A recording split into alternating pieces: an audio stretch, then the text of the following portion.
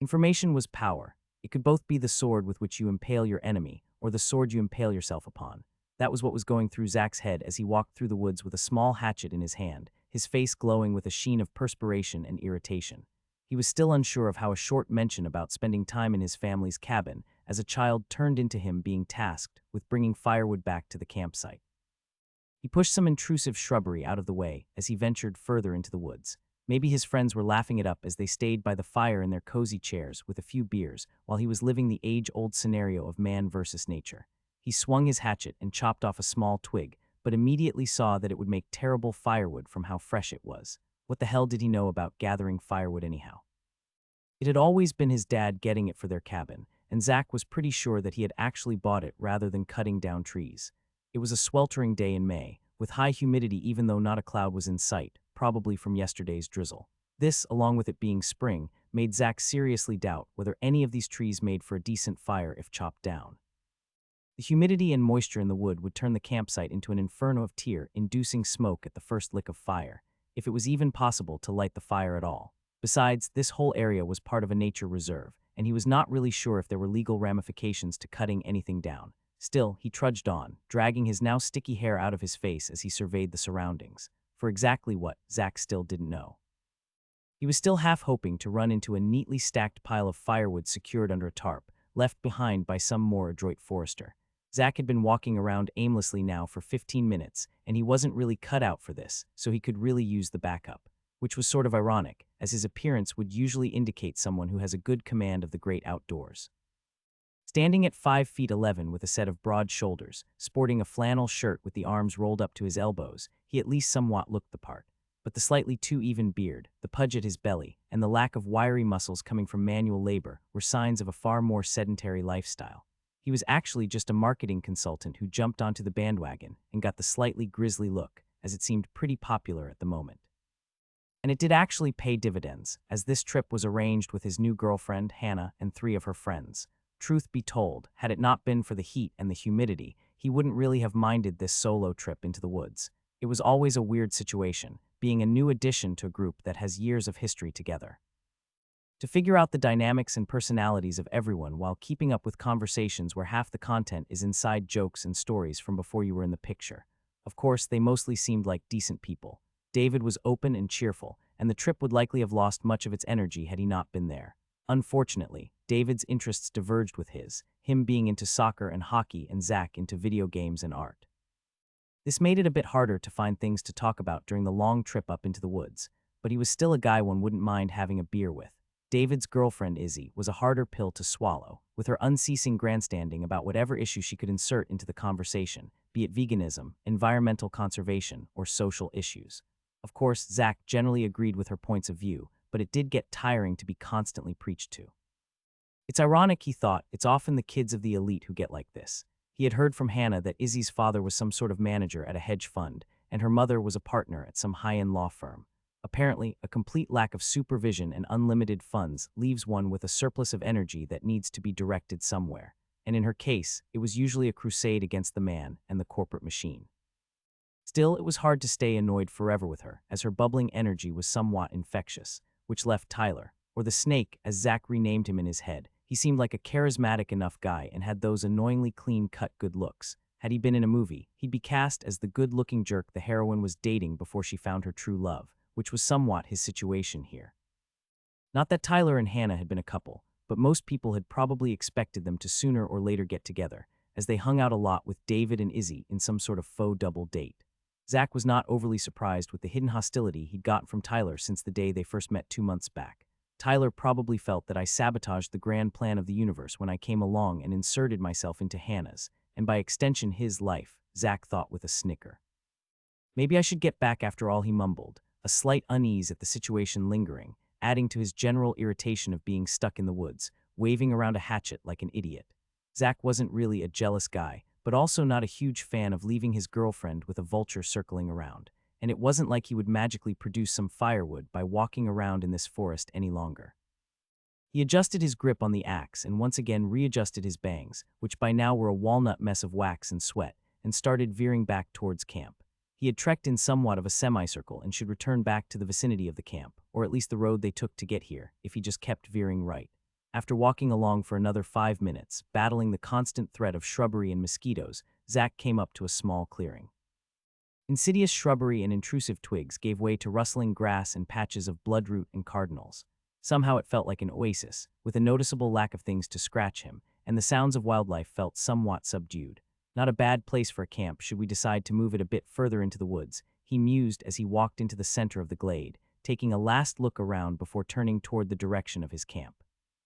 But as he prepared to leave, all sounds suddenly stopped without notice, turning to an almost deafening form of silence he hadn't really ever felt before. Just a breath later, the world was darkness. Initiating system. Welcome to the multiverse. Initiating system. Welcome to the multiverse. A cold, detached voice echoed in Zack's ears, or in my head, he thought while looking around, confused. Nothing in his life had prepared him for his current circumstances, and he for a second thought there was an extreme solar eclipse happening.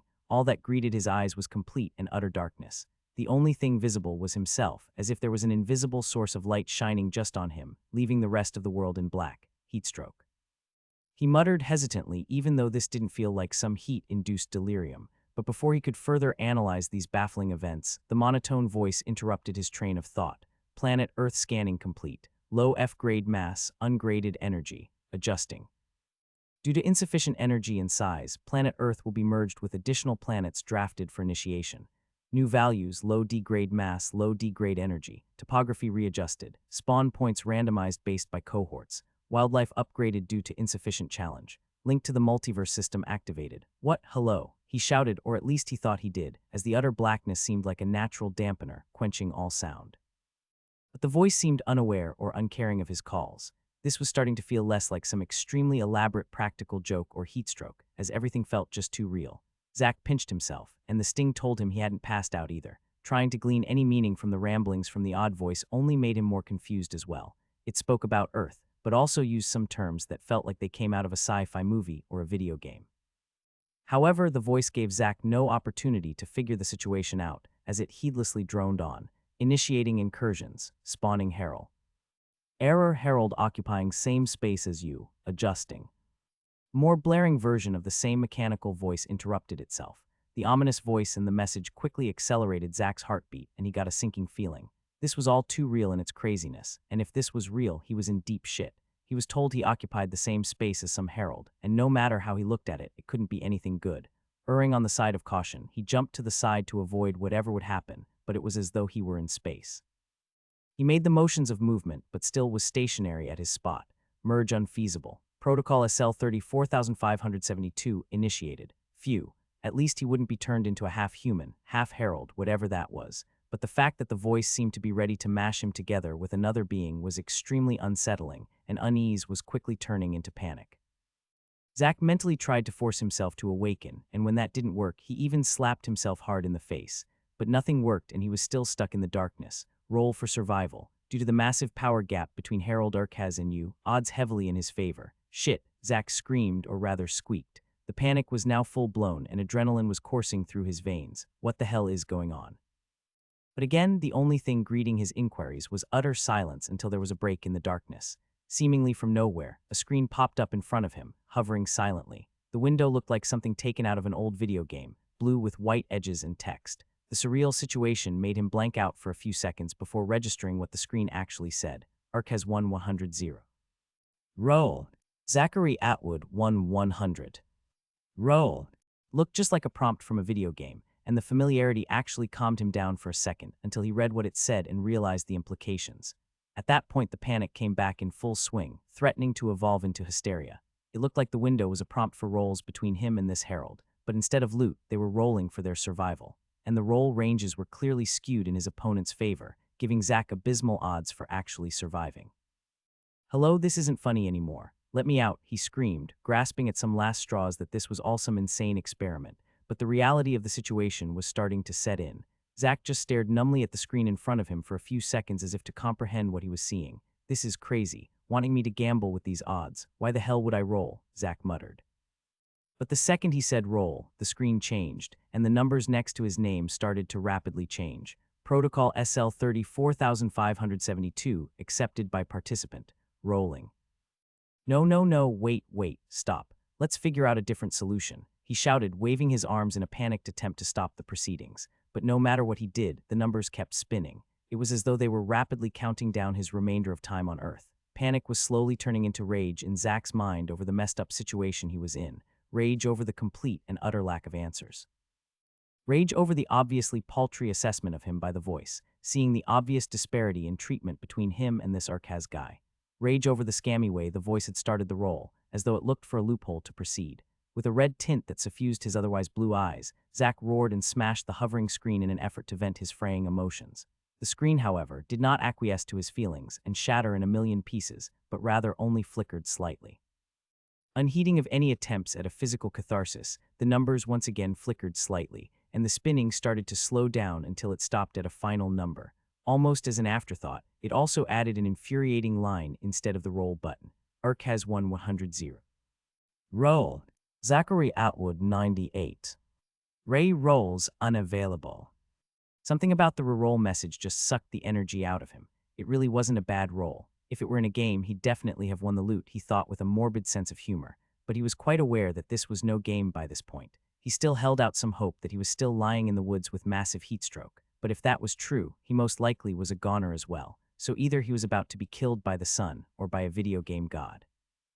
Neither was an ending he had expected nor hoped for. He didn't know whether to laugh or cry, so his face settled on a sickly grin as he blankly stared ahead. Of course, all hope wasn't lost, as the other individual hadn't rolled yet, but it didn't really feel like it mattered when the game was rigged. He once again took a glance at the screen, and his eyes lingered for a second on the roll range of the other entity. The smile slowly shrank away from his face.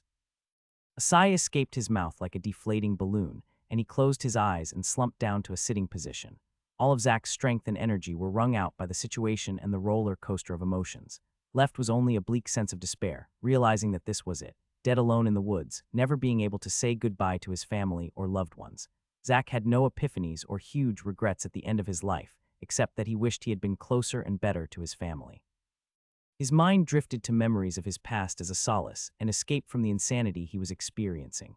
Her long brown locks cascading around him in her embrace. His dad giving him a quiet smile as he opens the door of their apartment to head to work, his eyes sad and tired but full of love, spending most of his youth plastered in front of the computer, largely ignoring his smaller sibling. College years drowned in alcohol and partying. First day at his job, and the humbling realization of how ill-prepared for adult life he was even after 17 years of school and university. Protocol SL 34572, accepted by Harold. Rolling. The monotone voice again droned, like an executioner giving final rites. Congratulations. Zach didn't bother with the voice anymore, and memories flashed past in his mind one by one. Friends, family, and events both happy and sad. Not the most exciting of lives, but it was his. Wait, what congratulations? His eyes snapped open and refocused on the monitor. Arcaz 91. Rerolls unavailable. Zachary Atwood 98. Rerolls unavailable. Stunned, he stared blankly at the screen until the voice interrupted his lack of thought.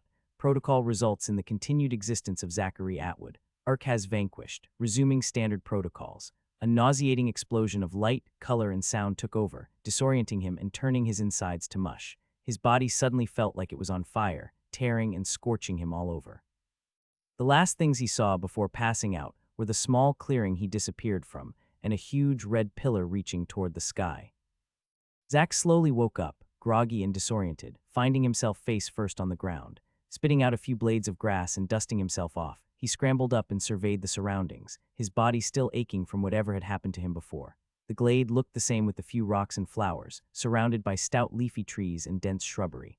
His first reaction was that luckily he had just passed out from the heat or exhaustion and woke up. There were some things that gave Zach the foreboding feeling that what had happened was more than just a heat-induced dream. First was the fact that he was currently staring up at two suns, only one of them being the familiar yellow. He thought he was seeing double for a second, but shaking himself awake had no effect on what he saw. The sun was accompanied by a little brother. He felt something was a bit off with the original one as well, though, seeming larger or more intense than he remembered. The other sun was a far smaller star that shone in a piercing aquamarine. It hovered close to the other celestial body and seemed to orbit it like a satellite. The other unsettling sight was the pillar. A huge vortex of light and energy reached up towards the sky in the distance, like a grisly red claw reaching up from the ground. It pulsated in an eerie red glow that could only be called demonic. It looked like it was quite some distance away, but it was hard to tell. This pillar was the last thing Zack had seen before passing out, and it greeted him as he woke up as well. A bestial roar snapped him out of his thoughts, refocusing him on the situation at hand. "Hannah," he muttered, a glint of determination in his eyes as he threw all these inexplicable events to the back of his mind. If this was all real, he needed to get back to the camp immediately. It seemed the crazy events he'd recently experienced were all real, he realized after looking around. The emotionless voice in the darkness had said something about making the wildlife more dangerous to improve the challenge. The roar he just heard could be a freaking tiger or bear for all he knew, which meant the others were in danger. For a second, he was even afraid that the others would jump in the car in a panic and leave him stranded here with whatever was roaring. Even though he didn't know what was going on, burning anxiety was already consuming him and urging him to action. Not daring to wait any longer, he took off in a sprint toward the direction of the camp, unheeding of the unfamiliar sounds all around him or the prickly greenery aiming to slow him down. The surroundings blurred around him as he thundered on through the forest like a runaway train. It was as though he had gotten 10 shots of adrenaline, his legs pushing him forward at a breakneck pace. Something was off as he felt that he was running even faster than Olympian athletes, and in complicated forest terrain at that. The previously somewhat weighty axe in his hand seemed weightless and tore through any branch trying to impede his way with pinpoint accuracy. Zack had never felt as strong or fast as he did right now. The voice had said it upgraded wildlife. Did his speed and power mean he was considered a part of that? He didn't know whether to be happy with his improved physique, or whether to be pissed off the mysterious voice considered him an animal. Finally, a few minutes after his mad dash started, he recognized a large boulder that a tree had somehow split and grown through, telling him the camp was just a few hundred meters away. Readjusting his grip on the hatchet, he changed his course and ran straight toward the camp. Suddenly, another of the otherworldly roars echoed through the forest, this time far closer than the others he'd tuned out on his way here. Panic turning into even greater speed, he barreled into the camp, a look of frenzy and fear on his face. Greeting him was the familiar sight of the camp, the gray Range Rover, the camper, and the few camping chairs were strewn about. What immediately garnered his attention wasn't this, though, rather the monster rifling through one of the coolers. Its size was that of a Great Dane, but this was where the similarities ended, since it was an unholy mix of flesh and bone. The beast looked like it had been skinned, then let out in the woods again, being an amalgamation of red and white. It sported a thick trunk of a torso with rippling muscles extending down to 6 stubbly legs, each leg ending with a paw, reminding Zack more of a bird of prey than a woodland creature. 2 of the pairs aligned at the front of the torso, with the last at the back. Each paw was adorned with 4 ghastly claws, with 3 in the front and 1 in the back, with the front set of claws seeming slightly larger than the other 2 pairs. Its head felt overly large for its body, with a broad base but a long snout, enabling an impossibly large maw. The mouth reminded him of a crocodile's, if a crocodile possessed 3 rows of teeth. The eyes were small and beady, and had a shine the same color as the vortex he'd seen earlier. The power of the maw was readily apparent, as it was currently biting through a can of beans like it was nothing, swallowing the metal and contents alike. The strange sight made Zack stop right in his tracks, unable to compute these turns of events. Suddenly he wished that it had been a tiger that was roaring in the distance earlier, since that seemed preferable to the monstrosity in front of him. The beast perked up before Zack could do anything, spotting him standing mutely across the camp. With an enraged roar, it bolted straight towards him with a speed belying its stocky appearance. Shocked, Zack barely had time to react as the beast was upon him. Taking an unstable step back, he swung the hatchet horizontally with all the power he could muster. With his shaky stance, there was no real power behind the blow, but it managed to strike the beast's neck, leaving an ugly gash and pushing the demon aside. Zack was once again reminded of how he somehow had become a superhuman, as even a crappy swing like that had contained enough power to throw off a large beast. However, the front paws of the monster were latched onto him, and with the combined momentum of Zack's strike and its own, the claws drew a deep gash on his midriff and left leg. Large wounds were ripped open, and blood immediately started pouring out. A pain Zack never had experienced before exploded in his mind, clouding his vision and threatening to incapacitate him completely. Any thoughts of combating the monster head-on with his new strength flew completely out the window, and instead, an intense desire to escape emerged. He shook his head to clear his mind, but with small effect. What the hell do I do? Do I run? His eyes searched frantically around for a way to get out of this situation, primal survival instincts he didn't know he possessed kicking in. The beast had fallen over from the surprising power of the swing, but was already clambering back up to its feet. "Guys, are you here? Help!" he shouted toward the camper, hoping for backup. But only silence met his pleas. Did the others flee into the forest to get away from this monster? Out of ideas, Zack hobbled a few steps toward the forest as well, his left leg now burning and not properly listening to his commands.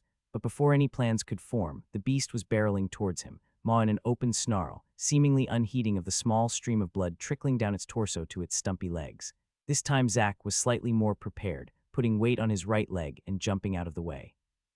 He heard a snarl and felt a gust of wind sweeping by him before he unceremoniously landed in a pile 3 meters away. Quickly scrambling to his feet, he saw the monster had barreled past his original position, continuing on for 20 meters. Zack realized the monster had high speed but low maneuverability and started to frantically figure out a way to use this to his advantage. With a determination he didn't know he had, Zack abandoned all thoughts of fleeing and returned toward where he came from when running through the forest.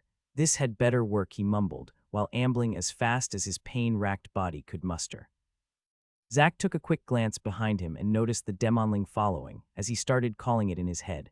It wasn't dissuaded at all from continuing its pursuit, though it looked slightly disoriented from the previous charge. Or perhaps the still bleeding gash on the neck was starting to show some effect.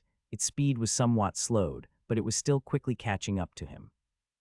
No longer being able to afford to care about adages such as not putting weight on a hurt leg, he ignored the pain and started charging towards the split boulder he'd passed earlier. His wounds split open even further, and his left leg was now completely dyed red. The pain was excruciating as he ran, but the fear of death kept him pushing forward. He was pretty sure that this was his only shot, as the short run managed to up his pain to a terrifying level, and he was starting to get woozy from the blood loss. And who knows what poisons or pathogens a demon dog has on its claws. Zack could only pray that his new superpowers included super white blood cells as well. Finally arriving at his goal, he heaved a few raspy breaths and turned around toward the monster, now roughly 40 meters away from him. Seeing that its prey had stopped moving, it hesitated slightly and stopped. The demonling slightly growled and hissed in a register that sounded much too low for something that size. Zack was afraid it would wait for his wounds to worsen his condition even further, or even gather reinforcements. If that happened, his small chance of survival would be completely extinguished. He needed to end this fight quickly in any case, as the pulsating wounds on his legs reminded him that time was limited, with or without backup. "Come get it, piece of shit dog," he roared, inwardly cursing his lacking cursing ability. He then picked up a small rock and flung it with all the force he could muster at the demonling. It drew a great arc as it zoomed through the air and missed spectacularly by a few meters. Luckily, it seemed the demon dog needed almost no encouragement for mayhem and slaughter, and with a great roar it started barreling straight towards him again. Come on," he whispered, once again readjusting his grip on the hatchet. This was it, do or die now. When the monster was just 3 meters away from him, he once again dove to the side with all his might. This time the monster was somewhat ready for it and managed to swipe him at his calf. Didn't seem as deep as his last gashes, but still burned like hell. The momentum of the demonling pushed it forward, straight into the cleft of the split boulder. The space was barely wide enough for it to get in, and it got stuck when the second set of legs reached the edge of the rock. The collision caused a massive thump, and gravel and rock chippings flew about, accompanied by an enraged but pained snarl. Zack knew he couldn't hesitate and quickly scrambled to his feet. The pain was staggering, but the coursing adrenaline in his system kept him going. This was the small window he created for himself, and if this didn't work, he had no other recourse. Mentally praying to long-lost gods of lumberjacking, he took a two-handed grip on the hatchet and swung with all his might at the lower end of the monster's spine. Hopefully, the anatomy of hellspawns was somewhat similar to normal animals, where a cut on the spine would cut important nerves and maybe even nick an artery. The axe hit true and severed the spine and even dug a bit further. A great spurt of blood and a pained yelp accompanied it. The thick hind legs completely gave out and it thumped down onto the ground, but while the demonling was temporarily stuck, it was no sitting duck. It thrashed wildly from the strike, and one of the remaining 4 legs managed to hit Zack squarely in the stomach. He was thrown backwards and lost his grip on the handle of the axe. He hit the ground with a thud, losing all the air in his lungs. He didn't dare take account of his steadily worsening wounds, though, and immediately got back up on his feet. The world spun for a second as he scrambled up, but he forced himself to stay awake. The sight meeting him seemed even more positive than he had dared hope. Both its hind legs uselessly slumped down, and dark red blood was quickly pooling beneath the beast. The wound he had managed to create on the beast must have actually cut a couple of veins, as blood unceasingly poured out of its back wound in far larger quantities compared to the shallow wound on its neck. There was still some fight left in the monster, however, and it was still trying to excavate itself from the rock with some minor success.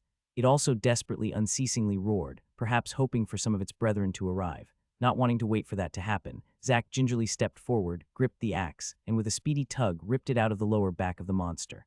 This time he also stepped back a bit in the event of further thrashing. This time, however, only a weak snarl accompanied the action. Blood started gushing out even faster through the open wound, and it looked doubtful if the monster would survive even if left unattended. Not daring to take any risks, Zack stepped forward and with a baseball swing planted the axe in the torso, hoping to hit vital organs in the lungs. A sickening thud sounded, and more blood streamed out. The beast barely moved anymore, and just weak whimpers could be heard. Zack didn't dare stop and kept swinging the hatchet over and over until he himself fell to the ground heaving. His body felt a burst of warmth, likely caused by the strenuous activity, and by now the whole left side of the monster was a maze of grisly wounds. Its movements had come to a complete stop, and no more roars or whimpers escaped its maw. The head was still between the two halves of the boulder, along with its front two paws. The arms were mangled from the reckless charge into the rock and the subsequent desperate attempts to rip itself free. While Zack had no idea about the resilience or tricks of a demonling, it looked deader than dead. He arduously sat up and caught his breath. Slowly calming down, he was reminded of the stark reality. He was hurt, really hurt. By now he looked like a homicidal maniac, almost covered in blood from head to toe, and it was impossible to tell which was his and which was the monster's. It already seemed impossible. He was still alive with the amount of blood he had lost, and if nothing was done, he definitely would not make it to tomorrow. He slowly got up on his feet and started stuttering back towards the camp. He thought about shouting for help again, but immediately discarded the idea. He didn't want to lure another monster to the camp by mistake, as he didn't have the power to go through another battle. Last time the trip between the boulder and the camp took half a minute. This time he ambled forward for what felt like an eternity until he once again came upon the ransacked and chaotic campsite. The camper was still standing next to the car but was now dented in places. The cooler they had brought over had been knocked over, the water and beers spilled around. Not having the energy to care about the mess, he moved toward the camper, whose door was wide open. With some foresight, they had actually brought a decent first aid kit with them when traveling. He felt he should probably get to a hospital, but unless someone drove him, he would probably not make it. At least he could disinfect, tape, and bandage the wounds, performing some basic field triage on himself. That would hopefully allow him to return to civilization to get properly patched up. For the first time since he came back, Zack realized there were no blood or body parts in the camp. Though he hadn't dared think about it at the time, he subconsciously had believed the demonling killed the others. If they had been attacked, there should have been some blood at least, as Zack had little confidence in the four being able to fend off that beast and flee. The axe in his possession had been the only real tool that could be used as a weapon in the camp, apart from some small kitchen knives, and even with that, he had only survived with great luck and some quick thinking. His improved physique had helped immensely, but that alone would not have been enough against that monstrosity. That beast had been both faster and stronger than a bear, and unless the three had gotten the same type of strengthening as him, they would just be food rather than an adversary for it. He surreptitiously glanced around as he neared the camper. The car stood empty, and no sound came out of the camper either. "Guys, are you there, Hannah?" He croaked in a subdued voice, still scared a scream would attract more monsters, but silence was the only thing that met his question. Zack had an ominous feeling and prepared to look around in the vicinity for tracks or signs of where his friends had gone. However, a dizzy spell reminded him of the most pressing issue. Almost falling, he went to the car and brought out the small green box with the first aid kit from the trunk. He then limped to the camper, whose door was standing ajar, and hesitantly went in. The interior was completely empty as well, with no signs of either friend or foe. Scared that the smell of blood would attract more monsters, he firmly closed the camper's door. Luckily, it was one of the few spots that hadn't been dented by the demonling's rampage. Zack finally slouched down on the sofa, not caring that the blood would stain the fabric. He put the box on the small dining table and opened it and first grabbed the small bottle of surgical spirit. By this time his face was drenched in sweat from the pain, and his hands were already shaking. Putting all the things he needed next to him, he started to prepare for his treatment. Slowly and gingerly, he took off his shirt and pants. Luckily, the blood was still wet and hadn't had time to coagulate and stick to his wounds. Still, the pain was 100 times worse than ripping off a band-aid as he removed the clothing. The claws of the beast had raked a long gash on his waist, and 3 additional but slightly smaller on his left thigh. There was finally the last wound on his right calf. While the wounds looked ghastly, it actually did not seem as bad as he feared. The cuts seemed clean and straight, and the bleeding had somehow almost stopped by now, turning into a slow trickle. He could only hope that it meant that he was getting better, and not that he was running out of blood. Knowing what came next, he almost whimpered when grabbing a water bottle and a gauze swab. He carefully poured the water over the wound at his waist to clean out the blood and dirt, and the agony almost made him pass out. Gritting his teeth and blinking away the tears falling from his eyes, he then grabbed the alcoholic solution and poured some in the wound as well. The wound didn't look inflamed, but he didn't dare skip this part, even though it felt like he was being ripped in two from the alcohol. His face was like a beet by now, sweat pouring down and veins throbbing out on his forehead. Finally, he took some surgical tape and taped the wound together, and then wrapped some bandages a few rounds around his waist. The first part down, Zach just sat panting for a while. He closed his eyes, and a wave of exhaustion hit him like a truck, almost making him pass out then and there. However, there were still wounds to treat, so he roused himself again with some difficulty. Zach did the same procedures on his legs, and by the time he was done, his face had gone from red to a ghastly white. His hands were shaking so bad that he could barely grip the water bottle when he downed the last of its contents in a few big gulps. He was so weak he barely managed to make it to the bed in the back, and as soon as he hit the pillow, he passed out even though the sun still stood high in the sky. They were still shining brightly through the window when Zach woke up. Was there no longer any night now that there was an additional sun up in the sky? He stretched a bit and found out that while far from healed, he did feel much better than he did before. His bandages were red with blood but not wet, so the bleeding seemed to have stopped. He also didn't feel that intense pulsing agony anymore, and it was replaced by a lesser throbbing pain. He still had problems keeping weight on his left leg though, and almost fell when moving toward the fridge.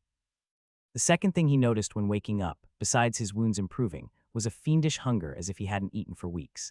He ambled to the fridge and found out it didn't work anymore, and some food was already starting to spoil. The monster had probably broken something while creating the various dents in the mobile home. He picked up a few sausages they'd prepared yesterday before they ran out of firewood, and a couple of slices of bread. Then Zach finally relaxed with a bottle of water after he had virtually inhaled the food like a starving ghost. The others still hadn't returned. Zach was afraid they either were dead or had fled without looking back. Both scenarios were grim, and the possibility of the second left a sour taste in his mouth. He took out his phone from his pocket, but it was mangled and bloodied beyond redemption, likely from one of his tumbles. Luckily, they had prepared an emergency phone in the camper in case something went wrong, and he opened a cupboard and took it out. The phone was in working order, but it got no reception. This was weird, as they'd had a decent signal yesterday. Even if they were camping and enjoying the wildness, they wouldn't stop at a spot with no reception, as no one was ready to go a whole day without surfing on their smartphones. He also noticed from the time that 3 whole days, not one, had passed since the world went mad. He truly had blacked out hard after tending his wounds. The date only further reduced the chances of his travel mates and Hannah coming back. At least it also probably meant that the monsters kept to their territories and didn't wander around as much as he feared. He wasn't sure he would be able to handle another of those demon dogs at the moment, even with knowing their weaknesses from the last fight. With food settled and not having any pressing issues, he started to take account of what had happened and what to do from here. The absurdity of the situation finally hit him, and Zach spaced out with glazed eyes, unsure of how to proceed. A distant roar brought him back to reality. This was no time to slack off. He was by no means safe at the moment. He was in the middle of the forest, surrounded by crazy monsters, and that glowing pillar still shone in the distance, reminding him that more monsters might come. Perhaps the pillar was a portal to hell or something similar, and demons could keep flooding through from their infernal plane. Or was this an alien invasion? The monsters could be something like Zergs in a popular computer game he'd played back in the day. Then he finally remembered the weird robotic voice he'd heard earlier, and the confusing things it said before it started its crooked gambling scheme that almost cost him his life. "Welcome to the multiverse," he mumbled. If the TV shows and comic books he had devoured throughout the years were any indicators, a multiverse was a connection between multiple planets, galaxies, and even dimensions. If the voice was to be believed, Earth had been introduced to some larger system, and due to this there were suddenly demons roaming the forests. But that didn't mean that only demons were around. What about other monsters or races? Would he suddenly meet elves jumping around in the trees, shooting arrows at him with pinpoint accuracy? The voice also said it had initiated incursions.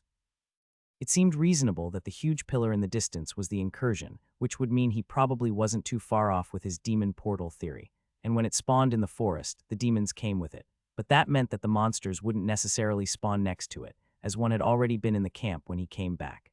It was hard to tell the distance to the huge pillar, but it should take hours on foot to get there.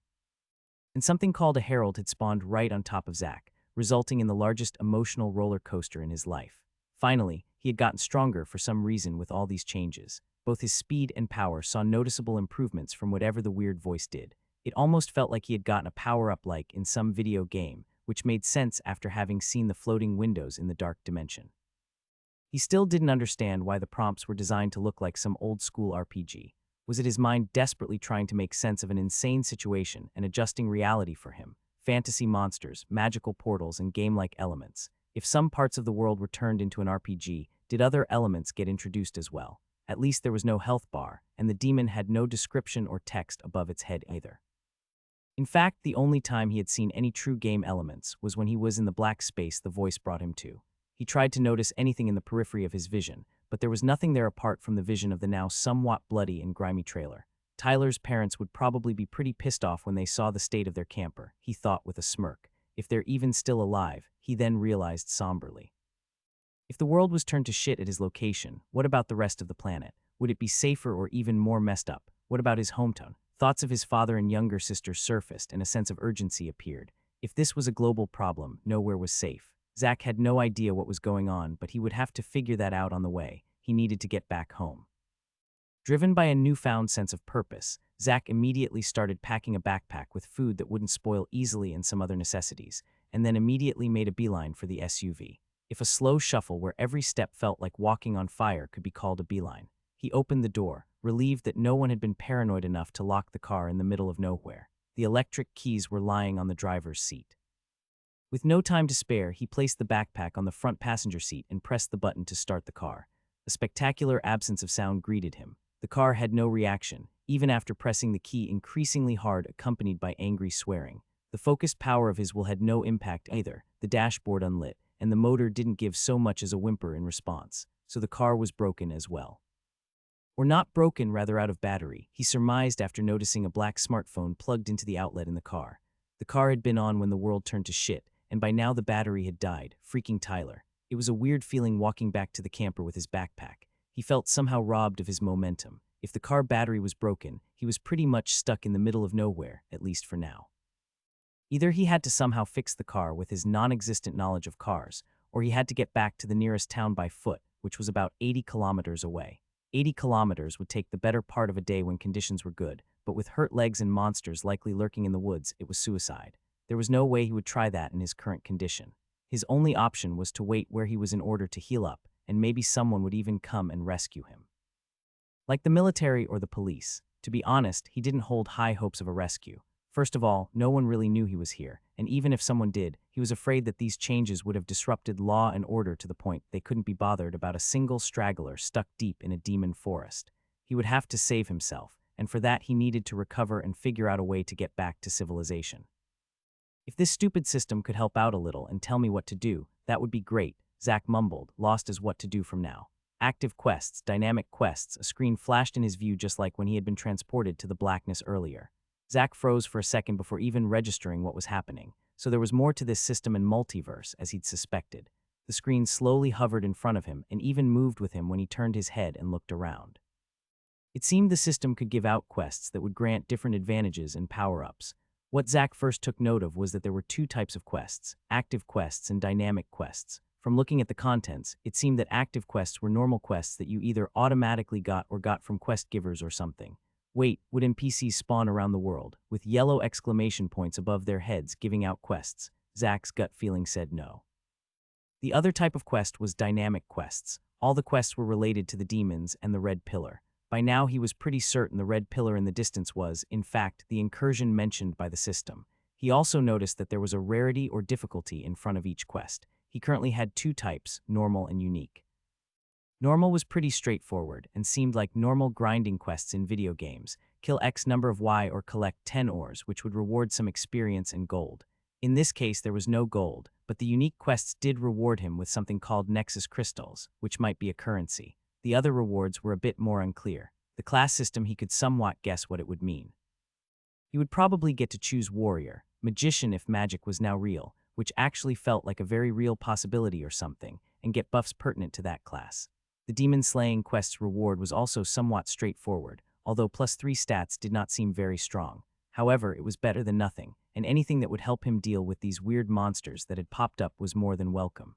The last rewards he had no idea what they meant. Upgrade outpost to town. What outpost? And why would he want a town in the middle of nowhere surrounded by monsters? As that quest somehow seemed the hardest to complete, he felt there was something more to it but couldn't figure out what. As for the benefits of being a lord of Monster Town or a unique building, he did not have the slightest idea. Why is there no explanation of things? Zach grumbled. There should be a tutorial or something. User does not qualify for teleportation to tutorial protocol. Please explore the system of the multiverse yourself. A robotic voice echoed in his head. What? Zach shouted. Why can't I get the tutorial? Teleport me right now. By accepting protocol SL34572, user gained a personalized initiation protocol, a lottery opportunity. Opportunity. Playing a rigged game is an opportunity. Zach screamed, forgetting he was surrounded by who knows how many beasts. This shitty system actually did not only almost get him killed, but it also skipped a teleportation to a safe zone, which sounded a lot better than a demon-infested forest. Affirmative. Please explore the system of the multiverse yourself. The voice dully responded, and once again went quiet. Zach fumed, but realized he would get no more help from the cosmic douchebag robot. With a few deep breaths, he once again calmed down and realized the implication of what the voice said. He himself had missed the opportunity to get to the safe zone, but what about others? Unless it was voluntary, then almost everyone should have been teleported to wherever those safe zones were, barring any extremely unlucky instances like his. Protocol SL34572 is a unique opportunity. Congratulations, user, the system responded as if reading his mind. Well, fuck you too. Once again calming down, he thought of his fellow campers. Hannah and the others might actually still be safe, teleported away somewhere before this forest turned insane. That would explain the lack of blood and mangled body parts at the campsite. It also meant that his family hopefully still was alive. While not optimal, a safe zone sounded pretty swell compared to his surroundings. He was still worried, though, and wanted to get to them as soon as possible. Both his father and little sister were out there somewhere, and he was afraid the apocalyptic events would lower the inhibitions of less scrupulous people. While his sister was an avid martial arts practitioner, he wasn't confident that would hold up against perverts with guns and other weapons. Refocusing his thoughts, he realized something he had just glossed over from the quests. The normal quest had a progression of 1625. Did this mean that there was actually such a thing as levels, and he was level 16? What did that mean? There was only one way to find out. The quest panel appeared when he asked what he was supposed to do. Maybe there were other panels as well. Menu, Zach said into the air, somewhat embarrassed, feeling like those LARPers he had once seen running around in the park. Nothing happened, and Zach felt he could almost hear the system snicker at him. Not discouraged, he continued to search for some other panels or menus. Status. This time it worked, and a new bar replaced the one with the quests. The status screen did indeed look somewhat like what he expected, with levels and stats. There were a few points he did not really understand, though. The first was the alignment. Did it need to be specified that it was humans on Earth that he was aligned with? Were there actually humans on other planets or in other dimensions? He was surprised how much like a game the rest of the screen was. While there didn't seem to be such a thing as HP or mana, stats did exist. He didn't have any framework of what the numbers meant, though, apart from higher obviously being better. Ironically, he saw that his highest stat actually was luck, even though he felt very much out of luck. Strength seemed pretty straightforward, while the other stats might mean different things. Dexterity likely had something to do with movement and reaction speeds. Endurance and vitality both meant survivability, though he wasn't sure of the difference. He was pretty sure that his stats were higher than a normal human, though, maybe from his level. He couldn't explain his superhuman recuperation otherwise. While he still felt pretty banged up, he should be lying on a bed dying now with the wounds he'd sustained, not walking around. Intelligence and wisdom should increase mental faculties. If the world actually had magic and wizards now, these stats would probably make them cast spells better. Finally, he had 30 free stats. Quick count showed that he had gained 2 points per level up if he had started at level 1. He held off trying to allocate any points, though, as he still had no idea what he was doing. The titles, to be honest, sounded pretty badass. They didn't, however, really feel like something that described him too well. He neither felt like he was born for carnage nor overpowered from the last encounter with the demonling. Titles, Zach said, hoping for some explanation of the titles and what they meant. Just as he hoped, a new screen popped up with an explanation. Born for carnage, first to kill a monster in world. All stats plus 10. Ultimate Reaper, first to solo kill an incursion general in world. All stats plus 5, all stats plus 10. Luck of the draw, successful in cheating death in an endeavor against all odds. Luck plus 5, luck plus 20. Giant's Bane, solo kill enemy 5 levels or more above you. All stats plus 1. Disciple of David, solo kill enemy 10 levels or more above you. All stats plus 2. Overpowered, solo kill enemy 25 levels or more above you. All stats plus 3. Slayer of Leviathans, solo kill enemy 50 levels or more above you. All stats plus 5, all stats plus 10. Adventurer, reach level 10. Rewards, strength plus 1, endurance plus 1, intelligence plus 1. Amazing, Zach whispered. Titles were far more important than just sounding cool. From looking at his status page, he he realized that most of his stats came from his titles rather than being strong on his own. This also gave him a few very important realizations. Almost all titles came from killing things, meaning that the system probably did not wish for a peaceful and harmonious world. It wanted a world of conflict, where people became stronger by walking over the corpses of their enemies. That didn't bode well for humanity. The system incentivized killing. Who knows if some people would go crazy and start massacring people for strength instead of monsters? Who's to say that there were no titles for killing humans? He once again realized the urgent need to meet up with his family before some maniac started cutting people down in an attempt to power level. The second important point was that there were different types of titles. The first type was the adventure title. This was probably a title most people would gain. He did not know how hard it was to gain levels, but seeing as he was already level 16 after 3 days, it should not take too long. Therefore, the rewards were not too exciting. Those rewards were a lot stronger and gave him all stat boosts, which likely increased his all-around powers. The most difficult titles even gave multiplier bonuses to his stats. Those bonuses would only get stronger and stronger the higher his level went and the more stats he accumulated. Having those kinds of titles would almost ensure he would be stronger than an opponent at the same level, unless the opponent also had some hidden means. He now realized what the system meant when it said that the lottery was an opportunity. All odds were stacked against him, but if he survived, he would not only gain a bunch of experience, but also amazing titles that would benefit him forever. Protocol SL-34,572 is a lottery opportunity. Congratulations, user, the robot voice once again droned, this time with a tinge of satisfaction discernible in the tone. Still, fuck you, Zack muttered back, pretty sure he would have declined even if presented the opportunity again. It was only dumb luck he sat here today instead of being vaporized by the system. Finally, there were the first kill titles. It seemed that being the first in the world to accomplish certain deeds would give a powerful title as well. Most likely no one else on this planet would be able to gain the Born for Carnage or Ultimate Reaper titles, as he'd taken them. From these facts, he could somewhat imagine how the world would develop. Everyone would soon realize the possibility of becoming stronger and breaking the limits of the human body. The importance of titles would also soon be public knowledge, at the latest as soon as people started reaching level 10. Maybe the tutorial in the safe zones had already explained everything. Those who were willing to take large risks and survive would gain strong titles, which would make them even stronger, enabling them to level faster and gain even more titles. Some would become elites, being far more powerful than normal people. Maybe some would keep their humanity and help the average citizens, but many would probably become tyrants, domineering everyone with sheer power. The world had turned into a place where power was paramount. And if he wanted to protect his friends and family, he would have to become one of the elites himself. Luckily, he had a pretty substantial head start. Zack was pretty sure that high-level titles were not easy to obtain, so very few, if any, knew about the amazing power they could bring. Finally, below the stat points was something called Nexus coins, and he had 5,100 of them for some reason. If he were to compare the menu to an RPG, then the Nexus coins would be the in-game currency. Nexus coins, Zack said, hoping to get an explanation similar to the titles, but nothing happened. Coins, currency, shop, store, he continued, searching for a correct keyword, but still there was no response. System, are you there? He grumbled up to the heavens. Can you come and explain the menu for me real quick, such as the Nexus coins and stats? Accepting Protocol SL-34,572, user automatically declined Standardized Initiation Protocol in favor of Lottery Opportunity. Please explore the system of the multiverse yourself. Goodbye, the system soullessly responded in a mechanical, almost word-for-word repeat of what it had said earlier. After this, the system didn't respond to Zack no matter what he asked or how he extolled, as though the system earlier somehow was here, but now had left. After a while, Zack gave up and refocused on the task at hand. He would have to keep his head start going and keep pushing forward and get more benefits in this new world. He also thought about classes. Perhaps the class system was similar, where some classes were better than others, and some might even be exclusive ones. Finally, there were the mentions of towns and becoming a lord.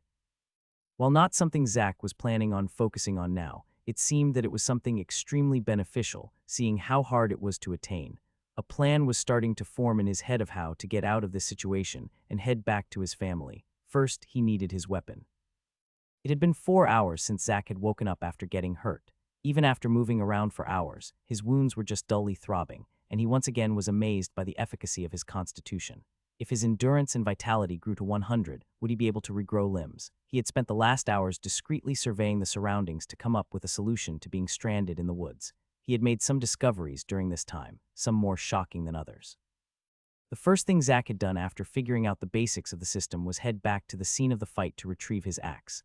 When he arrived at the boulder, the monster was still there, and by then a putrid smell had started to emanate from the carcass.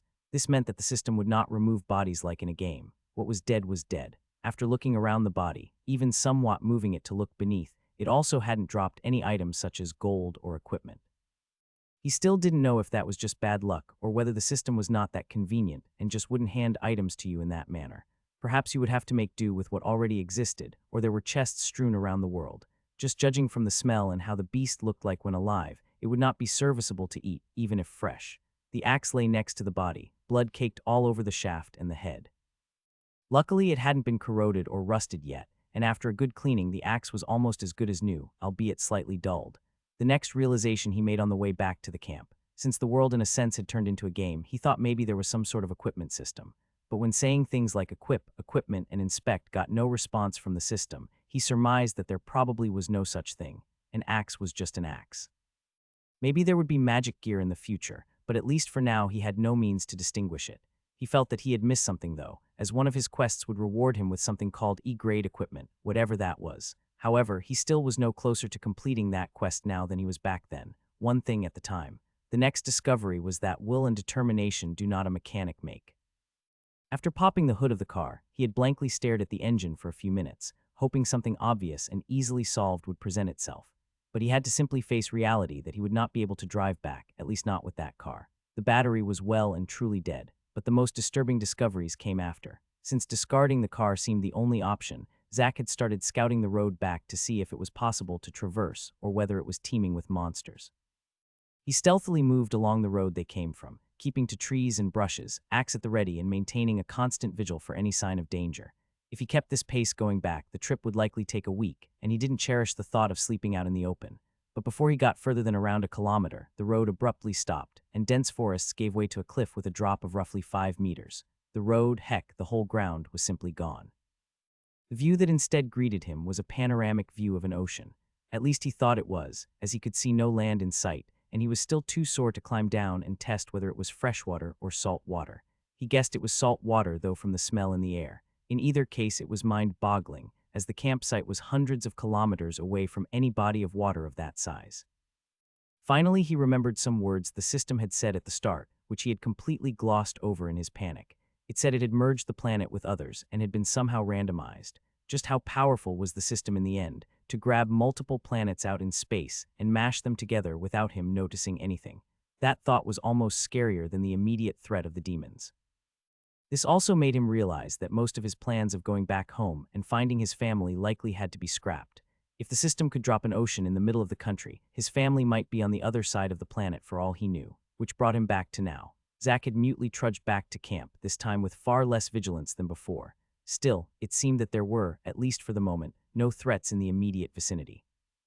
He now sat in one of the camping chairs, at a loss for what to do. He was emotionally and physically wrung out after the day, and the sense of purpose he'd had before had largely vanished. He was still anxious to find his family and friends, but now he didn't even know how to begin looking for them. Were they even together after the teleportations and reshuffling of the world? For all he knew, he was actually on an island rather than next to a large body of water. Then he would be well and truly stuck in some sort of nightmarish castaway situation. At least he had a camper, which was lucky, as he had no real idea how to build a serviceable shelter. He regretted bloodying it up now though, but hindsight is 20/20. He once again opened his status page and quest page to see whether there was something he had missed earlier that could help him with his current situation. After a while, he gleaned a clue from his quests. Incursion Master Unique, close or conquer incursion and protect base from denizens of other alignments for 3 months. Reward, 5 E-grade Nexus crystals, outpost upgraded to town, status upgraded to Lord, 03. There were references to some sort of base building in 2 of his quests, and it seemed important, almost like the main quest of the area. Outpost, Zach said, hoping for some sort of prompt that could guide him further. Requirements met to create incursion outpost. Create now? This time he heard no robotic voice, only a prompt showed up, still looking like an old RPG window, so there was a function like this. Once again, a tinge of rage flared up at the system for its chronic inability to properly explain what was possible. How many other things did he not know about due to the system not teleporting him to a tutorial village? Zach didn't immediately answer the prompt, leaving it hovering. He was unsure whether this was the correct choice. Was creating an outpost a one-time thing? Would it make him even more stuck to this area? Would it make a loud noise, attracting curious beasts? Then again, he wasn't sure if he had much of a choice. It either was creating an outpost and hoping that it would somehow help with his situation, or essentially going out into the woods and grinding for levels by killing demons, and hope that he would get strong enough to leave that way before getting himself killed. Seeing as his state was pretty pathetic after just one encounter, it didn't feel like an option. What if he met a pack of the demon dogs instead of a lone scavenger? Gritting his teeth, he decided he just had to go with the flow this time and decisively said yes. He stood up, eyes fixed on his surroundings, waiting for something to happen. Maybe a medieval town would sprout up around him, at least some rudimentary battlements. He was hunkered down with axe at the ready to flee at a moment's notice. But the only thing greeting him was the vision of a lush forest and the sounds of birds and insects. Confused, Zack sighed and was getting ready to try some different commands to create his outpost when a voice suddenly appeared from behind him. "What are you doing? What are you doing?" A pleasant, decidedly female voice sounded from right behind him.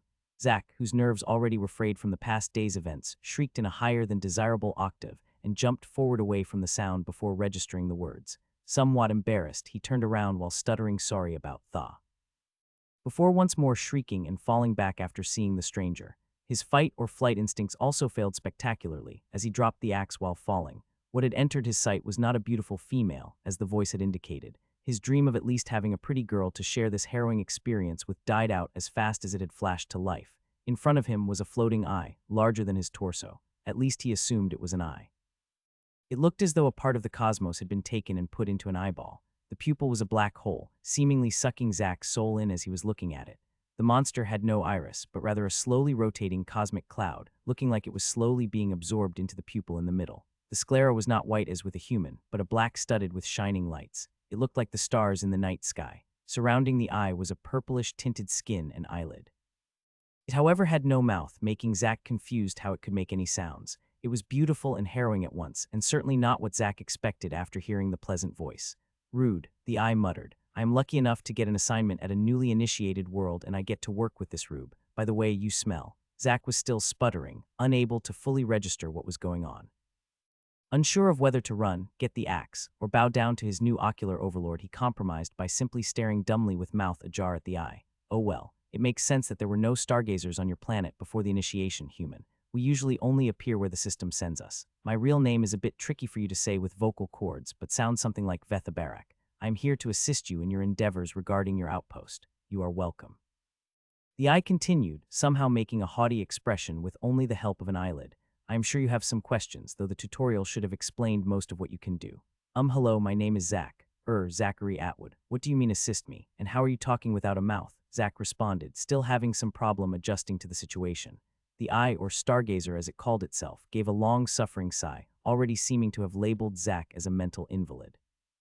"Did you not listen to the pixies during the tutorial? I am the assistant assigned to you when you assigned this trailer. Why did you choose a trailer? Anyway, when you chose this trailer to be your outpost when assaulting the incursion, I will help with answers regarding the choices you make to get the ball rolling, so to say. As for how I talk, magic of course." The stargazer answered, a flash of what looked like cosmic mist grandly surrounding herself to accentuate her powers. "What choices?" "No, I didn't listen to any pixies or fairies because the stupid system never sent me to any tutorial. It left me in this crazy demon forest 3 days ago while it teleported my friends away." Zack responded, starting to feel a bit peeved by being looked down on by a floating eyeball. "Oh, you didn't go to the tutorial. I guess thought 3 days. This world was initiated only 3 days ago. Don't you mean months?" The stargazer started shaking, the pupil shrinking to a, well, not needlepoint, but from a basketball to a baseball in size. "Stop joking with me. How would you be able to create an outpost only after 3 days, even if you skipped the month-long tutorial?" Vethabarak shook and hovered closer to Zack's face, the grand mist surrounding it disappearing. Zack, who had somehow starting to get acclimatized to talking to this odd being, sighed and briefly explained his experience starting when the world turned dark. The eyeball seemed harmless enough and appeared to be on his side. Furthermore, he really needed someone to talk to, both to unload and to make sense of the situation. "Oh wow, I got assigned to a defier. I guess I have some good karma after all. No returning in defeat for Abby." The stargazer suddenly seemed quite a bit more amiable, virtually shaking with excitement. It almost felt like the monster would start rubbing itself on him if it wasn't that he was still generally caked in grime. "What's a defier? It doesn't sound great. And wait, Abby, wasn't your name Veth something?" Zack questioned, seeming to get more and more confused the more the stargazer spoke. Now, don't be so formal. Just call me Abby." Abby answered. Gone was the slightly haughty tone, replaced with the mild, pleasant tone from the beginning, and I guess some explanations are in order. As you have figured out, some people of your world have been moved to tutorial towns after your world was integrated into the multiverse. However, some people have some sort of deficiency where they can't naturally absorb cosmic energy and the system deem them worthless. It doesn't bother with these people and leave them where they are. These people mostly die sooner or later as they are essentially defenseless at the beginning, as the system generally vastly increased the danger of the surroundings. And these are the defiers. Zach interrupted, a bit anxious. Is it genetic? Do you think my family is stuck somewhere as well? It's not genetic as far as I know, and no, they aren't the defiers. These people are generally called mortals. Please let me finish. We have limited time. As far as research shows, it is random who can take in cosmic energy and who can't. However, in worlds with lower class energy, mortals are more common. The higher the energy, the more common it is to be able to absorb the energy. On B-rank planets and above, almost everyone can absorb cosmic energy naturally. When I was in that black space, the system said Earth had Class F energy, and after the merge Class D, Zach chimed in hoping for some additional information. Well, Class F is the lowest of the low. I doubt there were people who could fly or use magic before the merge, right? Zach nodded affirmatively. Abby shook her eye and continued, from what I've heard, only 5–10 of the population turn out to be cultivators in an F energy world, and most of those people are younger, as their minds haven't turned too rigid yet. Of course, this is for you humans. The multiverse consists of myriad races and civilizations, and many races have natural advantages compared to you humans, who are notoriously average. Cultivators are what they call those who can naturally draw the cosmic energies into themselves, by the way. Cultivators can be divided further into many types depending on class and skills, but that's for later. D-class energy is pretty good for a new world, most are E-classed. So to recap, the world is populated by mortals and cultivators. This might mean your family is safe for now. Lucky how. It sounds pretty bad to me that my family are probably stranded somewhere with monsters spawning just like me, but without the titles. Zach questioned testily. Well, if they all are mortals, they haven't been split up.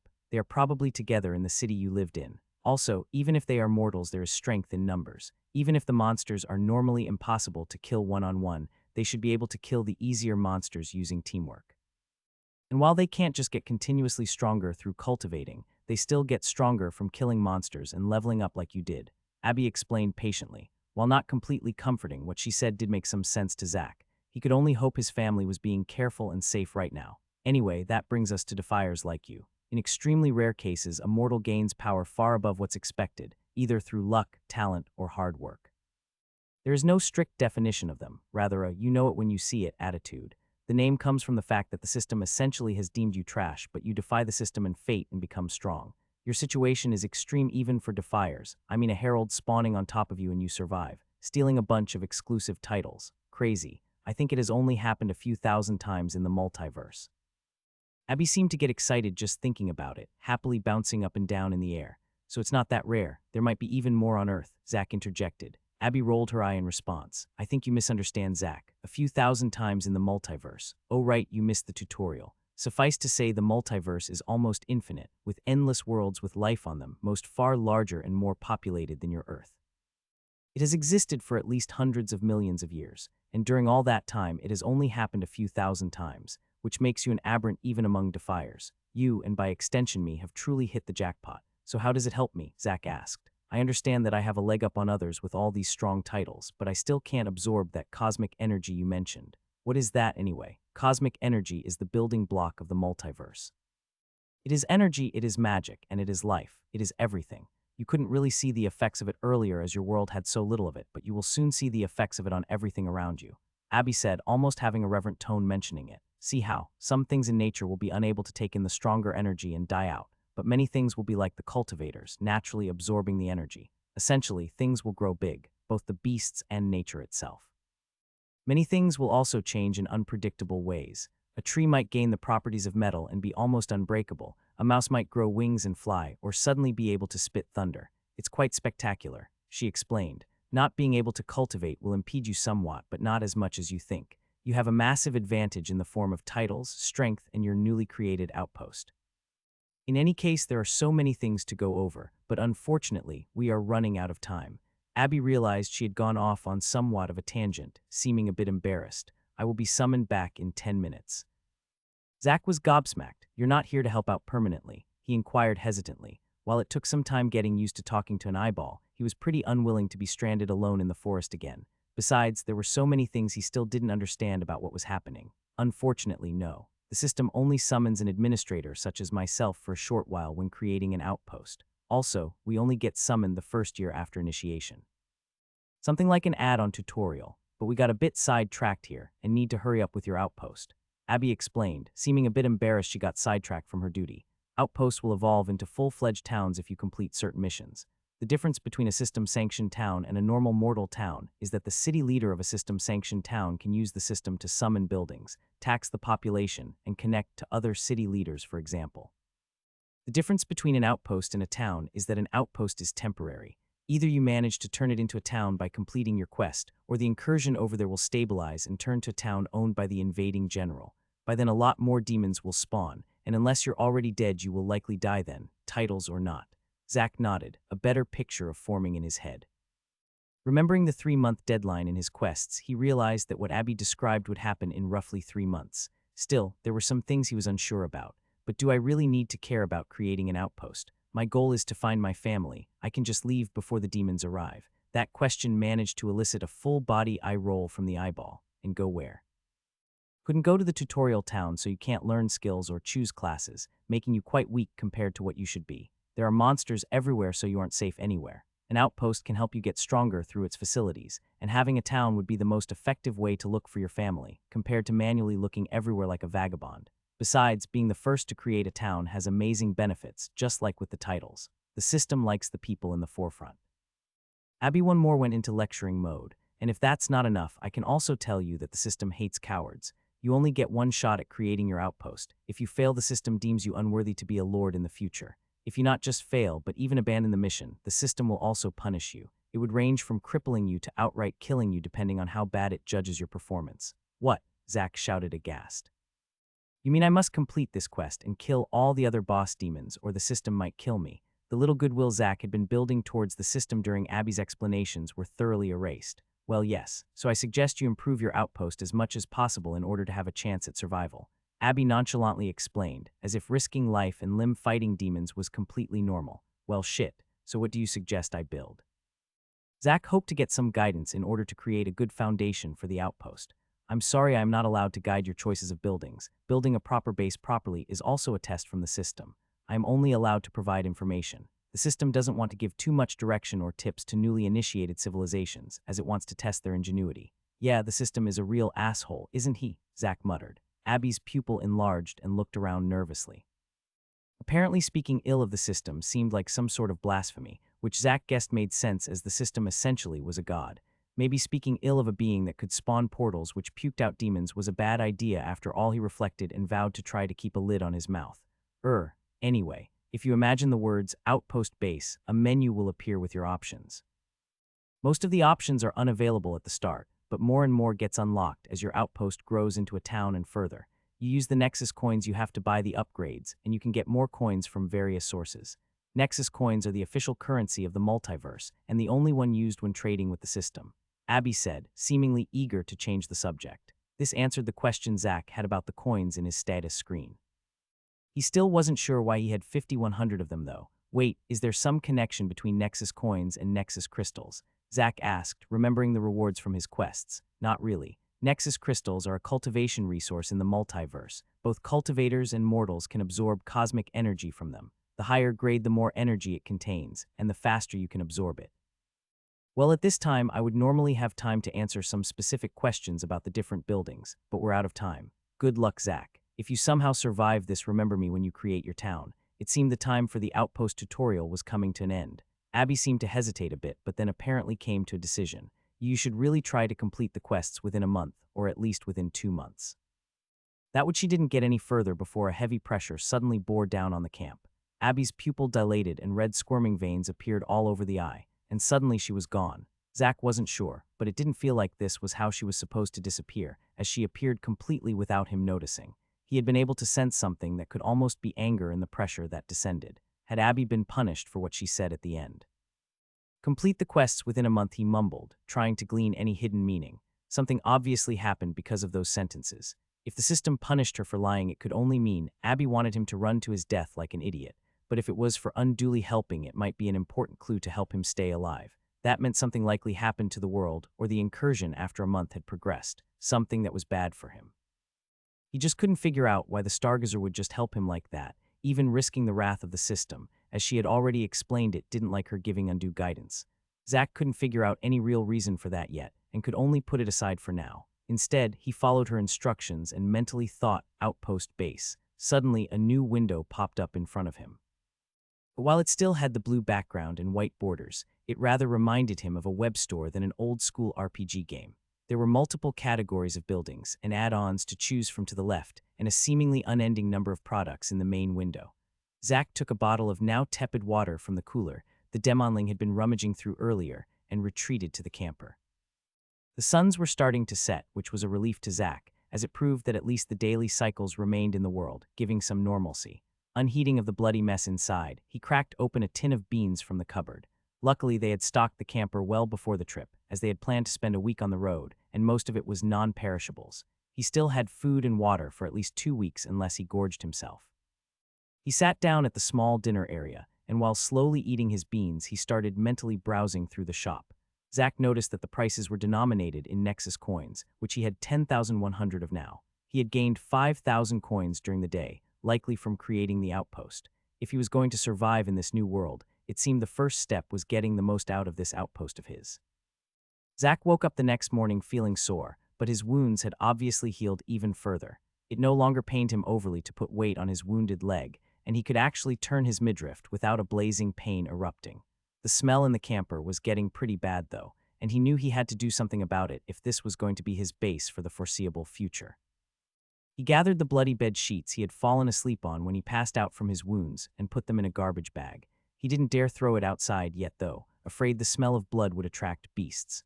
With some detergent, he spent another 30 minutes cleaning most of the blood away, making the trailer go from looking like the site of a vampire orgy to a serial killer hideout.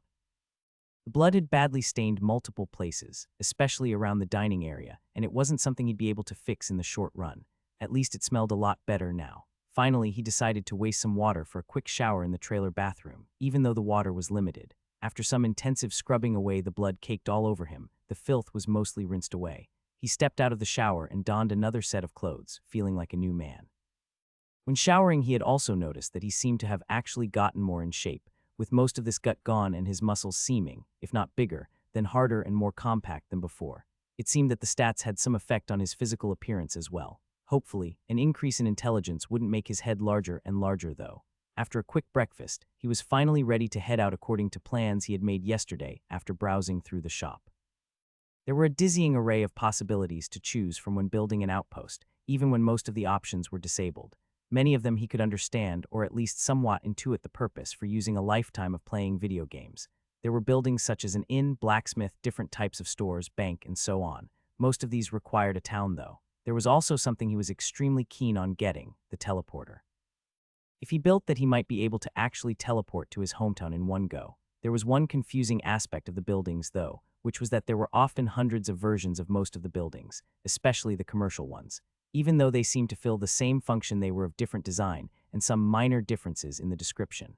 After a while, he could only surmise that the different choices represented different factions or planets. It seemed that creating a store wouldn't actually create some NPC-style beings, but rather move people here from other planets or intergalactic corporations. There was also a huge amount of supporting buildings that could improve the offense, defense, or improve the town in other manners. There seemed to even be some sort of training facility that seemed to be able to slowly improve stat points without leveling. If possible, Zack would have gone on a shopping spree, but he quickly realized the harsh reality that roughly 10 Nexus coins would only be able to buy a few of the most basic buildings. He had formulated a plan yesterday after browsing through his options for hours, but needed to explore some more before actually spending the few coins he had. Zack had seen a hill the day he had been forced to go out to gather firewood, and he planned to scale it to get a better lay of the land. Donned in a fresh set of clothing and his trusty hatchet, he once again set out into the woods. Soon he had walked up the hill, hunkered over to not be spotted by any potential threats. Luckily, the hill was filled with lush bushes and even a tall tree at the top, making for some simple protection. Unfortunately, the hill wasn't tall enough to give a complete overview of the surroundings as it turned out, with the crowns of larger trees still obscured the distance inland. Still, he could see his trailer and further on the ocean. Still, he wanted to see whether he was actually on an island, or if the system had teleported any type of civilization in the vicinity. It would be a bit insane if he lived as a transient mountain man in the trailer if a town was just a few kilometers away. He swung the axe and embedded it slightly in the tree, and then started climbing it for a better vantage. Zack once again marveled at the improvement of his constitution from his increase in stats. He felt like a gibbon, almost effortlessly dragging himself upwards along the branches with his arms, something that would have been an impossible workout in the past. The island, as Zack decided to call it until proven wrong, he was on Washuge, and he couldn't properly assess the size. He and his trailer were on the far edge of it, while the ever-shining red beam of light was almost on the opposite side, in a vale halfway between the center of the island and the mountain. He guessed that the reason why he still only had encountered one of the demon dogs was that they mainly spawned scattered around the incursion itself. Zack didn't have time to analyze the situation any further, as a branch in the periphery of his sight suddenly exploded into movement and instantly was upon him. Before he had time to adapt to the situation, a brown snake had wrapped itself a few loops around his torso, leaving only the arm he used to hold onto the tree for leverage free. The snake seemed to be over 3 meters long and slightly thicker than his arm. He immediately felt an intense pressure on his chest, the air leaving his lungs and wounds on his side screaming in protest. Zack strained until his face was red with exertion, but was unable to free his trapped arm at all. The snake had him in a vice, and even with his improved strength he could not get free. Its head slowly rose up towards his, a hiss escaping from its maws. By now all air had been squeezed out of Zack's lungs, his consciousness starting to get fuzzy and lights flickered in his sight. Zack knew he was running out of time. It was time for a Hail Mary action. He suddenly let go of the tree with his free hand, grabbed the head of the constrictor, and bashed it with all the force he could muster into the tree trunk. The slam obviously had an effect on the snake, as it slightly released him from its grip. With newfound strength from a ragged breath, he slammed the snake's head twice again into the tree with even more fervor. However, just as Zack was feeling jubilant about escaping death's grasp, he felt the branch he stood on give way, and both he and the still entwined snake came crashing down. Zack woke up with a jerk, which caused a pained groan to escape from his mouth. There was not a single part of his body that didn't feel battered and broken. A quick look around showed that he was halfway down the hill, his whole body full of scratches. The snake lay lifelessly a few meters away from him, seemingly having uncoupled from him somewhere during the tumble downhill. Not daring to take any chances due to negligence again, he ignored the screaming protests of his body and dragged himself towards the snake. There was a rock roughly the size of a head on the way which he ripped out of the ground. Finally, he arrived in front of the beast, and with a snarl grabbed the stone with both hands and slammed with all power he could gather right in the forehead of the snake. The long body convulsed slightly, but seemed not to react further than that.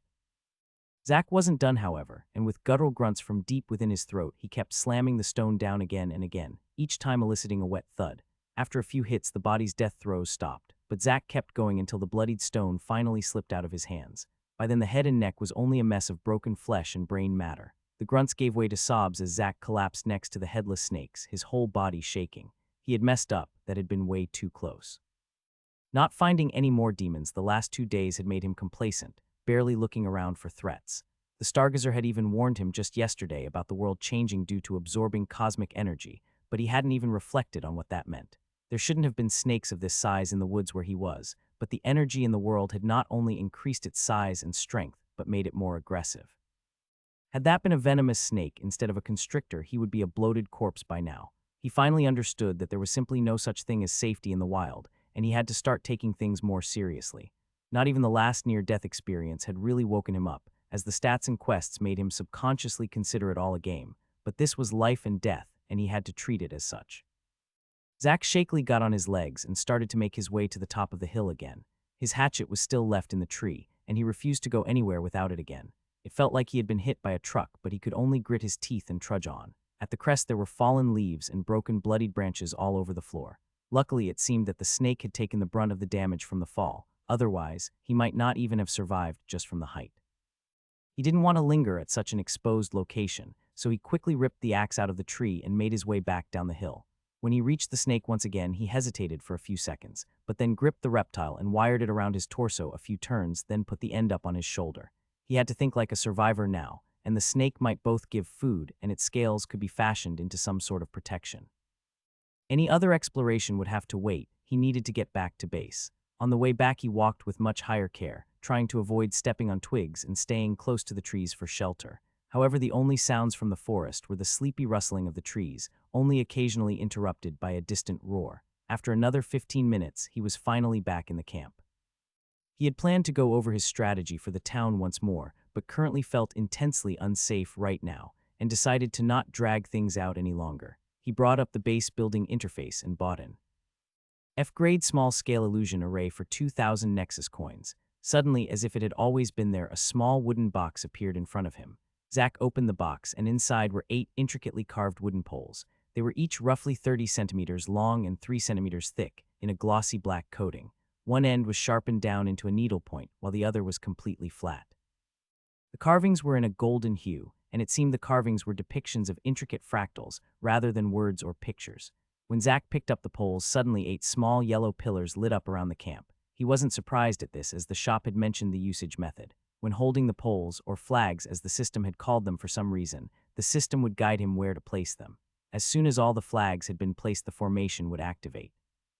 There also was a cheaper alternative of the same array, but it wouldn't have the guidance system, leaving the user to figure out correct placement according to energy flows and ley lines. Zack quickly placed down the flags according to instruction, and suddenly a translucent dome shimmered into being around the small campsite. It initially looked like uneven glass, distorting the outside, but soon turned invisible. Not sure if it had any effect, he walked outside of the camp and took a look. What met his gaze was just a normal-looking forest, albeit slightly denser than around it. The trailer, campfire, and car were completely gone. Even the bloody smell from the snake was removed, replaced with only the fresh earthy smell of the forest. There were some thorny bushes between the trees, looking almost like a natural wall, which would hopefully encourage nearby enemies to walk around the camp rather than straight through. That was the disadvantage of the illusion array, and why it was so cheap compared to many other defensive options. Anyone could simply walk through it if they desired, as it provided no stopping power. As soon as someone knew where to look or just was passing by, it simply had no value. Also, it didn't work on stronger individuals, as they could sense something was wrong with the cosmic energy in the area. However, it was a cost-effective alternative right now, which left Zack with more coins for other buildings. Later, he would see if he could get some physical bushes transplanted at the edge of camp to dissuade any roving animal or monster from taking a path through the camp even further. Zack was not done with that, though, and he made another purchase which spawned a box similar to the first one, but slightly larger. Inside were 12 poles, this time white but still engraved in gold. They were slightly larger than the illusion flags and had a different fractal engraved, but obviously they had the same purpose to create an array. It was the F-grade small-scale mother-daughter gathering array and cost Zack a whopping 7,500 Nexus coins, almost cleaning him out. The gathering arrays for sale in the shop was designed to gather cosmic energy from the void and increase the density of it within its borders. This would improve the cultivation speed of the cultivators and was likely a must for any town of repute in the multiverse. This normally was of no use to Zack, as he wasn't a cultivator and instead had to kill monsters to gain levels. However, the array he had bought had a special function which was highly desirable to Zack. The mother-daughter in its name referred to the fact that it actually was 2 arrays. One of them was the normal gathering array, which was referred to as the mother array. The other array was actually a necklace, which looked a bit like a small ship's wheel from a medieval ship attached to a silver chain. The unique function of the mother-daughter gathering array was that most of the energy that the mother array gathered did not increase the density of cosmic energy within the array, but was actually transferred to the daughter array. As long as Zack wore the amulet and was within 50 kilometers from the mother array, cosmic energy would continuously be transferred to the amulet, and from the amulet into Zack. In other words, the array essentially turned him into a cultivator who continuously drew energy into himself, as long as he was on the island. The downside of this type of array was that the gathering efficiency was far lower compared to a similar F-grade gathering array, which would result in a far more sparse concentration of cosmic energy in a town. However, this didn't matter to Zack, as he had no citizens that he needed to take into account, at least not for now. He quickly followed the instructions and placed the 12 flags around the camp. This was Zack's main plan to have a chance to get strong enough to survive against the incursion. He had no experience of combat from his earlier life and needed to gain power from stats and levels to simply be able to overpower his enemies. At least he gained some actual combat experience. There were more things Zack wanted to buy, but he simply had run out of coins. Finally, Zack took a look at his status screen once more and saw that even though it had been a harrowing experience, killing the snake had not given him another level. Name Zachary Atwood, level 16, race human, alignment human, earth, titles born for carnage, ultimate reaper, luck of the draw, giant's bane, disciple of David, overpowered, slayer of leviathans, adventure strength 31, dexterity 25, endurance 27, vitality 27, intelligence 29, wisdom 29, luck 44, free points 30, nexus coins 600. After checking out the menu, he looked down on his battered and bruised body and felt embarrassed with himself. He had 30 stat points he still hadn't allocated. If he had done that this morning, he might not have been in such a precarious situation as he was. It was time to upgrade. Initially, Zach had wanted to hold out on spending his points until he understood the class system better, maybe even waiting to allocate until level 25. He now realized that such thinking was naive. He needed every advantage he could get the coming months if he wanted to survive. He was supposed to kill 3 more heralds somehow, but had almost died twice to low-tier monster at the edge of the island. Still, he didn't just want to do anything hasty, so he donned the amulet and sat down in a camping chair. Immediately, he felt a warm pulse from the amulet, which entered his chest and spread through his body. Almost his whole torso and large sections of his body were purple from being first strangled and then falling down a tree. It seemed, however, that the amulet actually slowly alleviated his symptoms. Abby the Eye had said that cosmic energy was life, so it made sense though that it would not only help with his cultivation. When choosing stats, one needed to plan for the long term to make sure it was suitable to his class. The problem was that he had no idea how the class system worked. Could he even decide on a class himself, or whether it would be just assigned to him? System. Are you there? Zach once again tried to get some information out of System, but was met with silence. Can you tell me about stat points? He entreated, trying hard to hide the rancor he was feeling against this unfeeling overlord. With a lack of answers, he could only make educated guesses and hope that any bad choices wouldn't haunt him in the future. If it was a video game, he would likely dump all the points in the main stat of a class, such as strength for warrior and dexterity for a ranger.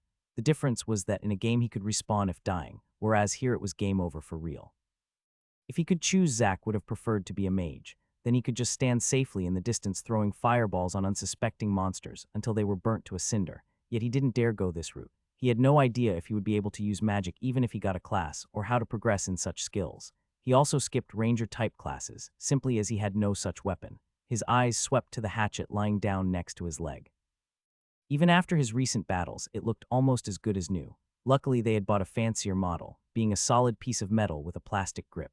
If the handle had been made of wood, it might have snapped by now. I guess it's the warrior route, Zach muttered and sighed. From the experiences since last week, he was plenty reluctant to go choose this class type, but he saw no different option as of yet. Maybe the system would prepare other options he hadn't thought of yet when he reached 25. Zach brought up and decisively spent his 30 free points. First, he placed 10 points in strength. In both fights so far, he had been physically weaker, and he needed a boost in that department. What good was his hatchet if he couldn't give more than flesh wounds on his targets? He then spent 5 points in dexterity in somewhat of a test to see what improved. 5 points also went into endurance. He would be moving and fighting a lot across the island, and he needed a sturdy constitution. Finally, he put 10 points in vitality. Vitality wouldn't help killing monsters directly, but he felt that it would help indirectly. He simply was in no condition to fight right now. With increased vitality and the amulet, he should heal plenty faster compared to before. Secondly, he would be running around and fighting a lot the coming months. He couldn't take a few days off after every fight to nurse his wounds, or he'd likely never be able to clean out all demons before the 3-month deadline. He also felt that a high vitality would help him in the future no matter which class he got, while strength and dexterity felt a bit more specialized. With the points spent, he closed down the screen. Suddenly, a surge of warmth far stronger compared to what the amulet provided spread through his body. It felt like his every cell was vibrating with life, greedily absorbing the warmth and improving. He was shocked to see his various wounds were healing at a visible rate, and it felt like he could punch a hole through a mountain. This feeling of strength was quite addicting. Soon the warmth faded, though, and the feeling of immortality disappeared with it. The wounds stopped healing at an accelerated speed. Still, Zach felt a good deal better, with a good deal of the bruising and smaller cuts completely gone. There still was some time left of the day, so after a quick meal, he turned his attention to the snake carcass. After a few tries with the kitchen knives, he knew the scaled leather was quite resilient to cuts and would make good protection. He brought a few knives from the camper and his hatchet and dragged the carcass some distance away from the camp, and then started skinning it. He cut along the softer belly, and after 20 minutes he had cut all along the length of the carcass, ruining a knife on the hard scales while doing so. His forearms were burning with strain after the workout. He had ruined most of the meat along the way, unfortunately, and it didn't seem that there'd be much left over to eat. After that, he dragged the skin off from the carcass, and finally scraped as much of the leftover flesh as possible off from the skin with his hatchet. From here, he was not quite sure what to do. He had no idea of methods to cure leather. He was an office worker before the end of the world, and he was a few generations too young for these types of things to be considered common knowledge. Zack knew he had read somewhere that urine could be used somehow, but he was not about to experiment with that. He put the skin aside and dug a hole which he pushed the now mangled carcass into and filled it with soil. He didn't want anything to head this direction, even though he was some ways away from the camp. Zack picked up the skin and made his way back to camp. The skin needed to dry out, so he placed it across the hood of the car, leaving both ends hanging down at the sides. He placed 2 large rocks down on both ends in order to keep it stretched and stop it from shrinking overnight. He had no idea if he was supposed to do something else, and could only leave it like that over the night and hope that it would work out. It was starting to get darker, so he decided he was done exploring for the day. He was still feeling beat up even with the rapid healing as well. He took 30 minutes to clean up the campsite and take stock of his things. Normally he wouldn't go through his friend's belongings, but these were desperate times. Unfortunately, there was nothing of value except some extra changes of clothes and some daily necessities. With the last of the sunlight, Zack found a long fallen branch near the campsite with the thickness of about 3 to 5 centimeters, which was about 6 meters long. With a few quick swings with his hatchet, he cut off roughly 2.5 meters where the branch was the most straight. Then with his improved strength, he quickly sharpened one edge into a sharp point, turning it into a makeshift spear. It was likely too malleable to be able to stop anything large like the demonling in its tracks without breaking. However, it could hopefully keep some monsters at length if needed. His hatchet was a good weapon, but its length was quite short. It was hard to use while keeping himself out of harm's way. Zack finally sat down in the trailer for a meal, quietly staring out the window and seeing the ever-present red pillar. Had it not been for the incursion, he might have been able to forget how messed up the world had become for a second. Life had thrown things at him, the last days he couldn't even have imagined, and it would only get crazier. Tomorrow he would have to go hunting demons. Zack crept through the woods, slowly making his way more inland. He was hefting hatchet in one hand and his improvised spear in the right. He had found a camouflaged shirt in David's bag which he had donned, which would hopefully help him blend in a bit. He had planned to make some makeshift bracers and shin guards from some of the snakeskin this morning. Unfortunately, it was still a bit grimy, so he had to leave it for another day at least to properly dry out. He still wore the amulet of the gathering array underneath his shirt, which continuously imbued him with more cosmic energy. He had a black backpack on his back filled with a bottle of water and a small batch of medical supplies. He had actually gained a level without noticing while he was asleep from the amulet. It was still hard for him to know how much the amulet was gathering for him, or how much experience killing other monsters gave. There was no experience bar or notifications of experience gain anywhere in the system that could give him a frame of reference. Hopefully, he would learn more about it from today's excursions. The 2 free points he had split between strength and vitality. When he allocated the points, he had felt the energy rushing into his cells again, albeit far weaker when compared to when he allocated 30 points. The goal of today was simple. He needed to kill monsters. Almost a week had passed since the world was integrated into the multiverse, and in reality, he had accomplished very little so far. He didn't dare make a beeline for the incursion just yet. He was afraid that there would be monsters there that he still couldn't handle, such as the heralds themselves. Instead, he was walking around the edges of the island while steadily making his way inland. He had been walking for roughly 30 minutes now and still hadn't seen any monsters.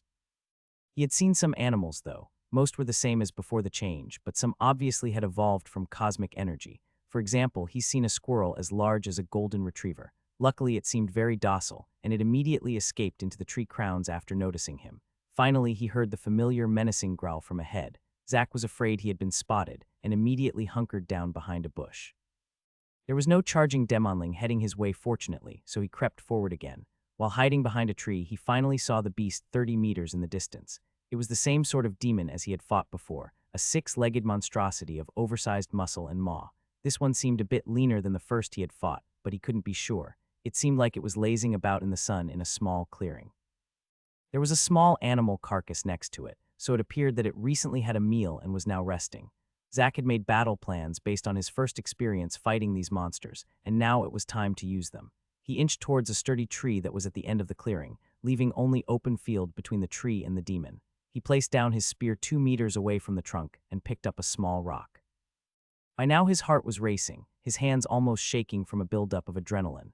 Calm down, he whispered under his breath, nerves taut but with a glint of determination in his eyes. He had no choice, he had to push forward for both his sake and his family's. With a deep, steadying breath, he walked in front of the tree, making him stand in full view for the demon.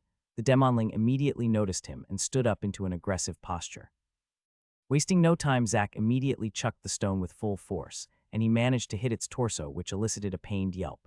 Clearly, the taunt worked well as the demon roared and barreled toward him like a runaway train. Zack held his position until last minute before lunging 2 meters to the side. The demonling zoomed past him, and with a tremendous force head butted the tree. This was essentially the same tactic he had used on the first demon. The demons were powerful but seemed quite stupid, so he surmised the same tactic would work again. Now, handy boulders wouldn't be everywhere, but he was in a forest full of thick tree trunks. This time he had help from being ready and having improved stats. Zack therefore managed to jump out of the way without either taking damage or falling over this time. Knowing that time was of the essence, Zack wasted no time and immediately was upon the beast. With a fierce overhead swing, he severed the spine at the lower back. With his improved strength, it felt like cutting through dry wood, and he easily embedded the whole 15 centimeters axe head in the beast. With a tug, he ripped it out of the body, and with it came a spurt of blood. He had planned on also doing the same at the neck of the beast, but the demonling was immediately woken up from the intense pain. With a pained roar, it tried to turn and catch Zack with its huge maw. Luckily, its maneuverability was already bad with all working legs. Now it was even slower with the 2 hind legs listlessly hanging backward. Zack didn't want to take any chances, as a nasty swipe of the beast could easily make him bleed out in minutes. With a few seconds to spare until the demonling could turn, he slashed a few deep bloody gashes on its side. Both blood and viscera immediately started pooling beneath it. By now the fight was essentially over, and Zack hurriedly backed off and picked up his spear he had placed down before the fight. He planned to poke a few holes in the monster to bleed it out faster. However, reality is often disappointing. On the first stab, he only made a flesh wound before the spear started to bend rather than push in further. On the second stab, the demon snapped the spear in two by moving its head with surprising alacrity. The forward momentum of the stab almost made Zack fall right into the eagerly waiting rows of teeth of the beast. Luckily, he barely managed to get out of the way with a push of his left leg, which made him fall to the right of the beast. Still, the beast managed to get in a swipe on his left arm, which left a shallow but long gash. Ignoring the burning pain, Zack quickly scrambled to his feet and got out of the way. But it seemed that the escape was unnecessary, as the demonling had collapsed after the swipe. The grass beneath it was completely stained red, and a large chunk of intestines was hanging outside its body. It was seemingly completely out of steam, weakly growling between shallow, rapid breaths. Ideally, Zack would have preferred to wait it out and let it slowly bleed to death, but the monster's roars had been quite loud. He had no interest in sticking around in case there was backup on the way. He had to be calculative at times to avoid unnecessary risks, but sometimes he had to be decisive as well. Gripping the hatchet in a bloody hand, he slowly circled out of sight of the monster. Then, with a few quick steps forward, swung down with force right behind the middle legs, cutting deep into what he presumed was lungs. The demon tried to rouse a retaliation, but was completely out of power, resulting only in a feeble wave of a paw. Zack repeated an identical slash on the other side, which should mean that both its lungs were punctured. Given that the demon's physique was somewhat similar to a normal mammal's, of course, the demon barely responded to the second swing apart from shaking with pain or death throes. Zack wasted no time, and with one final swing cut right into its neck. With one final spasm, the monster passed. He knew this without having to check, as he suddenly felt the familiar warmth of cosmic energy entering his body. A quick look around the corpse once again showed no sort of loot spawning or dropping. This made Zack more certain of the fact that there was no such thing as a loot system with the system. With a last look at the surroundings for anything he might have missed, he once again receded into the cover of the forest. The hunt was not over. Zack sat on a rock with a bottle of water in hand. He had just finished bandaging up his arm from the swipe of the demon and was now taking a quick breather. The fight had gone far better than his expectation, but he wouldn't let himself get complacent. Not wanting to fill his stomach with too much water and later cramping up, he took a few small sips, then put the bottle back. Checking that everything was in order, he once again set out into the jungle, continuing his path of gradually moving inland. He did not bother remaking a spear for now, at least until he found some far stronger wood. Abby had talked about trees taking properties of metal, and he desperately hoped he could find a tree like that. It was not long before he ran into another demon dog. This one was slowly moving around, almost looking like a scout or like it was patrolling. He quickly decided on the place of the battle after a quick look around the surroundings. From there it proceeded much like the last fight. A rock was thrown to taunt the beast, and it almost knocked itself out cold on a boulder. This time Zack instead swung down his hatchet on the spine between the two sets of frontal legs. He strove to incapacitate two sets of legs and only leave the frontmost legs in working order. This was as close to the head as he dared attack at the moment, though, as he had seen how fast the demonling had swung its head to snap his spear in two. He was somewhat certain that the demon was like a crocodile in that regard. If something entered the maw, it would not leave. The attack proved far more effective than he could have imagined. The blade fell down right between two vertebrae and continued almost unimpeded into the torso of the beast. Zack saw his opportunity and twisted while he tugged out the axe towards the side. He hoped to wreak as much havoc as possible in the demon's insides, destroying both lungs and heart. The axe was quickly completely ripped out of the chest, and a great gout of blood followed it and sprayed all over Zack. The forceful tug swept Zack off his feet and he fell backward into the grass. He quickly got up to his feet, axe at the ready, but soon realized it was unnecessary. The demon was lying on the ground listlessly. Blood was pouring out of the wound like a waterfall. After a shudder, it stopped moving, and Zack felt the now familiar warmth once again enter him. Zack realized he must have hit the heart of the beast. There seemed to be no other possible explanation to the copious amounts of blood that had streamed out of the wound.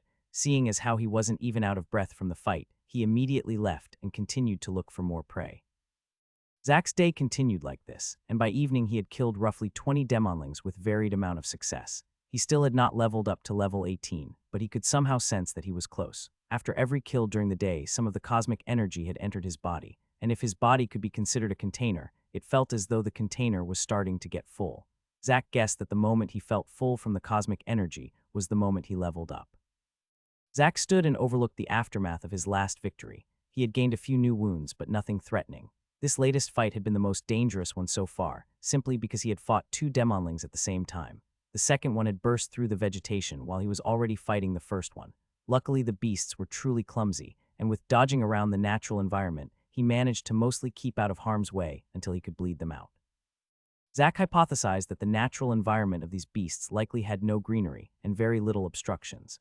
The monsters simply seemed completely unaccustomed to fighting in this type of terrain. Zack was about to leave when he suddenly heard a twig snap behind him. Taking no chances, he lunged to his right. He just heard the sound of wind while falling, but suddenly his left shoulder exploded in pain. Ignoring the pain for now, he got to his feet and finally got a good look at his assailer.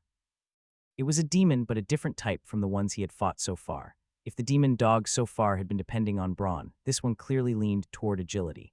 Measuring up to his navel, the beast somewhat looked like an oversized greyhound dog. If the dog had turned into a zombie, just like the other demon, it looked almost like it had been skinned. There were some differences with a greyhound though, such as the head with the oversized maw. The 3 rows of sharp teeth were clearly showing as the monster silently growled toward him.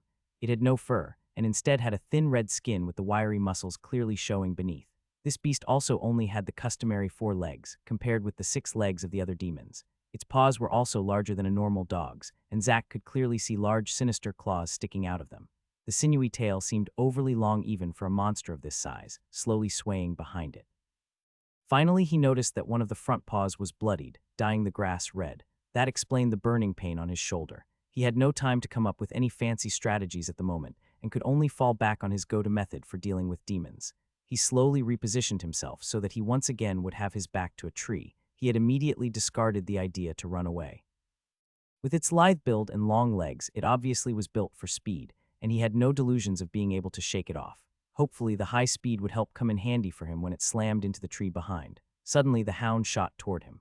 Zack knew it would be fast, but it looked like it flew across the ground. The 30-meter distance between them was erased in seconds, and Zack barely had the time to jump out of the way to let the hound slam into the tree. Just as the monster was about to slam into the tree trunk, it swung its long tail. This somehow changed the direction of its momentum. Instead of slamming into the tree, it actually used the trunk as purchase with its legs to push itself forward toward Zack's falling figure. Even before he had hit the ground from jumping away, the beast was upon him. Zack swung the hatchet while midair, but the beast was too close for the blade to hit its head. He managed to punch the jawline with the haft of the axe though, stopping the maw from chomping down on his head. Zack landed with his back on the ground, and the hound fell on him. All air was knocked out of his lungs, and he could taste the iron of blood in his mouth. He was face to face with the beast, its acrid breath filling his nose. Zack desperately held the head at bay with his left arm, swinging the hatchet with his other. Dismayed, Zack saw that he couldn't generate enough strength to create more than flesh wounds from this awkward position. The beast struggled to reach him with its maws, meanwhile clawing on Zack's chest. Each swipe ripped straight through his shirt and left a bloody gash on his torso.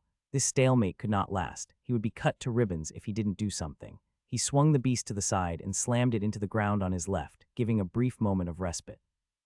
He didn't dare hesitate and immediately swung his axe in a broad arc. His body screamed in protest, but he could only grit his teeth. The axe howled and swung down toward the demon hound. The axe swung down and with a thud sunk into the side of the hound. The hound tried to get up, but but Zack still had his left hand clamped on its throat, keeping it down. A few more swings in quick succession and the beast was dead as well. He felt the warm cosmic force enter him again. This time it felt like he gained almost twice the amount compared to the demonlings. This was also the final amount he needed to gain a level, bringing him to level 18. Zack was a bit shaky after the encounter, but a day's worth of bloodshed and risking his life had steeled his nerves somewhat. He immediately left the site of the battle, not bothering with the 3 carcasses lying there. He needed to find somewhere to bandage himself. While walking, he allocated the 2 points into dexterity and vitality. Zack felt that by now his strength was enough to seriously hurt the monsters he had encountered with a few swings, and speed would likely help him more than more strength. He still put a point into vitality as he kept getting hurt more and more. Finally, he found a secluded spot and quickly drank a few mouthfuls of water and patched himself up. Zack was bruised and battered and completely unwilling to fight any more today. He had also run out of gauze after patching up his chest. The demon hound had carved a maze of scratches on his chest. The wounds were not deep, but together they had bled quite a bit. Luckily, his high vitality seemed particularly effective against these type of smaller wounds. He sensed that the bleeding had already almost stopped, and scabs had started to form over the wounds. It seemed that he would be all fixed up in a day or two. From the fight, he also realized that the amulet from the gathering array was quite sturdy. The hound had clawed both the little wheel and the string multiple times, and not a scratch could be seen on it. It seemed that a stronger force than some dog claws would be needed to damage it. For a brief moment, he imagined decking himself in hundreds of amulets, making him near invulnerable. Of course, that wasn't realistic, but it showed that there were probably many sturdy materials in the multiverse that could be made into extremely strong defensive gear. He put the stray thoughts out of his head and started his return trek. On his way back, he walked in an even more surreptitious manner, stealthily making his way back toward the base. He was forced to kill one more demonling which had accidentally found him while bounding through the forest. He had seen a few more demons but chose to ignore them. It was getting late and the suns were slowly setting. This made his vision limited and the forest was gaining a sinister feel to it. Zack decided that even if he wanted the extra cosmic energy, he should get back to camp. If another of the demon hounds ambushed him while fighting the demonlings, he might be hard-pressed to fight them off. He simply was too tired and wounded, and vision was getting worse. He had accomplished what he set out to do today, and he couldn't get greedy. As he passed one of the sites of his previous battles, he suddenly noticed movement by the corpse of the demon. Zack immediately stopped moving and hid behind a tree to scout out the scene. At first he thought he saw a child standing by the carcass, but soon discarded that thought. The thing was roughly as large as a 6 or 7-year-old child, but it was clearly a new type of demon. The thing looked like an imp from old fairy tales. It was completely naked except a loincloth. It had a purplish skin full of scars and what looked almost be tumors, giving it a sickly look. It almost seemed like it was suffering from radiation poisoning. On its back was a set of bat wings with a span of roughly a meter per wing. Zack was unsure if the wings were actually serviceable, as the imp had a stocky build with a fat stomach. It had no hair and seemingly no ears. He couldn't make out any facial features as it was currently looking down and poking the corpse of the demonling. It seemed like it was examining the wounds and trying to figure out what had happened. That was not good news for Zack. It was one thing if the island was full of deadly but dumb beasts. He could deal with that as long as he went out killing every day, killing some at the time. But if there were smarter enemies who could team up, he might start meet more and more organized resistance on the island. They might even send out search parties to look for him. The island was quite large, but a concerted effort would sooner or later flush him out of hiding. He wanted to stay under the radar for a while longer. If the corpses were left alone, hopefully, the local wildlife would eat it. Then it would look like the beasts were killed in a fight with other beasts, rather from a few swings of an axe. His plans of slowly grinding levels and gaining battle experience would be over if this thing flew back and reported to its superiors. There was only one solution: he had to kill it. Luckily, it did not look overly powerful with its small stature and scrawny arms. One good swing with the hatchet, and it would be decapitated. Zack did not want to take any chances, however, and decided on a surprise attack. He slowly circled around and closed in on the imp from behind. He kept a careful watch for its reactions, but it seemed absorbed in examining the corpse. A snap was heard from beneath Zack's foot when he was only 5 meters away from the imp. The failing light had caused him to not notice a fallen twig lying in his path. He froze for a millisecond, but then immediately charged at the imp with all speed he could muster. The imp's preservation skills were impressive.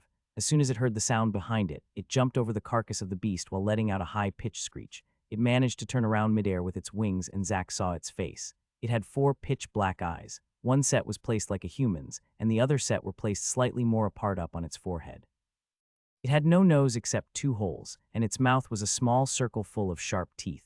From the few flaps of its wings, it seemed like it was unable to fly, but able to elongate its jump considerably.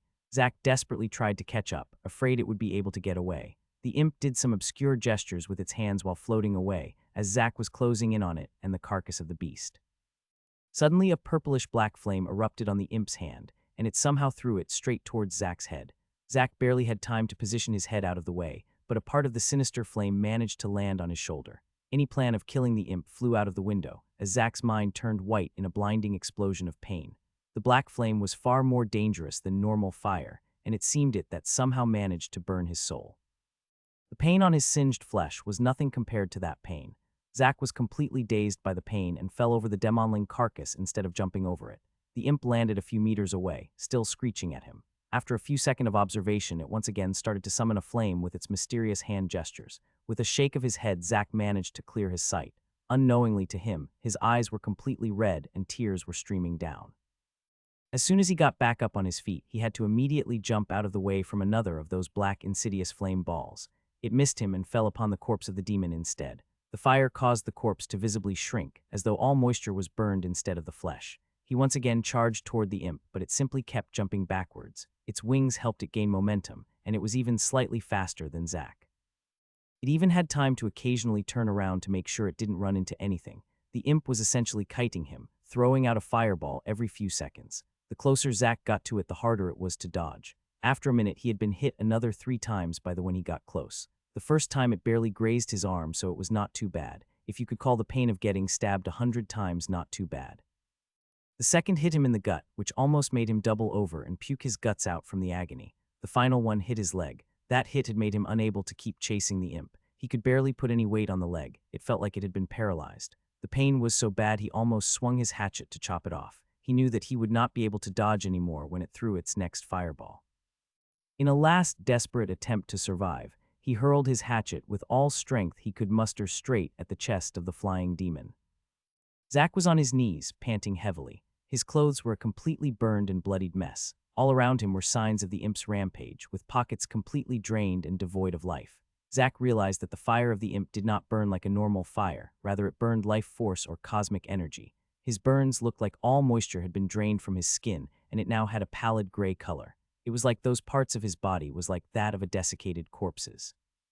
The corpse of the imp was lying against a tree roughly 10 meters away from him, the axe still firmly planted in its chest. The constitution of the monster was quite frail, and it had died immediately when the axe hit. As soon as the monster had died, it seemed as though the source of the fires had been removed. The fires had quickly extinguished, the marks left behind the only proof they had existed at all. Had it not quickly dissipated, then the fire would have completely destroyed him. Maybe not his body, but all his life force.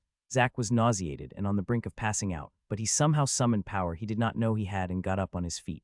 He shuffled over to the imp and yanked out the axe. He had no energy to look through the corpse and simply continued his way back home. He was almost delirious by this point and was barely able to keep his bearings. Luckily, he was quite close to the edge of the island now and almost on the opposite side of the pillar. The monsters were pretty scarce this far out still, and he didn't encounter any more demons that night. With the last strength in his body, he managed to stumble back into his camp. As soon as he saw the familiar sight of the metallic camper, his legs simply gave out. He fell down onto the ground and let the sweet darkness embrace him. It was midday the following day when Zack woke up again. Body was stiff and he sported a splitting headache. It was as if he had been drinking until passing out last day. He spit out some gravel he had got in his mouth and slowly got up. After a quick checkup, it seemed that most of the wounds were in decent shape. None of the scratches and tears from the demons were still bleeding. Some of the more shallow wounds were just a white line today. A few of the worse wounds would have to stay in bandage for at least another day though. The spots where the black fire had burned him yesterday were still a bit gray and shrunken, but had gotten noticeably better. He felt that headache he had likely came from these wounds. The fire yesterday must have had some magic properties that damaged in other ways than just burning. He shuddered when he remembered the pain from those blasts. He prepared some breakfast and sat down in a camping chair to go over yesterday's results. He brought up the status window with a thought to go over the gains. Name Zachary Atwood, level 18, race human, alignment human, earth, titles born for carnage, ultimate reaper, luck of the draw, giant's bane, disciple of David, overpowered, slayer of leviathans, adventurer, demon slayer. I strength 46, dexterity 33, endurance 34, vitality 43, intelligence 29, wisdom 29, luck 44, free points, nexus coins 3,370. He had gained almost 3,000 Nexus coins with just one day of fighting, which seemed quite good. If he based the gains on the amount of cosmic energy he got from the different monsters, he could somewhat guess how much each kill gave him. He would say that he had gained roughly 100 for each demon dog he had killed, and between half as much and double that from the demon hound. The largest amount was rewarded from killing the imp. He still remembered that burst of energy, even though he was almost delirious. If he hadn't gotten that extra energy boost after the fight, he might not have made it home. Still, the amount gained yesterday was far short of most of the buildings he had seen in the town building interface. It made sense, as building a whole town was usually not done by the efforts of only one person. If he had a few hundred people who came together and gathered Nexus coins, the amount gathered would be massive, even if the other people were far weaker than himself. There simply was power in numbers. The thought gave him a sense of urgency. It was undeniable that he had likely gotten a quite impressive head start compared to most people, even though he was not too happy with his current situation. But if some great leader emerged in a tutorial village and created a large force, he might lose his head start. Abby had mentioned that the system liked those that stood in forefront. If someone was going to get titles and other advantages from building a town first, then it should be him. It might be better for humanity if some country leader or military general got that head start, but it was the apocalypse and he had his goals. He needed to be a bit selfish in that regard, and couldn't just give away opportunities to others and hope they would use them for good. He also noticed that he had a new title, Demon Slayer I. It was from the quest he had received in the beginning, which had told him to kill 10 demons. The title gave him 1+ all stats when fighting enemies of demonic alignment. However, he didn't quite understand how the title worked. He should have activated that title somewhere midday, but he had felt nothing different when fighting afterward. Zack thought that the 1 stat point perhaps was too low a number for him to notice anything. He was somewhat surprised that he hadn't received any sort of follow-up quest along the lines of kill 100 demons. The line behind the title indicated that it should be possible to upgrade it, but he hadn't been given any indication of how. Zack guessed he had to add it to the ever-increasing list of things he did not know. After looking over the status page, he opened the building interface. There were 2 things that Zack wanted to build, and they cost 3,000 Nexus crystals each. The first was called a F-grade Nexus node and looked like a large hovering crystal from the description. Its function was to access certain aspects of the system. Nexus nodes seemed to have more functions depending on how high grade it was, with F being the lowest. The node was the worst of the bunch, in other words, but it gave access to 2 functions that Zack was extremely interested in. It gave access to the class system and sold basic skills. The other was another array, namely the F-grade small-scale gravity array. This was an array meant for strengthening oneself as he saw it. The subject of training was something he had mulled over from the start. Even before allocating the first 30 points he had noticed that his stats were skewed. When he counted backwards from his titles and the points he had allocated, he had found out that his base stats differed quite a bit. Before the effect of the system, he had 7 strength, 3 dexterity, 4 endurance, 5 vitality, 5 intelligence, and 6 wisdom. He assumed the normal stats were around 110 for most humans, as he was somewhat average before the system arrived. He wasn't particularly smart and not extremely athletic. He worked out at a gym 3 times a week, which would explain the strength, but he was not limber at all, and he rarely did cardio. Therefore, he had lower dexterity and endurance. Vitality and intelligence seemed harder to train, as they seemed more of an inborn quality. Since the stats differed and seemed to be affected by his actions before the system arrived, he assumed that he might be able to improve his base stats from training as well. He probably would not be able to improve infinitely, but every extra stat point counted. That's where the gravity array would come in. It would affect the gravity in a zone and could increase the gravity up to 10 times. At this point, he had 46 strength and was likely stronger than any human that had ever lived on Earth. Without this kind of array, Zack didn't think he would be able to exhaust himself. He could do push-ups all day without breaking a sweat at the moment. If he added the array to the camp, he could potentially improve multiple stats, at least strength and endurance, as they seemed most linked with the constitution of his physique. Unfortunately, the descriptions for the buildings were quite short, and both options came with a risk. He had no idea how skills worked and what they would cost. Buying a Nexus node might be a complete waste of coins at this stage, when every advantage was important. On the other hand, he didn't know if the plan for training even worked with the system. After some hesitation, he finally turned his eyes towards the array. Zack sat in front of the campfire, and with a blank, silent stare, he slowly rotated a spit placed above it. The suns were setting over his small outpost, and the surroundings had a subdued silence. On the spit was the leg of a rabbit he had caught earlier today. The rabbit had actually grown to the size of a human, so the meat would last for a while. tomorrow would mark the 29th day since the world changed. If Hannah or even his family were to see him now, they would barely recognize him. The once neat beard of his was now an uneven mess. There even was one patch almost completely missing after a Barghest's claw had cut his face during a particularly intense melee. His hair was even worse, now a mess of uneven cuts. During one of his fights, he had got hair in his eyes, and the distraction had caused him to almost get disemboweled. He had fought the Gwilgi half-blinded while using one hand to hold his innards in place. After the fight, he had simply taken his hatchet to his head and cut off as much hair as he could without scalping himself. He had run out of shirts last week, and now used a mix of torn rags to cover himself. Underneath those rags was some makeshift protection he had made from leather he had cured. He had begun by making some bracers for his legs and arms, and a basic heart protector out of the snake skin he had dried over his car. Over time, he had found another snake and even a crocodile on a shore, and had turned those into leather as well. Now he was decked from feet up to a throat protector in pieces of leather, all tied together with strings or sinew. It was an extremely shoddy work, making his whole body look like a piecemeal patchwork of different animal body parts. It also took almost 30 minutes to take on and off, as there were quite a few knots he had to tie to get it to stay on during a whole day. Most days he couldn't be bothered, as he had been out hunting the whole day, and simply fell asleep while still wearing the gear. The combination of high endurance and vitality seemed to protect him from any shaping or bruises from the coarse leather anyway. All in all, he looked like a completely insane hobo, and would likely be arrested if he arrived in a real city, based on his appearance alone. Zack couldn't be bothered about that though, as almost a month of living on the edge of death had given him a far more utilitarian mindset. Zack cracked his neck, nowadays barely being bothered by the constant 10 times gravity field that enveloped the whole camp. After his first day of grinding, he had bought the F-grade small-scale gravity array and placed it at a corner of the camp. It had actually proven effective, and he had incorporated a workout in high gravity into his daily schedule. Soon after, he even slept in high gravity, and by now he always had the array cranked to the max over the whole camp. Its effect had been above his expectations. He had gained a whole 5 strength, 2 dexterity, 6 endurance, and 2 vitality from just training his body. His endurance had increased the quickest, rising up 6 points in just 2 weeks. He had calculated that he had 4 base endurance before the system earlier, and now it was 10. However, after it reached 10, it stopped increasing at all. He saw a similar effect on his strength. He gained 3 points quite quickly, bringing his base strength to 10. After that, he still had gotten 2 points, but those points took an extreme effort.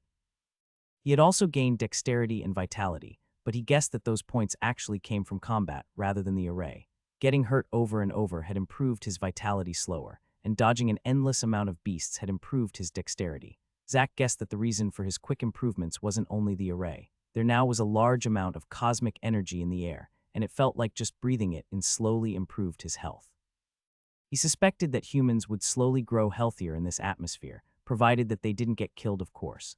A quick look at his status showed that his stats had improved quite a bit over the last weeks. Unfortunately, he had not reached his goal even with his gathering array and frenzied carnage across the island. He had hoped to get to level 25 and get a class before the month was over. The advice of the Stargazer still lingered in his head. She had told him to finish the quest of conquering the incursion within a month. He still hadn't found any clues as to what would happen after the month passed, and he hoped he wouldn't have to find out. Gaining levels had proven harder and harder over time, and he had finally reached level 23 today after 4 days of relentless killing. He had even used almost all his points and spent a whopping 75 Nexus coins on upgrading his mother-daughter gathering array to E grade. This upgrade had substantially increased the amount of cosmic energy he absorbed daily through his amulet. It was clear to Zack, however, that the most effective method of getting stronger was to actually battle and kill enemies.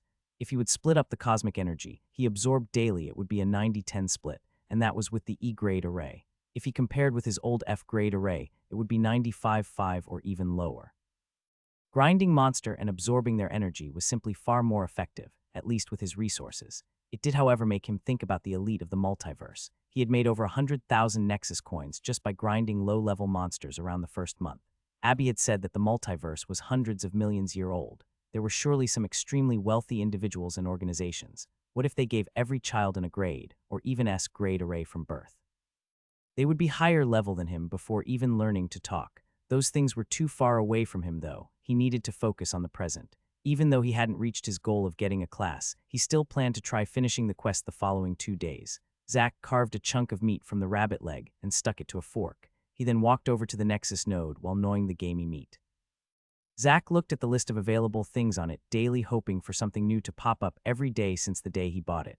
He knew he would be disappointed once again. The skills available were too expensive for him, and the inventory hadn't changed so far. The only skill that was in his price range was called Eye of Discernment, and he had already bought it for the price of 20 Nexus coins. When he had bought it, a stream of energy had entered his head, and new information suddenly formed like an ingrained memory. It was the manual for the skill. The purchase had taught him a bit about how skills worked with the system. Having a skill did not mean you could simply use it as you wanted. For a skill to work, he needed to actually move the cosmic energy built up in his body towards his eyes. From there, he had to imprint the image of a specific fractal on his eyes. The fractal was the same type of pattern that were on the array flags he had bought earlier. Zack had tried furiously to move the energy around in his body for days. He had felt that his cells were imbued with this extra power, but he had a hard time actually doing anything with it. Finally, after days of trying, he had found a solution. While sitting in the gravity array, he had imagined a separate set of veins spread all through his body like his circulatory system. In these veins, only cosmic energy flowed. He was surprised that it actually worked, and a stream of his cosmic energy slowly started traveling along the paths he had imagined. As soon as he wanted to use the skill, he only needed to focus a small amount of cosmic energy to flow into the fractals on his eyes, and it would activate immediately. Zack was quite glad that the system did not require people to shout out the skill's name like a lunatic. The Eye of Discernment was a basic eye skill that essentially worked like an identify or spy skill from a video game. It let Zack glean some basic information on certain things.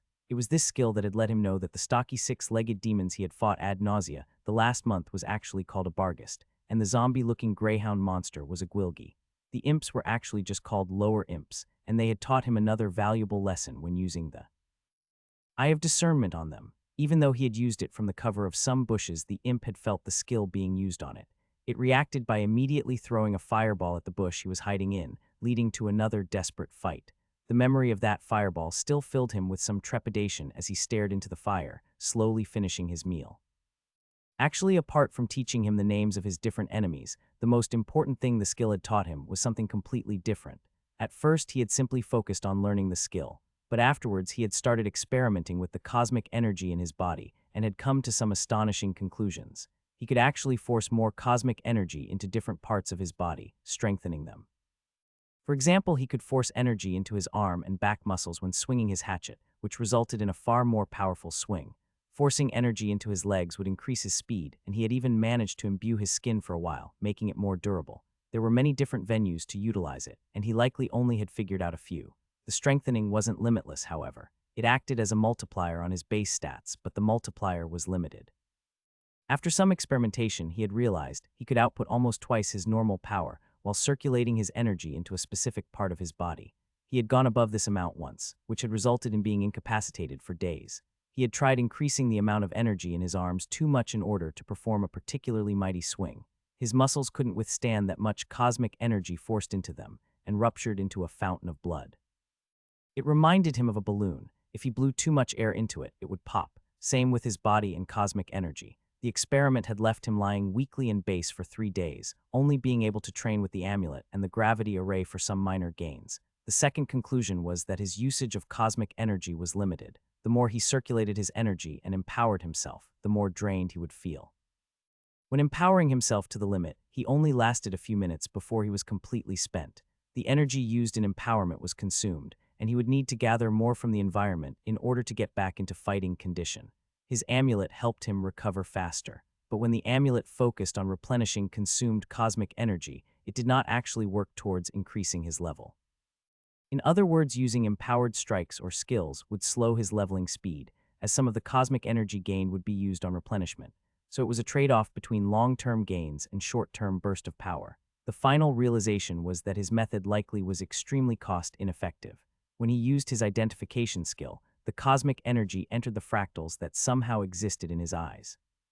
The fractal both enabled using the specific skill, but also made usage of cosmic energy more effectively. Far less energy was wasted when the energy was focused with the fractal. If cosmic energy could be considered a raw material like crude oil, then the fractal refined it into something better and more efficient. Zack guessed a combat-oriented skill would work in the same way. He would gain new fractals which he could use to waste less cosmic energy while fighting, and also gain a higher power than simply channeling raw cosmic energy into his arms. Unfortunately, even the cheapest of the options cost 150 Nexus coins, which was far out of his current price range. Zack finished his meal and scoped up a glass of water from the pit where he had placed a water-gathering array.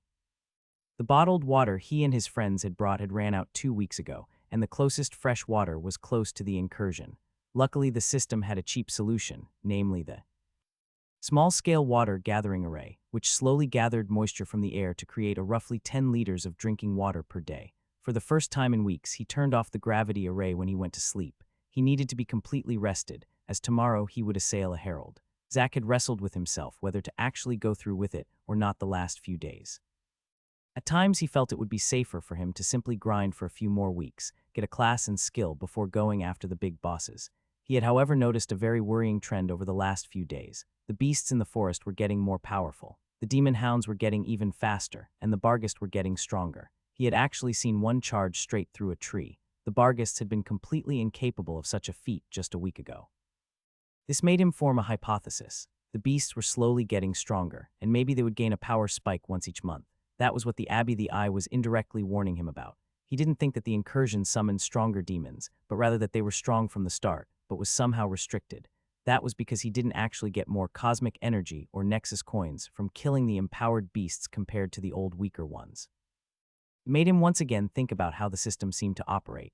It rewarded people who dared take risks and strove to improve.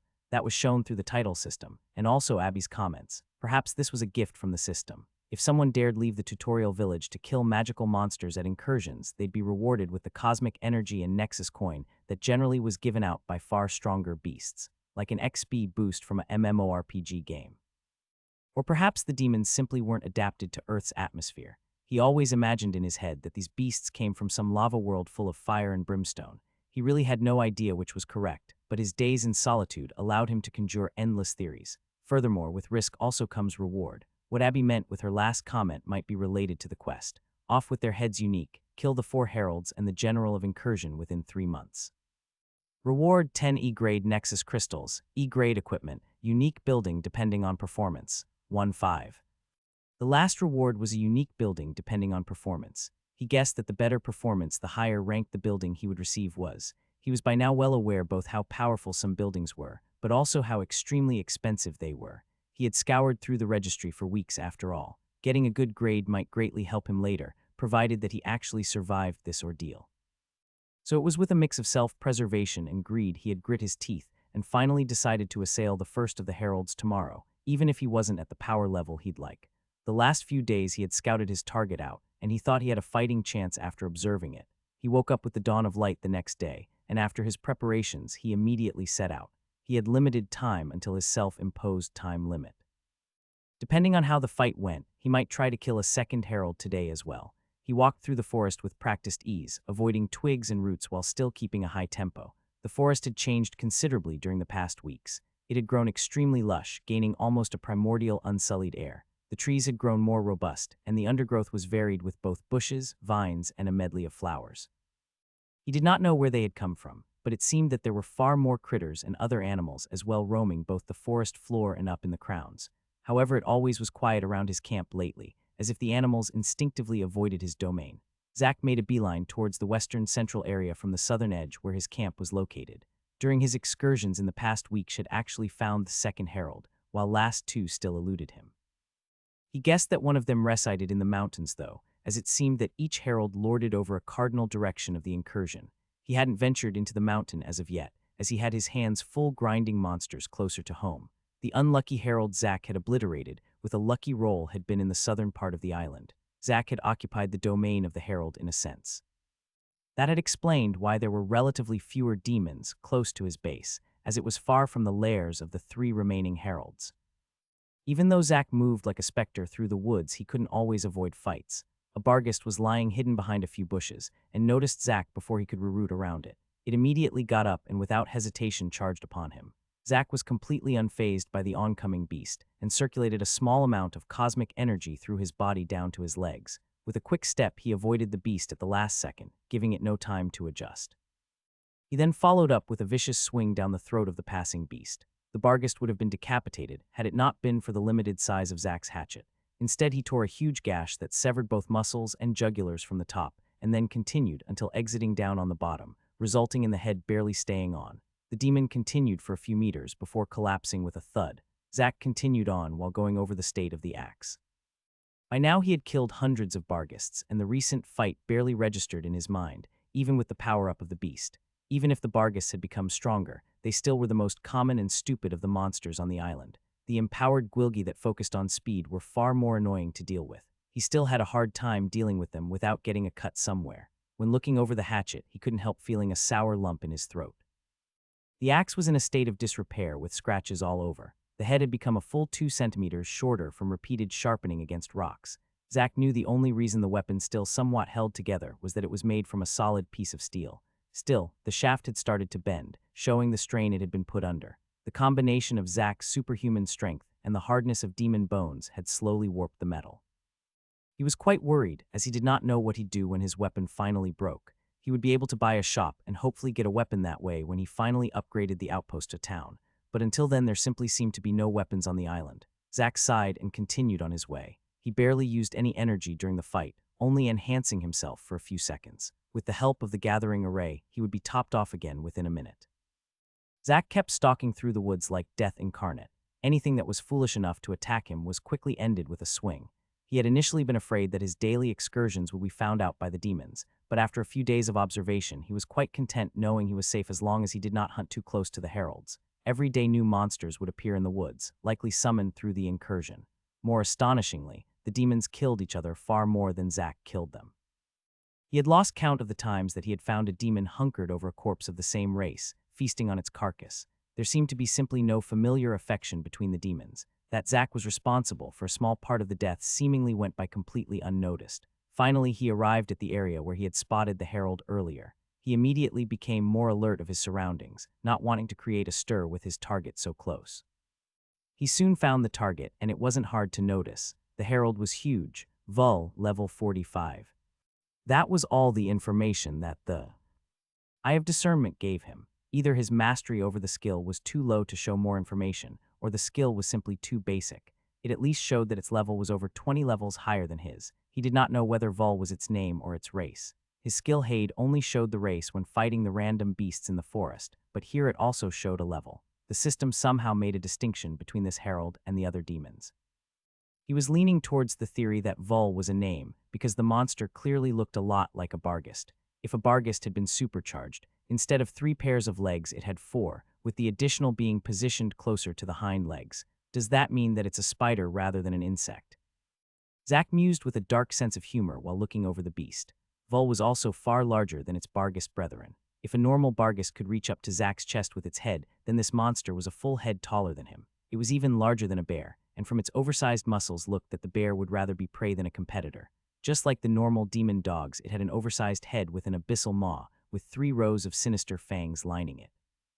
With its size, the monster could easily fit both Zack's head and torso in its mouth for a quick bite. The paws, which looked like talon, had the same 3 long claws attached, but on Vul they were as long as small kitchen knives. It seemed to be the alpha of the Barghist pack, although it didn't seem very interested in anything except lazing about and eating. Zack had observed the monster from a distance a few times the last week, and had also realized that it not only was larger, but it was also a bit smarter. Certainly it was still a meathead, but he had noticed some burgeoning intelligence from its actions. It luckily didn't seem overly alert, as Zack had used the Eye of Discernment on it without any reaction. Perhaps only magically inclined beings, such as the imps, could actually notice being screened by the skill. He knew his customary method of killing a demon dog would not work with this monster. It simply was too large a risk. He had gotten swiped almost countless times the last month, each time having a new wound to show for it.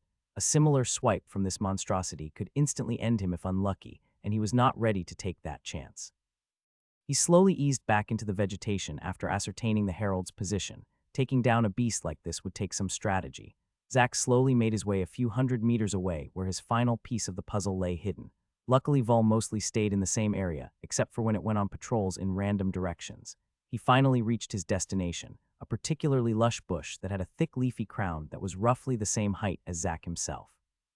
After glancing around, he gingerly made his way into the bush. Inside there were 4 trunks of trees, each roughly 3 meters long and almost as thick as his thigh. One end of the tree was sharpened into a point. They looked as if they were made to form a palisade, but the real purpose was monster hunting.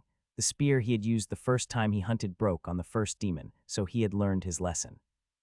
During his weeks of fighting, he had found a type of tree which had a dark trunk but white-gray veins.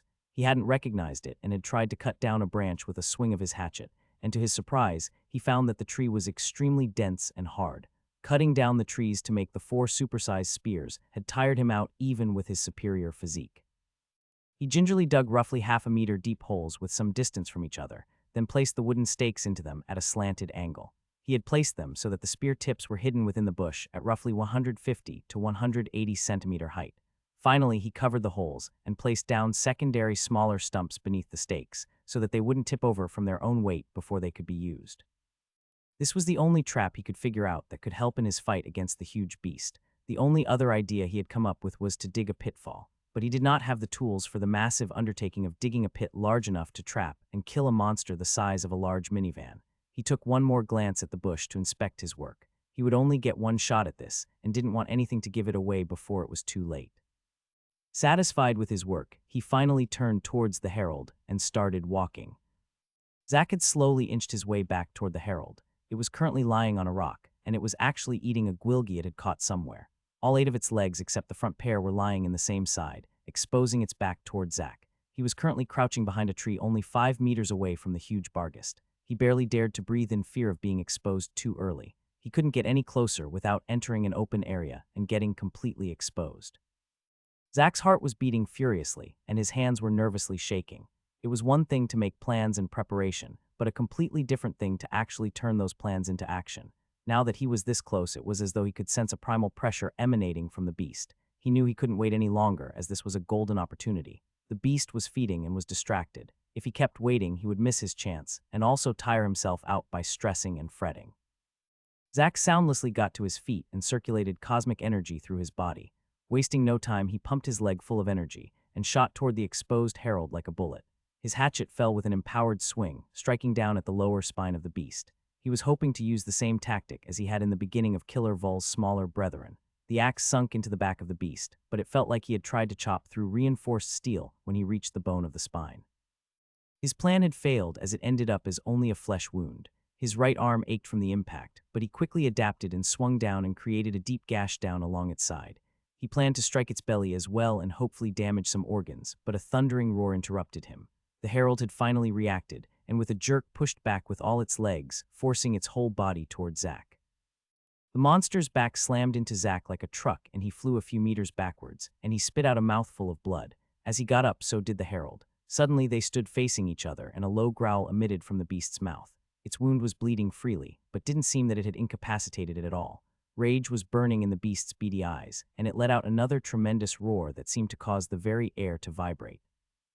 Zack wasted no time, and immediately ran into the forest. He wanted to make use of the complicated terrain to keep the large lumbering beast at bay. He kept infusing his body with energy, not daring to let up. The sounds of loud thuds and branches breaking from behind proved that the herald was hot on his heels. Zack was dismayed to find out that the terrain didn't seem to impair Vol even through its huge size and stocky build. It was far more nimble than the barghest, even though it seemed even bulkier than its smaller brethren.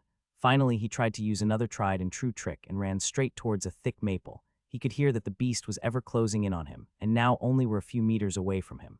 This was a test of sorts against the herald, to see if it would fall for this simple trick. He had his doubts about it after observing it, and didn't want to blow his best shot for killing it.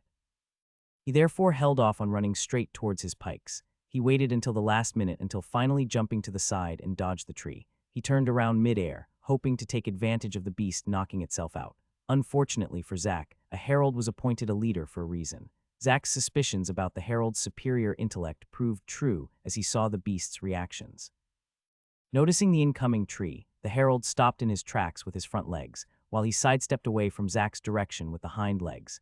Its front legs carved a deep groove for a few meters before it stopped, while it changed angle to point toward Zack. This resulted in the beast still moving towards the tree, but it instead slammed into it with its shoulders rather than its head. Due to the breaking, the slam seemed to enrage the beast further rather than hurt it. It hadn't lost much time from the slam, and now Zack was in a precarious situation. The beast immediately jumped towards him, its huge jaws trying to rip him in two from his chest. Flustered, Zack rolled on the ground down in between the beast's leg, hoping to gain access to the more vulnerable belly. He knew now he needed to thoroughly enrage the beast so that it would blindly charge through the bushes and into his palisade. He was now in an awkward position in between the front legs and could only rely on cosmic energy to generate force in his swings. He slammed the hatchet up into the torso of the beast a few times, hoping to puncture a lung. It was effective as a stream of blood showered him, and the monster elicited a painful yelp. He only had time for a few swings, though, as he suddenly was slammed on his left side by a kick. Zack flew away once again like a ragdoll, and this time he felt that he had broken at least a rib as breathing felt like getting stabbed. He could only grit his teeth and circulate more cosmic energy to keep his injuries in check. He was already starting to run dangerously low, and fatigue was starting to set in. He kept running toward his trap, but still afraid to run into it. The beast was enraged, but it still hadn't lost its reasoning completely, and Zack was afraid that it would notice the trap. Then he would be well and truly screwed. He needed at least one more effective assault. The herald was soon upon him again, this time swiping with its front paw, hoping to catch Zack in its claws. Zack could only frantically dodge and jump out of the direction. He tried to get a swing in every now and then to hurt its legs, but it largely proved ineffective. He had hit true a few times, but only some flesh wounds were created. Zack once more tried a riposte after dodging a swing, but this time a large head closed in with extreme speed. The herald tried to chomp off his arm during his swing. Zack quickly retracted his arm, and it was almost too late. The maws closed a fraction of a second too late, allowing Zack's arm to disengage. His hatchet wasn't as lucky, however, and the monster chomped down on the head. A crunch was heard, and when Vul opened its maw again to try to take another bite, the axe was released. The already worn axe was now completely deformed, and had essentially turned into a stick with scrap metal on top. The edge was gone, and instead it more resembled a mace now with some random sharp edges. A flame of rage ignited in Zack's eyes when he saw his trusty companion being completely ruined by the herald, and he completely forgot about safety. With a roar, he stopped backing away, and instead forced most of his remaining cosmic energy into his right arm and legs. With a desperate lunge, he jumped straight for the herald, surprising it for a split second. That was all he needed as Zack plunged the scrap weapon into the left eye of the beast. The demon forcefully jerked backward from the pain, for a second standing only on its back legs, reaching an impressive 3-4 meters in height. Pained yelps quickly transitioned into roars of blazing fury, and Vul stomped down towards Zack, trying to flatten him like a pancake. Zack had no time to care about his beloved hatchet being stuck in the eye of the monster, and started a mad dash away from the beast. He saw that the monster was completely and utterly raving with anger and pain right now, so this was his chance. He focused the last of his energy in maximizing his speed as he dashed the last distance toward the trap. The herald was hot in pursuit, not caring about anything anymore, completely smashing through any smaller rocks or trees that was in its path. Finally, he reached the bushes where the poles were hidden, and by now the huge beast was right in his heels. Zack could even feel the heat from its maw. Zack simply dove through the bushes head first, making sure to keep a height below that of the placed spears in order to not skewer himself. It was with great relief Zack could sense that the herald thundered straight into the bushes right behind him, intending to simply rip through it. As Zack landed on the ground, he felt a huge impact behind him which caused the ground to tremble. One of the trees had struck the herald straight in its chest, entering at least a meter and impaling it where it stood. The beast shuddered and let out a miserable roar which echoed in the surroundings. Blood was flowing out of its mouth like a waterfall, drenching both Zack and the surroundings. It immediately started wildly thrashing around, unheeding of its wounds. The contraption couldn't take the weight and almost immediately collapsed. Even if it was almost blinded and bleeding out, the herald wouldn't go quietly, as it incessantly wailed and thrashed about. One of the swings hit Zack square on his left arm, punching him down in the ground before he could get out of the way. A loud crack could be heard, and Zack almost passed out from the pain. It followed up with a few frantic swipes with its claws, which rent long gashes all along his back while he helplessly lay on his stomach beneath the impaled beast. Luckily for Zack, the thrashing didn't continue for too long, as a huge amount of cosmic energy entered him. Some helped replenish a small part of his severely depleted reserves, while most worked toward leveling him up. The surroundings felt extremely quiet after the sounds of battle had subsided. He lay panting on the ground and couldn't help smile with bloodied teeth. He'd done it, but just as Zack felt elated over his victory, a responding roar echoed in the distance, and then another, and suddenly the forest was filled with a cacophony of bestial roars. Backup was coming. Zack only knew pain as he pushed forward through the forest, not even knowing if he went in the right direction. From all directions, he could hear roars from different beasts closing in. His consciousness was hazy, and he only moved on instinct by now. He had been fleeing for a while since being forced to run from the roars in the forest. He had only had time to yank the mangled hatchet out of the herald's eye socket before using the little cosmic energy he had to speed away. A crash was heard to his left, and a barghest bounded toward him to intercept his flight. He intuitively tried to dodge, but his feet did not listen to his commands, and he fell over. It was lucky too for Zack as the demon dog flew straight over his fallen form. Zack numbly got to his feet and continued on. Soon the barghest had managed to run around and came toward him again. The scant cosmic energy in Zack's body circulated as he suddenly turned toward the demonling, and with a growl swung his mangled hatchet down in a mighty overhead arc. The strike hit clean on the beast's forehead, slamming the maw closed and its head into the ground. The power was so strong that its thick cranium cracked, and both blood and brain matter covered the axe. The beast was stopped right in its track and lay on the ground convulsing. Zack had no time to finish off the beast as a movement in his periphery made him instinctively swing outward. The axe head hit a dark shape and elicited a pained yelp. It was a Gwilgi which had planned to take advantage of the fight and strike a finishing blow at his head. Unfortunately for the hound, this had happened dozens of times by now, and a response had been engraved in Zack's subconscious by now. The Gwilgi fell down, likely with a few broken ribs from the impact of the axe. It had hit the beast with its blunt side, but with Zack's power and cosmic energy, such a strike was still lethal if positioned correctly. Zack wasted no time and finished it off with another swing down on its head. The physical exertion worsened his wounds even more, and he suddenly puked out a mouth of blood with chunks of something else. But he didn't stop. Zack drudged on almost like a zombie, felling any foolish oncoming beasts in an eye for an eye type of disregard for his own body. After either a few minutes or a few hours, the onslaught of demons had ended. A familiar sight jolted his almost dormant consciousness awake. It was a large oak standing solitary in a glade, with an assortment of flowers strewn across the ground. The sight gave almost a spiritual impression, like the oak was a spirit tree of some woodland elves. And more importantly, this tree actually represented salvation for Zack. He shakily put his axe into his belt and started to slowly climb the tree. His left arm didn't quite respond, and he had to arduously move upwards with his right arm and legs. On a normal day, he could be at the top of the tree in seconds, but now it felt like climbing a mountain. He had completely run out of cosmic energy, and it felt like each cell in his body had been completely wrung out. Every movement was powered by force of will rather than anything else. Finally, he was roughly 5 meters above the ground and crawled up on what looked like a plateau. It was 3 sturdy branches that grew in a close proximity in a row, with the middle branch grew slightly lower. They had formed almost an enclosure. Along the branches, there were vines wired to make walls and flooring, and finally some cut of branches full of leafy growth had been placed around to insulate and hide the enclosure. It was one of the many camps Zack had created over the last few weeks. Every time he found a tree, a cave, or some other natural formation that could be turned into a secluded resting stop, he had stopped and turned it into a camp. One never knew when one had to hide from beasts or wouldn't be able to get back to camp, so he had prepared these as a precaution. Zack slumped down on the blanket of leaves that were placed on the middle branch and dragged out a bottle of water placed next to the trunk. It had been placed by him there when building the hideout. He greedily drank half the bottle before the pain in his ribs simply stopped him from continuing. Finally, he could take it no longer and drowsily closed his eyes and passed out. He spent the next few days stuck in the tree. For the most part, he had slept, as he had problems staying awake when he was so utterly drained of cosmic energy. His amulet helped, but it seemed it would take a few days for him to recharge. Even though he had survived, it did not feel like a victory anymore. The glorious feeling from right after the kill was long gone. He was incapacitated from pain and blood loss, and even with his high vitality, it would take time to heal.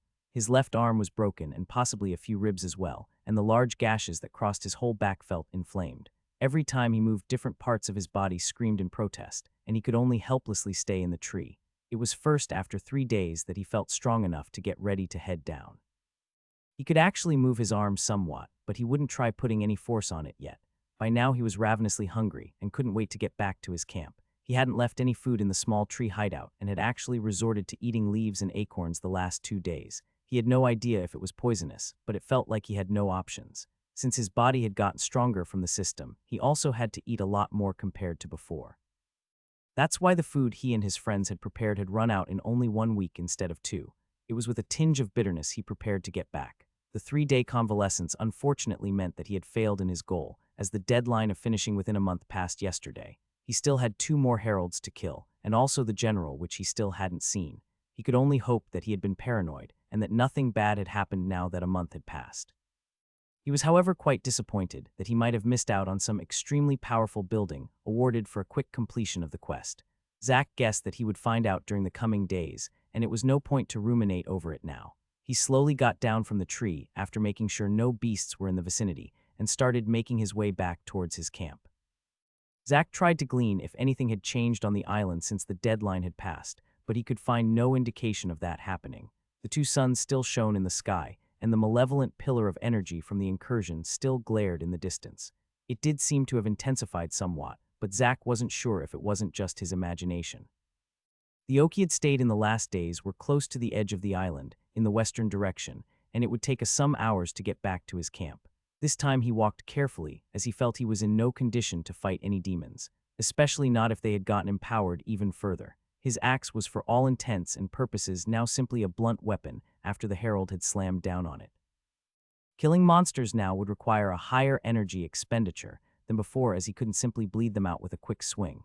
So it was with great care Zack made his way through the familiar forests until he suddenly heard rustle in the bushes ahead. He immediately crouched down and hid behind a tree and some bushes while trying to see what lay ahead. After a quick glance, he almost instinctively got up and shouted out to get attention, as what he saw was three people slowly making their way through the forest. Luckily, he managed to stop himself in time as he noticed a jarring discrepancy: the people had horns. Azan walked through the forest with his two companions, irritably swatting branches and flies away. It was his first time off-world, and the change in climate was jarring. He missed the soothing monochromatic environment of his clan.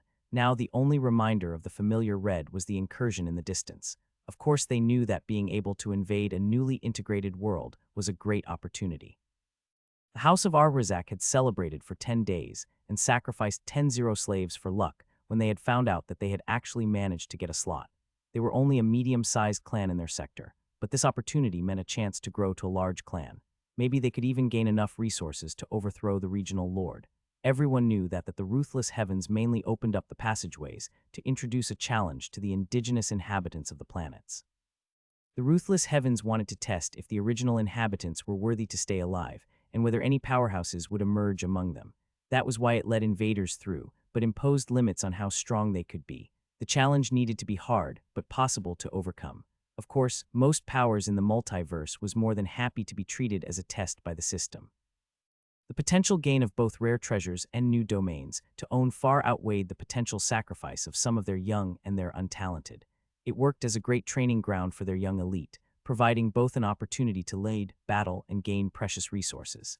The elders of the clan were even more ecstatic than they learned that the world had been given a D-rank classification. It was no secret that when the system integrated new worlds, the huge influx of energy could create all sorts of rare and invaluable treasures all over the fresh worlds. The higher grade the new world was, the more treasures would appear. A fresh D-class planet wasn't top tier, but at least it was above average. It usually wouldn't be the turn of some middling clan to get access to this type of smorgasbord. Normally, some archdemon would have nudged the heavens and snatched it from them, but luckily, the Great War was reaching a white-hot intensity. All the real powerhouses had their hands full and couldn't focus on this matter, even though the potential gain was great. Azan had grown up hearing stories of how even lowly imps and thralls had managed to turn into archdemons after entering a fresh world. They had found some treasure or natural oddity that had helped them shed their lowly heritage and emerge as a powerhouse in their galaxy. Of course, Azan knew that even if some treasure was discovered, it wasn't his turn to enjoy it. They would all enter the greedy hands of their general. Even though the general couldn't be considered a top talent of their clan, he had managed to snag this great opportunity. He guessed it helped to have a great demon as a great-grandfather, who spoiled him rotten. The old demon had forcefully elected his only great-grandson, Agraz Arrazak, to lead the incursion. Azan and the rest had discovered his incompetence even before entering the new world, afraid that there would be a strong resistance on this world, and that losses of their forces would reflect badly on him. He had simply unleashed beast hordes to kill everything around the incursion for the first month. He had chosen 4 evolved beasts to lead their packs, and simply let them run loose without any supervision from a beast master or tamer. Even many of the elders had disapproved of such cowardice, but the great demon quashed any dissension. He only dared to enter when the first limiter was loosened. Everyone had been shocked to discover that both Urkaz and Vul were dead when they finally arrived. While neither were particularly strong, both were elites who had been chosen among the thousands of beasts to be leaders of the beast packs they sent through to clear the area. They were almost at the limit of what the ruthless heavens would allow to pass through the incursion, and it had cost the clan a fortune to send them through. They had been heavily nurtured and given many supplements to increase their physiques. After the restrictions lifted, they would be like kings in a newly initiated world.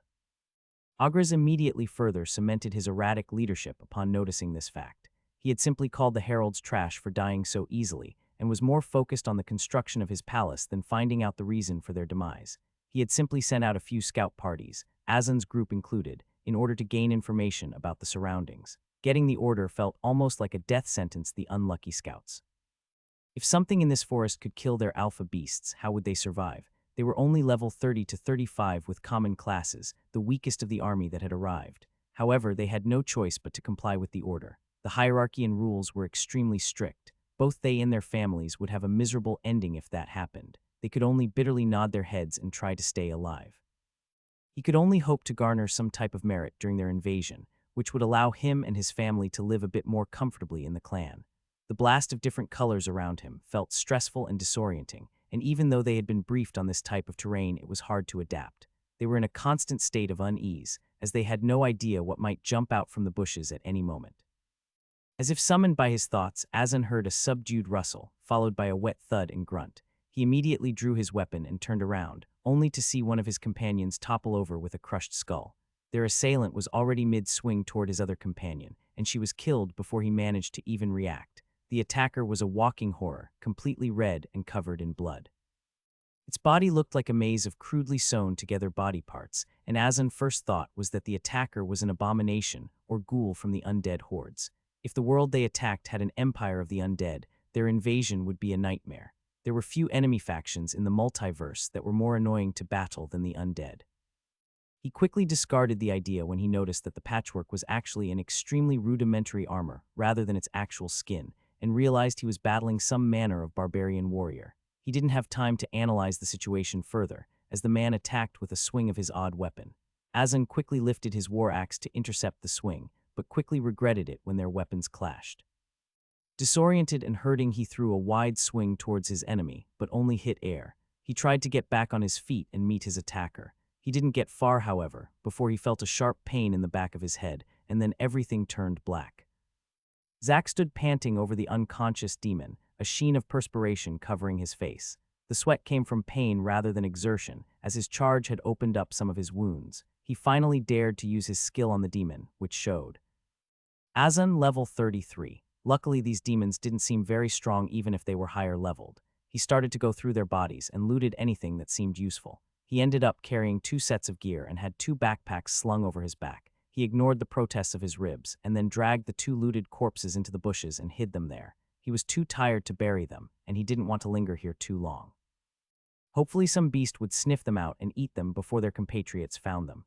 Zack was somewhat surprised with how calm he was with his actions. These 3 were clearly sentient beings, to the point that Zack had mistaken them for humans for a second. Still, he had butchered them without any mercy or hesitation. He had been slaughtering nonstop for a month, but those had generally been beasts with the exception of the imps. He had thought that he still would have some trepidation when dealing with humanoid beings, but it seemed that something deep and primal had changed in him during the last month. He was harder and colder compared to before, and he felt that he likely wouldn't be able to go back to what he was. Just as the world had changed, so had he. Zack sighed and slung the unconscious Azan over his shoulder, and the action caused him to whimper in pain. He would have preferred to drag him, but he didn't want to leave a trail straight to his campsite. He wasn't far away from home now and slowly walked the last bit. When he was 100 meters away from the camp, he stopped and put his captive down. After making sure that the demon was still unconscious, but alive, he got a few vines and tied him up. Then he slowly made a circle around the camp, looking for any sign that there had been foot traffic in the vicinity. A drawback of the illusion array was that he had no idea if 10 demons were waiting inside his camp without him seeing it, so he wanted to make sure that his surroundings were undisturbed. He couldn't find any signs of anyone having walked through here lately, so he quietly skulked towards the camp and took a peek inside illusion array. Luckily, the camp was undisturbed, so Zack went back and got his demon, and then walked back into the safety of the illusion array. Finally back, he let out a long sigh that had felt lodged in his chest for the past few days. A growl from his stomach reminded him he had only eaten nuts and leaves in the last days, and he quickly went over to his car and snatched a handful of dried meat he had hung on a line between the trailer and SUV. He sat down in his camper chair with a grimace and started to devour the meat while staring at his new captive. He truly looked exotic, with a skin that was tinted in a grayish red. The skin looked coarse and almost like a cross between scales and normal human skin. Red tattoos which reminded Zack of the fractals from the skills and arrays adorned his upper arms. He was donned in a form-fitting leather armor, which seemed to be made for an agile fighter or scout rather than a dogfighter. It had vambraces inlaid with a metal plate which covered his forearms, but left the upper arms bare. The chest plate was formed by a woven mesh of leather strips which seemed both pliable and durable. He had on a belt where he had kept his weapons until Zack stole them, and a pair of dark gray leather pants. It wasn't only the craftsmanship that was far superior in the gear, the materials were as well. When Zack tried to cut through the leather with one of his kitchen knives, he couldn't even make a scratch, even after applying pressure. Zack assumed the leather came from some strong beast on the demon's home planet. Oddly, neither this demon nor the others wore any shoes, but after an inspection it made some sense. The demon's feet looked like a slimmer version of the Barghest's taloned paws, with 3 sharp claws in the front. Finally, the pair of horns that had warned him from approaching them. They were a blood-red color and looked like an artist's rendition of fire. They started in his upper forehead and was bent backwards along his skull. It looked like tongues of fire were reaching upwards along the horn. It did not seem that they used them for goring enemies, rather it looked largely ornamental. The demon was still out cold, so Zack took the opportunity to go over his status window while getting another helping of dried meat. Active quests: Unlimited Potential Normal, reach level 25. Reward: Unlock class system. Dynamic quests: Off with their heads unique, kill the 4 heralds and the general of incursion within 3 months. Reward: 10 E-grade Nexus crystals, E-grade equipment, unique building depending on performance. 2-5. Incursion Master unique, close or conquer incursion and protect base from denizens of other alignments for 3 months. Reward: 5 E-grade Nexus crystals, outpost upgraded to town, status upgraded to lord. 0-3. Zack had gained 2 levels from killing the herald and the other monsters while escaping. From how thick the cosmic energy felt, he wasn't far from gaining another level either. He also noticed that he had gained roughly 8,000 Nexus coins from his attack on the herald and the subsequent escape. His quests had also been updated, with the quest called Unlimited Potential Show. Complete at the end. His Demon Slayer quest had just disappeared after completing, but Zack guessed that this quest remained as he still hadn't chosen a class. Zack immediately placed 4 points into strength. He had noticed during the last month that each additional point in a stat had a greater effect than the earlier points. It was like the gains were exponential. This had made him feel that specialization was more highly rewarded compared to putting points in every stat. Besides, with his large amount of titles, all his stats were quite high in any case, affording him the opportunity to go deep in a specific attribute.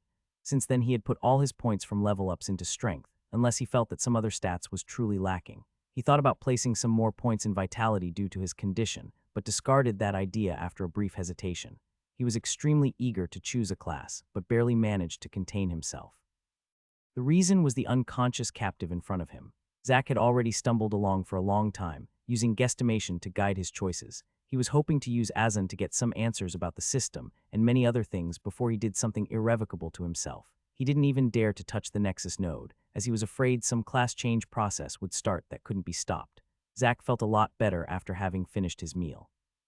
With a grunt, he got back to his feet and filled a bottle with water from the water array. He walked over to the demon and poured the contents over his face, resulting in the demon sputtering and waking up. Azan had a look of shock and horror on his face as he woke up to the sight of Zack, who still hadn't bothered to change or remove the blood that was caked all over him. "So I guess I am sorry about your friends. Do you understand my words?" Zack said with a coarse voice. He realized that those were essentially the first words he had spoken in weeks. In the beginning, he had muttered and mumbled things to himself, but soon he had grown accustomed to the silence. Zack didn't know if it was because of what he said, but the demon snarled and desperately tried to get himself free from the vines. Zack sighed and brandished his hatchet, and with a grunt he slammed it straight next to the tied-up demon. It produced a loud thud, and a small crater was formed. Had he swung just a decimeter to his right, then one of Azan's leg would have been mutilated by now. "Do you understand my words?" Zack repeated. He wasn't really expecting the demon to actually speak his language, but rather that the system provided some translation feature. Language would be a pretty large issue if the system connected endless amounts of worlds. The demon simply stared at him, then suddenly closed his eyes. "Hello?" Zack prodded once again, unsure what the demon was planning. Suddenly, Zack could sense how the cosmic energy in the surroundings started to move toward them, and the demon's body started to shake. Zack got a sinking feeling in his chest and didn't dare hesitate. He immediately swung his hatchet down on the skull of the demon, crushing it like he had done with the other 2. The body slumped down, and blood gushed out of his nose. Zack got a confirmation that the demon was dead from the influx of cosmic energy, but the uneasy feeling did not disappear. Suddenly, the body started expanding, and Zack's eyes went wide with alarm. He barely managed to throw himself away and down on the ground, before the corpse exploded with a tremendous bang. Zack slowly got up on his knees, disoriented and ears ringing. Somehow the demon seemed to have made the energy in his body go haywire, and he actually had exploded like a bomb. The camp was in chaos, with the windows of the car having cracks all over. The closest had completely shattered. Things were thrown around haphazardly, and there even was an indent on the exterior wall of the camper. Luckily, he had killed the demon in time, or he might have been able to gather even more energy and created a far more deadly explosion, wiping out both him and the camp. These demons are going to be a pain, Zack thought with a grimace while looking at the mess. Zack was slowly moving through the forest. Since the demon blew himself up, he had been stealthily roving around the vicinity of the camp. The illusion array blocked sound to a certain degree, but he was afraid that the explosion would have bled through the protection and alerted other demons. However, he had been moving around the camp in expanding circles for 2 hours now and had seen no sight of any more of the demons. While he had been scouting, he'd also taken the time to properly bury the 2 other demons. It wasn't to properly honor the dead, but rather to avoid the bodies getting discovered. Finally satisfied that he had caught a lucky break and still wasn't found out, he returned to the camp. He spent some time cleaning up the camp. Some of the loot from the demons unfortunately been destroyed by the explosion. He hadn't expected his captive to go nuclear as soon as he woke up, so Zack had simply thrown the gear down in a pile not far from him. The bag seemed to have contained some vials which Zack supposed were either healing tinctures or poisons. The bags were still whole, but the vials had cracked. Inside was a mess of the different mixtures' glass shards, and Zack certainly didn't want to rummage through it now. The male's leather armor was ruined, but the female demon's suit underneath seemed intact. But most important was the weapon that Azan had been carrying. It was a one-handed battle axe. It was much longer than his hatchet, reaching roughly 80 centimeters. The head was single-headed, but with a sharp spike sticking out on the other side, perhaps for balance. The edge itself was a half-moon over 30 centimeters long. Zack tried the edge with his thumb and was surprised to see that he immediately started bleeding. It was hard for a normal kitchen knife to cut his skin now without some effort, which showed just how deadly his new weapon was. The handle was black, and it appeared that it had some fractals carved onto them. However, these fractals somehow seemed far more rudimentary compared to the ones on the array flags. Finally, a strip of some unknown beast hide had been used to create a handle. This clearly was a weapon for war, rather than a tool as his hatchet. If he had this thing during his fight with the Herald, he might even have been able to kill it off with the initial charge. Zack tried using. I have discernment on the weapon, as the axe seemed to be somewhat related to the system with the pattern on the handle. However, it gave no response. Either the skill couldn't show information about items, or items didn't work like that. He had a feeling it was a problem with the skill, as it was by far the cheapest skill that Nexus coins could buy. It would be odd if it was too versatile. Apart from this, he had scrounged up a hooked sword, a couple of knives, and various bracers and shin guards. There might be something else in the bags, but he would wait until the mess dried out. He didn't really care for the sword and left it to the side, but was delighted with the small knives. They were small and straight with edges on both sides of the blade, giving them excellent balance. He felt they were used for throwing and battle rather than skinning animals and the like. They would be a great addition to his arsenal, as he was sorely lacking any ranged attack. Every time he wanted to kill an imp, he had to hurl his axe on it or a bunch of rocks. But this would be a deadly alternative which didn't force him to throw away his main weapon. He already practiced throwing rocks in the axe for some time every day, and swapping to daggers shouldn't be too large an adjustment. After going through the gear, he finally couldn't wait any longer and approached the Nexus node. It was time for him to get a class, no matter if it was the right choice or not. He pressed his palm against the smooth surface of the crystal and mentally tried to access the class system. A new box appeared in his vision with multiple rows. Top 5 class choices. Warrior F grade common, fledgling combatant, proficient with melee weaponry, upgradable. Acolyte F grade common, fledgling wielder of the elements, initial proficiency with elemental magic, upgradable. Marine F grade uncommon, lowest ranked naval combatant, proficient with battles at sea, upgradable. Demon Hunter F grade uncommon. Having dedicated his life for the eradication of the demonic race, the Demon Hunter has attained a high proficiency in locating and eradicating anything of demonic nature. Upgradable. Hatchetman F grade, rare. Their army is an endless forest and I'm the lumberjack. Upgradable. Random F grade class. 92.9 common, 5 uncommon, 2 rare, 0.1 epic. Roll the dice. That was all the information Zack could get out of the system. He tried to get a more in-depth explanation with mental commands such as details and info, but the short excerpt was all he could go on. The first thing he noticed that classes did not seem equal. All 5 choices did have the same grade, F grade, so it seemed everyone started at the same grade. They did, however, have different rarities, ranging from common to rare in his case. He did not know how large a difference there was between the rarities, but he could only assume that a higher rarity class would be stronger than a low rarity one. The second thing he noticed that all the classes were upgradable. That likely meant that he could get stronger classes in the future, but they would be based on the class he chose now. It might be secondary classes, or it might be possible to change classes, but he had no information about this. He therefore had to make the choice under the assumption that his choice would influence his future trajectory to a large degree. The third was that the available choices seemed to be at least partly based on his accomplishments. The Marine class was likely available because he was situated near an ocean. The Demon Hunter class came from killing demonic creatures non-stop since the system arrived. He was not sure about the Hatchetman class, but he had used a lumberjack's hatchet for almost all his kills, so he assumed it might be based on that. But it was a combat class going by the description, rather than a woodworking class. The last choice was a gamble. Even an epic class was available, albeit only at a 0.1 chance. His luck stat might influence those odds, but it was unclear how. If each luck point increased his chance to get the epic class by 1 point, he wouldn't hesitate. He would roll the dice in a heartbeat, but he doubted it would be that easy, so he felt no need to use this option. He already had a rare and 2 uncommon classes to choose from, so he had no reason to gamble. Besides, there might be classes that didn't help him in combat. What if he got a rare painter class from gambling? While it might be nice learning a new skill, it would not help him on the island. He would therefore definitely choose one of the available classes. First, he eliminated warrior. It seemed quite basic, and it felt like most other choices were better. Next, he eliminated both marine and demon hunter. He didn't like the prospect of limited boosts. He had no aspirations to live out the rest of the life on the high seas, so a water-centric class did not make sense to him. He also didn't want to spend his life hunting demons. The demon hunter class might very well be the strongest class for him right now, as there still were demons infesting the whole island. However, either he or the demons would be gone in 2 months, so it didn't make sense to pick this class either. Abby had told him that the multiverse consisted of myriad classes. This meant that it wasn't like Hell's Gates had opened, and the universe was being invaded by demons. They were just one of many potential enemies in the vast multiverse, so even if he survived, he did not know if there were any other demons on Earth apart from in this particular incursion.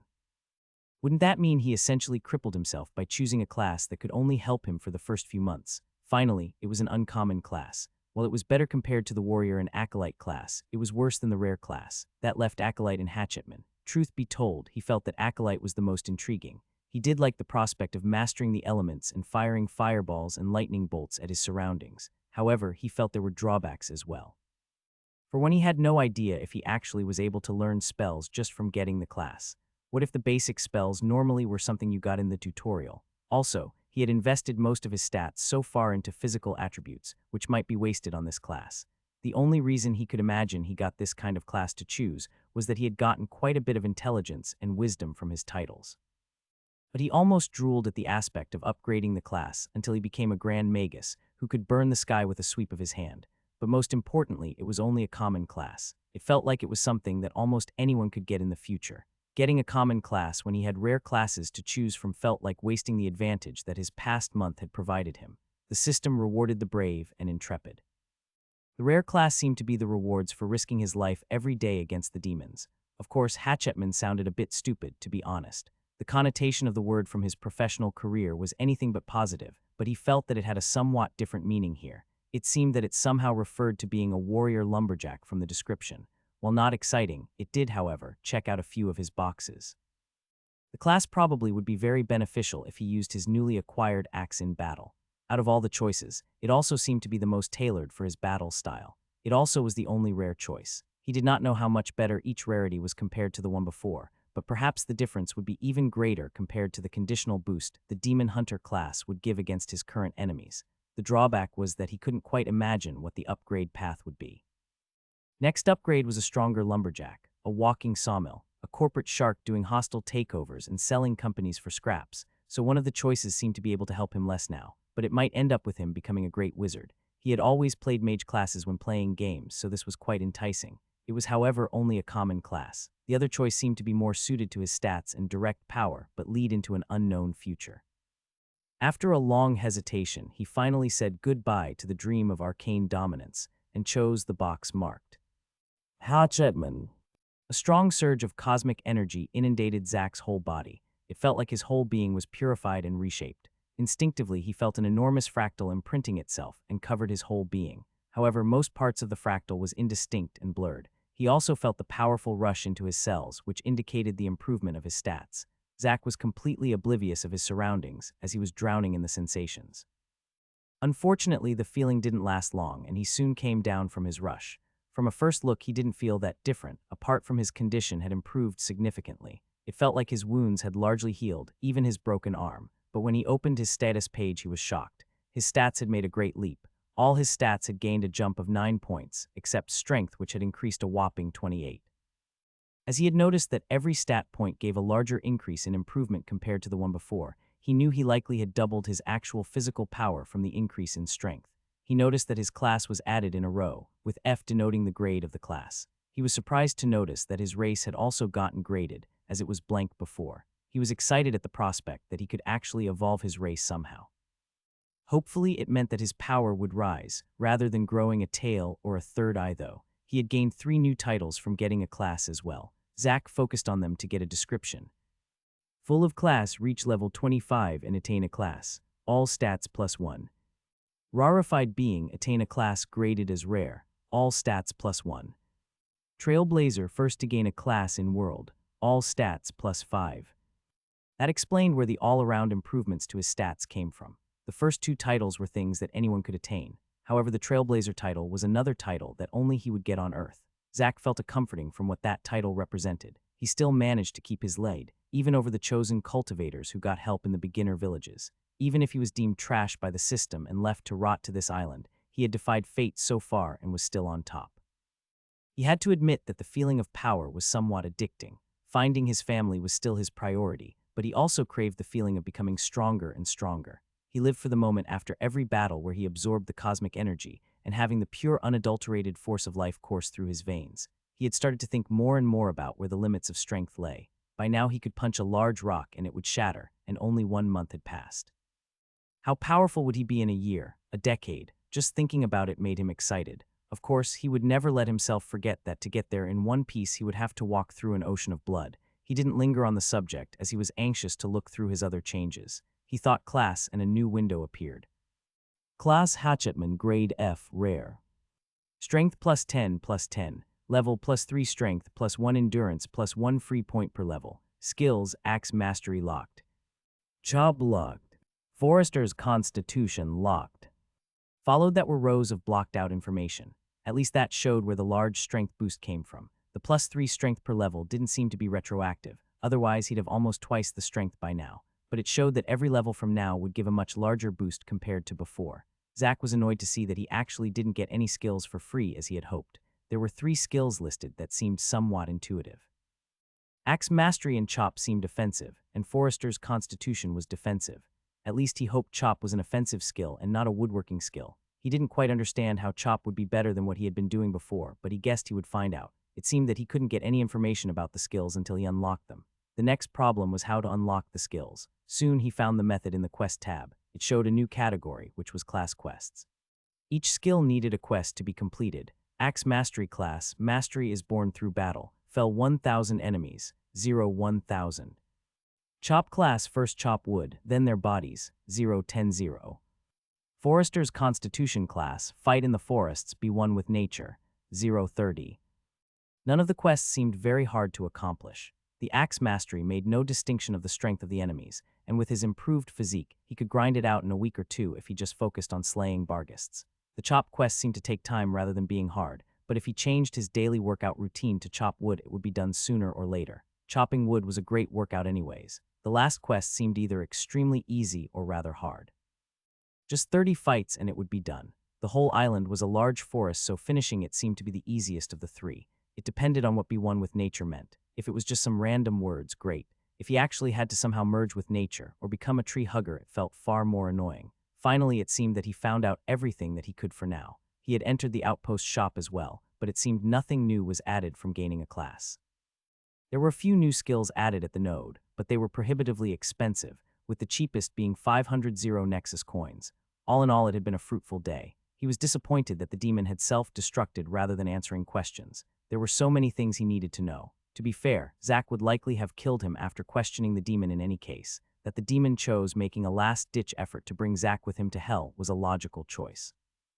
Luckily, the gear he gained and the strengthening made the sting less severe. He still looked positively insane from the blood and broken gear, and didn't want to put on the gear while looking like this. He left the camp to patrol the vicinity for a while, and then went back. This would likely be a new addition to the daily routine. The humanoid demons seemed far more organized compared to the dumb beasts that Hade came through the incursion first. Satisfied that there were no enemies nearby, he moved water from the water array into the tanker's reservoir. Finally, he ripped the patchwork armor off and took the first good shower in over a week. It was a risky move, but the grime and blood was making even him crazy, and he needed to get it off. He brought his new axe with him into the bathroom in case he was ambushed while in there. It took half an hour to scrub the layers of dirt and blood of himself before stepping out of the shower. Even cleaned up, he could barely recognize himself in the mirror. His whole body had undergone a metamorphosis during the last month. Almost all of the fat was gone, leaving only a thin layer covering his muscular frame. His physique looked hard. His muscles were compact and wiry rather than big and swollen like a bodybuilder's. He thought he actually might be smaller now compared to when he worked out at the gym. Of course, he knew that an explosive power was contained in these muscles, and that they were so dense that maybe not even a bullet would penetrate them by now. All over his body were scars of varying size and severity. His tactic of boosting his vitality and taking blows for landing killing strikes had been effective, but it had left an undeniable mark. He looked down on his rough and calloused hands. It was hard to believe what these hands had done the last weeks. Once he had actually ripped the jaws of a Gwilgi straight apart when he had dropped his hatchet. Zack sighed and put on one of his last whole T-shirts and undergarments. He didn't want to use his rags together with his new gear. Unfortunately, the chest pieces of both the male's leather armors had been blasted to shreds, so he could only put on the female's armor. He didn't worry about it too much, though, as he had a strong suspicion that there would be many more demons in the woods that could supply new gear. To get adjusted to his new weapon, he dragged over a thick log. He reactivated his gravity array and started cutting the log into firewood, working out and working on his quest simultaneously. It was already late, and he would not go out hunting anymore today. As he was methodically swinging his axe, a trace of anticipation could be seen on his face. For the first time since the world changed, he looked forward to go out and test his might. Zack woke up early the next day. He had slept outside with axe in hand and geared up, just in case of a nightly raid. He once again set out to scout the vicinity, but nothing seemed to have moved through there during the night. Zack wasted no time and set out towards the direction of his fight against the Herald. He wanted to scout out the situation before proceeding toward the next Herald. He still wanted to complete the quests as quickly as possible, but the new enemies had proved that something had changed on the island. Zack wanted to scout the situation out until he knew what that change meant, and decided to start from where he had fought Vul. After walking for a while, he ran into a Barghest. A creepy smile appeared on Zack's face, and he brandished the axe. The beast was aggressive as ever, at least, as it mindlessly charged at him. Zack sidestepped to let it run into a tree behind him just to gauge its power. He was surprised to see that it didn't actually just charge into the tree as before. It instead bit into it and ripped a good chunk out of the wood out almost impossibly fast. Of course, it still couldn't stop its momentum, and still hit the tree square with its now closed maw. Zack wasted no time, and with a swing completely decapitated the demon. He felt almost no resistance when cutting through the spine of the demonling, and the axe continued down with such ease that he almost cut into his own leg before he could stop the descent. He knew the axe was extraordinarily sharp since yesterday, but he was still shocked how easy it went through. As he continued on, he wouldn't avoid any beasts anymore. Rather, he'd go out of his way to kill them if he found them. He looked forward to getting the axe mastery skill, and wouldn't miss an opportunity to work on his 1,000 kill goal. He had been annoyed when he had noticed that only the axe mastery quest progressed from kills, not the forester's constitution quest. He would have to figure out what was missing later. He also confirmed that the chop quest did not progress from battling, even though it mentioned chopping bodies. As he was advancing, he noticed that the beasts had indeed improved. They were stronger, faster, and more impressively, they seemed smarter. It was as if a limiter had reduced all stats, including intelligence. Then it had been lifting gradually during the last week of the month, and as the last day passed, the limit had been ripped off completely. Overall, he gauged that the beast's stats had improved by roughly 50 since 4 days ago.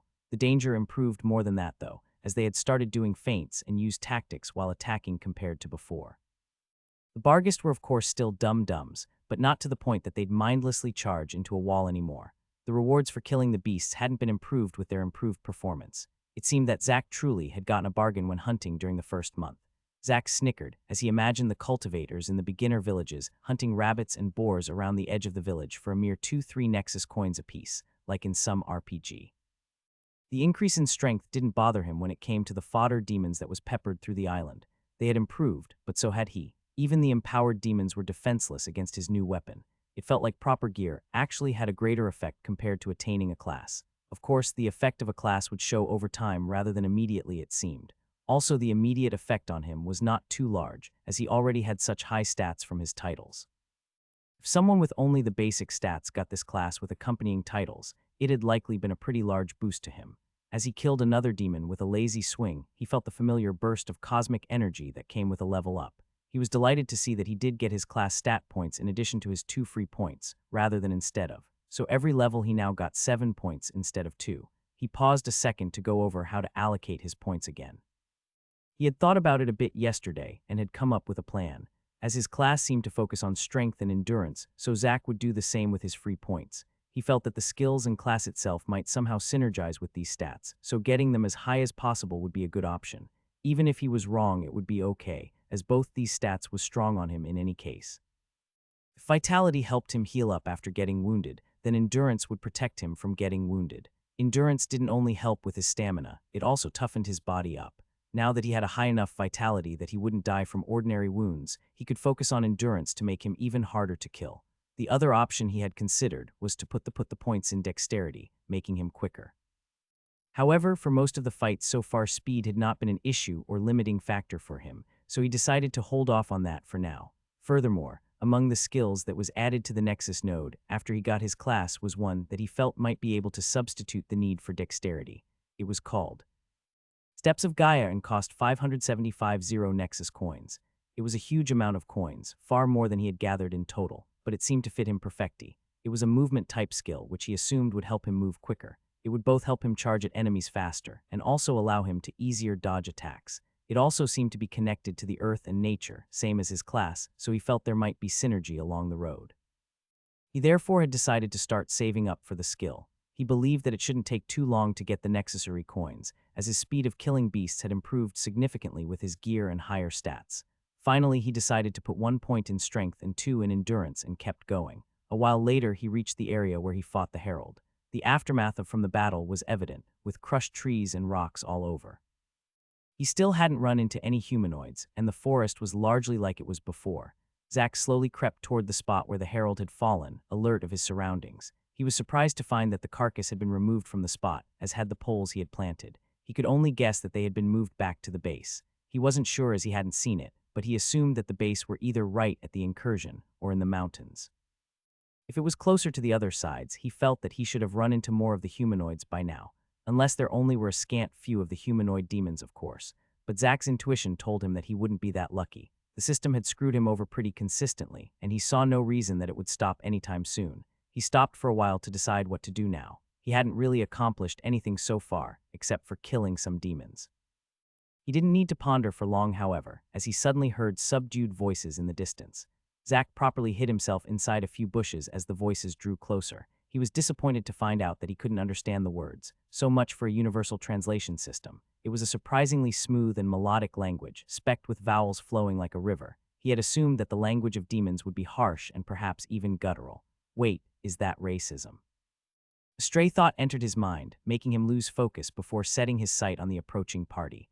The party looked somewhat similar to the one he had killed earlier, except that this party was comprised of 4 individuals rather than 3. There were 3 males and 1 female. The 2 males looked like a mix of rangers and warriors, dressed in leather armors and wielding a sword each. The female walked in front and seemed to be the lookout, as she was carefully scouting the surroundings and had a bow slung on her back. The final man was unarmed but seemed to be a leader, or at least of higher status. The quality of his gear seemed to be a notch above the others, such as a chest plate made of the same black metal as his axe handle. It was engraved in the same manner as the handle as well, but more intricate. Zach had a feeling that these engravings had some sort of effect, like magically imbuing the gear with sharpness or defense. He had found no ways to use the engravings so far, though, and hoped he might get an idea from the unarmed man. Another reason Zach surmised the well-equipped man was of higher status than the other was that he could sense a formless pressure emanating from him. It felt like he was looking at a dangerous beast rather than an unarmed man. While Zach was well hidden, he decided to slowly recede further into the brushes. This party seemed both deadlier and more alert compared to the last one. His actions were in vain, however, as the female suddenly grabbed her bow and an arrow in a fluid motion, and without hesitation fired it straight in the direction of Zach. Zach tried to get out of the way, but there was no time as the arrow slammed straight into his side. Zach almost lost his breakfast as the arrowhead slammed straight into his gut. It punched through the wired leather armor and continued into his body. Luckily, most of the force had been spent going through the armor, and with Zack's high endurance, it only proceeded 2 centimeters before stopping. This kind of wound wouldn't realize Zack anymore after constantly getting hurt from his fights. However, he still hesitated for a second after ripping the arrow out, fight or flee.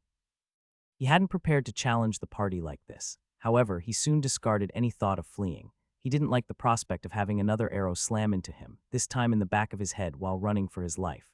The ranger seemed to have some detection skill, as she could spot and shoot him while he was hidden in bushes a few hundred meters away. He needed to kill the archer at least before fleeing. He threw the arrow away and pulled out one of his smaller knives from its sheath. Zack wasted no time and threw it straight at the archer, and it flew with at least the same velocity as the arrow that had hit him.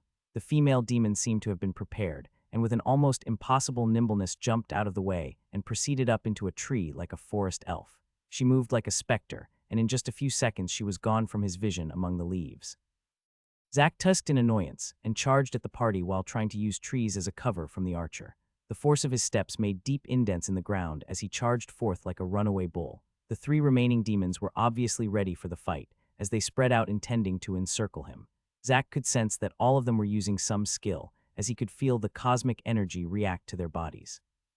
An illusory red gas started floating around one of the combatants, giving him a more sinister feel. The other underling pointed down on the ground, but Zack couldn't see anything happening.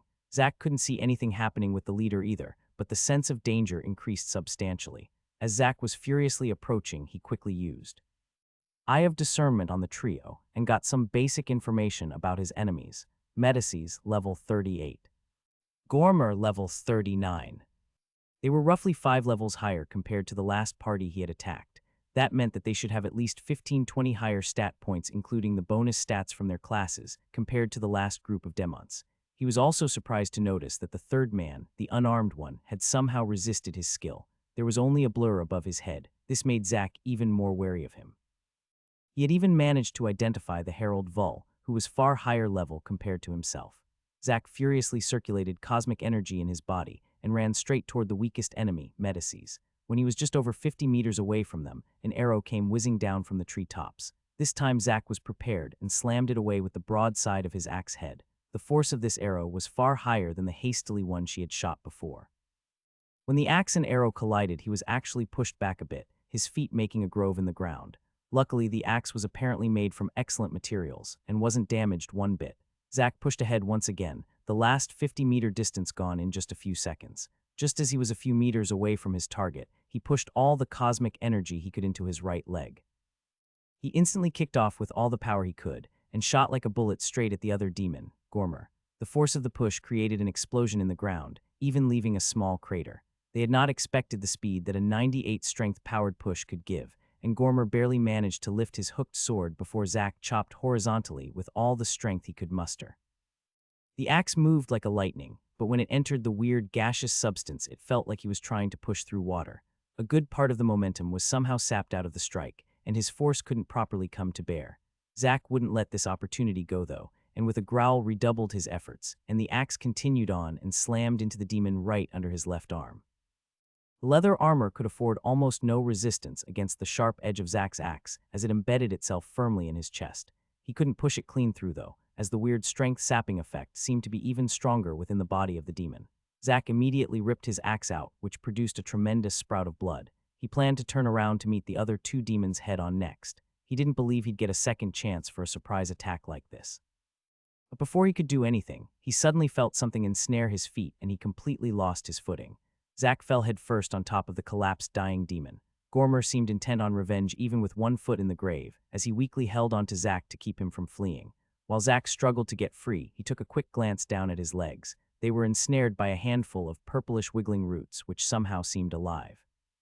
They seemed to be a skill or magic that came from the other demon underling. Perhaps they had planned to ensnare him when he got closer, and then attack him from 3 directions, securing an easy kill. Unfortunately for them, Zack had preceded them with his lightning-fast blitz. Zack had no time to analyze it any further, as the leader had moved to position close to him. Shockingly, he no longer was unarmed, but hefted a monstrous great sword that was almost as long as he was, and over 20 centimeters wide. He had mocking eyes and a sneer as he lifted the sword above his head. Zack could once again feel the movement of cosmic energy, and knew that the leader was using a skill. Dark arcs of power spread from his arms into the large blade. The dying demon's strength was no match for Zack, and he frantically ripped himself free from his grip. But he only managed to get himself up to his knees when the large blade started falling down on him. It was poised to cleave him in two unless he did something. Zack pushed his power to the limit and gripped his axe with both hands and swung upward with all his might, hoping to intercept the sword. With a tremendous clangor that echoed through the vicinity, the axe and the great sword connected. The force actually created a shockwave that blasted outwards. Zack was slammed down into the ground again from the force, creating a small crater. Even with his superhuman stats, he couldn't handle the power of the sword. Luckily for him, he at least managed to get the leader demon off kilt and change the trajectory of the strike. It actually slammed down in the gut of the dying demon. The might was so strong that the torso of the underling veritably exploded, instantly killing him. That wiped the smirk of the leader's face and seemed to enrage him instead. Meanwhile, the dark lightning from the demon's skill passed into Zack's axe when they collided and burrowed into his arm. A blazing pain ran through his whole body, and his muscles spasmed uncontrollably. That was actually the only reason Zack survived, as a great spasm jerked his head some distance away. Another arrow slammed down right where his head had been before. This arrow was different than the other, with a jagged arrowhead and being pitch black. It whizzed down with a great force and actually completely embedded itself into the ground, right down to the feathers. The extreme penetrating power was evident from that shot, likely from a skill. Still, it was no match for his power and the sharpness of his axe, and he was free in no time. He rolled away as quickly as possible, trying to gain some distance before the leader swung down again. He got to his feet just as another batch of roots closed in on him. This time they came as a swarm from the ground under the other demon. Zack whirled his axe back and forth in a frenzied manner and cut them down as they came, stopping their advance after a while. The battle reached a short lull as Zack stood panting, while facing the two demons. He tried to survey the treetops but couldn't locate the female archer. Her existence was like an annoying fly in the periphery that made him unable to fully concentrate. Even worse, this fly could kill him with one strike if he wasn't careful. Fighting one against many truly was a pain in the ass. Zack was a bit unsure of how to proceed. He knew that one should maintain the initiative in a battle, but he didn't want to just charge over like a stupid barghest. His enemies made the choice for him. The leader started advancing on him, anger smoldering in his eyes. Both his hands gripped the great sword, which was angled down toward the ground. The other man was stationary, but mumbling something in their own language. Zack could only put his game face on. He was still hurting all over from the dark lightning, but he pretended he was fine. With his axe in his hand, he got ready for round two. Zack really didn't want to meet the great sword straight on. The leader seemed to have roughly the same level of strength as he did, and even if he managed to parry the strike, he was afraid that he would be shocked again from the skill. He would have to fight around it somehow. Luckily, a weapon of that size was unwieldy, and the trajectories would hopefully be telegraphed. Zack took out a second knife, leaving him with only one remaining. He launched it at the weaker enemy and started to rush forward. The demon deflected the knife with a couple of roots even though the force from Zack's throw was immense. The demon obviously was some sort of earth or tree mage, and the roots were far sturdier than something coming from a normal tree. The demon was interrupted in his chanting though, which was Zack's main goal. If he actually had managed to hurt him, all the better. Wasting no time, he rushed toward him, trying to avoid the leader and his great sword. The great sword whizzed in a wide upwards arc, seemingly trying to cut Zack's in two. Zack pushed forward with his legs and jumped forward into a roll to avoid the swing, but somehow the leader changed trajectory mid-swing and still managed to nick Zack in the side. The cut drew blood but wasn't too deep, and fortunately the black lightning didn't emerge again. It seemed the leader couldn't continuously use the skill. Zack ignored the pain and quickly got on his feet and charged at the underling. The leader was right behind him, so he quickly swung his axe downward, hoping for a quick kill. A thick group of roots shot up in front of the demon and meshed together into a wooden shield to intercept the swing. Zack's stats were overpowering though, and he slammed through the roots easily. Wood chippings flew everywhere like small projectiles from the strike. Unfortunately for Zack, the brief pause in the swing had allowed the demon to reposition, and he could avoid the swing. Zack felt an intense danger from behind, and he didn't dare hesitate. He jumped forward and crashed into the underling instead of swinging his axe again, pushing them both a few meters away and bringing both of them to the ground. As he jumped forward, he felt the wind move right above where his head had been, from a swing of the leader. Demon spit out a mouth of blood from the impact, but managed to wheeze a few words. A handful of vines shot out of the ground and stabbed into Zack's chest and legs, trying to bore further into him. The pain was excruciating, but he could only ignore it and hope that his endurance was enough to protect his innards from the roots.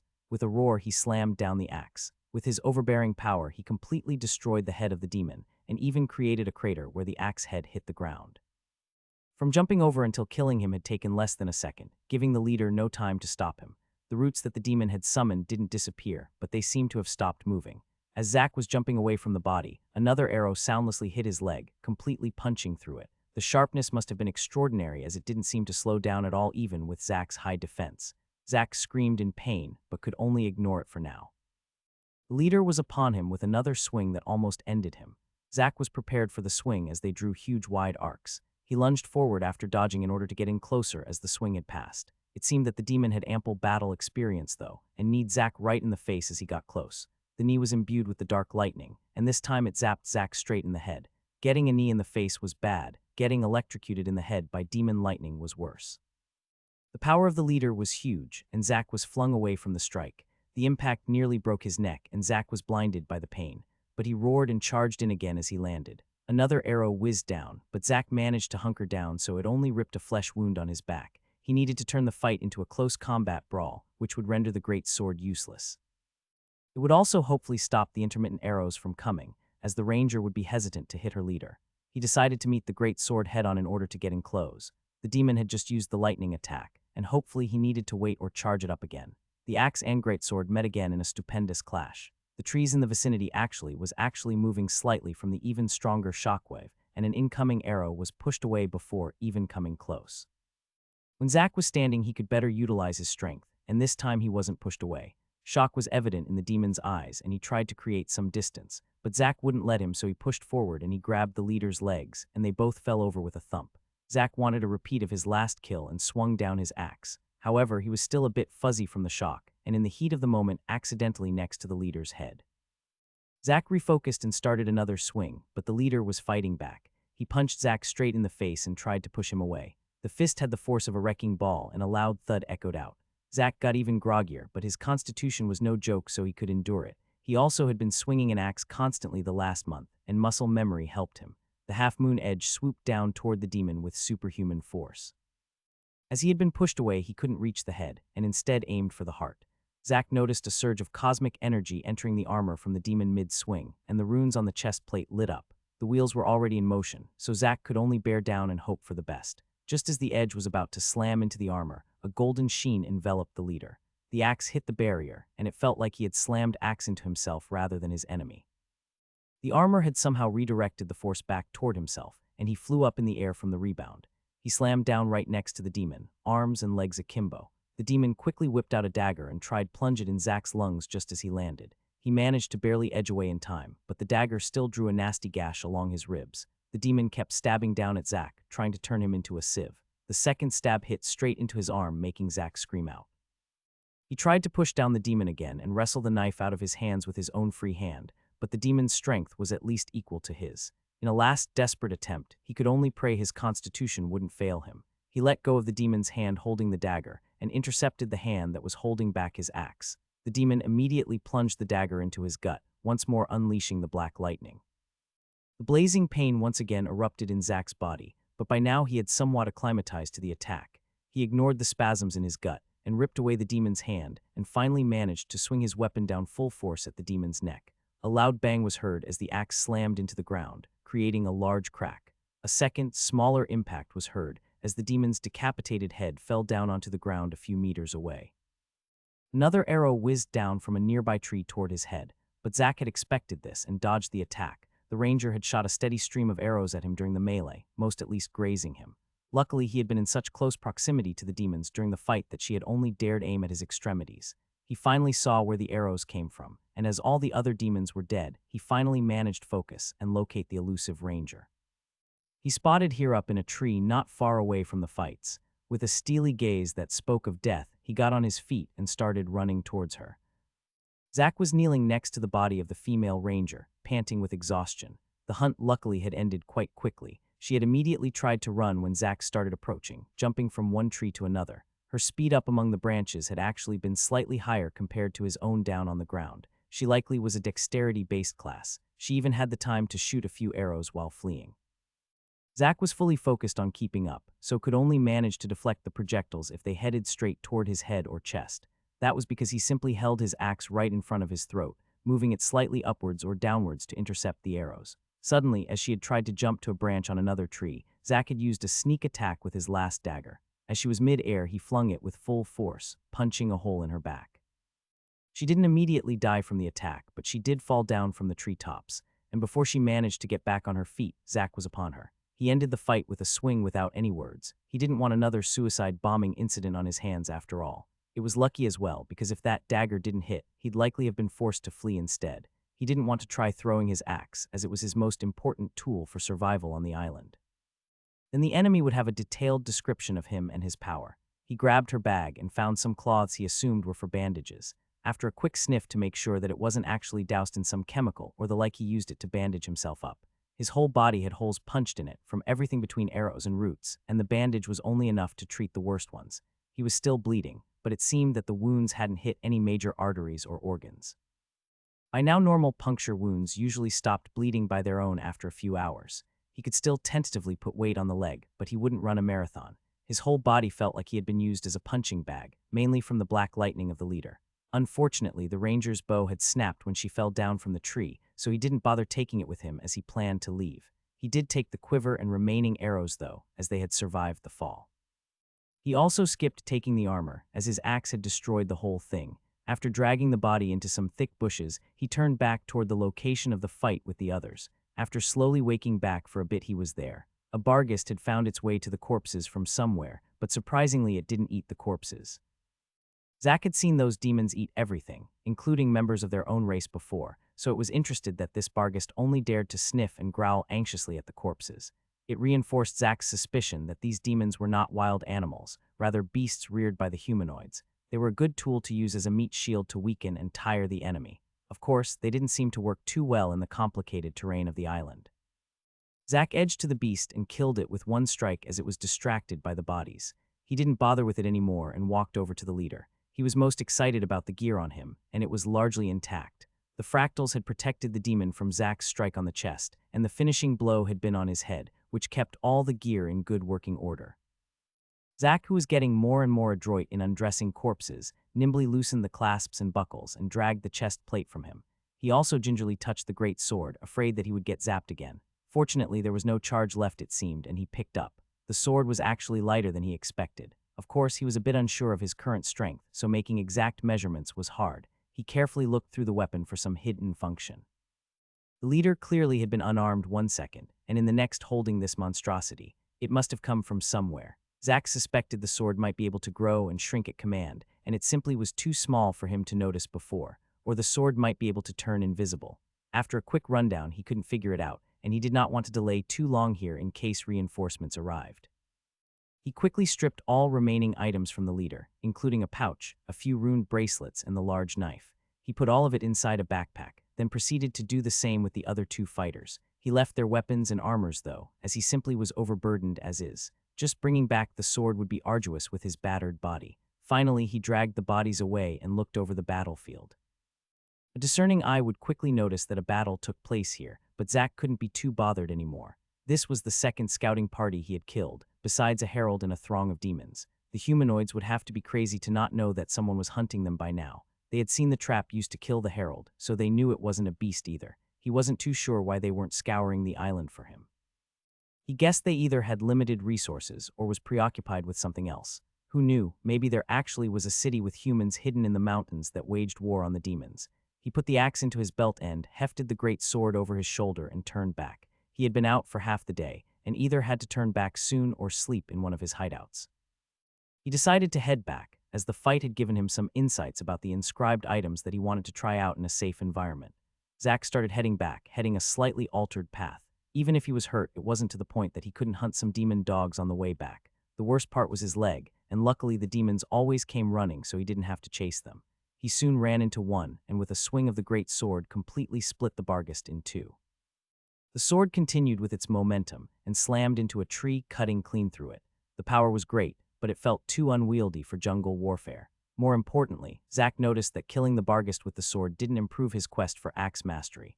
On second thought, he felt it made sense that the kills had to be made with an axe to complete an axe mastery quest. As he continued on, he had to continuously swap weapons every time he ran into a demon. Finally, he arrived at his camp as the suns were starting to set.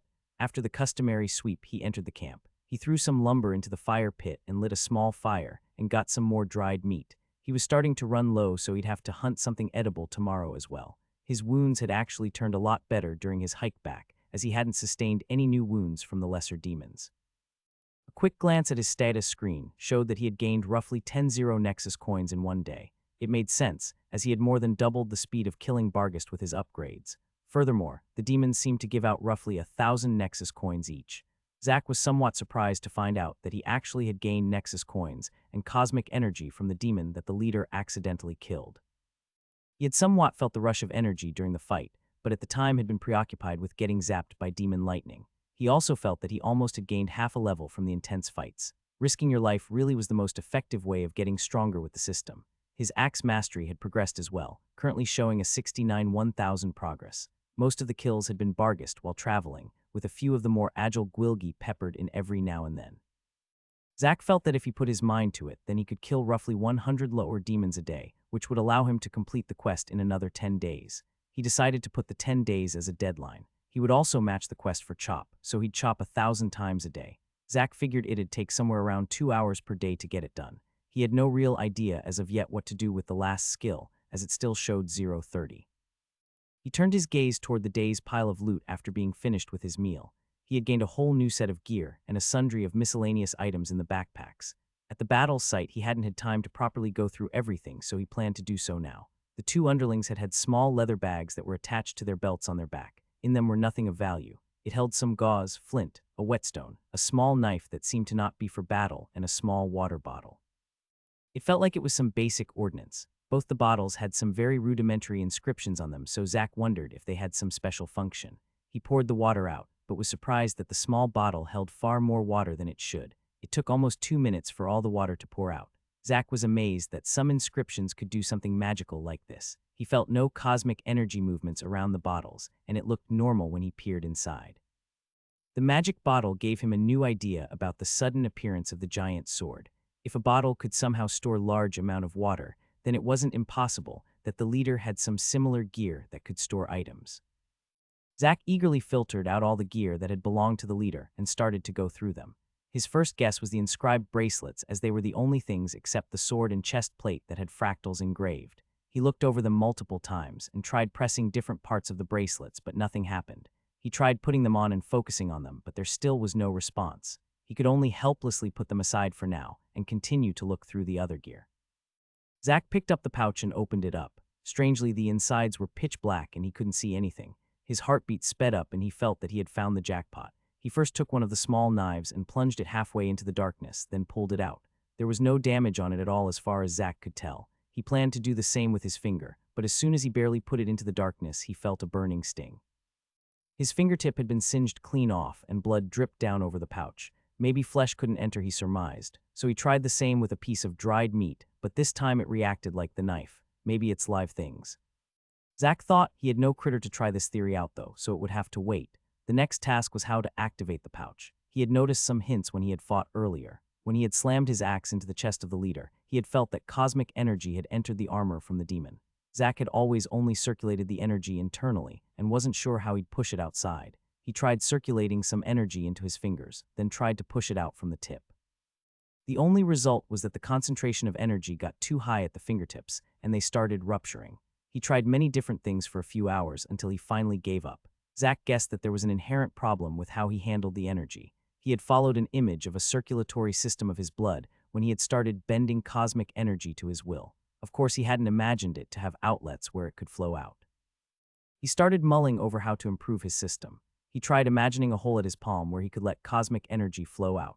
But as he changed his energy circulation, a blazing pain erupted in his hand, and it looked that a bloody stigmata had appeared where he had imagined his exit. A cold sheen of perspiration appeared on Zack's forehead from the pain, and he had a sinking feeling. Just a small change like this, and the pain had been this bad. If he wanted to improve the system on his whole body, how bad would it hurt? He knew that the circulatory system he had devised in no way was an optimal method of using cosmic energy. It was just something he had whipped together. He had planned on getting some skill or method for it later when he had the opportunity, but he hadn't imagined that the pain would be this bad. He was even more dismayed when he noticed that the hole he had created in his hand was continuously leaking cosmic energy and draining him of power. Zack could only reluctantly change his circulation pattern back, bringing forth another wave of torment. He sat for a full 30 minutes feeling lost at what to do. He was afraid that he had somehow crippled his future prospects. The more he thought about it, the more he felt that it was extremely important to be able to project energy. The skills the demons had used all had projected energy in different ways. The mysterious mist, the black arcs of lightning, and the root control. They all relied on manipulating cosmic energy outside of the body. If he was stuck with this defective system where all the energy was stuck inside his body, would he even be able to use the skills he got in the future? He needed to find a way to rectify this, even if he had to take the torture of rewriting his pathing. However, the hole he had made didn't work, and even if it did, he was hesitant to use that method anymore. He didn't want to haphazardly get himself deeper and deeper in the hole by making a crappy patchwork circulation method. He went over to the Nexus node once more to scour through the skills, in case one of them actually was a circulation skill or something similar. Of course, he subconsciously knew that wasn't the case. He had looked those skills over many times by now and knew there were no such thing there. Eye of discernment. But as he moved his hand away from the crystal, he suddenly froze, struck with a realization. All things connected to the system had one thing in common: the fractals. He still had no idea how to make sense of them, but they were present on the array flags, the weapons, and even the skills used them. And it just so happened, he knew a pattern that was the exact size of his body. It was the fractal pattern that he had seen when he chose his class. Many details of it was muddled at the time, but the parts he could make out made a full circuit. When he got the idea, he couldn't let it go. The more he thought it over, the more it made sense. He could still remember the pattern clearly, and it flowed through every part of his body. It was a far more complicated system compared to the one he had devised himself, but he saw no reason that it wouldn't work. As for the parts that were hazy and blurred, they might show themselves at a later point when he leveled up or completed quests, at which point Zack could use the new information to improve on the existing pattern. The only problem was the massive undertaking to change the circulation. Just adding and removing a small hole in his hand had felt like putting the palm in an imp's fire. He wasn't even sure he'd survive such an undertaking, but at the same time, he didn't dare wait. When he first devised the energy circulation, he made some small revisions quickly after. At that time, he hadn't felt any pain whatsoever, and assumed that the circulation pattern was just a mental aid for using cosmic energy. Zack was afraid that it might mean that the pattern gets harder and harder to change, as though it was fusing with his very being. It was still possible for him to change it, but judging from the pain, it might be impossible soon. Zack was no stranger to pain by now and wasted no time. Ideally, he would have wanted to wait until all his wounds were healed, but he had a sense of urgency. He started with his left hand to try if it even was viable to reform the patterns. A blazing pain far worse than when he opened the hole engulfed his hand. It felt like his whole arm was dipped in burning acid. His whole body was covered in sweat in just seconds, and his eyes were completely bloodshot. Still, he pushed through and kept imagining his crude system in his hand, slowly transforming into the fractal he was given by the Hatchetman class. After what felt like an eternity, the transformation was done. His hand was a mess, almost looking as if it had been pushed down into a blender. But where there once was a simple pathway for cosmic energy, now was a sophisticated pattern that had substituted it. Zack tried moving his fingers, and while it hurt, it seemed there was no permanent damage. He then tried to circulate cosmic energy through his arm and into his rewritten pathways. It was a weird feeling. He had thought his circulation had been smooth all this while, but after pushing the energy into his hand, it felt like the energy came from cramped pipes in his arms into the open ocean in his hand. The level of smoothness of handling the energy was incomparable. Zack knew he had guessed correctly by now. The class change had provided him with a complete pattern to utilize his cosmic energy. It would likely tie in with his skills as well, he reckoned. He also knew what that meant, and with a shudder started converting the rest of his body. The suns were starting to rise over the small campsite. Zack sat naked, except a pair of ragged underpants, in a cross-legged position by the now died-out fire. The ground all around him was red with his blood. There was not one spot on Zack's body that wasn't damaged and bloody. He had relentlessly continued to improve his circulation pattern the whole night, and he was almost completed by now. It had felt like he had been thrown into hell and had been tortured for an eternity. He had wanted to stop so many times, but had summoned a willpower he didn't know he had to keep going. Of course, that didn't mean that he had stoically endured the pain like some battle-hardened warrior. Luckily, there had been no one around to see him scream himself hoarse, roll around on the ground, and cry until snot ran down his face. Right now, only the part around his brain remained to be changed. In the class pattern, it was a dense web of fractals that covered his whole head. Zack hadn't stopped due to changing his mind, but the pain in his head had made him pass out for a few minutes after he tried it the first time.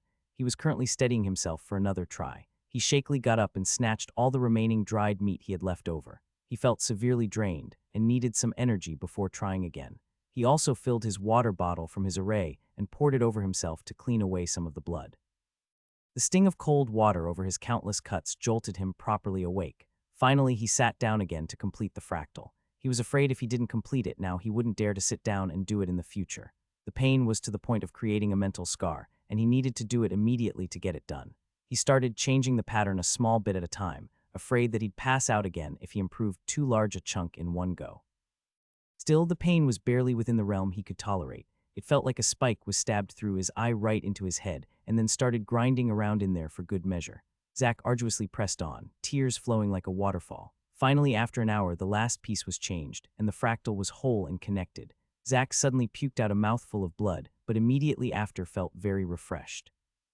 He still had an acute blood loss and was hurting all over, but his body still felt lighter and better. He tried circulating some cosmic energy and was shocked at the improvement. To compare it with before, it felt like previously he had breathed and blinked manually when pushing cosmic energy through his body, and now it was an automatic and natural process.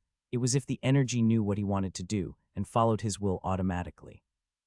It also seemed that he absorbed energy from the surroundings faster, and not by a small margin. It wouldn't help with his level, but it would help him to heal and restore his energy reserves faster. Finally done with the fractal, he closed eyes and had a dreamless sleep. Zack woke up again roughly 3 hours later. While he felt drained and still hurting, he didn't bleed anymore. With his improved stats, he only needed to sleep a few hours a day to feel rested, and he had no problem skipping sleep entirely for a night or two. The combination of high endurance and vitality showed its value once again. He had initially planned on scouting out the actual incursion today, but decided against it. He wanted to be in optimal condition for whatever waited for him at the end of the rainbow. He needed to find something to eat as well, and it felt safer to grind out some lower beasts while he was incapacitated. His wounds from yesterday's battle had also improved significantly, with only the leg still smarting. There was one thing he had to do before setting out, though. An important reason why he had tortured himself during the night was the inscribed gear. Zack was relieved to notice that he could project energy easily now from his upgrade. He couldn't actually see the cosmic energy with his eyes, but he could sense it. It was a weird feeling. It was as though he had gotten a new sense since starting using cosmic energy, and with his upgraded pathways, the sense only seemed stronger. The cosmic energy was floating like an invisible mist above his hand that projected it, not showing any signs of dissipating. His first goal was to check the pouch, as it contained the most mystery for him. He picked up the small pouch and carefully infused some energy into it. He was shocked to notice that the pouch actually suddenly absorbed all the dried blood on his hand. He didn't have time to think it over, though, as he suddenly saw a large space in his mind.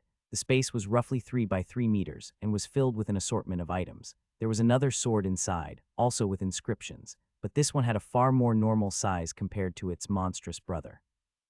There were some random tools, a water bottle and a flagon made in silver in one corner. The flagon seemed to have similar fractals as the water bottle, albeit a bit more intricate. There was also a large reserve of luxurious dishes and fruits in another corner. More surprisingly, there was an actual table, a parasol, a rug, and 2 ornate chairs in the space. Zack dumbly stared at the furniture, not knowing how to react. Was the demon invading another world, or was he out on a picnic? He didn't dare take any of the food, as he had no idea whether the food demons ate was edible for humans. While it looked perfectly normal, who knew if they used cyanide as a spice? The final items in the corner were a few books and a small pile of crystals. Each crystal was uniform in shape and roughly the size of his palm. He couldn't understand the language in the books at all, and could only put them aside for now. The crystals were more interesting, and he tried mentally extract it from the pouch. Suddenly, the crystal appeared next to the pouch. Zack grabbed it in the air and started to examine it. It wasn't translucent, but rather a milky white and cool to the touch. It seemed to emit a faint white light as well. More interestingly, Zack could feel that the small stone was packed with cosmic energy. It was as if his senses were telling him that he wasn't holding a small, shiny crystal, but a shining sun of energy. He remembered that his quests had something called Nexus Crystals as a reward for completing, and guessed he was holding one right now. More impressively, he had roughly 100 of them in his pouch. Of course, Zack knew that there was a distinct possibility that this was an F-grade Nexus Crystal, rather than an E-grade crystal like the ones that the quests rewarded. It would be odd if he got 100 crystals from just one enemy, if he only got 10 for conquering a whole incursion by himself. He tried absorbing some energy from the crystal, and a pure stream of energy quickly entered his body and energized him. His slightly depleted body was quickly energized, and he was happy to notice that the absorption continued even after his body was satiated. That meant that absorbing the crystals would work toward gaining levels, and not only be a tool for recuperating after a draining battle. Zack sat and absorbed the crystal for roughly 30 minutes before he stopped. After scrutinizing the crystal, it seemed that he had absorbed roughly a quarter of the stored energy, so completely absorbing it would take roughly 2 hours. Furthermore, absorbing just one crystal seemed equivalent of killing roughly 10 barghists and absorbing their energy. That meant if he only sat down and used these stones to cultivate it would actually be more effective compared to running all over the island killing demon dogs with all his might. Of course, he wouldn't get any Nexus coins, but still, these crystals would be a huge asset for him. There were always times he couldn't be killing beasts, like when cooking, chopping wood, and even moving between the demons while out hunting. If he could keep absorbing these crystals during all this downtime, he could double his leveling speed. Next, he walked over to the great sword and tried infusing it with cosmic power as well. However, it was as though the energy was blocked when trying to enter, which stumped Zack. After a brief hesitation, he cut his finger and dripped a few drops of blood on the runes before trying again. He had remembered the pouch absorbing his blood and could only try the same method again. This time he felt no resistance, as the blood was absorbed into the sword. Information once again entered his mind, this time the usage of the sword. It seemed that the sword could increase and decrease its weight, albeit the effect was quite limited. That might have explained why he slammed into the ground so helplessly in the first clash between him and the leader. He might have maximized the weight for the overhead swing. Next, he did the same procedure on his axe. Infusing it with energy had no earth-shattering effect. It had a weak auto-repair and sharpen feature. As long as he infused some cosmic energy into it, it would gradually fix nicks in the edge and ray-sharpen. It didn't improve the lethality, but it was convenient for him who didn't have proper facilities for weapons maintenance. He finally turned to his last inscribed gear, and with the same procedure tried to activate the bracers he had nabbed from the leader. To his surprise, nothing happened when he tried activating them. Zack awoke at the dawn of light, and after preparing an assortment of tools in his pouch, he set out. Today he would properly gather intelligence. His wounds were largely better now, just a bit red and sore. He made a beeline for the incursion this time, heading straight toward the center of the island. Large parts would be uncharted territory for him here, as he had stayed somewhat at the outer edge since the start. He had a theory that there should be a fourth kind of beast somewhere on the island that he still hadn't seen. There were 4 heralds, and at least one herald was a pack leader of its race, the Barghist, but he had only encountered imps and the Gwilgi apart from the hunkering demonlings. There should be a 4th type of beast as well somewhere based on this, and Zack guessed that they either were located around the incursion or had moved their territory into the mountain. Zack kept a rapid pace, moving at a speed that could be considered a sprint for a normal human. Still, he made no sound as he passed through the forest, instinctively knowing where to put his feet to soundlessly proceed. During his travels, he noticed that his 3rd-class skill, Forester's Constitution, had finally had its first progression either during last evening or this morning, now showing 130.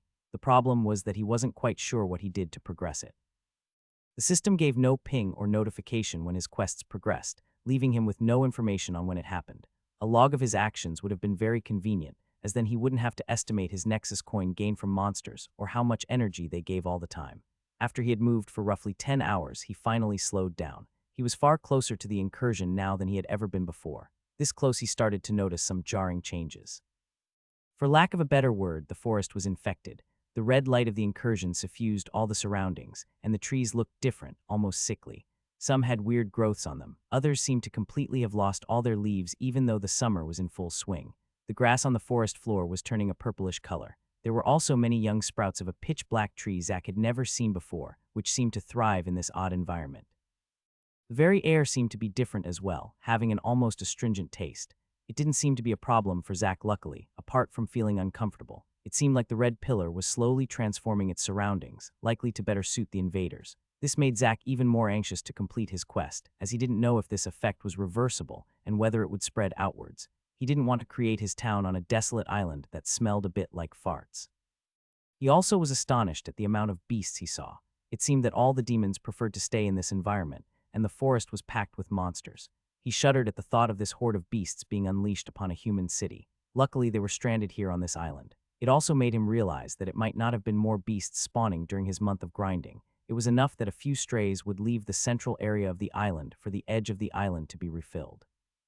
What would have looked like hell for many, Zack saw as a treasure trove. He almost drooled at the prospect of grinding here, but he had a mission today. Most human cultivators would likely have trouble killing one Barghist since they had their upgrade, but Zack had no trouble facing multiple at a time by now. He might get a few bites and scratches if there were too many of them, but that wouldn't be anything new for him. Those plans could only wait, though. He needed to gauge the magnitude of the invasion to make a proper plan. There was a lot to do in the coming month. Of course, he wouldn't hide from the beasts either, so everything that entered his path was met with a swift swing of his axe. By now, he was only a couple of kilometers away from the incursion, so he started to slow down and focus fully on stealth. He did not want to enter combat again this close to the enemy base, who knew what kind of forces that they had. The incursion was in a valley which stretched toward the mountain, and Zack gingerly moved toward the edge to see what was happening inside. As he almost was at the crest, he saw a solitary demon sitting next to a tree, currently napping. Zack was again shocked at their bad discipline, and it felt like the whole invasion was handled by a group of undisciplined children rather than an army. If he thought that the horde of Barghest around the valley would be enough protection and give prior warning of an attack, then he was sorely mistaken.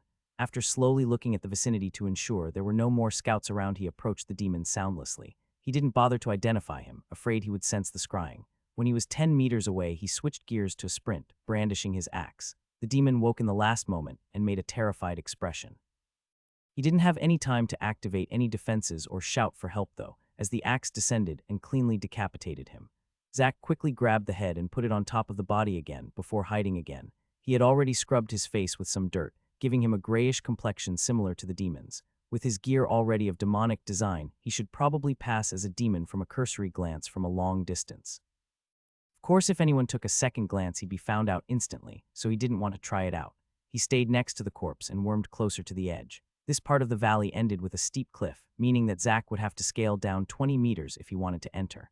But it also meant that he got a good view of the whole vale. If the other parts of the wood had started to shift into a demon forest, then the valley looked like it was imported from another world. It was as though even the sky was different up above, feeling washed out in gray. There should have been a great deal of vegetation just like the rest of the island, but it was sparse and looking sickly. There also was evidence of a large amount of felling, as he saw hundreds of cut-off stumps. The combination made the valley look completely desolate. The ground was partly covered with smatterings of purplish-black grass, but most was just black stone. The demons clearly needed lumber for something. But for what Zack couldn't tell so far, his eyes kept going over the valley, until finally looking over to the huge red pillar.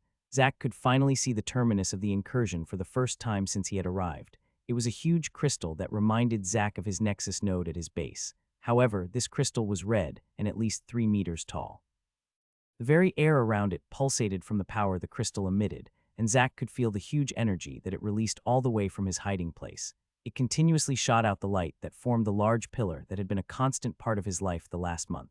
The glow was so strong that he couldn't see anything what was happening behind it. Next to the pillar was a building, and Zack could see a few demons milling about. Zack planted himself within a bush, and while gnawing on some meat he had brought in his pouch, he started waiting. After waiting for a full 3 hours, he felt confident that there likely were limitations to the invasion. He had not seen a single being appear from the crystal, nor disappear into it. Either they only came at certain times per day, or they couldn't go back and forth between the island and their home world. The demons at the small building seemed to be guards left there just to make sure nothing happened to the crystal. They were mostly milling about or even taking naps in the shade of the house. Of course, Zack would have to stay for a good while longer if he wanted to confirm that the gate was closed, and he didn't have time for that. However, it made sense that they could only enter at certain intervals, from how the demons had appeared on the island. The first wave assault had been the demonic beasts, and they arrived as soon as the world was integrated. The second wave was the humanoids who arrived after a month had passed. At the same time, some limitations lessened on the beasts, making them stronger. If the crystal only opened once a month, it would explain why Abby the Eye had told him to finish the quest either within 1 month or within 2. It stood to reason that the difficulty would take another noticeable leap within a month. Zack was not sure if he would be able to handle that, as he was not powering up as quickly anymore as before. He had already got his class now, and gaining levels took more time now compared to earlier. The increase in strength he could gain within 30 days would likely be smaller compared to the one before, meaning that he really should try to end this invasion sooner rather than later. As nothing really happened on this side of the valley, he decided to keep venturing further in. He moved along the edge of the valley in a roundabout manner toward the mountain. The incursion and valley was located between the middle and the north of the island, while the mountain took up almost all of the northern quadrant. So Zack soon had traveled across the whole island, starting from his campsite in the far south. Daylight was starting to wane, but Zack had already prepared himself to sleep outside today. While he was advancing, he was keeping a lookout for possible temporary places to spend a night unnoticed. He had found some potential spots, but hadn't bothered to prepare them yet. During his travels, he had killed 4 more demons. They were quite sparsely placed, making Zack more and more convinced that they were not too concerned about invasion in the immediate vicinity. Soon he had walked along half the valley, and he could now see what was hidden earlier behind the red glow. There actually was a town down there. On a second look, a town would be a slight misnomer. The buildings were quite large and rectangular, reminding Zack rather of barracks than civilian domiciles. He noticed that the missing trees had been processed into houses and fortifications. There were a few structures that seemed more refined, maybe for the officers and generals of the army. Those buildings did use both stone and lumber in its construction and had a quite elegant atmosphere. The whole settlement was surrounded by a wall that was a few meters tall and at least thick enough to have watchtowers and a large amount of guards patrolling. Zack couldn't fathom how they set up such a large wall in only a few days. He could only explain it with magic, as even hundreds of individuals with Zack's strength would have to work for months of gathering stones and setting up the wall. Finally, in the middle of the town, a grand structure was being erected at a speed visible even from his great distance. Zack was already starting to tire of this whole enterprise. The humidity of this baby world was far higher compared to what he was used to, and the 2 blaring suns forced him to keep squinting through the day. The terraforming was helping, but it would still take a long time until the climate got to the point that was comfortable. He somewhat regretted exhorting his ancestor to let him lead this invasion. With his status in the clan, he still would have been entitled to any good items they could seize on this world, even if he stayed at home. But he knew this invasion was his opportunity if he wanted to stay alive. If he could find enough goodies for either himself or the clan, he'd be safe until he was strong enough to protect himself. But who would have thought that the ruthless heavens placed them on a godforsaken island? It had rendered his tactic of unleashing his packs through the portal seem like a joke. There had already been voices of disagreement in the clan to such a cowardly tactic, but Agras had only sneered at their snide remarks. While most baby worlds were disorganized and paralyzed from the huge changes, some were quite dangerous. There were many anecdotes of new planets resisting, and even sometimes completely massacring all the different invaders. Of course, it was usually the forces behind the other incursions on the planet that were the real enemies, rather than the weak natives. In any case, he wasn't about to stick his neck through a portal before increasing his odds of survival, even if it was considered cowardly. His 7 elder brothers had been heroic warriors, always charging into the fray, leading any charge in skirmishes, and now they were all food for the maggots. Some were killed by their enemies, and some died from machinations of their own clan members. The path to power was ruthless, and even among kin benefits preceded loyalty. There had been a large amount of dissatisfaction towards his branch of the clan for a long time. His great-grandfather was originally a normal soldier who managed to rise to his great power through a few lucky encounters. His prowess had allowed his progeny to enjoy great benefits and resources, even matching that of the main branch's youth. Agras suspected that was why his siblings kept dropping dead one after another. He had voiced such concerns to his ancestor, but being a warrior for the clan his whole life, his thought patterns had become rigid. He had bled and fought for the clan for over 1,000 years, and couldn't imagine that they would backstab him and his kin like that. That's why only the 2 of them were left, not counting his great-aunt, who disappeared to become a wandering warrior 200 years ago. That was also why he kept this ridiculous persona going, pretending to have become a pampered wastrel not interested in cultivation. The fewer of his clan members believed that he was a threat, the lower was the chance that he'd wake up with his throat slit. That's why he walked around in his gaudy outfits and surrounded himself with useless sycophants. It was another type of armor, and if he could further his ambitions while it looked like he was just being spiteful and stupid, then all the better. He had almost laughed out loud when the news of the death of Keverin arrived at his desk. That little prick from the main branch was one of his largest contenders for any potential goodies that would be found on this planet. While Keverin was afraid of his ancestor, only the youths and unevolved were able to go through the portal, so his attitude had progressively gotten worse with each day since they arrived. Agras had used a snide remark as a basis for ordering him to go with a scout squad to canvass the whole island in order to solidify his position while Keverin was gone. Who knew the idiot actually would get himself killed? It was a bit of a shame with Kayla dying as well, as her scouting abilities were top-notch among the youths in the clan, but the death of Keverin more than made up for it. Agras could kiss the assailant on the mouth if he found him, just before decapitating him, of course. Agras wasn't overly concerned about the little rats that were hiding on this or some neighboring island. He estimated the number of enemies to be somewhere between 10 to 20, judging from the number of beasts killed. They certainly had to be some elites on this world to be able to kill even his imps and 2 scouting parties this soon after their world changed, but it didn't matter. He was well aware of the rules by which the ruthless heavens worked. As long as he stayed safe in his palace, then his mission would be a success in roughly 2 months. The portal would stabilize and the area would be within his jurisdiction. The natives group would have to infiltrate his army base, kill their way through the army, and then kill him in order for their quest to succeed. No matter how strong they were, they still were only weak natives, and such an assault was suicide. If they had actually been truly strong, they wouldn't have been forced to use trickery to kill his poor Vol. They would simply have slaughtered all his 4-pack leaders and stopped the invasion before it even started.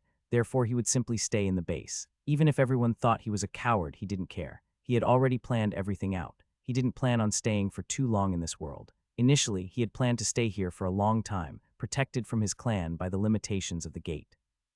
It was an advantage for him that he could finally cultivate in peace here without anyone finding out, as the suppression would keep his real prowess hidden in any case. But something had changed this. The mountain contained treasure. More exact, it contained a Nexus crystal mine. Even Agras had been shocked when he heard the news. Of course, it was only a small F-grade mine, but still, the wealth it contained was staggering. It could at least rival the whole accumulated fortune of some of the elders in the clan. With that kind of wealth, he could obtain a fruit of ascension. It would save him decades on his cultivation time and would leave his competitors among his generation in the dust. Normally, for a clan of their limited power, using such a luxurious treasure on an F-grade cultivator would be considered far too extravagant, but for him it was a matter of life and death. The supreme elders and clan leader usually turned a blind eye to killings within the clan, as they believed it created stronger and more ruthless members among those who survived. But if someone showed enough promise, they would protect their seedlings from the shadows, as they were potential future powerhouses that could bring their clan to greater heights. And if he just so happened to pilfer enough crystals for him to cultivate in solitude for a decade, or so he could come back one advancement, maybe even two, stronger, then he'd be the hunter instead of the hunted.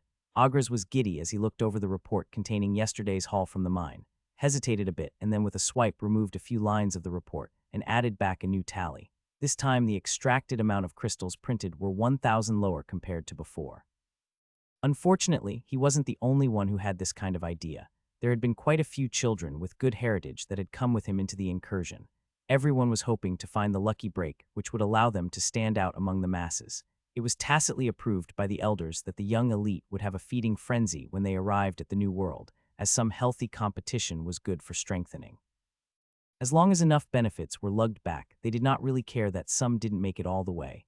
As Agras was pondering about his next steps, the door to his temporary study opened, and a man decked in an extravagant armor entered. This time Agras was angered for real, as such conduct was a blatant disregard for his authority. Still, he wouldn't break character for something minor like this. Insolence, how dare you enter my chambers like his?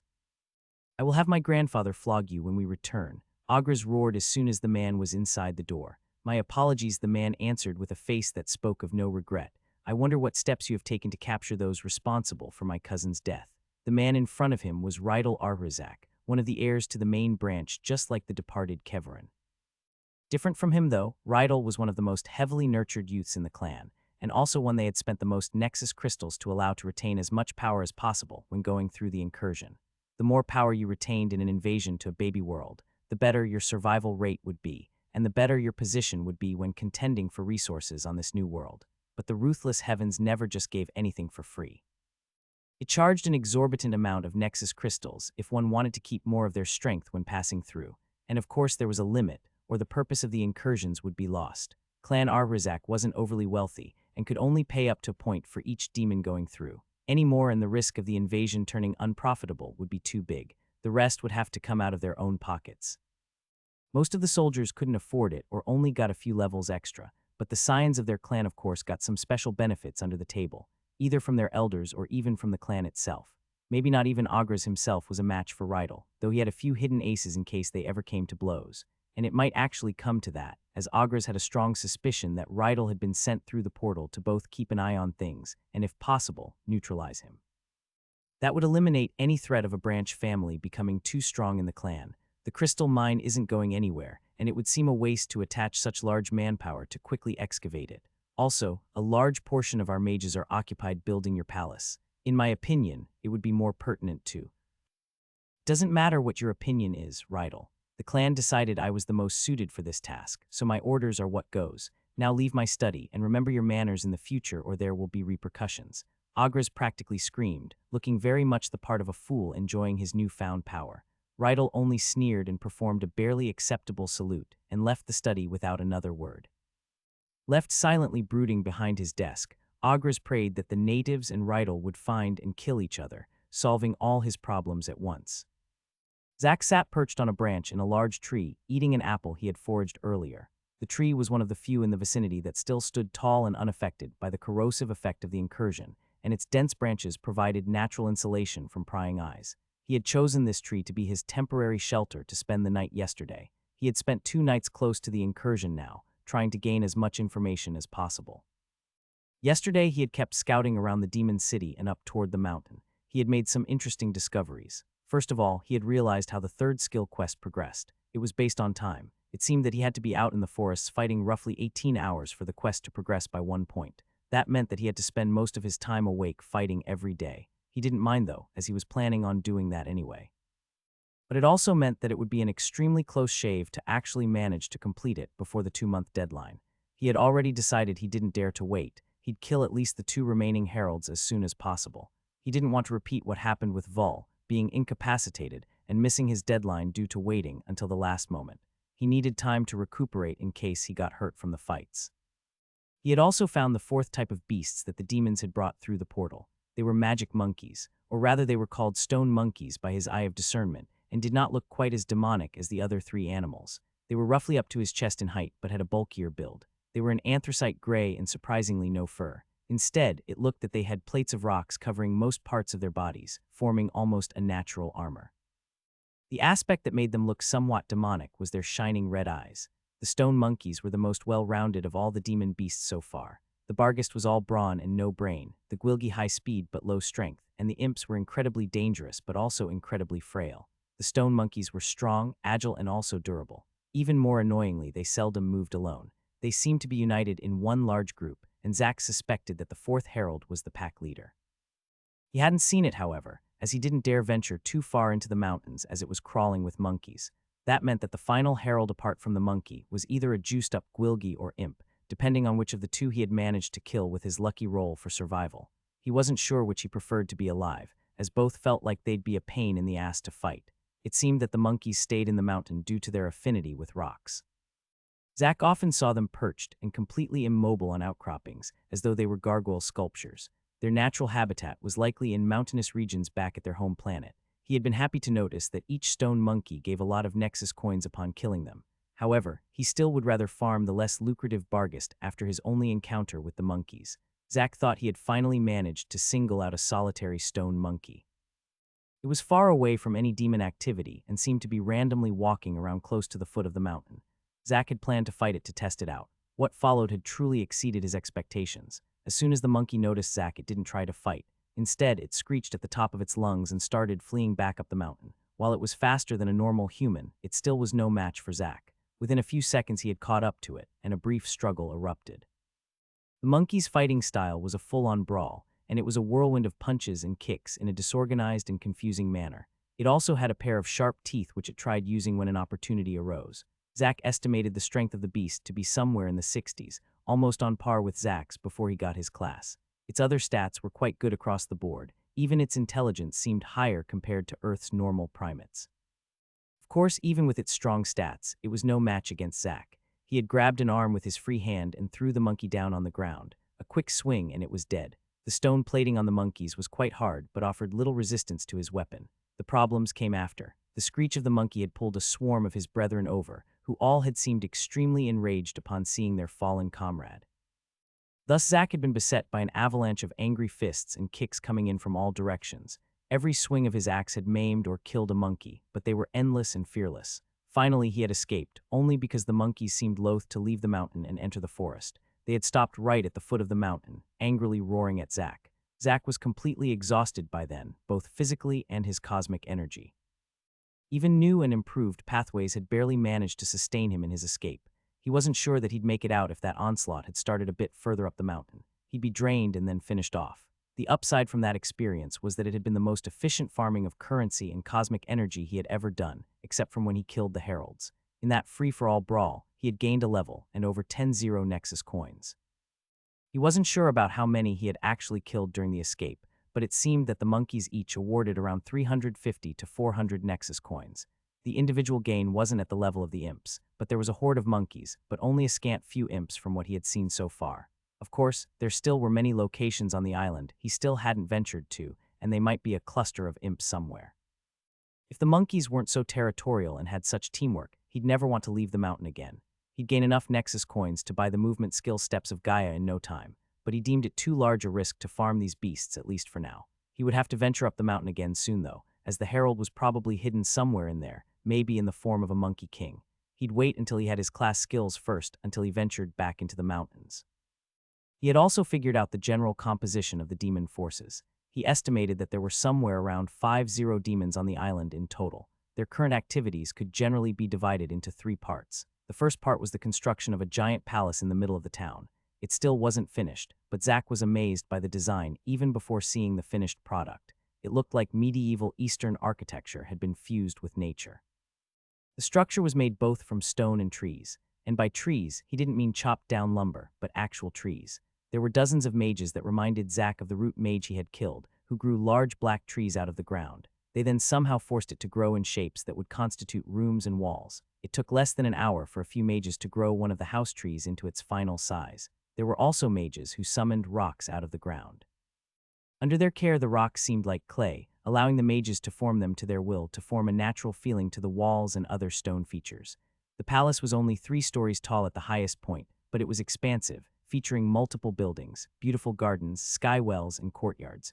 The gracefully curved roofs were made with tiles, with their eaves hanging out a few meters from the structures. The most central building in the complex had 2 layers of eaves, giving it an even grander feeling. Zack supposed that was either the general's living quarters or some type of throne room. Surrounding it all was a black hedge roughly 2 meters tall. It felt decorative rather than providing any protection, as anyone would easily get through or above it. The only thing that took away from the grand structure was the dull colors. The palace was mostly in shades of black and gray, giving it a very foreboding feeling. The only flashes of color were splotches of red in some details, the shade reminding him of the shining pillar. The second group moved back and forth between the town and a cave in the mountain. He wasn't exactly sure what they were doing there, as they held no equipment or the like when moving. They likely had magic pouches just like him, obscuring any hint of what was going on inside. He didn't dare sneak in, as there seemed to be activity inside the cave at all times. His 2 guesses were they either were mining, or there was some sort of huge area beneath that they explored. He hadn't seen anyone hurt or wounded when walking back from the cave at least, so it shouldn't be full of subterranean monsters at least. The last group, and also the smallest, was small parties heading out of the town and in different directions of the island. They looked like small search parties, but not like the ones he had encountered so far. It seemed that the demons had learned their lessons from their 2 missing groups and had improved the power of the parties. They all held at least 5 demons, but that wasn't all. Accompanying them was a varied amount of beasts. They all had a few Gwilgi running around to the front and the sides for the party, seemingly acting as scouts. There was also a couple of Bargus that moved in the front, filling the role of meat shields. A few parties even had an imp or 2 subserviently following the demons. Zack felt like he was no match for a party like this. There were too many variables and things that could damage him at the same time. He hadn't tried fighting those parties, staying far away as possible. Now that he knew what he was up against, he realized he really only had one advantage. He knew a lot about them, but for them, he was still an enigma. After observing the demons for 2 days, Zack also was certain that they were real living, breathing beings. He had always had a sneaking suspicion that they might be puppets, or NPCs if you will, created by the system to give a challenge to Zack and Earth. But the last 2 days he had watched them go about their day. They had worked, they had joked around and played cards. He had seen a few start a fierce brawl until a leader ran up and broke them apart. In essence, they were alive. He hadn't really thought about it properly before, but they were just like him. Did they even want to be here, or were they forced by the system just like him? Could he just keep regarding them as the enemy, and killing them simply a means to an end? But Zack had soon steeled his heart. The world has fallen, and chaos reigned. They were invaders on the island, his island. From everything he had seen and hypothesized since the integration in the multiverse, he knew he couldn't go soft and hope for a peaceful solution. Even if that somehow was possible before, he already had pulled the trigger and killed a bunch of their kind. Any opportunity for negotiation was already out the window. He would sooner or later have to decide how to act if he ever managed to reunite with humans again, but for now, the only diplomacy he'd deliver would be with the swing of his axe.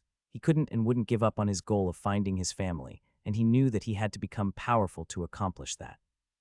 He had to become a true defier, as Abby called it, someone defying fate and breaking through his limits.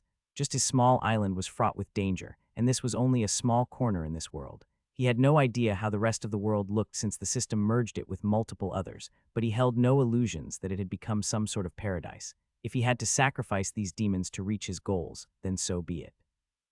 Besides, Abby had warned him of not completing quests given by the system. It could have unexpected and horrific consequences, it seemed. It meant that people like Zack were almost like slaves to the system, forced to play its games. Unfortunately, he was incapable of doing anything about it and could only play along. Zack started heading back to his own camp after his second night at close proximity to the incursion. He had seen what he needed to see and now needed to get back. Being away from his camp from prolonged times filled him with anxiety, especially with the new larger war parties roving through the island for some reason. If a party found his camp while he was gone, he would be forced to hide in the tree crowns and caves until he finished the quest, and he had no desire to do that. Still, he made himself stop at the demonized part of the forest and farm out Bargast and Gwilgi for a good 10 hours before continuing on. He could never stop fighting and killing in order to progress his skills. Besides, the density of beasts in the central area was so high that he was gaining coins and cosmic energy at a furious rate. The only difficulty was that they were in such close proximity with each other that often one or a few demons would hear the sounds of battle and join the fray. He got a few gashes and cuts from the onslaught, but nothing that would impact him. Eventually, he left the area and started heading towards the south. Finally, late at night, he started to arrive at more familiar parts of the island. He had seen signs of the demon parties on the way and had made a hasty retreat in order not to get entangled with them. After a while, he finally arriving back at his camp, he kicked off his shoes and sat down on his comfortable newly acquired throne. In the beginning, he had felt isolated and afraid as he was stuck in his little camp, fretful when hearing roars in the distance. Now it felt like a safe haven, a home. Even with the dried viscera from the exploding demon, the still somewhat visible aftermath from the first fight with the demonling, and the bloodied indoors of the camper, he felt his heartbeat and breath calm down just from entering through the illusion array. In this little bubble, he didn't need to be a walking slaughterhouse wreaking havoc on the demon population. He could just be. He just sat on his new chair and closed his eyes. He felt the luxurious rug between his toes and the wind caressing his hair. For a second, he could forget the hellish existence he had led lately. A bestial roar in the distance woke him up from his revelry. Zack sighed and got up on his feet. He still didn't have the luxury to relax. There were things to do. His scouting excursion had given him most of his answers, but he was struggling with coming up with a plan that might work. From his guesswork, he believed one of the heralds was somewhere up on the mountains, while the other was still unaccounted for. Finally, he had to kill a general, and Zack guessed he would be the big boss. It likely was one of the fancier-looking demons in their city, but he had no idea as of yet how to actually get to him, or how strong he was. He held no illusions that he would be able to take the straightforward approach and kick in the gate down and charge his way through. He'd be punched full of holes before he knew what happened.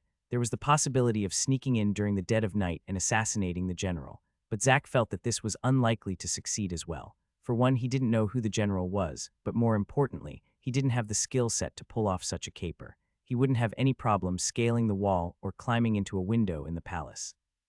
But doing so soundlessly and without any of the numerous guards noticing was the real challenge. While the scouts at the edge of the valley had been very lackadaisical about their task, the military command seemed far stricter in the actual town. There were guards in the towers and in the walls around the clock, with changes at intervals Zack couldn't figure out. It seemed almost randomized. He saw no chance to sneak in during a guard change. Furthermore, most of the vegetation had been cut down in the vicinity of the town, making a stealthy approach nigh impossible. Zack had even considered tunneling into the town, but that felt much too risky. If a demon party found his entrance, he'd be stuck inside. Besides, he had seen that the demons had multiple stone mages who built the palace. They might be able to detect him even when underground with some spell. He had also toyed with the idea of trying to destroy the crystal. But he eventually gave that up as well, for when it contained such extreme amounts of energy that he was afraid it would explode and obliterate the whole island if he managed to crack it. But more importantly, it seemed that the demons were not worried in the slightest about the crystal. They just left a few men there, and then left to build their town further north. If the crystal was instrumental to their invasion, they'd surely protect it far better, as it seemed to be no effort for them to erect walls quickly. Zack could only put it aside for now, as he had got nowhere the last 2 days. He would focus on what he could do for now. He had missed a few days of cutting wood while outside and had some catching up to do. His killing speed on this 3-day expedition had been astonishing, mostly due to the sheer number of targets in the center of the island. As he rhythmically swung his axe down, he mentally brought up his quest panel, active quests. Dynamic quests. Off with their heads unique, kill the 4 heralds and the general of an incursion within 3 months. Reward, 10 E-grade Nexus crystals, E-grade equipment, unique building depending on performance, 2-5. Incursion Master unique, close or conquer incursion and protect town from denizens of other alignments for 3 months. Reward, 5 E-grade Nexus crystals, outpost upgraded to town, status upgraded to lord, 0-3. Glass quests. Axe Mastery class, mastery is born through battle, fell 1,000 enemies, reward 548 1,000. Chop class, first chop wood, then their bodies, reward 1240 10-0. Forester's Constitution class, fight in the forests, be one with nature, reward 330.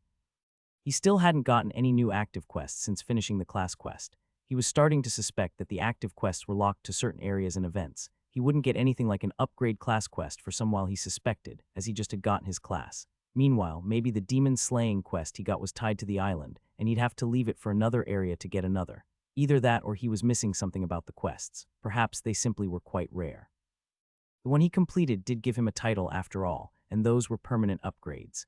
Zack kept cutting wood long into the night, before finally sitting down for a few hours of sleep. He still stayed outside, as he didn't want the walls of the camper to dampen any sounds of a potential demon war party heading his way. The next day he woke up early and immediately headed out. He had decided to stop killing any demons close to his camp. He was afraid that a complete lack of beasts around a certain area would alert the demons. He headed toward the center, this time toward the eastern part. He was planning on grinding beasts while looking for clues about the 4th elusive herald. Urkaz had been killed in the south as it occupied the same space as him, and he had killed Vul in the western area. The Monkey King was likely somewhere in the mountain to the north, and that left the eastern quadrant. He thought that he would try gather some more intel while finishing up the class quests. He went back to camp when the night approached and chopped wood for a few hours. He was lucky that he had found the pouch, as he was starting to accumulate a ridiculous amount of firewood. He had decided to leave most of it in a few dry spots around the island. Just for safety, he'd construct a simple roof with some branches and leaves to protect the lumber from a downpour. The lumber was proof of his effort, and it felt wasteful to just throw away. He kept this routine going for a few days. His intense activities left him with less than 4 hours of sleep, yet he felt refreshed when he woke up. He wondered if he'd get to a point where he didn't have to sleep at all if his vitality and endurance got high enough. Suddenly, as Zack slammed down his axe into the head of a barghest, a huge surge of cosmic energy entered his mind, causing him to almost black out. While having some difficulty staying conscious, Zack finished off the other 3 beasts that had arrived due to the noise of the fight. Luckily, the surge of energy soon dissipated. He quickly retreated after the kills, not wanting to keep battling any more barghest for the moment. After running for a few minutes, he reached one of his hideouts, another construction high up in a tree. Zack closed his eyes to go over his new skill and was surprised to suddenly find himself standing on the edge of a cliff. Jolted by the change in scenery, he immediately opened his eyes, only to once again see the familiar sight of his hideout. It had only been an illusion or something created in his mind, but it had felt so real he had thought for a second he had been teleported somewhere. Zack calmed his breathing and slowly closed his eyes again. He once again found himself to be standing on the desolate cliff. As he looked around, he found that the cliff was a part of a seemingly endless canyon. It stretched further than Zack could see, and the bottom was shrouded in a thick mist, giving the impression of being bottomless. The illusory world itself was a dull gray, as though all life had been sucked out of the area. The most shocking sight wasn't the canyon, however. It was the enormous axe that was embedded in the ground a few hundred meters away from him. It was at least 50 meters tall and exuded a pressure that almost made Zack collapse just from standing in the vicinity. The axe itself was simple and unadorned with a straight wooden haft. It was a double axe made in seemingly ordinary steel with curved edges. Even though it looked simple, Zack felt that he was gazing at a supreme treasure just from the towering aura it exuded. As soon as Zack's eyes landed on the edge of the axe, he stumbled backward, his face turning a ghastly white. It had felt like he was being split in two from just looking at the edge. After regaining his bearing, he tentatively looked up at the axe again, careful to avoid looking at the edges.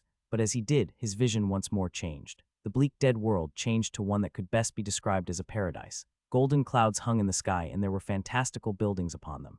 A network of translucent bridges connected the sky cities, and flying contraptions could be seen gliding about. Zack himself was floating far up in the sky, seemingly unencumbered by gravity. Facing him was a vast celestial army. The army shone in a splendor of white and gold, and the generals radiated a terrifying power that Zack wouldn't even be able to begin to grade. A few groups of the army were circling pillars as large as skyscrapers, and it took Zack a moment to realize the huge structures were actually supersized array flags, like the ones he had in his camp. There were even titans among the ranks of the humanoid army, the shortest standing being at least 100 meters tall. Their muscular frames looked strong enough to carry mountains. The army gave Zack a holy feeling, but it also emitted a monstrous killing intent, which largely seemed to be focused on himself. The very air seemed to vibrate with resentment. Zack was terrified, as he instinctively knew that each and every one of these warriors would be able to end him without breaking a sweat. He tried to turn around and flee, but he couldn't move even his eyes. A sigh escaped for his lips, making him realize he was not just an incorporeal being spectating, but inhabiting a body that was out of his control. It seemed he was viewing the scene through the eyes of someone else. His eyes suddenly looked down on his body, seeing a muscular frame covered in simple linen clothes. His feet were bare and dusty, looking as though he had walked all day without any shoes. Suddenly an axe entered his vision. It was hefted in his right hand and looked identical to the enormous one he had seen in the first vision at the canyon. The hand holding it was extremely rough and calloused, as if it had been holding and swinging the axe for an eternity. His vision went back to the army, who now seemed to be preparing to attack. The air was rife with runaway power, almost to the point that the cosmic energy would liquefy. Thousands of warriors started infusing cosmic power into the towering array flags, who started to shine in a white light that superseded even the pillar on his island. Suddenly, two enormous gates appeared above the army, summoned by the arrays. As the gates started to open, an even stronger power started to leak out. It felt like a god's punishment was held within those gates, and if they opened, he would be destroyed body and soul. But even against this force, the being Zack inhabited didn't react. He simply lifted his axe, and with a grunt swung it down in a vertical arc.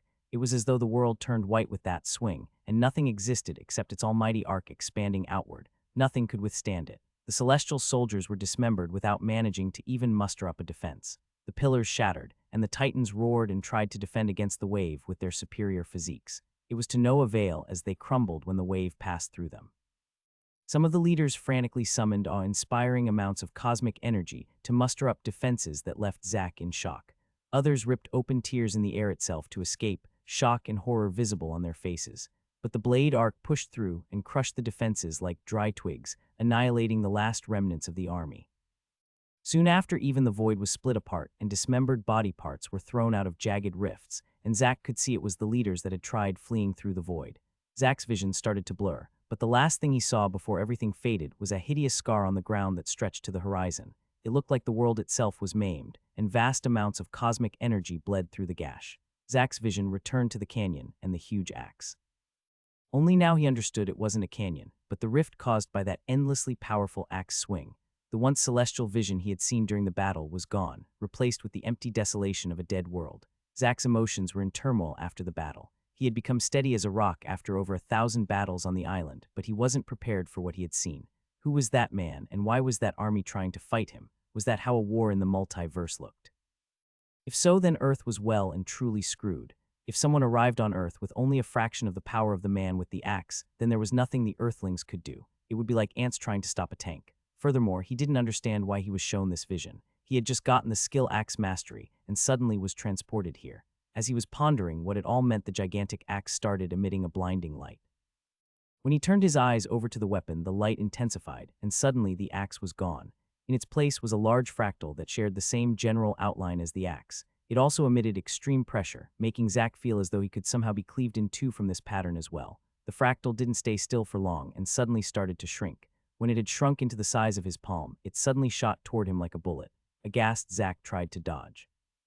It truly felt like the monstrous axe was charging at him. It was to no avail, however, and it slammed right into his forehead. Zack froze, not daring to move an inch. Luckily, the release of death didn't arrive, and he found out he was completely fine. The fractal hadn't cut him, but somehow entered his head instead. He could now sense its existence in his mind, and it hovered there now seemingly inert. Finally, he bit his finger, making a small bleeding wound, and willed himself back to reality. He opened his eyes, still sitting in his small hideout.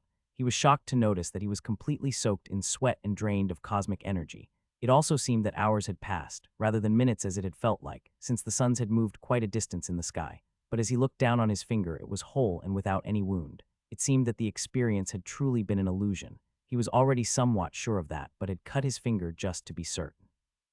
He knew the system was no stranger to teleportation from how it sent away Hannah and her friends, and needed to know if he was in actual danger if it happened again. For a final test, he tried to enter the mystic space once more, but nothing happened. It seemed it was a one-time opportunity he had received. He was at least happy to notice that the mysterious axe fractal actually had remained in his mind, as he could still perceive it outside of the illusion. He was quite sure that the new fractal was the axe mastery skill that he had received, but he had no idea how to utilize it as of yet. He had initially planned on heading back to camp to finish his chop quest as well, but he changed his mind. He believed he saw those scenes for a reason, and wanted to go over it while the memories were still fresh. So instead he rested his back against the tree trunk and once again closed his eyes. Zach's instincts told him that what he had seen had been important, so he tried to burn every feeling and impression to his memory. The immense pressure that emanated from the axe and the terrifying sharpness of its edge. The world-ending power of the seemingly casual strike by the barefooted man. He had just swung once, but somehow everything he had wished to cut was cut, and nothing could escape him. Even the people who fled through portals hadn't been spared and were somehow killed in another space. He tried to figure out why he was shown this vision. He could only assume it came from the system, as he couldn't imagine who else would, and could, show him such a thing. He did not believe it was something as fantastical as a glimpse into his own future or a prophecy, rather felt it was far more likely the system was trying to show him something else. The only thing he could come up with was that it was sort of a training video. The illusion showed him what axe mastery at a great, or maybe even the highest, proficiency looked like. If that was the truth, he wasn't disappointed anymore that he didn't get a rare or epic mage class. That army had even called upon the gates of heaven to attack, but it couldn't even withstand one chop. That axe master had also conquered the disadvantage of being a melee class. Everything in his vision was chopped and dismembered, no matter how far or fast they fled. Of course, Zach knew that even if that was a real event that had happened, it had nothing to do with him. The power levels of those warriors did not seem as simple as having an E-grade or even D-grade class. It felt like a level so far off that it might just as well be a dream, but still if he could glean some sort of truth or secret from the vision, he'd likely benefit greatly from it. It also gave him a wake-up call about how formidable the forces out in the multiverse were. He had known that there would be powerful people out there, but he hadn't imagined it being to this degree. That axe wielder would be able to cleave his whole island in two. That was not something that should be possible for a human being. That was the realm of the gods, so it seemed actual beings with the powers of gods were out there. If one of them got angered with him or someone else from Earth, there might be irrevocable repercussions. There were already demons on his island, and there might be other forces on the planet as well. It seemed the restrictions were weakening as well, and sooner or later any old monster might be able to waltz through one of the incursions. If he wanted to keep himself and his close ones safe, he had to keep pushing forward until he himself was one of those gods. Of course, he had to survive this island first before starting fantasizing about deifying himself. He refocused and started looking at the new fractal in his mind. He didn't really understand how it worked, but it felt like it was housed in an actual space in his mind, rather than it being just a memory. It was a very weird feeling, as it was akin to noticing your body had secret compartments.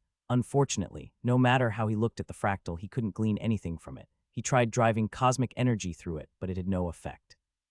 Since it had entered his mind, its heavy aura was gone, and it seemed dead or deactivated.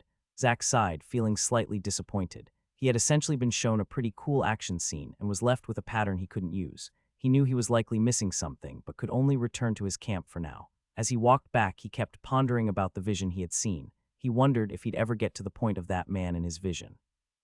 He looked down on his axe, and with a half-smile, he swung it down just like the man in the illusion. Of course, no earth-shattering wave of destruction erupted from the swing. Only a slight swooshing sound was the result of the swing. But after he performed the swing, he stopped. The attack just felt wrong. He couldn't put it to words, but it was as though the attack was bland and flat compared to the one in the illusion. And he wasn't talking about the earth-shattering power, but something else. Even though his swing and the axe man's had the same trajectory, it felt like man's swing was real, and his the illusion rather than the opposite.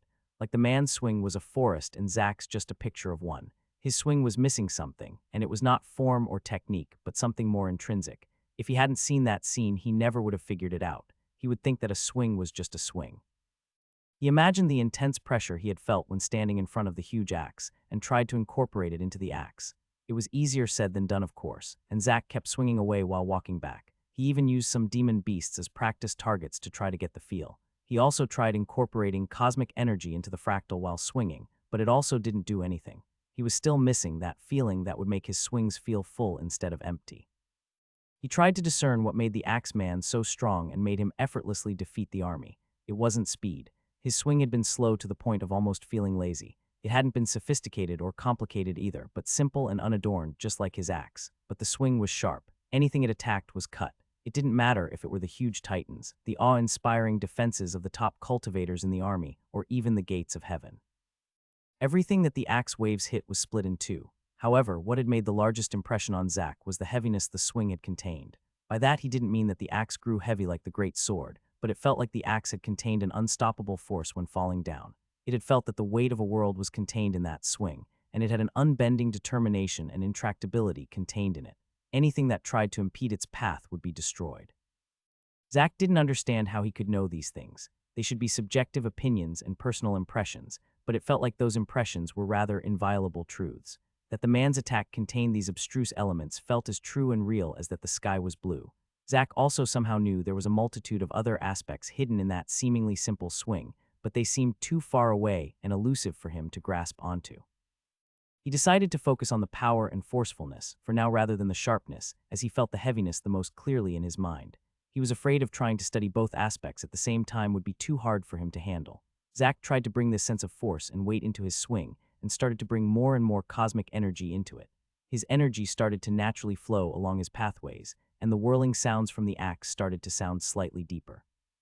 Just as he started to feel that he started to grasp something, a blue box suddenly popped up by itself. Dao Seed gained heaviness. Zack was shocked when he saw his strength. He had gained close to 30 points in strength without gaining any levels. There were two other changes to his page. The first was that he had a new title, Child of Dao. The second was an entirely new row was added next to the titles, called Dao. Zack had heard of the concept of Dao somewhere, but couldn't remember the details. It was a part of Eastern mythology or religion, but he didn't know exactly what it meant. But from context, it felt like it was akin to insight or the like. He had started to gain insight into the weight behind the man's swing, and he gained a Dao seed. He began with checking his new title, Child of Dao, third in world to attain enlightenment and create a Dao seed. All stats +5, all stats +5. The description gave Zack a start. He was only the third in the world to gain the Dao seed. Since the integration into the multiverse, he had constantly been at the forefront, be it with achievements or levels, but he had actually been bested on this aspect. He didn't know if someone had surpassed him in level since level 25 and gained a seed the same way as him, or whether there were other ways to get them. But it was a reminder that there were billions of people in the world. He had his lucky encounters. Why couldn't others have theirs? Besides, he knew he wasn't a born warrior, and it had taken him an enormous amount of effort to get where he was today. Perhaps there were geniuses that simply were perfectly suited for cultivation and the New World Order. The lost opportunity made him feel a bit depressed, and he swore at himself for all the time he had wasted. Had he gotten to this point a few days quicker, he might have snagged a better title. If the third spot got 5 points in all stat and 5 increase, what did the second and first place get? Perhaps as much as 10 points for second spot and a whopping 15 points for the first. But Zack steadied his mind quickly, as he knew he couldn't get greedy. The number of advantages he had accumulated would probably make anyone on Earth green with envy if they knew. Next, Zack wanted to check out the Dao seed. Soon he managed to open a new screen in the system. It didn't have a lot of information, just a list in the same manner as the titles. Dao Seed of Heaviness Early, Strength +10, Endurance +5. While the menu or information wasn't very spectacular, the stat bonuses were quite good. As Zack's main stats were Strength and Endurance, this seed's bonus was a perfect gift. Perhaps a reason why he learned the Dao seed so smoothly was due to this. It also made him understand the importance of Dao to the system. He just gained a seed of the Dao of Heaviness, and it was only an early seed. Both things indicated that he had just taken the first steps to understand this concept, but it already gave a boost worth a few levels. What would it give if he managed to improve it to a higher level, like the late stage? And what happened if it stopped being a seed and turned into the real thing? The boost it gave would likely be astonishing. Zack felt that the seed and the fractal in his mind were somehow connected. He gained it while trying to emulate the powerful feeling in that axe swing after all. He once again turned his sight inward and gazed upon the axe fractal again. He couldn't tell exactly how, but he sensed that the pattern of the fractal somehow subtly changed. It also no longer seemed inert as it was before, but emitted an aura that gave Zack the familiar sense of weight and intractability. It was the same sense of heaviness that he somewhat managed to instill into his swings while trying to emulate the Axeman. Now that he could contrast it to the aura and the illusion, he understood that the Tao of Heaviness was only part of the whole picture, and the suffocating aura of the axe was something far greater. Still, it was a step in the right direction. His seed was only at the early stage. There surely were ways to improve upon it, and perhaps someday his axe aura, or Tao, might be as mighty as the one he saw. Now that the fractal felt active again, he once more tried to circulate cosmic energy through it. This time it actually worked and the fractal lit up. Suddenly his vision changed and fractals started appearing. Some shone up like glowing footprints in the ground, and others were lights forming arcs and trajectories around him. The lights seemed to have no effect on its surroundings, not lighting the ground or trees up in the slightest. Furthermore, when Zack moved his head, the lights moved with him and slightly adjusted, meaning it came from the system in the same manner as his different menus. It felt like he was wearing augmented reality goggles, giving him an extra layer of reality that only he could see. At least he assumed only he could see the lights and the menus, as they only seemed to respond and change in reaction to Zack's movements and commands. He tried to touch the fractals that formed the trajectories, but it was like trying to touch a rainbow. Furthermore, as he moved his hand, the lights adjusted and moved as well.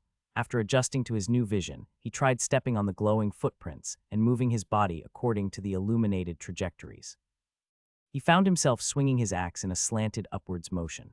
The movement felt smooth and natural, and it felt like he was able to bring the full force of almost his whole body into the swing. He kept following the glowing instructions and found himself performing a multitude of attacks. There were not only normal swings, but every part of the axe was used. From the butt of the haft to the spike on the back side of the head, everything was used in an array of methods to maim and kill enemies. It even showed how to use the rest of his body, such as grabbing with his offhand, footwork, and tackles. It couldn't be said that the fractals in the air taught him actual skills, but rather basic guidance on how to properly move and handle an axe. Every strike had one thing in common: it contained the mass and intractability of his Tao. It made him realize many aspects of his weapon of choice as well. An axe differed from a sword in that it was balanced toward the head, whereas a sword was closer to the handle. This gave an axe a higher forward momentum and higher destructive power. To master the axe, he should focus on the part where it excelled, meaning this power and forcefulness. Its disadvantage was that it wasn't as flexible as a sword was. The bladed area was also far shorter with an axe, so some precision was needed for a killing strike. At least until he could swing his axe in the fantastical manner of the man in the vision. Zack kept going through various motions as he moved toward the camp. He was entranced by the beautiful simplicity in the moves and the power they managed to bring out. Suddenly he stumbled and fell down, shocked to notice that he was completely and utterly drained. He hadn't completely recovered his energy from his vision earlier, and it seemed like using the axe fractal consumed large amounts of cosmic energy. At least Zack finally felt he had figured out how the axe mastery skill worked. It wasn't what he expected, but he was still very happy with the result. He initially thought he would get a bonus to stats similar to the Demon Slayer title, like bonus stats while wielding an axe, and perhaps generally get imparted some knowledge about axes. The reality actually trumped his expectations, and the rewards were twofold. The first part was the vision, which Zack now was certain was showed to him so that he could plant his Tao seed. The other part was this guidance system that could help him improve his form and fighting abilities. It might have been more convenient if the system crammed his head full of these things, making him master these aspects immediately. Perhaps that wasn't possible, as it was related to the Tao. Or perhaps the system didn't want to just hand things out willy-nilly. The guidance system was a God-given in any case, as Zack had missed the tutorial and sorely needed some guidance. Of the two, he felt the Tao vision was the most valuable. One might be able to gain those seeds by themselves by meditating or being an expert on a subject, but Zack's intuition told him that it wasn't that easy. Otherwise, he wouldn't have been the third, but the 3rd millionth, to attain a Tao seed. The world was full of experts, after all. He decided on the spot to use the time he earlier spent on cutting wood on practicing his axe form in the future. That time would be freed up as soon as he finished the second-class quest in any case. Zack sat down to recuperate and devoured some meat from his pouch before continuing back home. It was dark when he returned to camp, as usual, this time due to his new skill rather than grinding monsters all waking hours. Still, he couldn't rest, as he was too excited about what his other skill would be like. He started cutting wood in a furious speed, lumber flying left and right. After roughly 90 minutes, he slowed down and caught his breath. He was only 10 swings away from finishing the quest for the chop skill, and he wanted to be in rested condition just in case. He drank a mouthful of water and steadied his breath before once again hefting his axe and swinging the 10 final strikes. This time, cosmic energy didn't enter his mind, but information. This time, the impartment was akin to when he bought Eye of Discernment from the Nexus Crystal. Zack was a bit disappointed that he wouldn't get another vision that could give him another Tao seed or the like, but he knew that was a rare opportunity he gained. The skill was another fractal, and the usage was similar to the identification skill. It needed him to circulate cosmic energy through his energy pathways in a specific manner, then imagining it entering this fractal. The difference was that while Eye of Discernment placed the fractals inside his eyes. The new one was on the top of his right hand. It wasn't a physical manifestation, rather it superimposed itself on his pathways. This was different from his eye skill, which was isolated fractals in his eyes. Chop Skill's fractal seemed to actually merge with his class pathways. It didn't look out of place or messy, but it felt as a missing piece of a puzzle was added. When Zach rewrote his pathways, there were many parts that looked blurry and missing. It seemed that from his new skill that they were slots for his skills, maybe even other skills like Steps of Gaia that he was eyeing in the store could be slotted into his pathway gaps. He tried doing the same with his ocular skill, but it was a closed-circuit fractal, giving no opportunity to integrate with his pathways. The Axe Mastery fractal was in an enclosed space in his mind, and he had no way to connect it to his pathways either. Unfortunately, he lacked any more skills to experiment with. He actually had enough Nexus coins to buy the cheapest skills by now, but he didn't want to burn his hard-earned cash for an experiment. He wasn't sure what benefits there were to slotting it into his pathways compared to simply having them like his identification skill. He would have to test it and find out. Even though it was late at night, he couldn't wait, too eager to find out the effects of his new skill. Even if he realized it would be nothing like the great spells he saw in the vision, he had already fought against someone with an impressive skill. It was the demon leader with the great sword, whose furniture now adorned his campsite. The black arcs of lightning had almost gotten him killed a few times. From the simple name of his own skill, he realized that it might not be as extravagant though, but he did get it from a rare class after all, so it shouldn't be useless. He planned to try out the skill by using it a few times, then finding a demon beast to test it on, so he left his camp in search for a decent target. As he walked some ways from the camp, he made a new discovery. A skill screen had been added to his various prompts. It hadn't been there when he bought the identification skill, which is why it had taken him all day before trying it. He surmised it must have activated when he got his class skills. Normal skills. Eye of Discernment Proficiency, a glimpse into the unknown, upgradable. Class skill. Axe Mastery Proficiency, early. The seed of Tao is planted, upgradable. Chop Proficiency, early. There is greatness in simplicity. The screen showed scant information, but it did give Zach a few answers to things he had been wondering about. The class skills seemed to have proficiency, and both were at early stage. His Tao seed was at early stage as well, and he guessed that if he progressed in Axe Mastery, the seed might follow. Chop would likely simply get stronger if the proficiency increased. His identification skill had no proficiency, and it seemed that it wouldn't get stronger. He had wondered about whether he could improve his skill and get more information about enemies, or even be able to identify items. It was, however, upgradable. He saw no hint of the requirements, but it was good to know that he could improve the skill into a better one. Chop wasn't upgradable, which was a bit disappointing. He could only hope the description was true, that there was greatness in simplicity. If he went by his knowledge from video games, then he'd likely need to raise proficiency to the max before somehow upgrading Axe Mastery into a higher-tiered skill, as that option wasn't available for Eye of Discernment. He could only hope to find out some clues at a later date. Of course, even if he wouldn't be able to upgrade Chop, he'd still try to max out its proficiency. Who knew if the system would reward a title or new class quests if he did? The system did like it when people put in effort, after all. As he walked away from the camp in the dead of the night, he was going over his future path of development. He couldn't just focus on training with the new guidance system all day due to the third-class skill, requiring large amounts of time battling in the forest. On the way from the camp, he tried using Axe Mastery in an actual battle with a Barghest. He was disappointed to see that the trajectories wouldn't actually assist him in battle and completely shut off right before the battle started. It seemed it was purely a training mechanism. Finally, he arrived at a small clearing some distance from the camp. He didn't want to accidentally ruin his home in case the skill had any unexpected effects. He started with using a small amount of energy and channeled it through his new fractal as he swung the axe. The energy transformed as it ventured out through his hand and into the axe. As he swung down, he could see a translucent edge formed by cosmic energy. It was like the axe head had gotten a bit larger, as the translucent edge ran a few centimeters in front of the actual edge, and its length was roughly 10 centimeters longer compared to the actual steel edge. The edge created from cosmic energy looked like a copy of his axe's actual edge, with some faint fractals added along its length. It wasn't spectacular, but he used a minuscule amount of energy in the strike. He tried using the skill once more, but this time he put far more cosmic energy into the skill. The translucent blade grew quite a bit larger, now stretching noticeably outward. The blade was now over 1 meter long, making his once short-ranged axe have almost as long a range as the great sword he had commandeered. Luckily, the edge didn't grow downward along the haft, but rather outward. Otherwise, it would be hard for him to swing it without maiming himself. It was out of Zach's expectation it would grow to this size. As he continued putting in more power into the skill, it kept growing, but Zach soon felt that he was starting to lose control over the skill. Suddenly, the cosmic energy blade simply dissipated, leaving no trace of ever being there. It seemed that there was a limit of how large he could grow the blade without it starting to become unstable. After some experimentation, he knew that he could keep the blade stable at roughly 1 meter. Any larger and it would quickly become unstable. The longer he made the blade, the shorter duration he could keep it. It seemed that this was all that there was to the skill.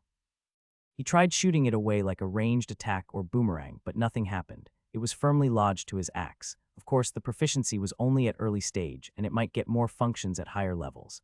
Zach was still quite pleased with the skill, even though it wasn't as flashy as the black lightning of the demon leader. It wasn't fancy, but he could immediately imagine a few uses for a skill such as this. For one, he could surprise an enemy. He or she might have thought that they dodged his strike, but instead they were well within the range of his skill blade. It was also a brutal instrument when fighting against multiple enemies. If he pushed it past its point of stability, he could wield a huge blade and slash at multiple people at once, at least for a short duration before the skill broke. With his monstrous strength, he believed that he could create a great deal of carnage in that brief window in time. Of course, that would be a last resort attack, as cramming that amount of cosmic energy into one skill use would greatly drain him. There was one thing he didn't understand with the skill. He had gained his Tao seed from managing to incorporate this intangible force of heaviness into his strikes while he was walking back to the camp, but he was utterly incapable of doing the same with the skill. He tried using a few Tao-empowered strikes, and they did have an air of weight to them. It wasn't as tyrannical as the Axeman's, of course, but it felt like these strikes should be harder for someone to block compared to normal strike. But when he tried incorporating this feeling into Chop, everything got jumbled and he didn't even manage to produce the blade. He saw no reason that they shouldn't work together, but guessed that he had to practice some more before being able to use it as he wished. The last thing for him to test out with the new skill was the sharpness. It was somewhat pointless if he got a larger edge if it wasn't sharp. Sure, with his strength he'd do damage anyways without a sharp edge, but if the translucent edge was dull, he might as well swing around a tree trunk. He charged up a meter-long blade and swung down upon a rock almost as tall as him. With a clang, the cosmic energy blade cut halfway into the stone. Satisfied, Zach let the blade dissipate. It seemed that cutting through things would use up the energy faster compared to simply having it summoned, but even while not cutting things, it continuously drained him slowly. Of course, he could likely keep inputting more and more energy, and the blade would remain. But it seemed to be a wasteful use of cosmic energy. Zach felt that the skill was best used as either a finisher or surprise attack, not in a long, protracted battle. He would only be able to use it continuously for a few minutes at the most before being completely drained. The sharpness seemed to be roughly the same as with his actual axe. It did seem to model itself after his axe's edge after all, so it made sense that they would share some features.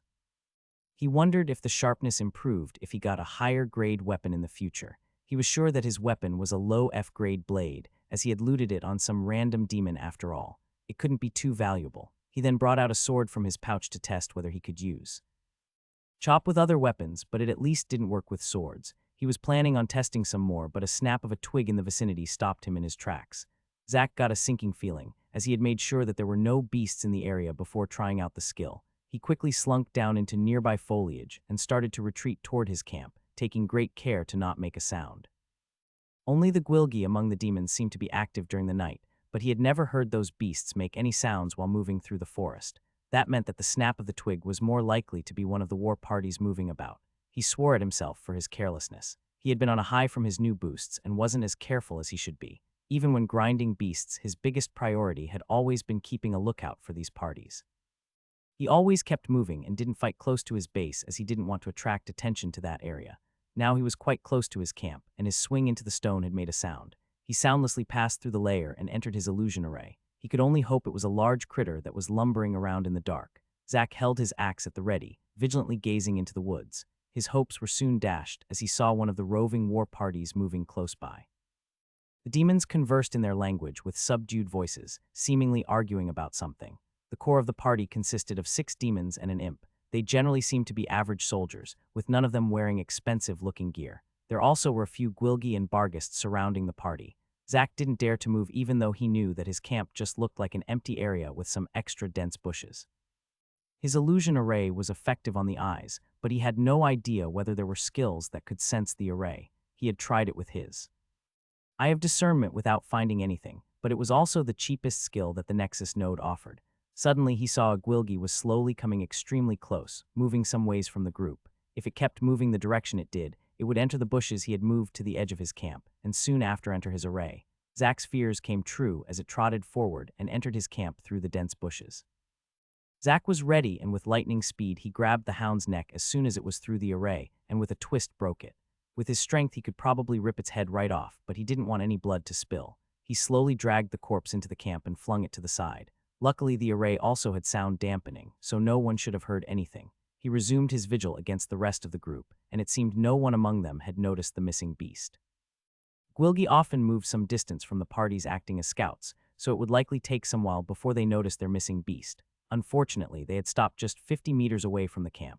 They still seemed to be arguing about something in hushed tones. One of the demons seemed nervous and kept pointing toward where Zack had tested his skill. The others seemed unconvinced and dismissive.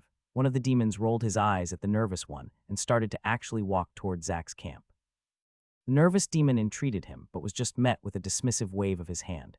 He started fiddling with his pants and stopped at a tree just half a meter away from the edge of the illusion array. The demon was actually relieving himself. He looked around the area while he did so. His eyes stopped a second on the camp. It should look like a normal clearing to him, but the demon slightly furrowed his brows. Soon they smoothed out, and he casually looked away again and continued with his business. But Zack's heart started beating rapidly after scrutinizing the demon's face. He knew. Zack didn't dare hesitate and furiously chopped his axe down through the array, while the demon still had his pants down doing his business.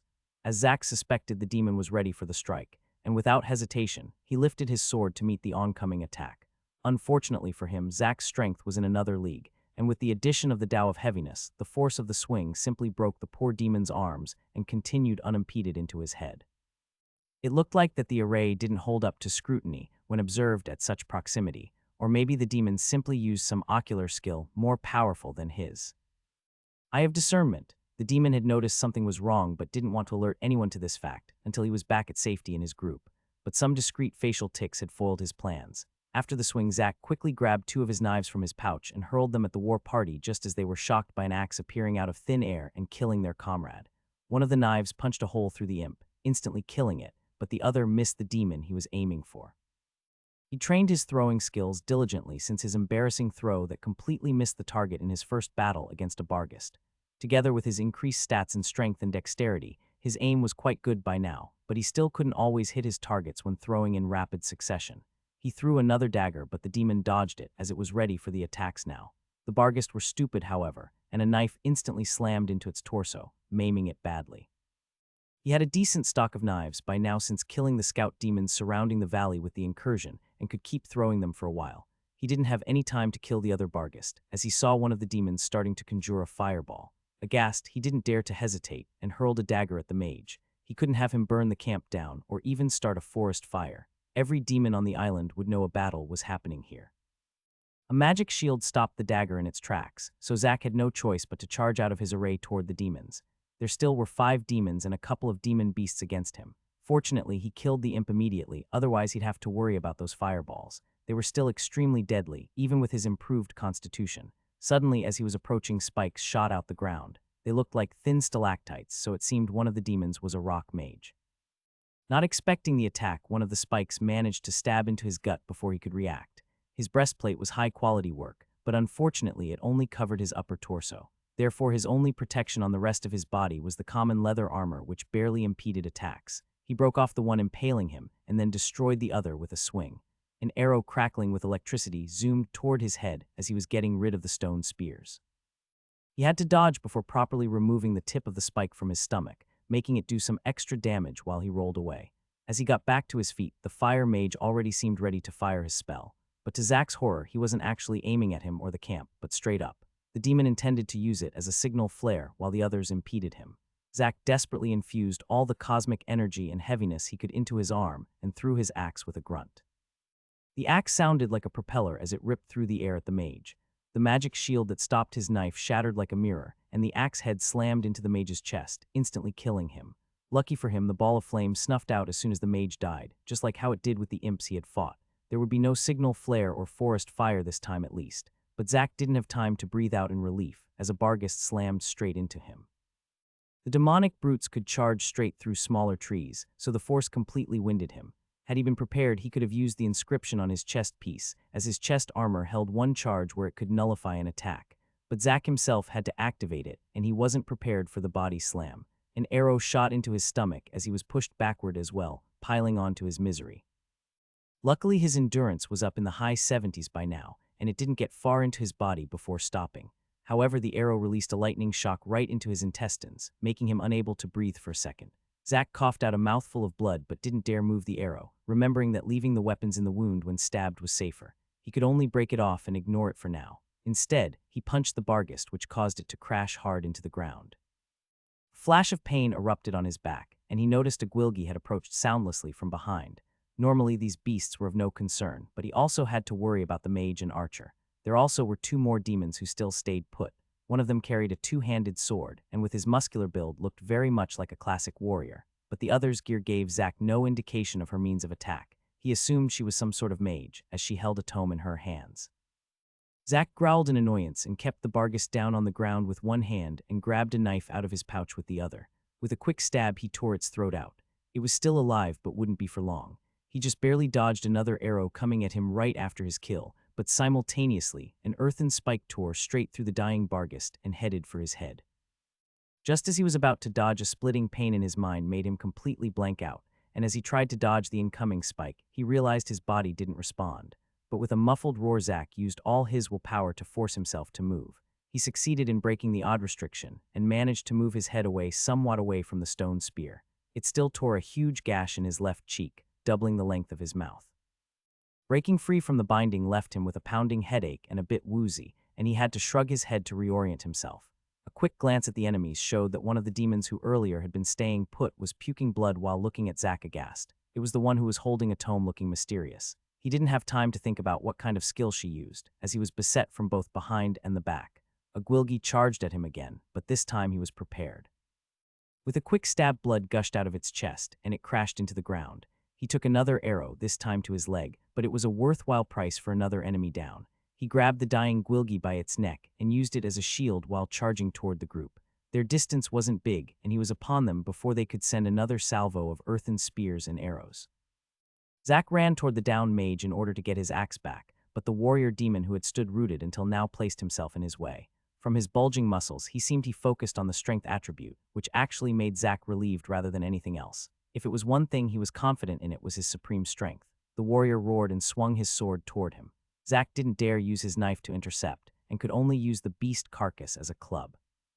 He swung it at the warrior, trying to angle it so that he would hit the flat of the blade rather than the edge. The corpse and the sword clashed, and the corpse exploded in a mangled shower of blood and viscera, drenching both Zack and the demon. But it did its job, and the sword was deflected once. That was all he needed, as he crashed into the demon with all the strength he could muster. The warrior was flung away like a rag doll, not being able to muster any resistance in the slightest. He fell down a few meters away, and whether he was alive or dead was unknown. The demon seemingly hadn't expected that outcome of the collision, and he managed to immediately snatch up his axe before they could react. Zack then made a beeline for the archer. At these close quarters, the archer had actually dropped his bow and instead held a short sword and a blade, respectively. Zack would have expected him to make some distance like the last archer he fought. But perhaps he either actually focused on blades, or didn't dare turn his back on Zack while fleeing. Both the blades were crackling with the same lightning as the arrows he had shot at Zack earlier. Zack ignored an earthen spear stabbing into him and pushed on toward the rogue-looking demon. He wanted to make short work of him and swung a horizontal swing intended to cleave him in two. However, the demon almost seemed to have no bones in his body and curved his torso to avoid the swing, and then retaliated by trying to stab Zack's heart and throat. Zack was out of position with the swing and could only desperately protect himself with his free arm, really wishing he had a buckler right about now. The knife heading for his heart plunged into his bicep, and the short sword changed trajectory slightly to avoid hitting his arm as well. It at least managed to nick his throat, and a small gout of blood spurted out, but at least it hadn't hit an artery. The electric shocks hurt as well, but with Zack's endurance he could grit his teeth and simply force his body not to spasm. These arcs of lightning couldn't compare to the black lightning he had tasted earlier as well. He turned his hand to readjust his edge and tried to swipe the demon on the way back. The demon once again deftly repositioned his body so that he would be able to avoid it, but this time Zack wouldn't be denied. Just as the axe blade was about to miss the demon's throat, a translucent edge grew out a meter and cleanly decapitated the ranger. Zack didn't really want to show his ace while there still were 3 demons alive, but he had to kill the ranger. The ranger was the only one he wasn't sure he would be able to catch if they started to flee, and if they were sane, they should. He had decimated half their force in almost no time. His wounds looked grisly, but nothing that would stop him from continuing his onslaught. With his new skills and power-ups, he truly felt like the apex predator of his island. With only 2 demons left, not including the knocked-out warrior, Zack charged toward his next targets. The 2 demons briefly looked at each other in the eye, and both launched an attack before fleeing. The tome-wielding demon's attack was an almost invisible ripple in the air, whereas the earth mage erected a large wall. Zack once again threw his axe just before the wall completely obscured the 2 fleeing combatants, and then he crashed straight into the wall. The wall was hastily erected and couldn't withstand Zack's momentum, and he blasted through it like a wrecking ball. Just as he did, the ripple hit him, making him nauseous and disoriented. But the attack wasn't as strong as the earlier one, and he soon managed to dispel the effects. A quick glance at the demon who used the ripple attacks showed her dead with an exploded chest, with his axe stuck in the ground some distance away from her corpse. But before he could continue on to kill the earth mage, he felt an intense amount of danger as he heard a whistling sound. It was the sword-wielding warrior who Zack had punted earlier. Somehow he had gotten up and snuck right behind Zack without him noticing, and his 2-handed sword was bearing down on his throat. Zack had no time to dodge and could only put his hopes on the spell on his chest. The familiar golden sheen of the armor's skill immediately enveloped him, just in time to intercept the large sword. With a crash, the warrior was flung backward once again, and this time Zack could hear the sound of bone breaking.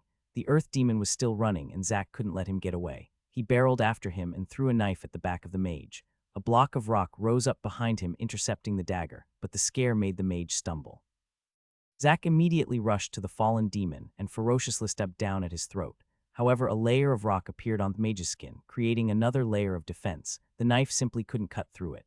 Terror was still evident in the demon's eyes, and it stuttered some words in its own language. Zack ignored it and brought out the huge greatsword from his pouch. He increased the weight to the max through the inscription on the blade and slammed it down on the body. It was cruel, but he wouldn't risk letting the mage somehow alerting the army of what was going on. Over 130 strength and a heavy greatsword resulted in a ruptured lump of flesh on the ground, and even a crater was created. Zack didn't waste any time and immediately ran back toward the last demon. He found him limping away from the scene of the battle, his sword discarded where he fell. He soon noticed Zack approaching with fear and hatred evident on his face. Suddenly, he completely disappeared, shocking Zack. He wondered if the demon used some sort of teleportation skill which would allow it to escape. He furiously ran toward where the demon disappeared and looked around for any clues. Zack saw a glimmer in the distance and immediately threw a dagger at it. Suddenly, the background looked like it was distorting, and the warrior reappeared, the dagger lodged in his arm. Zack ran over, and with a swing of the great sword ended the fight. The last demon had used an illusion skill like his array, or something similar. That was also how he snuck up and almost decapitated him earlier. Zack was a bit surprised a meathead-looking warrior knew such a skill, as that felt like something that usually belonged to rogue-like classes. It made him realize he couldn't rely on his gaming experiences for everything. The system was quite omnipotent, and anything was possible. With the demons killed, there was no hurry anymore, so Zack quickly treated most of his wounds and then gathered up all the corpses and their gear in his pouch. This also made sure none of the demons pulled a ruse on him and played dead, as nothing living could enter the pouch. He also retrieved his daggers and axe, and while doing so he was attacked by the last Barghest and Gwilgi from the roving party. With their masters dead, they went back to their ordinary hyper-aggressive behavior. Without any demons shooting various things at him, he finished them off easily, officially eradicating the war party. The fight had gone above his expectation, and he was almost like a fox let loose in a hen house. His stats were getting increasingly scary for his level. Furthermore, the fight had also made him realize something. Not one of the demons he had fought thus far used any Dao while fighting. They had used battle tactics and skills, but the indefinable quality of Dao, such as Zack's heaviness and force he could imbue into his strikes, were missing. Perhaps gaining a Dao seed was something uncommon, or at least hard, making it a rare boost reserved for the elite. He was also very satisfied with his new skill. Chop, it worked just as he hoped, providing a great method of sneak attacking. He wasn't sure if it was designed to be used this way, but he felt it was the most effective method in this type of combat. Zack had wanted to use the skill a bit more to test it out in battle, but unfortunately, he spent a good deal of the battle without the axe in his hand. He really hoped he would be able to pick up some backup axes, or even throwing axes soon.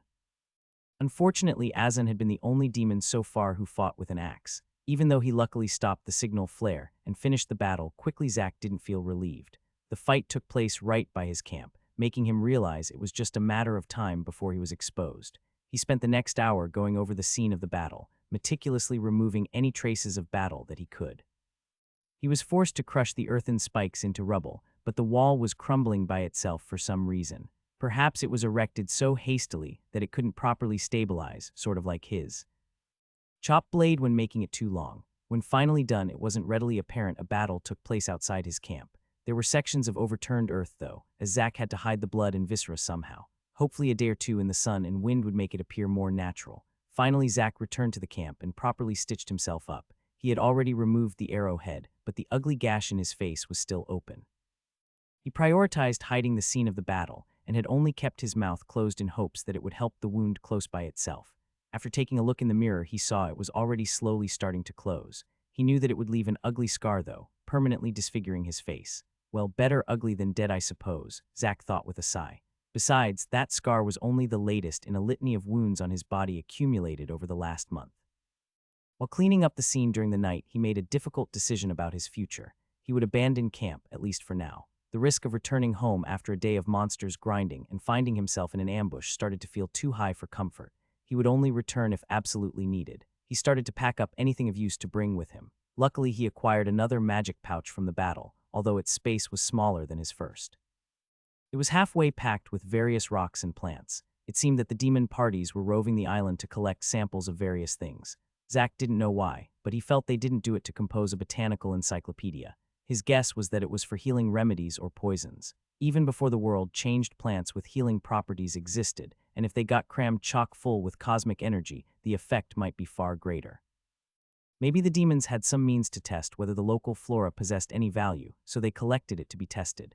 That would explain why it was only a few samples of each type in the bag. He left the rocks and herbs in, as he didn't require a lot of space. The herbs might come in handy in the future after all. He filled the other half with spare gear and the 2 luxurious chairs. He kept the table, rug, and parasol in his original pouch. He had grown fond of the furniture and didn't want them seized by the demons if they found his deserted campsite. He also tried storing the Nexus crystals and the array flags, but it didn't work. He wasn't surprised, as he already knew he couldn't move them too far from the camp either. He once tried it earlier, as he had wanted to use the gravity array as a trap device. But when he moved the flags too far away from his designated outpost, the flags started to vibrate ominously.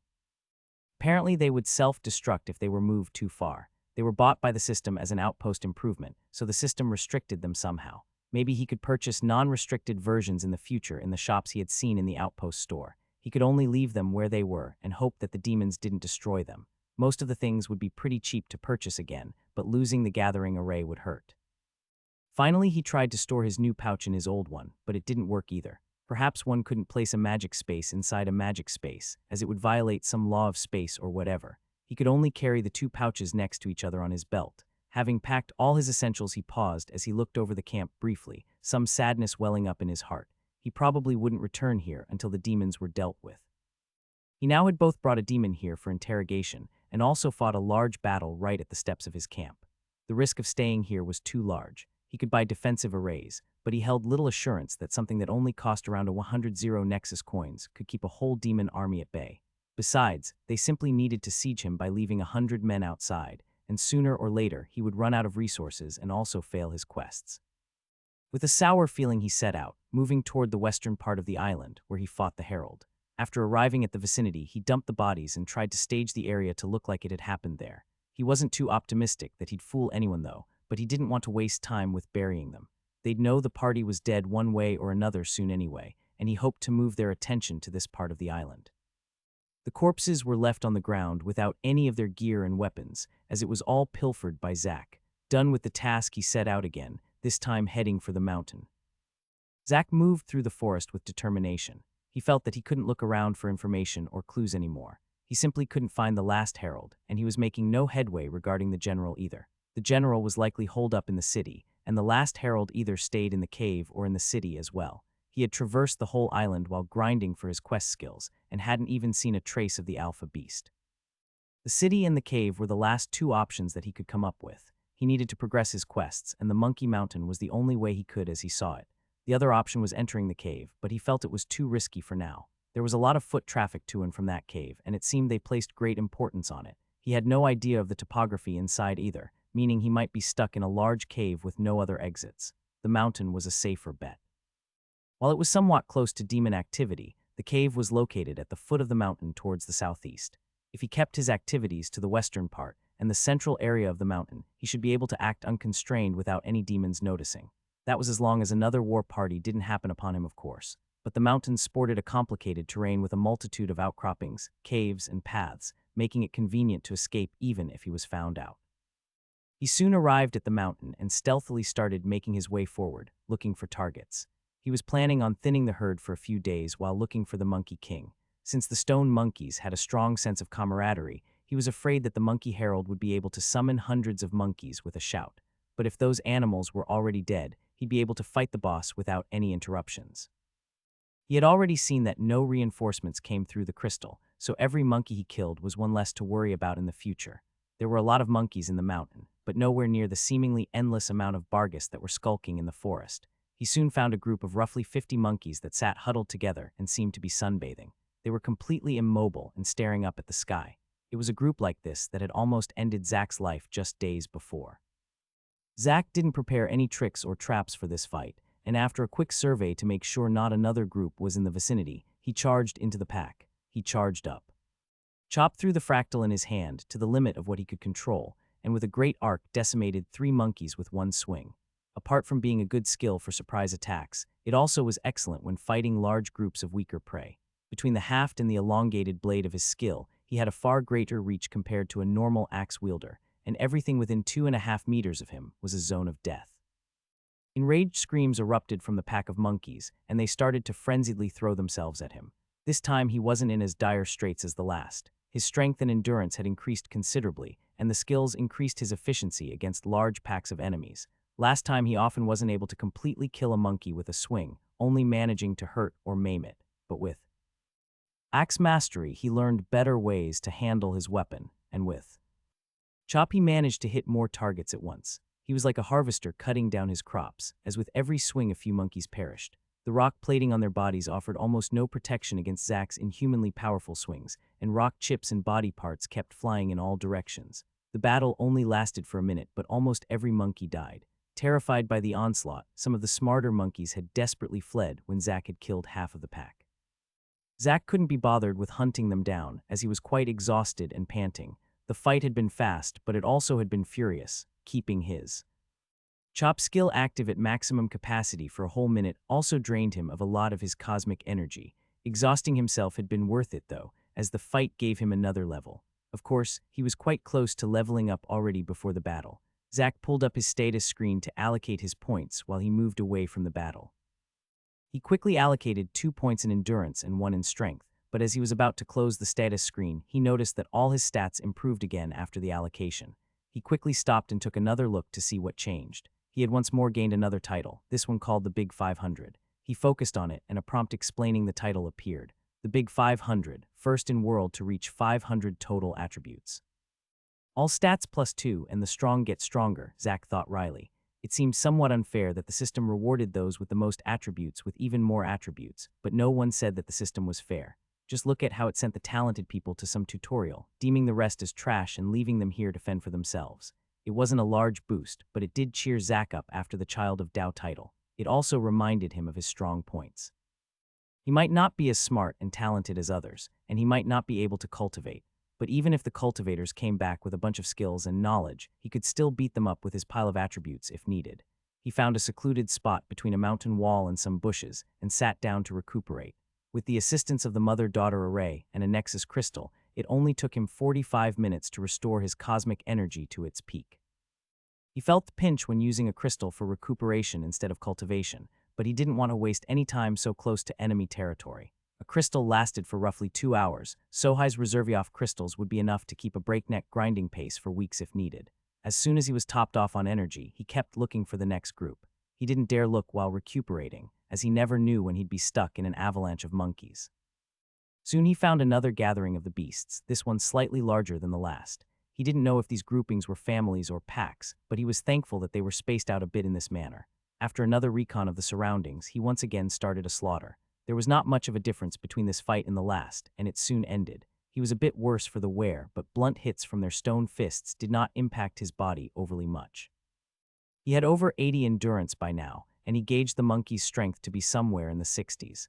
They still hurt, but it would take some while for him to take actual damage. The only real dangers the monkeys could muster up was either from their sharp teeth or from simply tiring him to death with numbers, but with the reach of his weapon infused with. Chop No Monkey Maw really managed to get close to him, and he carefully checked the surroundings before every fight for hidden backups. Zack kept this rotation between fighting and resting going, slowly making his way toward the central area of the mountains. Zack figured the herald should be somewhere on one of the peaks. Unfortunately, the mountain had a number of peaks rather than just one, so he was planning on checking them one by one and killing the monkeys in between. Zack had already known grinding monkeys would be lucrative, as each monkey gave almost as much cosmic energy and nexus coins as 4 Barghest. But with his improved stats and skills, his grind speed skyrocketed, shocking even himself. As the sun set, Zack finished up his last battle for the day, which had actually rewarded him a second level, bringing him to level 30. Done with the fighting for now, he retreated to a small cave he found while traversing the mountain paths. It was secluded and seemed to have once housed a bear or some similar animal from the shed fur in the corners, but from the dust gathered, it seemed that no one had been here for weeks. Zack guessed that this cave was moved here with its inhabitant from wherever this mountain came from, and that the stone monkeys killed the bear when it ventured out for food.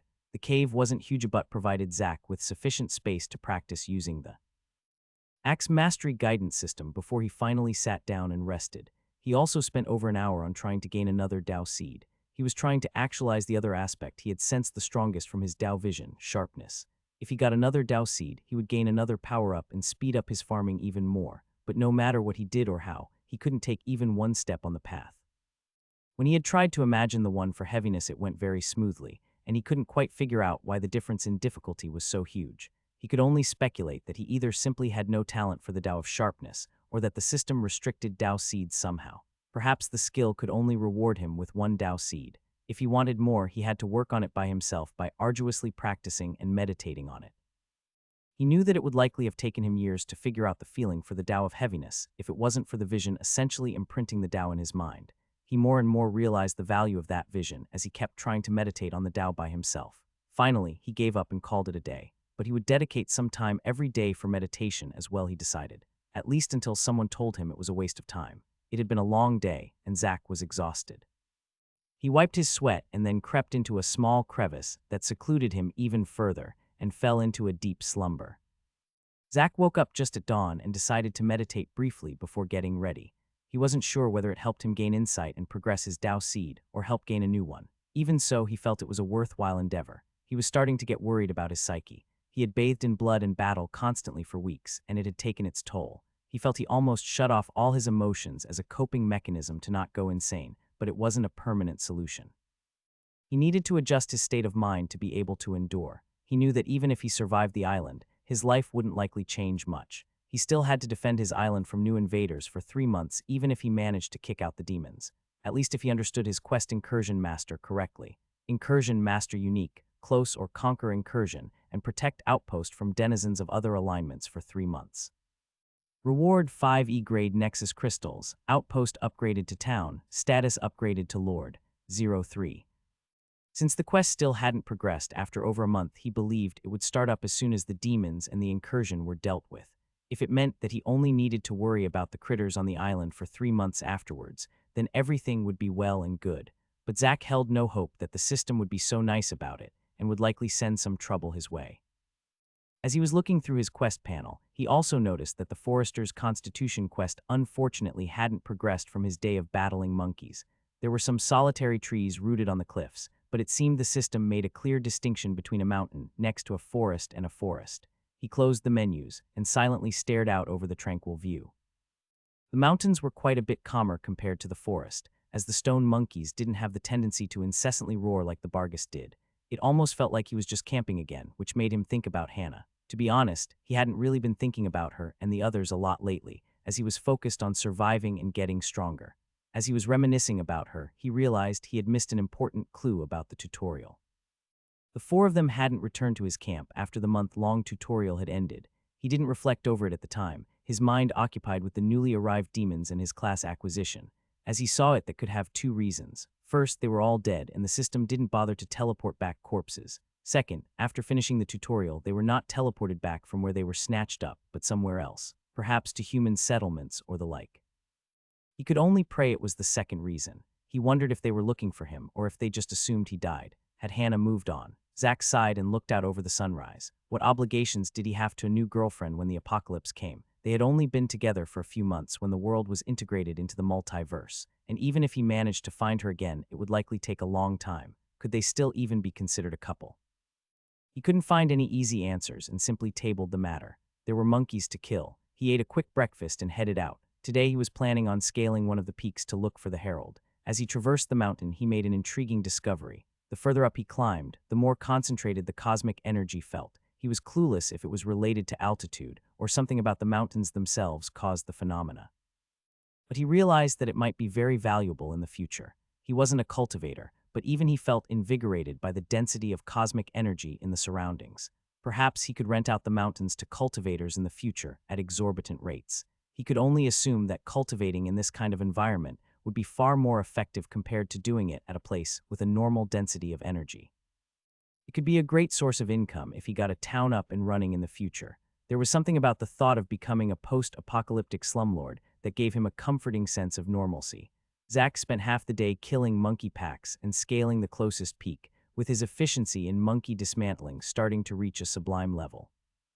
There were some surprises where unexpected backup that Zack had missed entered the fray, but it generally only resulted in more Nexus coins for himself.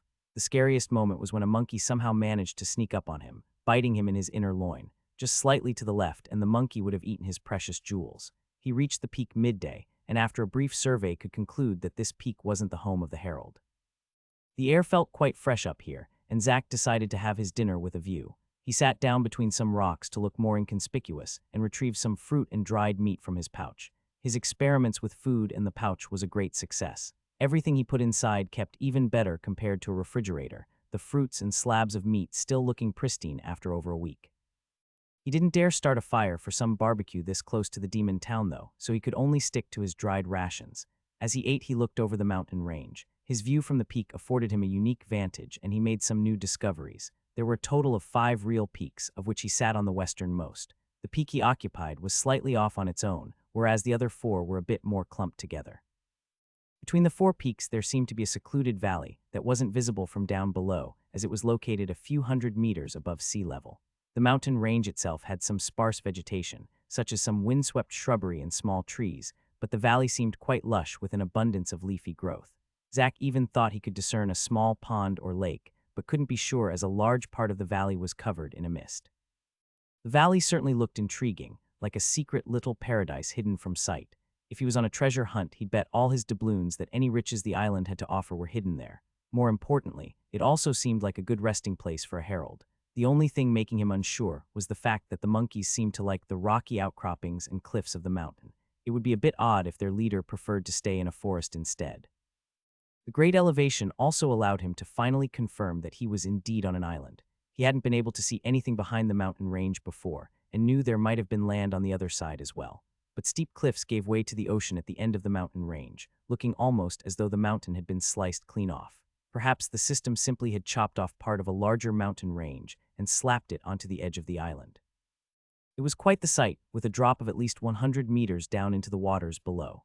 Zack finished his meal and made his way back down the mountain slopes again, and started trekking eastbound for the other peaks. He kept killing every monkey pack in his way, bringing a storm of carnage to the mountain. He was somewhat surprised that there still wasn't a more concerted effort to catch him by the monkeys by now, as the monkeys seemed to care greatly for each other. But they stayed in their group still and made perfect targets for him. He even gradually dared to attack larger packs as his confidence grew. Initially, he skipped the gatherings that were too large, but by now he felt confident enough to attack most packs. Zack thought that he would actually gain another level this day, but he was forced to suddenly stop fighting during the evening. It wasn't because he was hurt or lacked targets, the problem was his axe. His war axe possessed a self-repairing and sharpening feature through its inscriptions, but it seemed it couldn't properly keep up with Zack's recent activities. During his Bargus genocide, it had no problems staying in good shape, but here it was dull and blemished after only one day. Zack realized that the tough rock plating on the monkeys' bodies was the problem. His strength and endurance provided all the power he needed, but it was his weapon that failed him. He was quite confused about the whole thing, though. When he fought the monkeys, he always used his skill. Chop to create the translucent enlarged edge to cover his actual axe head. Still, his actual axe was worse for the wear. It seemed that the skill didn't just copy the edge of his weapon, it rather projected it. That was a disadvantage he hadn't expected, but then again it still was an extremely powerful and diverse skill for being the first attack skill the class offered. With no other option, he could only find a refuge for the night again, and instead spend greater time on practicing with axe mastery and meditating. He briefly considered whether to keep going, using one of the large swords in his pouch as a weapon instead, but he eventually decided against it. For one, he couldn't use his skills with a sword, and there also was another reason he hesitated. He wanted to use other weapons as little as possible in general. When he picked his class, it generally looked like the options were based on his activities. Since his stats, skills, and experiences all were centered on the axe, he wanted to upgrade in this direction when he got the opportunity to upgrade the hatchetman class. He was afraid that he might miss out on a good class upgrade if he kept using too many various weapons and not fulfill the prerequisites. That's why he also really wanted to find more axes, so he wouldn't be forced to use knives as much for throwing or as backups. He even toyed with the idea of stalking the roving gathering parties on the island to find someone with axes and then take them out. But ultimately, it still felt like an unnecessary risk. That he managed to kill the party at his camp so smoothly largely could be attributed to the element of surprise. He felt that he could likely wipe out most of the parties by now, but he couldn't guarantee that they wouldn't be able to send out a warning signal like the flame mage had tried.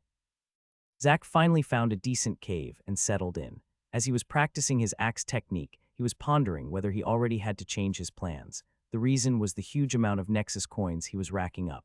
A day of killing the monkeys resulted in roughly 100 Nexus coins. That amount took him almost a week to gather when desperately hunting Barghest.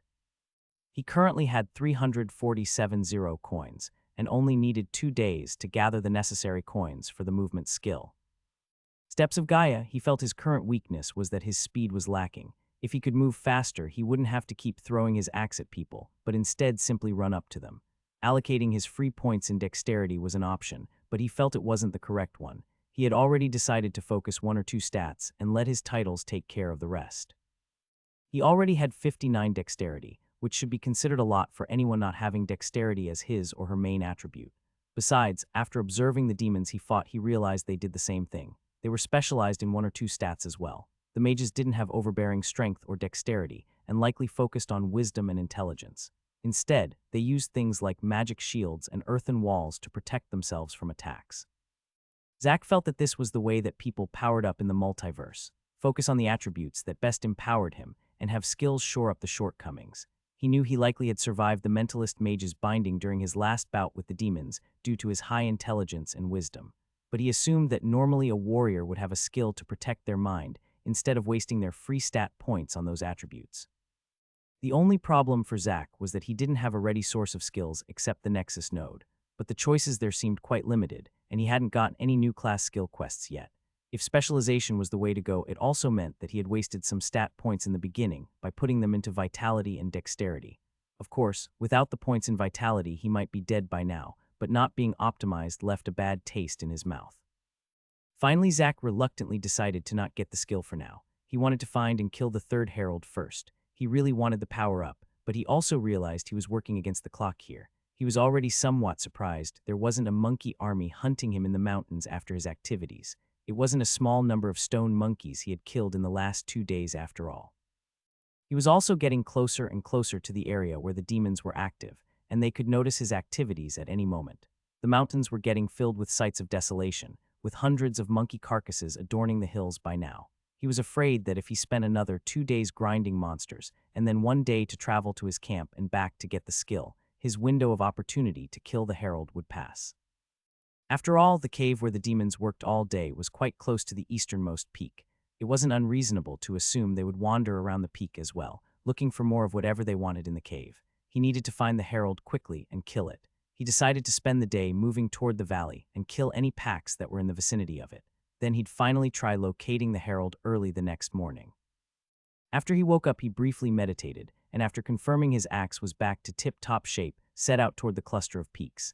He gained a level on the first pack he encountered, bringing him to level 31. He soon arrived at the foot of the westernmost peak of the 4 clustered mountains. He planned to scale it halfway up, which would lead him to the entrance of the valley. Then he'd make a circle around the peaks to kill off any packs close to the valley.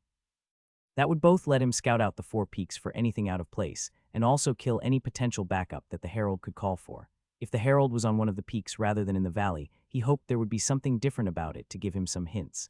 As soon as he started climbing the first peak, he started to notice an increased resistance. The packs grew slightly larger, and there were stronger monkeys in the packs.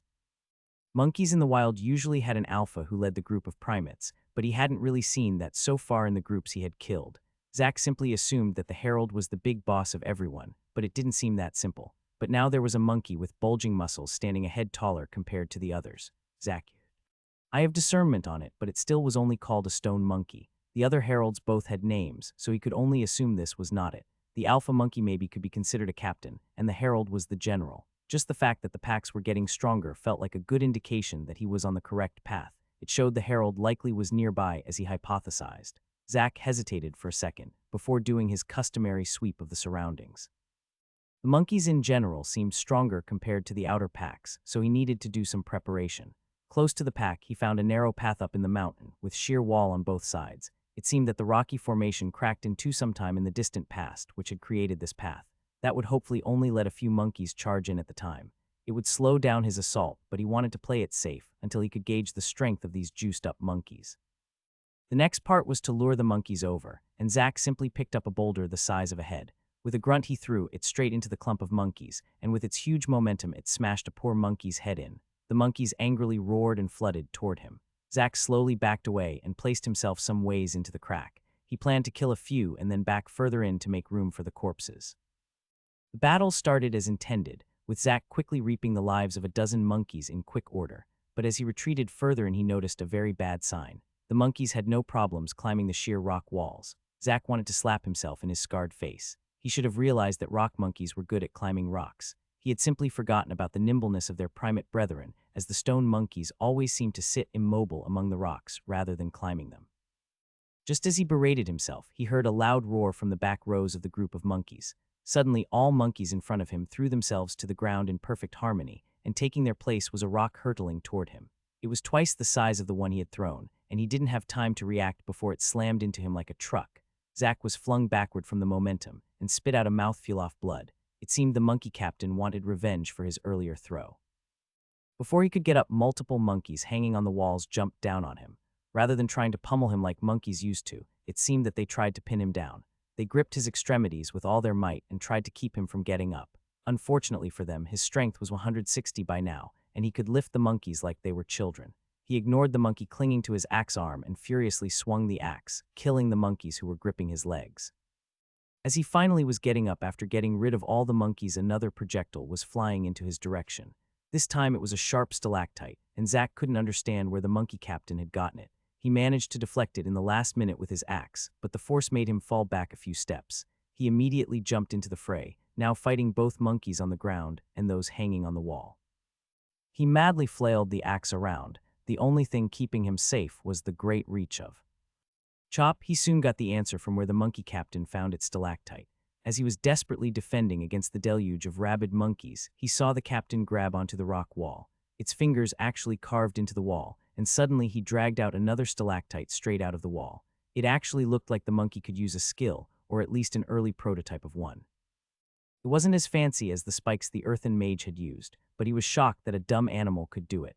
It seemed that skills, and perhaps even exploring the Tao, was not something exclusive to humanoids. He didn't have time to reflect on it further before another projectile came flying toward him. He saw it coming this time and grabbed a monkey to use as a shield. The monkey absorbed most of the blow, but Zack was still pushed back somewhat.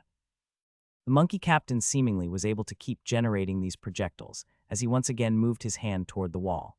Zack didn't want to keep this status quo going. He wasn't really hurt apart from some bruising so far, but if he didn't do something soon, he might run out of energy or get hit by a lucky projectile. He stopped his retreat into the crack and instead started to furiously push forward. He was a whirlwind of carnage as he pushed through the horde of monkeys. He wanted to finish off the leader first and then whittle down the others. Monkeys started to climb around and charge Zack from the back, but with his 90 endurance, he could shrug off the strikes for now. The only time he stopped his onslaught was when some monkey managed to grab his legs and risked pulling him down on the ground again. The leader threw another large rock at Zack, seemingly trying to impede his advance. Zack saw the projectile approaching this time and swung down his axe in a fierce vertical strike to cleave it. He had expected the two pieces to slam to the sides of him, but was sorely mistaken. The only result from his strike was that two boulders hit him instead of one, slamming him back once again. Zack could only redouble his efforts, and ignoring his cosmic energy expenditure kept utilizing. Chop to the max. Finally, as he was 3 meters away from the captain, he couldn't be bothered getting in close with it and overcharged the skill, increasing the length of the blade with a full meter extra. With a roar, he swiped in an upward arc, and the captain was split in two. He could only maintain such a length for a second, but 1 second was all he needed for one quick kill. After that, he simply planted his back against the wall and kept killing until there was no monkey left willing to fight. There were a few monkeys who kept screaming at him from the distance, but Zack hurled another rock at one, instantly crushing its head. Then finally the last remnants of the pack finally fled. Zack was truly exhausted and hurting from the fight, but he forced himself to get up and move away from the battle. The sounds carried far in the mountains, and he didn't want to be around if either the herald or some demons heard the noise. He kept sneaking up the mountain and soon reached the entrance to the hidden valley far up in the air. He didn't dare enter yet, but instead opted to hide between some rocks and recuperate from the battle. The melee reminded him that just because he had gotten the axe mastery skill, he still was by no means a master fighter. His planning impeded him rather than helped, and he would probably have been better off just charging in as usual. It felt like he had been fighting for his life on the island for an eternity, but in reality, he had only been on the island for roughly 40 days. Before that, he'd just been a desk jockey, completely oblivious to any fighting tactics. He had made a few real beginner mistakes in this fight, and could only strive to do better in the future. As Zack stood at the edge of the valley, he was shocked by the density of cosmic energy. The amount in the air was already quite a bit higher in the mountains compared to down on the ground, but in this secluded vale, it was a whole tier higher still. The density made his suspicion that the herald hid in the valley much stronger. He was sure that the Monkey King would prefer the increased amount of cosmic energy if even the monkey captains were able to use skills and maybe even cultivate. The amount of cosmic energy made Zack worried that there might actually be demons here as well.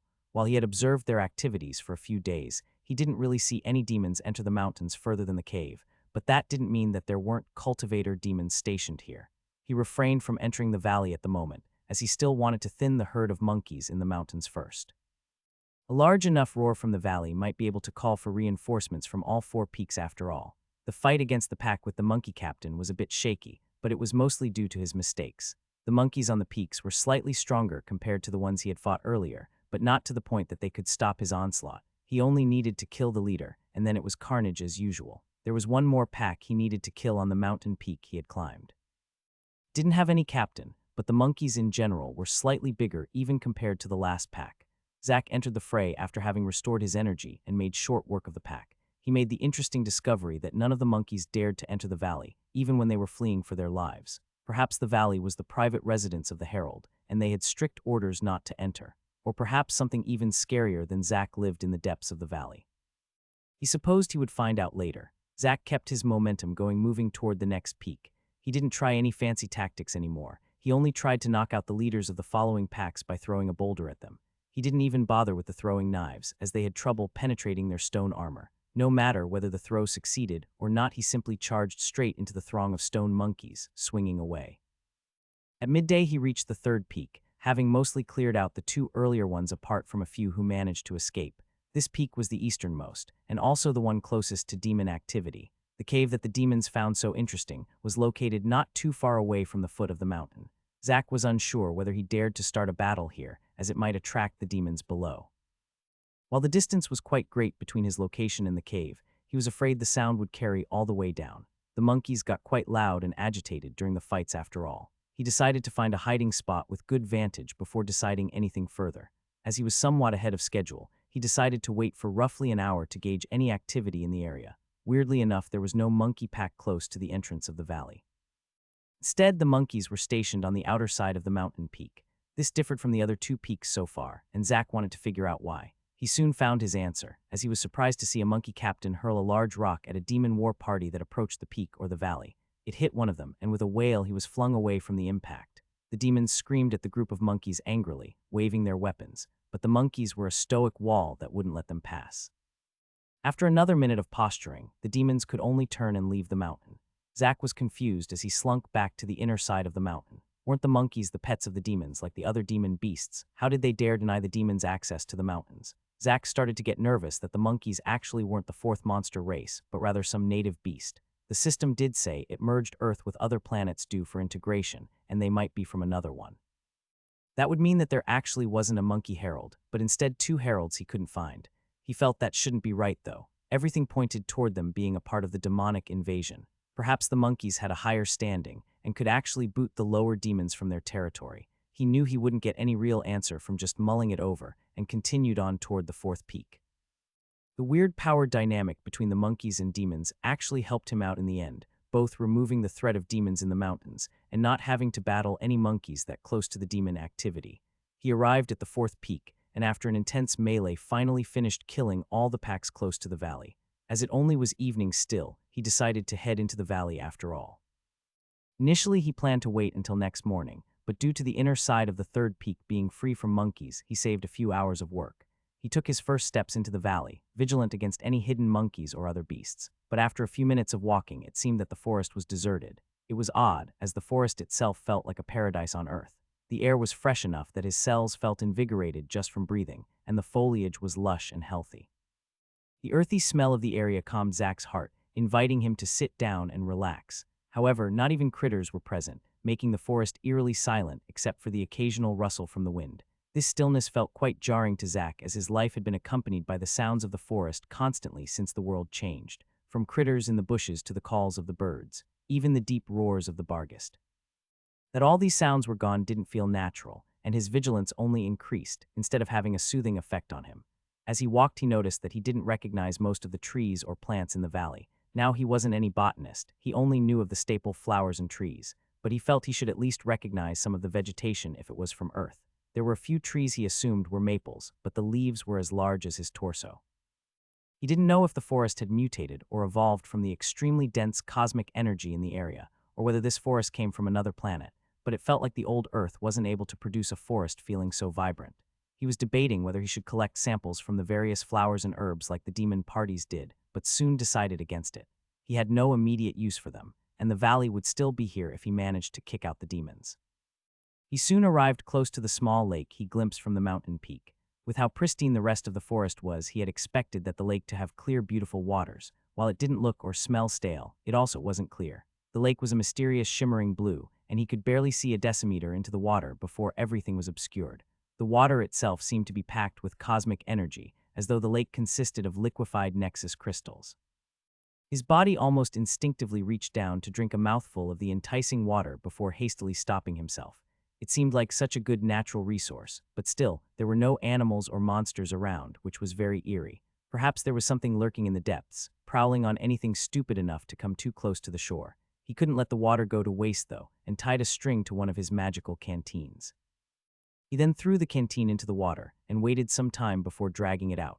It now contained the cosmic water, but he wouldn't try it before he could feed it to some beasts and see its effects. Feeling uncomfortable by the mysterious lake, Zack continued onward toward the center of the valley. The mysteries of the Azure Pond would have to wait until another day. He was almost at the core of the valley by now and slowed his pace. If the herald was in this valley, then it would stand to reason that he was somewhere in the center.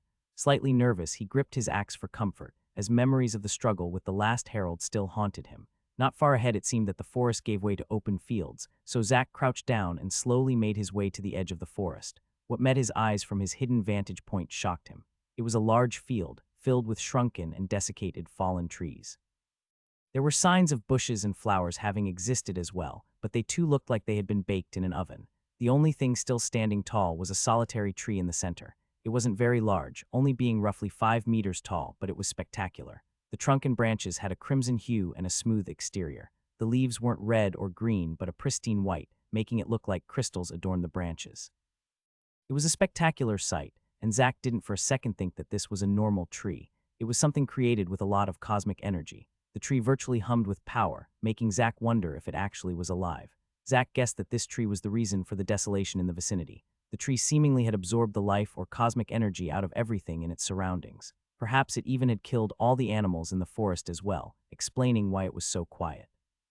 It was a scary thought that the tree wasn't satisfied with the huge density of energy in the air, and needed to drain its surroundings to be satiated.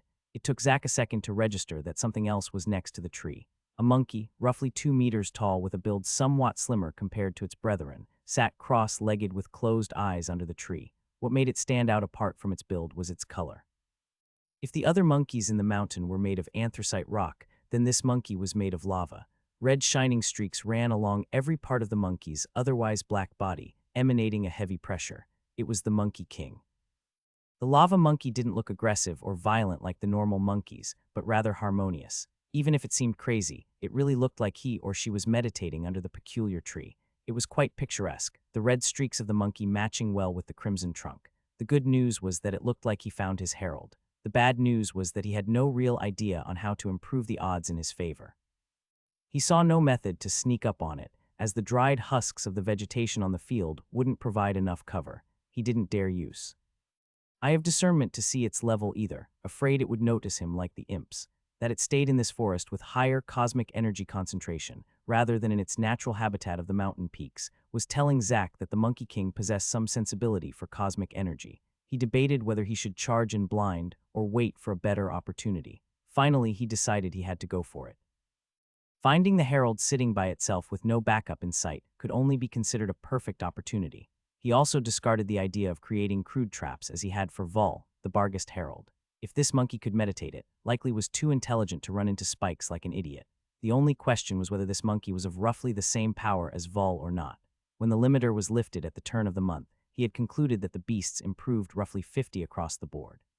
He himself had improved far more than that, though. When he fought Vol, he had only 59 strength, and now he was at 160. On top of that, his gear had improved considerably, and he already gained a class and improved pathways. He felt that even if he met an improved Vol today, he wouldn't have to rely on traps to kill it, and it wouldn't be a desperate struggle either. But the monkeys were far stronger compared to the Barghest. Would the Monkey Herald be far stronger compared to the Barghest Herald as well? There was only one way to find out. He slowly repositioned himself to arrive from the east, which would at least let him approach the back of the herald. It might give him some time to close the distance before it could react. He steeled his nerves and slowly ventured out of the protective cover of the foliage and entered the dead zone surrounding the magical tree. He took great care not to step on any of the dried twigs or branches that covered the ground, not wanting to alert the monkey of his approach. But even though he made no sound, it seemed to be to no avail, as the monkey snorted and slowly got up on his feet. Zack held no hope that it was just a coincidence, and immediately pulled out 2 daggers out of his pouch and threw them at the monster in quick succession. The monkey turned around in a lightning-quick manner, and with 2 casual swipes slapped the incoming daggers away into the ground. As the edges collided with its hands, sparks flew, but no wounds could be seen. Zack wasn't surprised, as the daggers were barely any use on the normal monkeys, let alone on this super-powered one. Afterwards, he gave up any idea of stealth and thundered straight toward the monkey, with his axe at the ready. While charged, he used the eye of discernment on the monkey, which gave him a terse line of information. Cindermane, level 58. That line removed any last doubts whether this monster was a herald or not. A solitary named beast around level 50 fit the bill perfectly. It was a full 13 levels above Vol, who had been level 45 when they battled. He didn't know how levels worked for beasts, but if it was like for himself, it meant it should have almost 100 more attributes in total. Together with the removed limiters, he realized he might be in for a tough battle. Cindermane didn't stay put, but charged toward Zack as well. As he did, the red streaks on his body lit up and started to emit a fiery shine like lava. They clashed a few meters away from the red-white tree, with Zack doing an upwards horizontal swipe aimed at its torso. The monkey actually dared to intercept the strike with its bare paws, which lit up completely to look like magma. A tremendous clash erupted when their attacks collided, the dead plants in the surrounding being pulverized by the shockwave. Zack was surprised to see that his strike didn't immediately overpower the herald. With his recent improvements, he started to believe there was nothing on the island that could have a comparable level of points in the strength attribute. The herald was pushed back from the force, however Zack didn't emerge unscathed out of the initial collision either. The hands of the monkey did not only look like lava, but they were also as fiery hot as well. The air around them was wobbling due to the heat, looking like a mirage. The axe edge actually showed clear signs of heating up where it collided with the monkey's palm. Zack knew he couldn't fight a protracted battle, as the monkey would destroy his weapon if they kept clashing like this. Using Chop wouldn't help either, as the damage was transferred to axe anyway. Angry at being pushed back, Cindermane roared and stomped the ground, causing multiple spikes to erupt beneath Zack. They looked similar to the spikes of the Earth Mage, with the distinction that they seemed blazing hot and far more numerous. Zack managed to destroy most of the spikes with a chop, but one managed to stab into his leg. A blinding pain erupted in his thigh, causing him to involuntarily scream. A sickening sizzling sound could be heard, and Zack smelled the fragrance of grilled meat. The spike was actually barbecuing his leg. Ignoring the pain, he grabbed the burning hot spike with his free hand, ripped it out of his leg, and threw it away. As he did, the herald took the opportunity to grab the ground, dragging out a stone the size of Zack from seemingly nowhere. Its molten fingers penetrated the boulder, and soon the whole rock was glowing a sinister red. With a roar, it tried to slam the stone down right on Zack, who could only ungainly dodge. Not daring to hide any of his cards any longer, he infused his strikes with Tao and started swinging away against the herald. Cindermane possessed either great reflexes or combat experience, as he kept dodging or deflecting the strikes. Zack tried to grab onto the monkey with his free hand in order to throw it down on the ground, but as soon as he got a grip on its arm, the red streaks lit up and the arm got searing hot. Zack instinctively let go with a scream, and the monkey took the opportunity to try to claw out his throat. Zack saw no choice but to activate his armor, and the golden sheen protected him from getting killed. He wouldn't give up even with his life-saving device used up though, and wildly kept swinging at the herald, unheeding of any cosmic energy expenditure. After a few exchanges, the Monkey King managed to get a stab in with one of its hands, pushing a centimeter into Zack's arm. The finger burned even hotter compared to the spike, and Zack couldn't refrain from screaming out in pain again. However, Zack's every strike was overwhelming. He used every trick Axe mastery had taught him, and weaved a net of destruction with his axe. Marks started to appear on the monkey's hands, and it looked like it wouldn't be able to block his strikes forever. It was lucky as well as the edge of the axe was starting to shine with a red sheen from all the collisions as well. Not much longer, and Zack feared that the inscriptions on it would be ruined, which meant that it wouldn't auto-repair any longer. He also had pushed the herald back toward the tree, and they were currently fighting under the white leaves.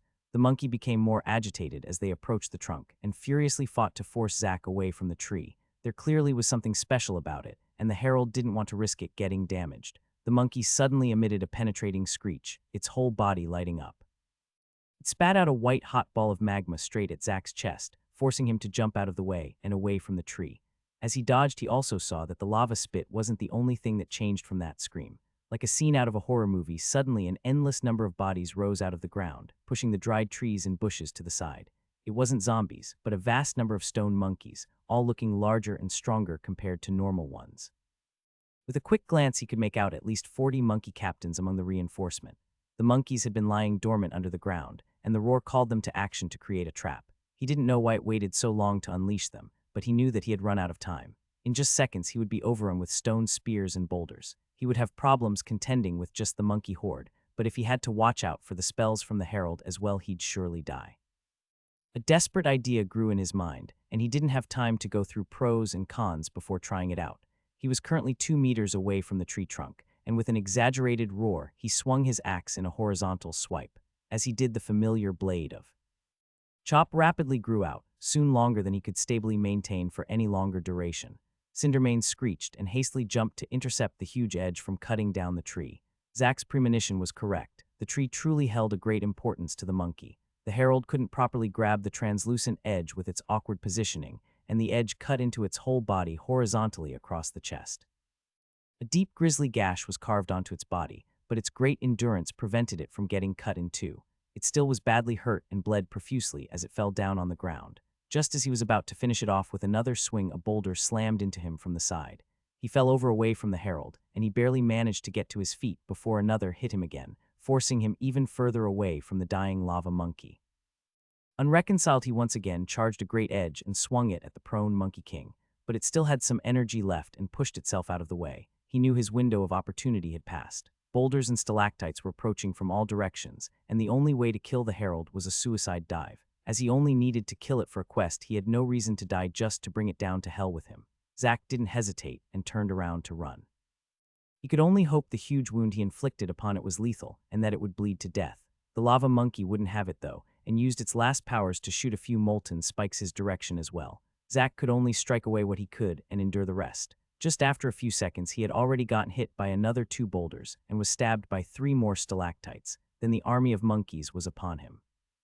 Finishing off the herald was suddenly the last thing on Zack's mind, and he was horrified as he saw an avalanche of monkeys approach him from all directions. He activated Chop and frenziedly waved it in front of him, decimating any monkeys that would impede his escape.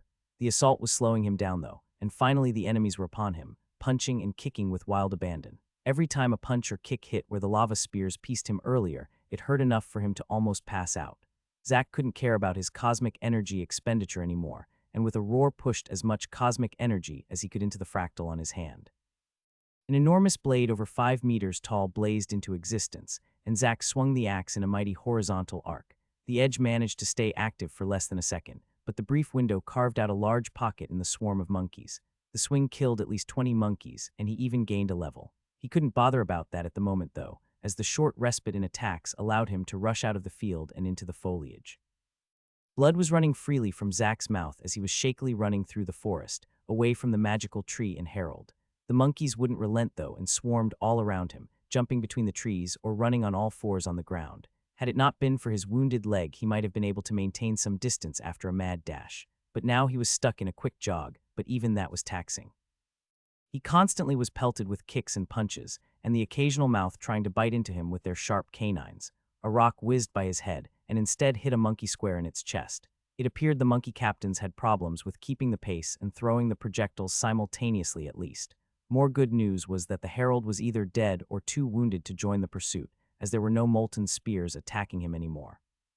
But that was about all the positives that Zack could list while he was mindlessly running. He already was lost and could only run in a straight direction. Since he was in a valley between the peaks, no matter what direction he ran, he would sooner or later arrive at the mountains. He desperately swung his axe back and forth to maim and kill his attackers. He didn't dare to use chop anymore, as he was already running low on cosmic energy, and there still were at least 100 monkeys following him. He instead infused the attacks with his understanding of the Tao of Heaviness to add some impact to his strikes. It was the first time he was using it so freely, and for a prolonged time, and he was starting to feel a headache coming on. Soon he couldn't even use his Tao in order to empower his strikes, as he was afraid of increasing the pounding in his head. He kept going, and with every few steps he killed a monkey, but they seemed endless. Zack's whole body was hurting, but he couldn't stop. Another boulder came hurtling toward him, this one with proper aim. He was already mid-swing against a monkey and couldn't reposition in time, so he could only lift his left arm to block it. The small boulder slammed into Zack, and a sickening pop could be heard. Zack was pushed back, and his arm hung limply by his side. Something was protruding oddly at his shoulder, and a blazing pain radiated through the arm. After a quick glance, he realized that his shoulder was dislocated. Zack grit his teeth and ran straight into the first monkey he saw, slamming his dislocated shoulder straight into the chest of the monkey. A blinding pain almost made him pass out, but it also temporarily dispelled the pulsing headache from overusing his Tao. This couldn't continue for long, as Zack had less than 10 of his cosmic energy reserves remaining, while the monkeys showed no desire to relent. Thankfully, the lush forest soon gave way to rocky outcroppings and cliffs, showing that he was approaching one of the peaks. Due to the haphazard escape, he wasn't sure which one of the peaks it was, but a quick glance outward showed the familiar forest of the island. That meant he wasn't running north at least, as he'd only be seeing ocean then. He was thankful, as he was afraid he would have been forced to jump down the steep cliff, praying to survive the 100-meter drop into the ocean. Zack kept running, and he planned to escape into the forest down on the ground. The first time he fought the monkeys, they had stopped at the foot of the mountain, and he could only hope they'd do the same again. But almost immediately, as he ran, he knew that plan wouldn't work. As he passed a small crest, a larger view of the island came into view, and he could see the incursion and the demon town. The position immediately made him realize he was on the easternmost peak. If he ran right down this peak, he'd be in prime demon territory, straight out of the frying pan and into the fire. He stopped for a second, confused as what to do, which allowed a few monkey captains to drag out new projectiles out of the ground and hurl them at Zack. He slammed one of them away, but the other hit him with a deep thud, eliciting a bloody cough. Even with his 90-plus endurance, it felt like he couldn't take many more of those throws. He couldn't remember how many he'd tanked by now, and it felt like his body was on the brink of collapse. He sluggishly swung his axe and killed a monkey who was foolish enough to get close and looked around for options. In his vision, he saw a cave entrance slightly hidden behind some shrubbery and boulders. After a brief hesitation, he changed course for the cavity. If he continued on along the mountain path, he'd arrive at where he had spotted the demon party earlier, and the risk of running into the monkey packs was great. He couldn't return either, as he wouldn't last running to another peak. He didn't really want to enter the cave, but he knew that it was his only hope. Right now, he couldn't see any other method to shake off the monkey horde. They seemed truly consumed by rage, which made sense as he had killed well over 100 of the assailants by now. Either the cave was a small dwelling for an animal, or a part of a larger network of tunnels. If it was the former, he'd make a last stand, and at least the enemies would only be able to come from one direction. If it was the latter, he might actually survive by fleeing into the tunnels. There were roughly 10 monkeys in the way, and Zack grimly summoned Chop for one last charge. His arms and legs felt like they were coated in lead, but he determinedly swung his axe while he advanced. The monkeys could offer no resistance against Zack's reignited spirit, and he soon was at the mouth of the cave. A rock slammed into his back just as he entered, making him realize he couldn't just stand at the entrance and fight it out. He would be sniped to death. After a quick glance inside, it seemed that the cave actually was just the entrance of a bigger cave system. The monkeys seemed to have no problem following him into the tunnels, as they charged towards the entrance without hesitation. Zack suddenly was afraid that he would be in even worse straits if he let them enter. They were stone monkeys, who knew what advantages they'd have inside a cave. Out of options, he could only do something stupid and desperate. He put away his axe and brought out his great sword. With a furious slam, he hit the roof of the cave entrance, causing huge cracks in the roof and making rock chippings fly in all directions. He didn't stop and slammed twice more with all the strength he could muster, and finally an ominous rumbling could be heard. The roof of the cave started to collapse, and Zack desperately ran further into the cave. Falling rock and debris pelted him, and he was forced to leave his sword behind in the chaos. After a minute, the rumbling stopped, and the cave was completely blocked for at least 20 meters of debris. It would take even the strong monkeys a good while to excavate the entrance, if they even wanted to. His hope was that the monkeys would give up and go back to the valley, but he wouldn't dare put his life on the line for it to be true, so he hesitantly ventured further into the cave to create some distance. His body was hurting all over, but he wouldn't let himself sit down, afraid that he wouldn't be able to get back up in a short while if he did. The caverns seemed to be a confusing maze of interconnected tunnels and chambers, and Zack saw no change after 30 minutes of slow walking. The caves weren't completely pitch black at least, as there actually was growing moss on many of the walls which gave off some luminescence. He didn't understand why they would create light, but he assumed that the moss was mutated by cosmic energy. The tunnels were actually full of cosmic energy, almost at the level of the valley. The high concentration on the mountain peaks seemed to only be a result of some of the interior energy leaking out. It would be strange if something didn't change with the subterranean flora if they were consistently bathed in cosmic energy of this magnitude. Finally satisfied with the distance from the entrance he had created, he stopped in a quiet chamber which at least wasn't completely dark due to the glowing moss. He sighed and thumped down on the ground with a grimace. It was pitch black apart from the blue scattered lights from the moss, but he didn't care. He did have a flashlight he had brought from the camper if he needed proper light, but he didn't know how much charge the batteries still had. He instead brought out a Nexus crystal from the pouch and started absorbing. It didn't help in healing his battered body, but it did help in recovering his depleted energy. Together with his amulet, he was absorbing energy at a great rate, and after only 4 hours he once again was full of cosmic energy. That didn't mean that he was in prime condition though. His head still hurt from overusing his Tao, and his body screamed in protest as soon as he moved slightly. He could only stay put for a bit longer in order for his vitality to do its thing. He had nothing in his bag that could help against his wounds that were mainly blunt force trauma as far as he knew. He did put some ointment on the burns from the Herald though, even if he wasn't sure whether aloe was effective against burns from magic monkey fire. Finally done with everything, he rested his back against the wall and sighed despondently. Today did not go according to plan. Since Zack felt somewhat refreshed from absorbing the Nexus crystal, he held off on sleeping, and instead decided to take a quick glance at his status screen.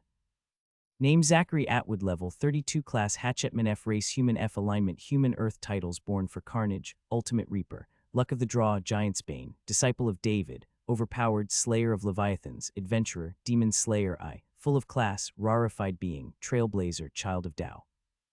The Big 500 Tao Seed of Heaviness, Early Strength, 164, Dexterity 59, Endurance 92, Vitality 69, Intelligence 49, Wisdom 49, Luck 67, Free Points 3, Nexus Coins 480, 5,286. The last few days had actually brought in almost all the coins he needed for the movement skill. Getting his skills and Tao boosts had increased his daily earnings tremendously. Of course he knew that this was the limit for now. The only targets more lucrative compared to the monkeys on the island were the demons and imps, but he held no illusion that he would be able to charge into 50 of them at a time and start a massacre as he had with the monkeys. He would be blasted to smithereens in no time. Next, he opened up his quest menu to see the progress of his quest. Off with their heads unique, kill the 4 heralds and the general of an incursion within 3 months. Reward, 10 E-grade Nexus crystals, E-grade equipment, unique building depending on performance, 2-5. He was quite disappointed to see that the Monkey King apparently survived the slash. Of course, there was the possibility that it wasn't a herald, but he felt that the chance of that to be quite slim. He had gained a level right at the start of the pursuit, and he sensed he wasn't far away from reaching level 33 either. It was a shame that the system didn't provide the same type of service as many games, restoring both health and mana at the level up. Then he might have actually have had a chance of turning things around and finishing off the Monkey King. The whole experience was quite a letdown, and the first real setback except constantly getting hurt. He constantly went over things he could have done differently in order to actually kill the monkey, but soon he threw those depressing thoughts out of his mind, as he knew he had to work with what he got and try to continuously improve. As he waited for his body to get better, he planned to meditate some on the Tao. He wished to both improve his current seed of heaviness and get another seed, the seed of sharpness. These two forces were those he sensed to be strongest in the axe in his vision, and he felt that getting both of them was the first step on the path of true axe mastery. Besides, the Tao of sharpness might also be of some use for his throwing knives, since axe mastery came with no manual how to progress the Tao or his other skills. He could only fumble around in the dark, this time literally. Unfortunately, he could only focus at the large axe fractal in his mind for a short while before his head started hurting again. It seemed that using Tao was still impossible after his overexertion. Zack wondered if there was something like mental energy or soul power that was used when pondering on the Tao or using it in battle, but he hadn't been able to sense anything of the sort thus far. He only knew his head hurt and felt swollen like a bad migraine. Helplessly, he could only go to sleep. He would have preferred to take a look around the area, but his body didn't really listen to his commands anymore. Besides, any sound carried through the tunnels and amplified, and it was completely quiet apart from his breathing. There should be no monsters or creepy crawlies around at least this part of the subterranean system. Zack woke up some time later, not being able to tell exactly how long he was out. His watch had broken long ago, and his cell phone ran out of charge as well. He had learned to tell the time somewhat accurately with the help of the suns, but down in the caverns this was useless. Judging from the state of his body, he felt that he had been out somewhere between 3 and 5 hours. He was still bruised all over, but at least he could get by. He got up on his feet but stopped before setting out. He was a bit unsure how to proceed from here on out. After some hesitation, he decided to look around the caves for a bit and then find an exit. Nothing had really changed apart from the Monkey King being hurt. The general and other herald were still unknowns. The caverns were the last place apart from the city that remained uncharted on the island. There was a real possibility that the last herald hid somewhere in here, as he hadn't even seen the shadow of it before. If he could find something out while he was stuck here anyway, it would be great assistance to his quest. One of his fears was that he would fail his mission and get punished by the system, not due to a lack of trying, but because he simply couldn't find his targets. Since the system wanted him to kill these targets, he felt that he should have been provided with some navigation and targeting method. But if mentally complaining about the system had any effect, he'd long have solved all his problems. But he also put a time limit on himself. He hadn't given up on killing the Monkey King, and would certainly try again. The reason for his failure was the horde of monkeys interrupting. He was quite certain that he would be able to kill him if he got him alone. That's why he didn't try to rush back, for one, he wasn't sure how to get out, and besides, he believed that the monkey army would be on high alert for his return in the short run. It was a shame, as the Monkey King was currently an easy target with its wounds, but he still had half a month until his 2-month deadline. He didn't need to risk it all just yet. Zack took a glance at his axe, confirming that it was almost completely repaired, and continued further into the caves. He still used only the glowing moss as a light source, as he didn't want to alert any enemies. Besides, his eyes were getting accustomed to it by now, and he could somewhat make out his surroundings. Just before he ventured down, he carved a small Z beneath the glowing moss to mark his passage. He could still track his progress in his mind, but better safe than sorry. The tunnels he progressed through led steadily downward, and it felt like he was walking toward the foot of the mountain. That also meant that he was closing in on the cave system the demons explored, so he was careful to not make any excessive sounds. He even ripped down some moss from the wall and tied it to the bottom of his feet to mask his footsteps. It was the non-luminescent kind of moss, of course, as he didn't want his feet to become beacons for the enemy. As he descended, he sensed that the ambient cosmic energy was steadily growing stronger. Not only that, the tunnels started to change as well. From being dark and dour, apart from the occasional weak blue luminescence from the moss, the caverns were turning into a vibrant fantasy world. Thick vines with purple flowers started to grow out of the ground, large glowing mushrooms lined the tunnels, and the lights from the moss grew stronger and polychromatic. Zack had never taken any hallucinogenic drugs, but it almost felt like he was high as he walked in these psychedelic tunnels. After walking along dazed for a few seconds, he suddenly started to collect samples of all the various herbs and mushrooms. He was careful to not let anything touch his skin, just in case it was poisonous. He still had no method to discern if they were of value, but he felt that at least some of the magical plants should be of some use. It seemed quite clear that they had grown due to the high density of the cosmic energy, so they might have some magical properties. Zack started using the vegetation as a basis where to head when he reached crossroads. He simply chose the one with a higher density of subterranean growth, as that passage should have a higher density of cosmic energy. He was starting to get very curious why there was so much energy in the mountain, and he believed that the demons were so interested in the cave for the very same reason. There should be something in the depths that either contained or produced an immense amount of energy, to the point that it leaked out into the whole mountain range and valley. If the demons removed it and took it with them, then Zack would lose a potential goldmine. He added the task of finding out what created the energy as well before leaving. If it was something small and portable, he would try to steal it. If this much cosmic energy could be poured into a couple of arrays, he wouldn't have to worry about the demons ever again. Zack had walked for almost an hour when a sound made him stop in his tracks and shrink into the wall. It was light, hurried steps that echoed through the tunnels not far ahead. They didn't seem to be coming toward him, so Zack slowly ventured forward, careful not to make a single sound. The steps slowly were becoming a bit more distant, and Zack hurried up until he reached a crossing. He carefully looked around a corner toward where the sounds came from to see what made the steps, and just before it turned another corner, he could briefly spot a small imp trotting along. Zack's heartbeat started to speed up, as seeing the imp opened up a possibility. Perhaps the imp's main area of activity was underground, which would explain why he had encountered so few up above ground, and if it was, then their herald was likely down here as well. Zack waited for a bit to make sure no other imp or demon was incoming, before he ventured the same path he saw the imp take.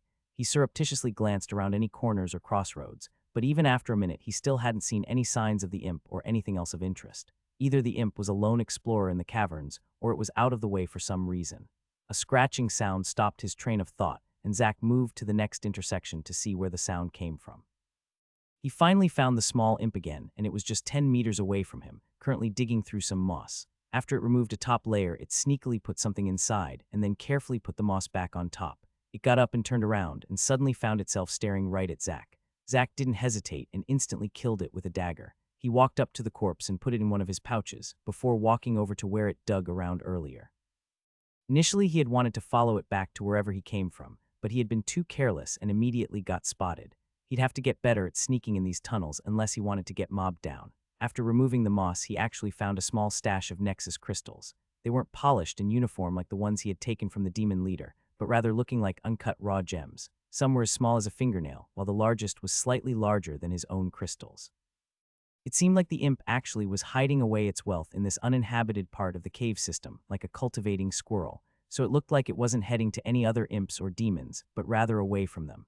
Perhaps daylight robbery was a real problem amongst the imps, so hiding their cultivation resources was imperative. The imps' actions raised a few questions. First of all, could imps cultivate? They seemed to have some inherent proclivity for magic, as all of them thus far were able to shoot those nefarious fireballs.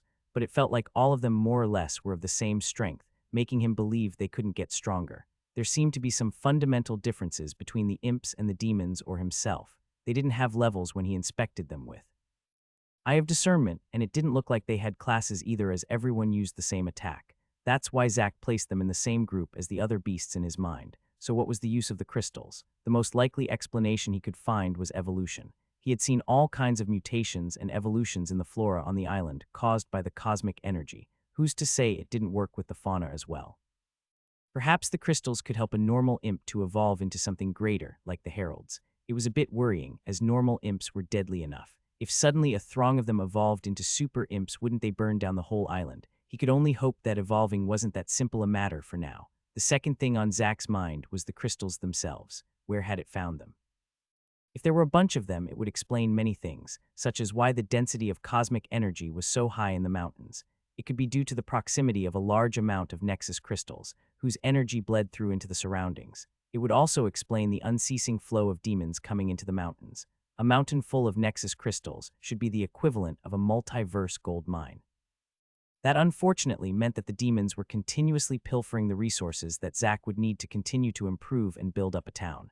Zack was sorely lacking in Nexus coins right now. He could barely improve himself, let alone build up a whole town. His gains lately from killing monkeys had been tremendous, but it was nothing compared to the costs of creating and running a town. For example, there was an array called E-grade medium-scale town defense array that was a combination of a defensive shield and some attacking functions. It looked like a good all-around addition for a newly established settlement. But that array alone cost 5 million Nexus coins, and furthermore, it wasn't free to operate. There were defensive turrets and anti-siege weapons as well, each costing over 1 million coins. There was just no way for him to grind that kind of amount of coins.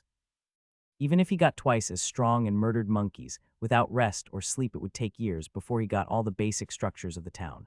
But if he had a large number of Nexus crystals, he might be able to pay all this, and maybe even more. He didn't have any means of selling the crystals for Nexus coins at the moment, but there were things such as shops and auction houses in the outpost store. If he purchased one of those, he was sure they'd accept his crystals for some coin. Of course, it all hinged on him actually getting the crystals. Driven by a renewed sense of purpose, Zack headed back toward where he came from. Since the imp went out of its way to hide the crystals out here, there shouldn't be much activity in the surroundings as well. Zack made a mental note of the area since he might need a base of operations down here. As he carefully proceeded through the paths, the ambient cosmic energy kept increasing, now starting to reach the density that he had felt in the valley with the Monkey King. After continuing on for roughly 10 minutes, he heard some shuffling further down the path. Zack immediately stopped, a glint of greed and anticipation on his face. Every demon he found down here would probably make him wealthier. He imagined looting magic pouches packed to the rafters with crystals, a creepy grin slowly starting to emerge on his face. Unfortunately, it wasn't a walking nest egg he encountered, but a white crocodile. At a second glance, he realized it wasn't actually a crocodile, but a supersized salamander. It had a thick build and was roughly 4 meters long. It was mostly white with some purple markings. Zack thought that subterranean species normally possessed no eyes, but this didn't seem to apply to this specimen. It lazily ambled through a subterranean tunnel, swiping up various mushrooms and herbs with its mouth along the way. Zack didn't know if it was a guard animal for the demons or just something that lived down here. He shrank into a side corridor to hide, as he didn't want to bother with this huge beast at the moment. The beast seemed oblivious to his existence until it suddenly exploded into motion just as it was next to the side tunnel Zack hid in. Its maw opened, showing a line of large translucent teeth looking like huge salt crystals. The beast tilted its head and charged straight at Zack's torso, but he was accustomed to this manner of attacks from the countless Barghest he had fought. Channeling his cosmic energy, he grunted and punched the lizard in its head, slamming it into the wall of the tunnel, creating large cracks on the stone surface.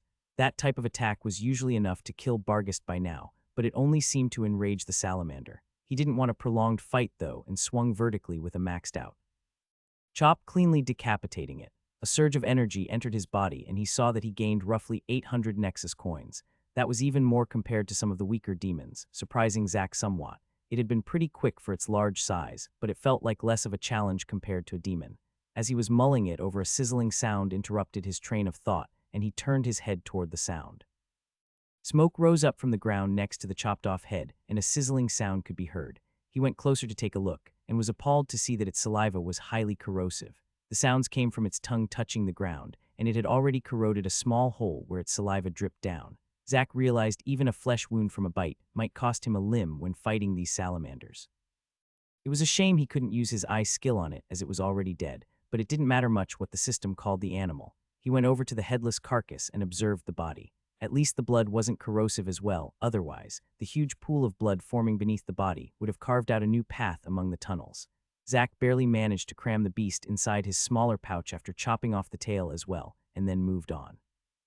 He didn't want to leave a carcass out in the open that was clearly killed with something sharp.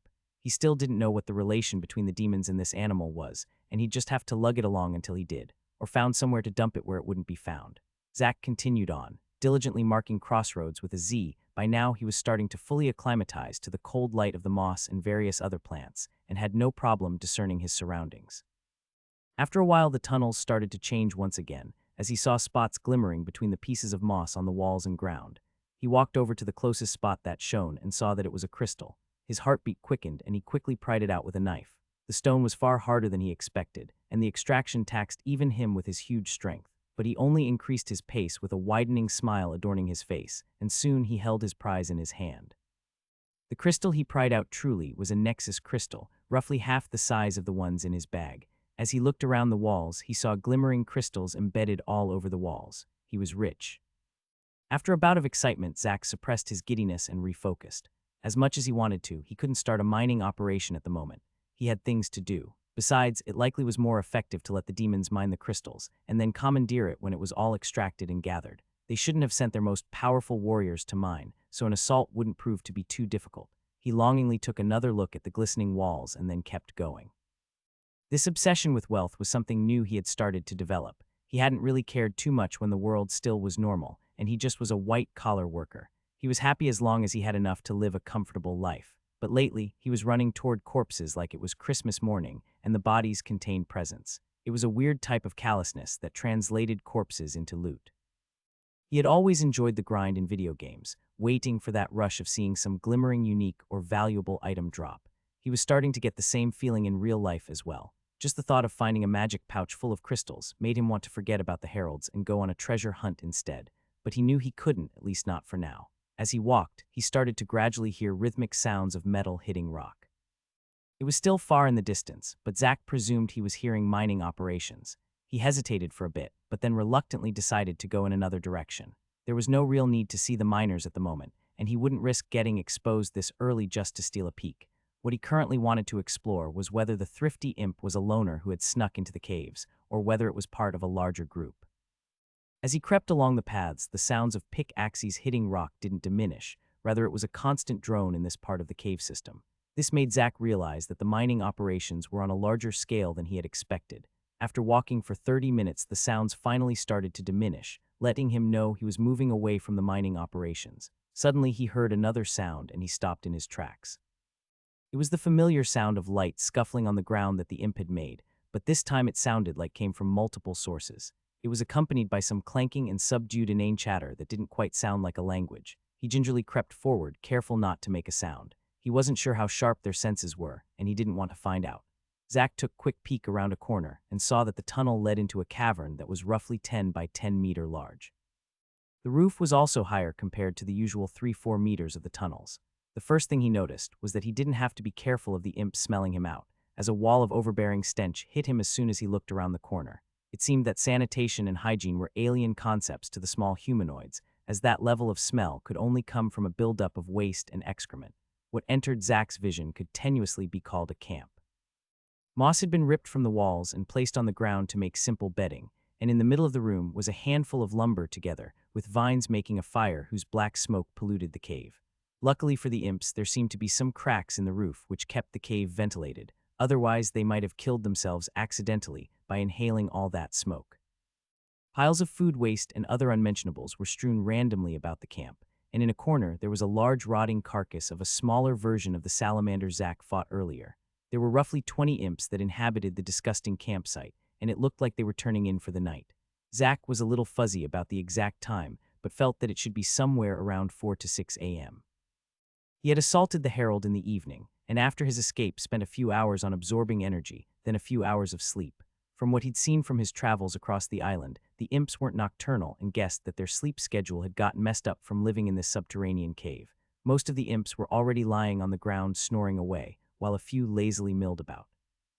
Two had a small scuffle over a moss bedding, and after a short while the victor lay down while the loser skulked away. It seemed the beddings closest to the fire in the middle were the most desirable, and the losers had to pick some spot further out. Zack waited, and only 15 minutes later the whole group was fast asleep, and they didn't bother with sentries or the like. Perhaps that was what the bedding arrangement was for. If they were attacked, the weaklings in the outer rim would be attacked first, and their death wails would be the warning alarm for the others. Zack deliberated whether to attack or to go around the camp. He felt that such a large group of imps indicated that the caves might very well be the main area of the imps. The imps he encountered in the forests had been mostly solitary, but here he immediately saw 24 of them. That meant that the likelihood of the Herald being down here had gone up by quite a few points. He didn't want a repeat of the Battle of the Monkey Herald, where it summoned a throng of subordinates to wear him down, and being attacked by hundreds of imps seemed far more deadly compared to the monkeys. He'd be blasted to smithereens in no time, but he also was still quite unclear about things down in the tunnels. He only possessed a shaky grasp of the layout down here so far, but soon he came to a decision and brought out some rags from his pouch. They had once been a shirt of his but were ripped up for bandages long ago. He wrapped the rag around his mouth and nose, and then brought out a large dagger he had taken from the last fight with the demons. The rags were a small defense against the smell. He was already getting nauseated just smelling it from a distance, and he did not look forward to experiencing the stench point blank. He crept forward with his dagger at the ready. He soon arrived at the mouth of the cave, and the overwhelming stench almost made his eyes tear. He forced himself to ignore it and moved over to the closest imp. He bent over and with quick movements put his padded hand over its mouth and simultaneously cut a huge gash over its throat, almost completely decapitating it. The imp had no time to scream or struggle, and after a few shudders it was dead. Zack stopped for a second to survey the surroundings, but they were all still fast asleep. He kept going and moved to the second one, repeating his actions. In short order he killed 8 of the imps without alerting anyone, and he moved to the 9th. He was approaching the innermost circle of beddings now and was quite close to the fire. As he did, he reflected that the only thing that smelled worse than imp excrement was hot imp excrement.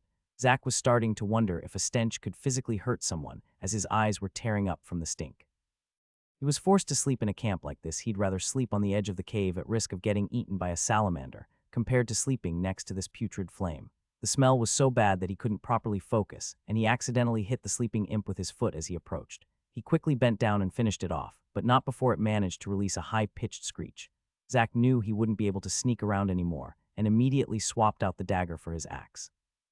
He activated. Chopping with 3 quick swings, another 5 imps were dead before they managed to properly wake up. By now the surviving imps were up, and all of them charged up a purplish-black fireball without hesitation.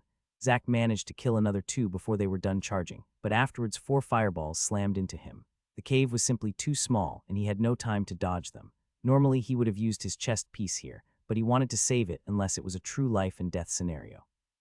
He might meet a herald soon, so he needed all the tools at the ready.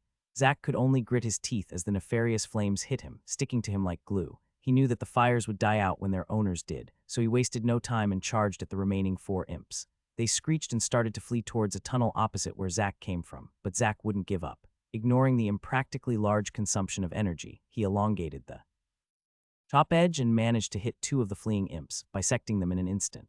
Their 2 compatriots didn't care and only started flapping their wings more fervently in order to escape. Zack fished out a throwing dagger out of his pouch, and as he followed he threw it into the back of one of the 2 imps. He took out another dagger, intending to quickly end the fight, but as he prepared the throw, a huge white maw suddenly emerged out of a side tunnel, snapping shut over the imp in a lightning-quick manner. It was another salamander that emerged from the tunnel, contentedly chewing on the small demon. It lumbered forward toward the other imp that Zack had downed and gobbled up it as well, knife and all. Zack wasn't in a mood to fight against the salamander unless needed, as he liked the idea of these huge lizards walking around in the tunnels and helping him out by whittling down his enemies. Therefore, he quickly receded into a side tunnel in order to avoid its approach.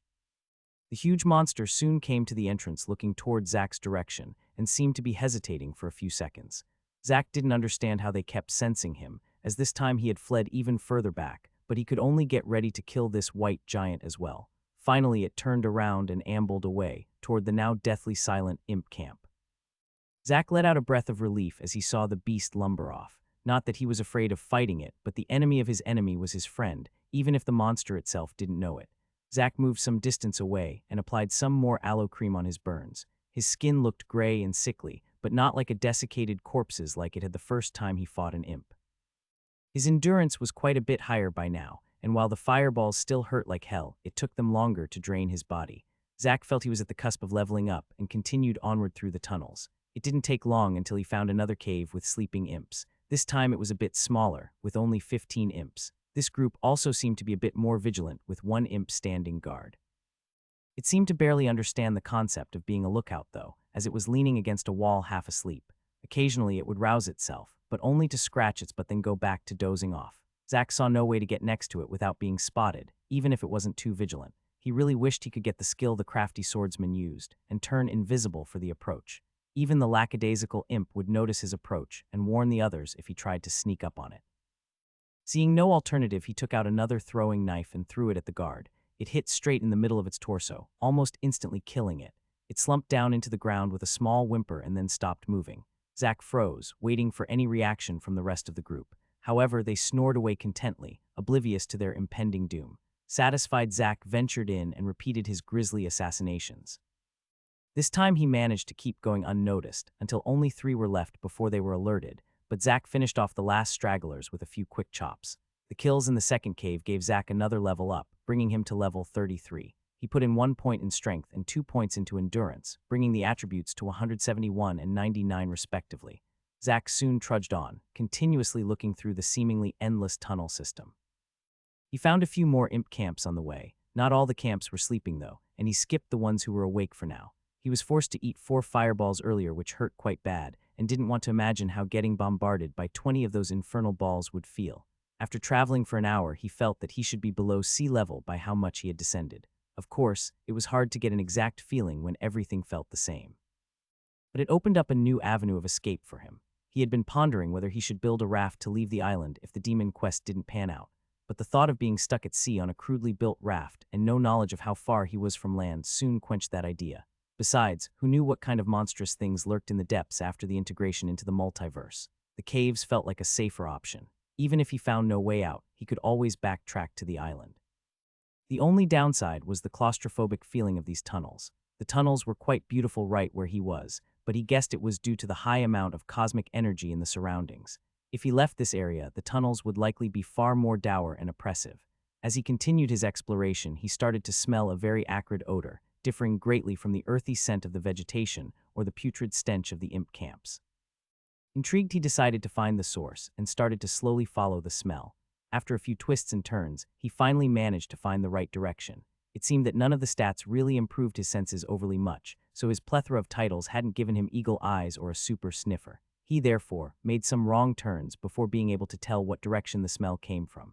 As the smell got stronger and stronger, he saw that the tunnel was starting to change. There were signs of mining activity in the area, with holes in the walls peppered about. Most of the greenery had also been ripped out, leaving only some of the luminescent moss for some lighting. It looked like the source of the smell was man-made rather than something natural. He started to take greater care for any potential enemy or trap cropping up, but still decided to continue toward the source of the smell. As he peeked around a corner, he saw a few imps milling about near the mouth of a large cave. He couldn't properly see what was going on inside the cave due to the distance, but it was well lit up and he could see a purplish smoke wafting about inside. It would be impossible to approach without alerting whoever was in the cave, so Zach retreated to find another entrance. After 20 minutes of looking around, following his nose, he found another cave mouth, but this one was guarded as well. He turned toward the last path he found that had a stronger smell compared to the others, and tried his luck one last time.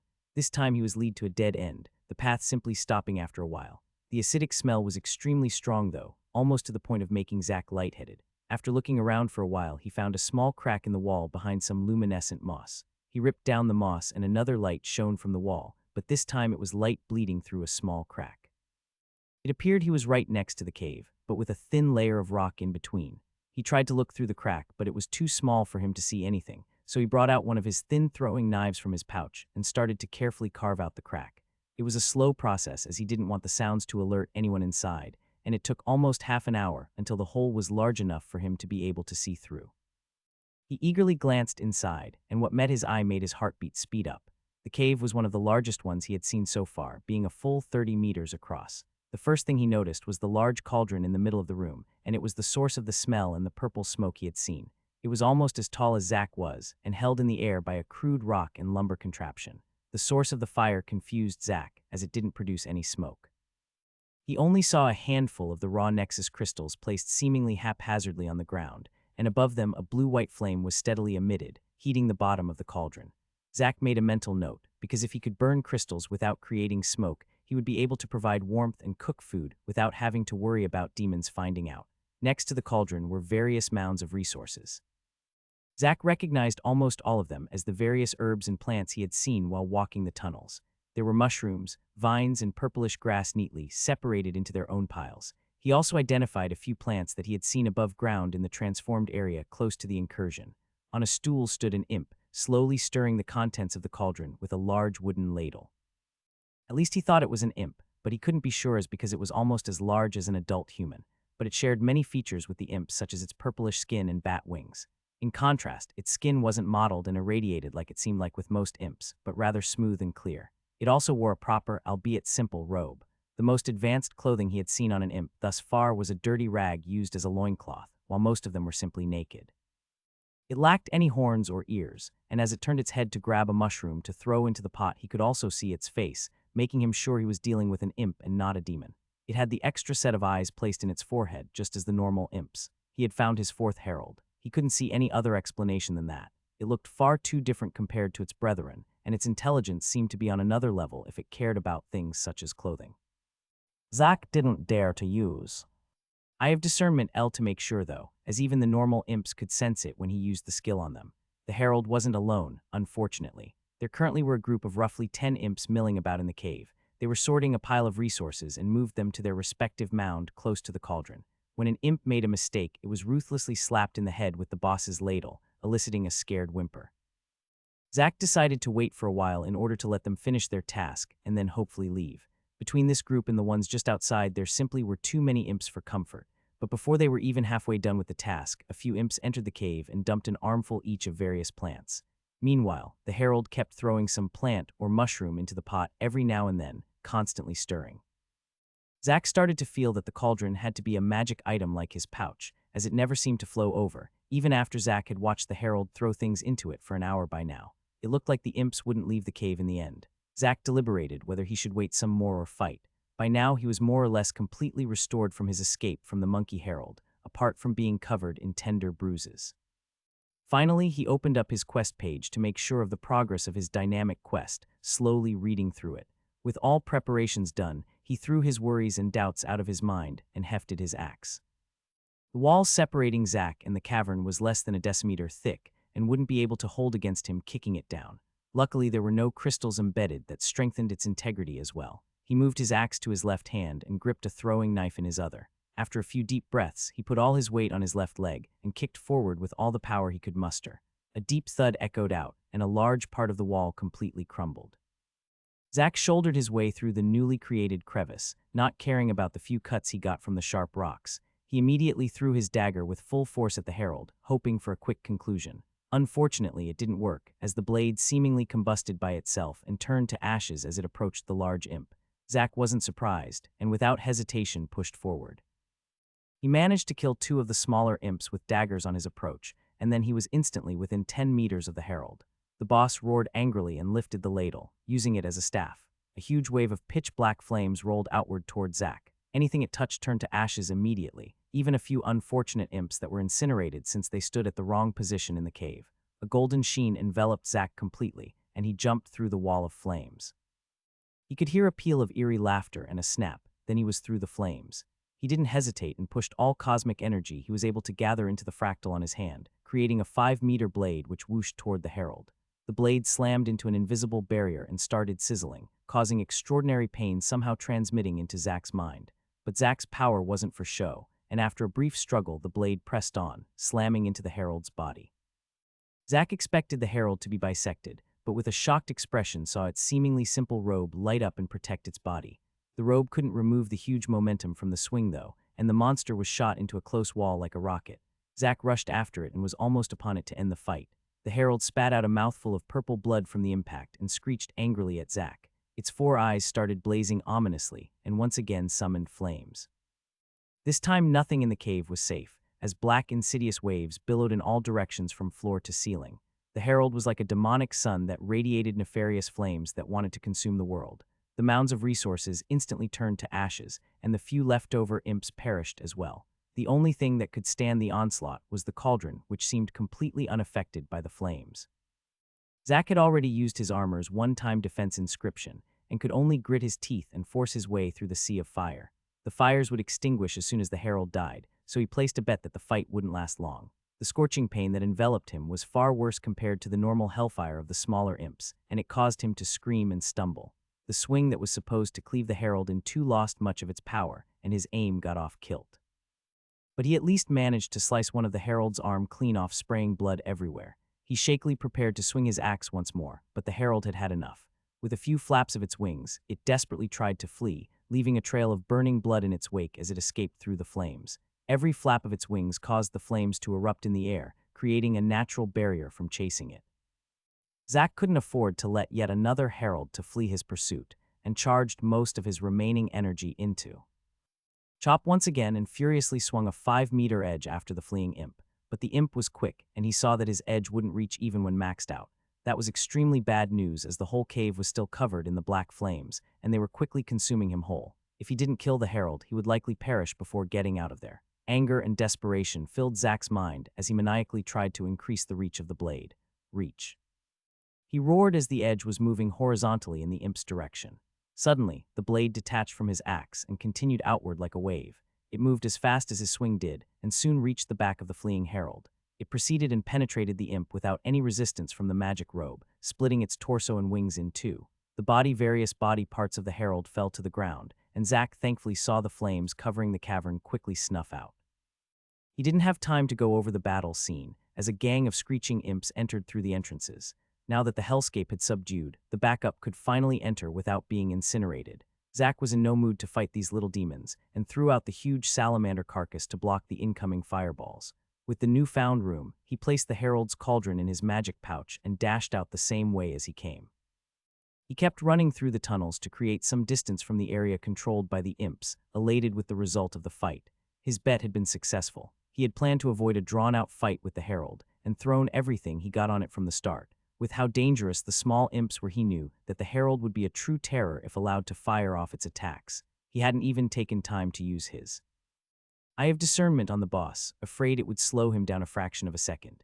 He had also learned his lesson from the fight with the Monkey King, ending the battle before reinforcements could arrive. Certainly, last time he had been tricked into thinking he killed all the backup until they sprang out of the ground like mushrooms.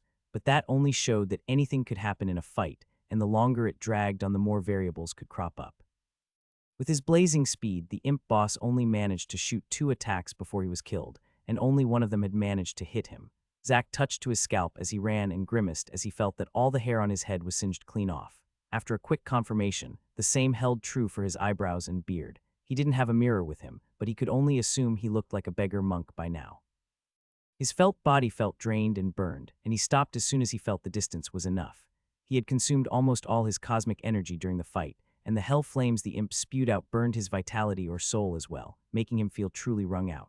He sat down on some moss, brought out a bottle of water, and opened up his status page. The battle had only given him 1 level, compared to the almost 3 from the last herald he killed. He currently felt he was roughly halfway to level 35. That showed just how much harder it was getting to level up the higher his level became. The only reason he kept leveling quite quickly was that his killing speed had improved faster compared to the increasing level requirements. Before doing anything else, he quickly opened his quest page, as well to make sure whether what he killed was actually a herald or not. Off with their heads unique, kill the 4 heralds and the general of an incursion within 3 months. Reward, 10 E-grade Nexus crystals, E-grade equipment, unique building depending on performance, 3-5. It was indeed the 3rd herald he killed. He sighed in relief, elated with finally having moved his quest forward. He had been looking for this boss for weeks and started to worry whether he would find it in time to complete the quest. But this part was finally solved. He already knew where the last herald was located, and it was badly wounded to boot. The last missing piece of the puzzle was the general. Zack still had no idea how to locate and eradicate him or her, but one step at a time. However, the good news didn't continue. Zack closed down his quest page in order to allocate his points into strength and endurance as usual. This time something went wrong, however, and he was unable to put his free point into strength. He put 2 points into endurance without a problem, bringing his total to 103. But no matter how many times he tried, he simply couldn't allocate his last free point into strength. Zack started getting a sinking feeling in his stomach, worried he might have screwed up quite badly. It looked like he had reached his cap for strength. This was extremely bad news as his main stat was strength, and he automatically got 3 points allocated every time he leveled up. Would he be able to level up at all? Would he just lose those 3 points if he gained a level? What if his Dao seed improved or he gained a new title? He didn't believe that 175 strength was the limit of what was possible in the multiverse. Those titans he saw in the vision should have had thousands in strength from the aura they emitted. Therefore, the problem came down to how to increase his limit. Zack pondered for a few minutes and came up with a few ways that might work. The simplest method, and the one he desperately hoped was true, was that the cap would increase with a set amount of points every time he got a level. Then his problem would be taken care of. If the increase per level was low, he could simply allocate his free points into more endurance or a 3rd stat. But if this wasn't the case, his problem got a lot thornier, because the only other method he could think of currently was getting an upgrade. Both his race and class were currently F-graded. If he upgraded one of them, his limits might get increased as well. The problem was that he had no idea how to do that. Usually in games, you got a class upgrade when you reached a set level. Unfortunately, Zack didn't know whether this was at level 35, 50, or even 100. As for race, he was even more clueless. He had seen no indication anywhere what to do about race, and the only hint he had gotten that it was actually upgradable was that the grade got added when he attained a class. It might take a long time until he found a solution to this problem. The thought of losing tens of levels worth of attributes while he waited for getting an upgrade made Zack truly sick to his stomach. Zack's vision started to close in on him, and his thoughts were getting scattered. Suddenly, he puked out a large mouthful of blood and bile before falling down on the ground. Something else is making me sick as well, Zack realized just before passing out. Zack woke up woozy and disoriented, and his innards felt like they were on fire. A sheen of sour perspiration covered his whole body, and he was weakly shaking. If he didn't know better, he'd think that he had caught a bad case of the flu. However, he felt that he should be immune to things like the flu or a common cold since his constitution improved. His next guess was poison, and it felt far more likely. He was somehow poisoned during his fight, and it started taking effect on him after he left and settled down. His first guess would be the cauldron. He just barely touched it when he put it in his pouch, but he did breathe its fumes for a good while, and it felt far more likely that a creepy imp was concocting poisons down in a subterranean cave rather than a healing potion. If so, he felt that he scored an amazing weapon by chance. If just the runoff fumes were this poisonous, he didn't even dare imagine what the liquid inside would do. It didn't help him with his current predicament, of course. The most advanced healing tinctures in his possession were some aspirin and aloe cream meant for sunburn, neither likely to be effective against demon poison. He did have the mysterious azure water from the pond, but he didn't dare drink it in case it only made things worse. He could only hope to slowly flush it out by drinking lots of normal water. He had no real appetite at the moment, but forced himself to drink a large amount of water. He tried eating some rations as well, but his stomach started churning threateningly at the mere smell of food. He arduously moved some distance in the tunnel as well, as a pool of his puke had turned the area quite putrid. Zack took out a Nexus crystal and started absorbing it after he found a new resting place. Being full of cosmic energy couldn't hurt in case something happened. He actually felt that his body was getting slightly better as he was absorbing the energy, but it could be his mind playing tricks on him. After a few hours, he had absorbed all the energy he could. If he continued, it would turn from restoration to cultivation, and he didn't want to gain any experience before he made sense of his situation. The poison had interrupted his train of thought, but he was still met with the same problem, his capped strength. If he returned to the mountain, it would only take a day or so of furious monkey slaying to reach level 35, something he was loath to do before he knew his options. He decided to slow down leveling speed for now, and even stop pondering on the Tao. He even took off his gathering array amulet and put it into his bag in order to not even passively move toward the next level. He'd focus on his axe technique instead, as that was the only safe option left. Lost over what to do, he opened up his status screen again, staring at the free attribute point. He knew he likely would have to gain a level to see what would happen, risking throwing away his strength points. But for now, he wanted to look for another method at least for a while. His conviction of focusing on only one stat had taken a hit from reaching the strength cap. For now it was only strength, but endurance would be there sooner or later as well if he threw all his points into it now that he couldn't put anything into strength. His eyes lingered on the other attributes, hesitating over what to do. Finally, his eyes landed on luck. It was an attribute he had completely put aside since the beginning, as he didn't want to hinge his survival on something as unreliable as luck, but by now he was a walking juggernaut. The last fight was risky, but he had completely overpowered the Herald. The Monkey King wasn't his match either and only survived due to his reinforcements. By now he could put some points into luck, as his basic survivability was taken care of. He might not be exactly sure how it would help him, as he couldn't quantify it, but since he desperately needed a solution to both his strength predicament and finding the general, getting some more luck couldn't hurt. Satisfied with his plan, he placed his remaining free point into luck, but once again was stopped from actually allocating it.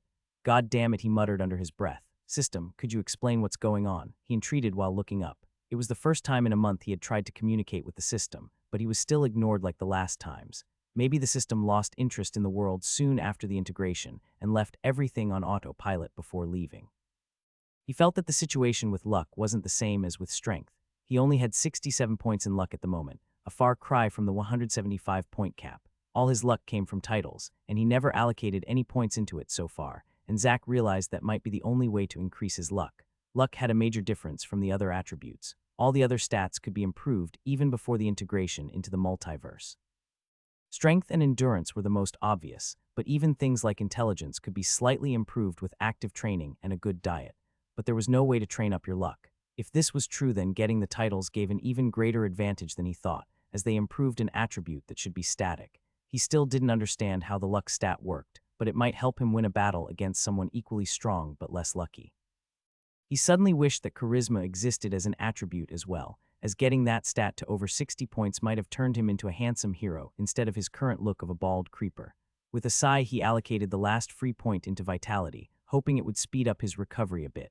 There was one last thing left that he needed to check out. He brought up his skill window to take a look. Normal skills. Eye of Discernment proficiency, a glimpse into the unknown, upgradable. Class skill. Axe mastery proficiency, early, the seed of Tao is planted, upgradable.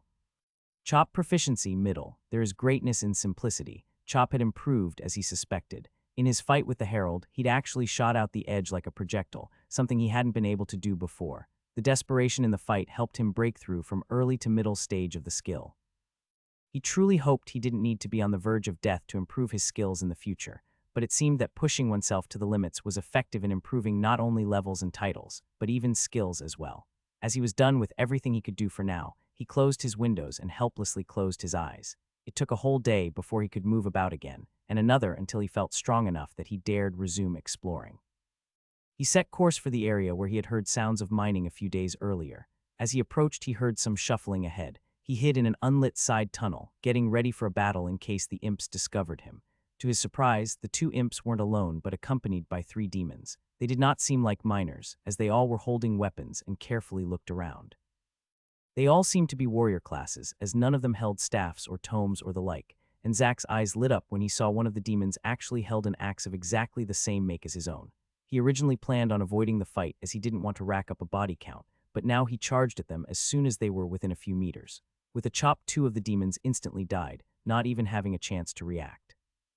Zack grabbed the remaining one with his free hand and threw the terrified demon down on the ground. With a mighty swing, he ended him as well, leaving only the imps standing. The imps barely managed to start summoning their fireballs before one was decapitated and the other was kicked into the wall, the force breaking most of its bones and killing it. Zack looted the corpses, then threw them into his pouch. He didn't love the idea of carrying around a bunch of corpses, but he also didn't want to just leave them lying there to be discovered. As if answering his prayer, a salamander lumbered into view a few minutes later, and Zack tried throwing one of the demons at it. It quickly snapped up the body, and with a few disgusting chews had eaten him whole, the saliva creating a sickening sizzling sound as its acidic nature quickly melted parts of the body before even swallowing it. Zack continued to throw bodies at it, and it actually managed to eat the whole party except one of the demons, but it grabbed him with its mouth, and after a glance at Zack, turned around and returned to wherever it came from. It looked like the salamanders truly weren't a part of the demon's forces. Zack continued forward, now holding an axe in each hand. He was delighted to see that the axe mastery skill still worked while dual-wielding the axes. But after trying it out for a bit, he felt it was very hard and unwieldy to use. He preferred using only one axe, and having a free hand seemed more convenient for him. Even using a dagger in his offhand felt more natural. He reluctantly put back his second axe in his pouch and continued on. He might just be lacking experience, and he would have a lot of time to train his axe work if he couldn't level up for a while. As he walked through the shimmering tunnels, he finally started hearing the droning sounds of tools hitting the hard walls. Zack knew by now the effort it took to mine the Nexus crystals. It had taken him quite some effort to dig out only one crystal from a wall, and that was with maxed out strength. It seemed as though the dense cosmic energy empowered the rock that encased the crystals, making it far harder than it normally was. It was no wonder that new demons kept streaming down into the tunnels from the demon town. Zack wished he had a mirror to more sneakily look around the corners, but could only work with what he got. He rubbed some dirt on his face and singed scalp to cover his skin, and then wrapped some of the vines around his neck and head. Somewhat satisfied with his camouflage, and carefully peeked around a corner, mostly hidden behind a huge mushroom. The tunnel Zack peered into contained 5 miners, and he was surprised to see that most of them used different means to extract the crystals. 2 were using basic pickaxes to gradually chip away at the walls, but each swing only made some tiny chippings fall, proving that their strength was nowhere near Zack's. If he used one of those pickaxes, he would likely be able to slam a decent hole in the wall, even if the rock was strengthened. Another 2 of the miners were actually mages, and they simply held their hands to the wall. It took some time to see what they were doing, but he saw that a Nexus crystal slowly was emerging out of the wall after a while. Apparently, the rock was even resistant to spells, as the earth mages Zack encountered so far usually had a far easier time manipulating stone. The last miner was slamming away at the wall with a mace, and his strength was overbearing. Every slam created a reverberating thud that made stone chippings fly. The miners were all demons who looked well-fed and cared for, and didn't really look weaker compared to the scouts he encountered. He had hoped that the demons placed their weakest in the mines, which would make Zack's next actions more convenient. but the strength of the mace wielder seemed to be even higher compared to the demon with the great sword and black arcs of lightning. Next to their feet, they each had a sack of extracted nexus crystals. The mace wielder's sack was filled the most, and the mage's were second. It was all these sacks that were the goal of Zack. He had decided to scout out the demon activity in the cave for a bit, and steal as many nexus crystals as he could.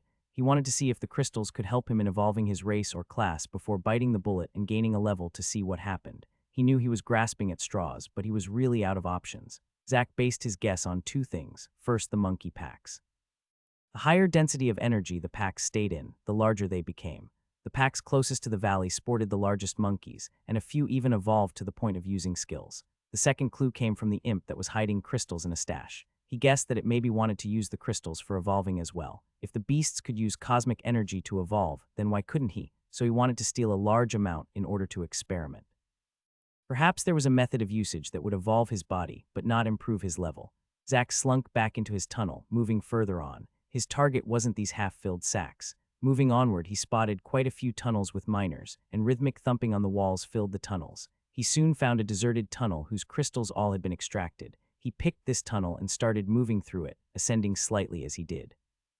He wanted to get closer to the center of demon activities. All these miners had sacks, but Zack never saw anyone carrying them back to the demon city. That meant that either they were collected and put in a pouch or were left here in the caves. In either case, they should be collected somewhere. The tunnels that had been mined looked truly bleak compared to the magical feeling of the untouched ones. Not only were the crystals in the walls removed, but most of the vegetation had also been ripped out of the tunnel.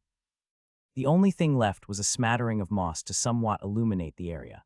Luckily for Zack, these exploited tunnels were completely deserted as anything of value was taken.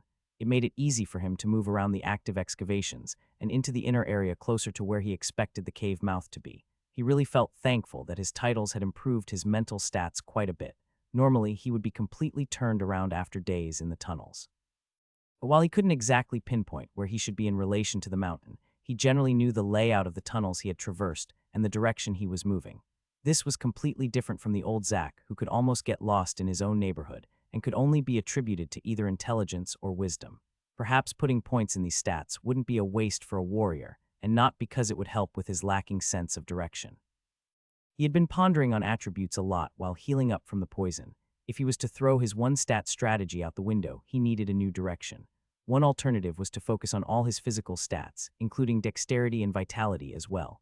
Find a good balance between the stats that still had strength as the main focus, but not as lopsided as now. But a new alternative he hadn't thought about was to start focusing on wisdom and intelligence. When he let go of his chosen path, he started to think more deeply about what the various attributes could help him with, and he believed the mental attributes might help him with the Tao and skill advancement. If putting his free points in intelligence allowed him to improve his Tao seed faster and acquire new ones, it might be more effective compared to putting them into more physical stats. If putting 10 points in wisdom helped him get another Tao seed that gave 15 bonus attribute points, it was a worthwhile investment. It might also be possible that even physical attacks needed those stats. His Chop skill was approaching the realm of magic as it could be turned into a projectile now. Perhaps wisdom and intelligence would help it fly faster or further rather than strength. He could only put aside those things for now, and for the 100th side that he had no one to ask about these things. The sounds of battle in the distance interrupted his thoughts. Who would be fighting down in the tunnels? Intrigued, Zack moved towards the clangor. He soon arrived at the mouth of a cave and saw 4 huge salamanders in a pitched battle against twice the amount of demons. Earthen spikes were shooting at the monsters while warriors were keeping the lizards at bay. A pyromancer conjured a huge fireball that shot into the open maw of a salamander, burning it alive from the inside. It started to furiously thrash about, slamming one of the warriors into the wall, at least breaking a few bones. It was clear that apart from the fireball, the salamanders held the advantage. Had the demons met only 1 or 2 of the monsters, they'd likely have been able to defeat them, but 4 were too many. The warriors didn't have the power to keep the monsters occupied, and the Earth Mage's attacks were largely ineffective. After their kill, one of the warriors sporting a large hammer and a shield shouted something in demonic, and their party started to move backward. Zack was happy to let this play out and hid behind a boulder, but the development put him in a predicament. The demons were moving in his direction. After some deliberation, he picked up a few rocks and started pelting the demons. With his strength, he could likely throw them hard enough to blast through their bodies like bullets, but he controlled his power output. The first stones hit one of the warriors in the neck and in the back of the head of another. It didn't knock them out, but contained enough force to daze them. In a pitched battle like this, a brief mistake could be deadly, and the salamanders unhesitantly pounced. They bit onto the two demons, and after a few furious shakes threw their mangled corpses away. A small stream of cosmic energy entered Zack, and he was delighted to see that the system only awarded a small part of the full amount to him. It looked that the system did use some sort of distribution method that somehow gauged contribution or damage dealt. He managed to throw another stone that actually knocked one of the mages out cold before he was discovered. One of the mages screamed angrily and shot a few earth spikes toward him. But a few hastily summoned spikes possessed no danger to Zack, and he broke them off with a wave of his axe. Zack moved forward quick as lightning and grabbed the scruff of the mage. Then with a grunt he threw her like a doll right at the warrior that ordered the retreat. She slammed into him with enough force that they both helplessly went sprawling on the ground. The salamanders were quick on the uptake and started helping out with the pincer attack. The two downed demons were quickly dealt with, and suddenly it was 4 demons left versus 3 salamanders and Zack. With the front line down, the remaining mages were in dire straits. They desperately erected defenses against the hulking monsters and then tried to force their way through Zack. But Zack was well versed in anti-mage tactics by now and quickly threw the pyromancer over the hastily erected wall. The mage wailed and then went quiet forever. The salamanders weren't standing idle either, and with a roar, the largest one slammed straight through the defenses and snapped up one of the demons. Another one followed and started biting one of the earth mages. The stone skin the mage used was completely ineffective against the lizard's saliva and strong jaws, and he screamed as he was being eaten alive. Only one solitary demon remained, and with a desperate roar, he started gathering cosmic energy from the surroundings. With the large density in the air, it felt like a whirlpool of energy was forming. Zack recognized that sign and immediately cleaved the demon in two from head to crotch, just before jumping for cover. He held his hands over his head for a few seconds, but the expected explosion didn't come. Perhaps Zack managed to kill him before the energy managed to reach a critical mass. Somewhat embarrassedly, he got to his feet and found himself facing 3 salamanders silently staring at him. "Hey there, buddy, let's be friends," Zack croaked toward the largest salamander, hoping to sound friendly. Zack spoke to the salamanders with the same voice he used to chat with his old neighbor's dog. While he felt that fighting these salamanders wouldn't be an impossible feat, he didn't want to move closer to another level unless he needed to. Besides, who knew if they would remember him as an ally if he kept feeding them demons and imps? Having an army of giant lizards to help out against the demon city would be very handy. One of the salamanders ignored his request for friendship and started lumbering toward Zack, who helplessly backed away with his hands held up in response. Thankfully, the leader's maw opened, and a surprisingly childish squeak emerged from its mouth. The squeak stopped the advancing salamander in its tracks, and it lumbered back toward one of the demon corpses. Zack surveyed all the corpses for anything of value. He quickly noted that none of them carried a magic pouch, and the only other gear he found interesting was the shield one of the warriors had carried.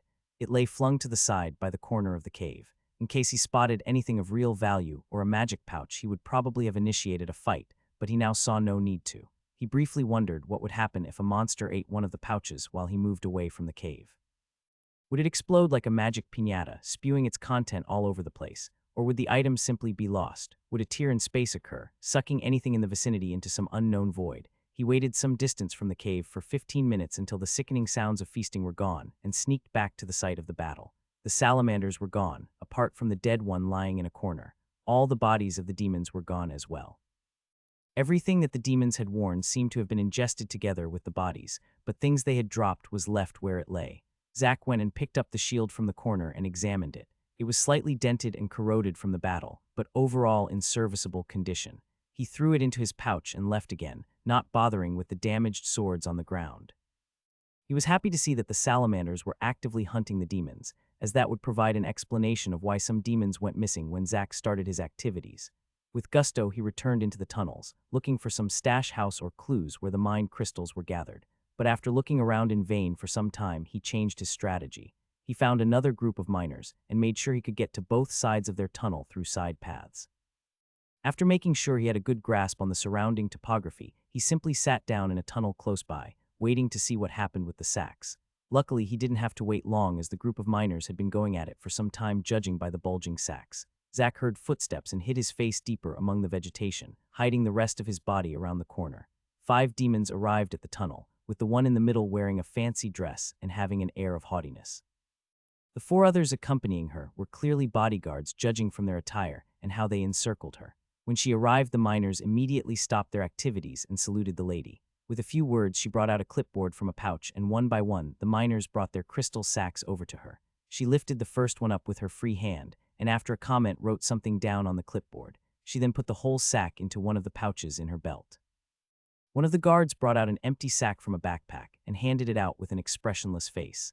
The miner bowed and went back to his position. This process went on for 2 more miners without anything of note happening, but when the lady commented on the 4th miner's sack, he couldn't help but grimace and hesitantly say a few words in demonic. The bodyguards immediately perked up and started radiating a dangerous aura, but the lady waved them down. She simply pointed to the bag and said a few words with a smiling face. The miner looked horrified and went down on his knees, looking like he was begging for his life. The exchange continued for some time, until finally the lady put the sack into another magic pouch, and the miner could only return to his position with a devastated expression. The other miners simply stared down in the ground, not wanting to be implicated by their mouthy associate. After the lady was done, she simply turned and left, with her 4 bodyguards in tow. The miners sighed and sat down to eat, conversing with subdued voices. Zack didn't linger on and instead crept behind the party of 5. "Don't worry, buddy, I'll mete out justice for you soon."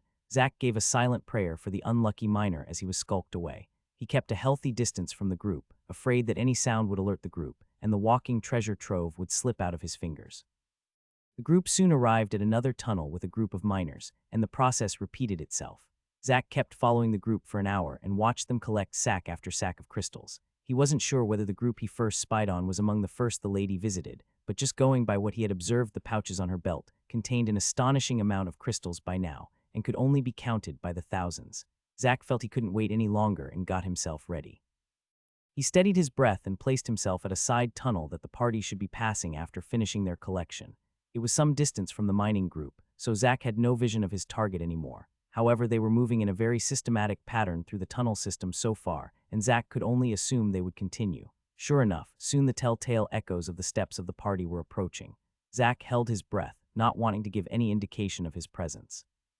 The first 2 guards came into view, but Zack didn't react. As if sensing something was wrong, one of the guards started to turn around, but it was too late.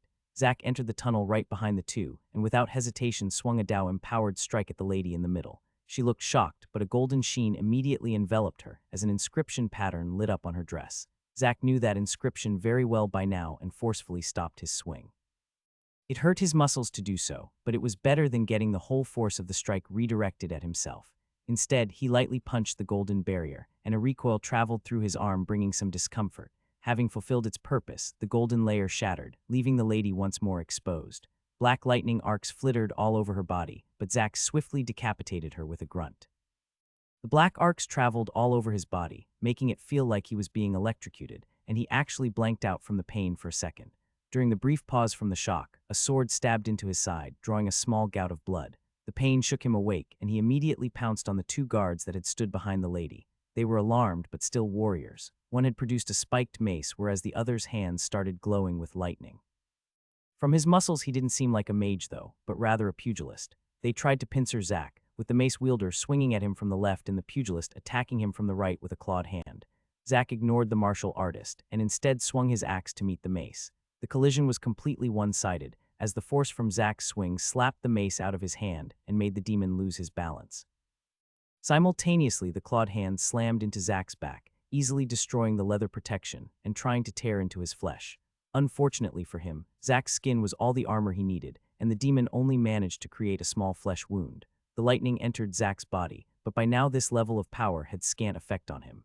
He grabbed the mace wielder's neck with his free left hand and slammed him down on the martial artist.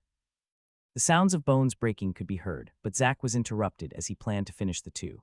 A blade was flying right toward his throat, and Zack activated his armor to block it, but he was shocked as no golden sheen enveloped him, and he could only desperately lift his arm to block the strike. The blade cut into his lower arm, only stopping after carving into bone. The pain was blinding, but only served to enrage Zack, with a furious chop. The blade wielder was bisected, and then the 2 demons on the ground followed him into death. He turned toward the last bodyguard only to see him desperately fleeing, heedlessly throwing away his weapon. Zack started running after him, throwing a few daggers his way, but the bodyguard was surprisingly nimble, managing to dodge most of them while running. One hit him in his back, but he only staggered slightly but kept moving. Suddenly, he started shouting at the top of his lungs, horrifying Zack. He threw one more dagger at him, but the demon turned a corner and disappeared from his vision. He could still hear the screams, though, as they echoed through the tunnel system.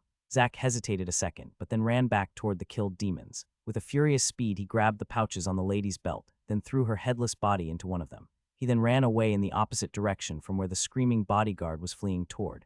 After a minute, he stopped and quickly bandaged his wounded arm. It was bleeding freely and was currently creating a trail to his location. After making sure the blood didn't get through the bandages and rags, he started running again. After he had run for an hour and completely left the area with mining activities or imps, he finally slowed down and found a good resting spot. The fight wasn't very taxing, but he was worried about the results. First, he dragged his chest piece off his torso and inspected it. The armor itself looked whole, but the inscribed fractal on the front had multiple cracks on it. That should explain why the shield didn't materialize earlier and he got maimed instead. But a smile crept on his face as he glanced down at his belt. He knew he would be able to afford to buy a new one with his ill-gotten gains. Zack suddenly remembered hearing a snapping sound when he used the shield against the Imp Herald.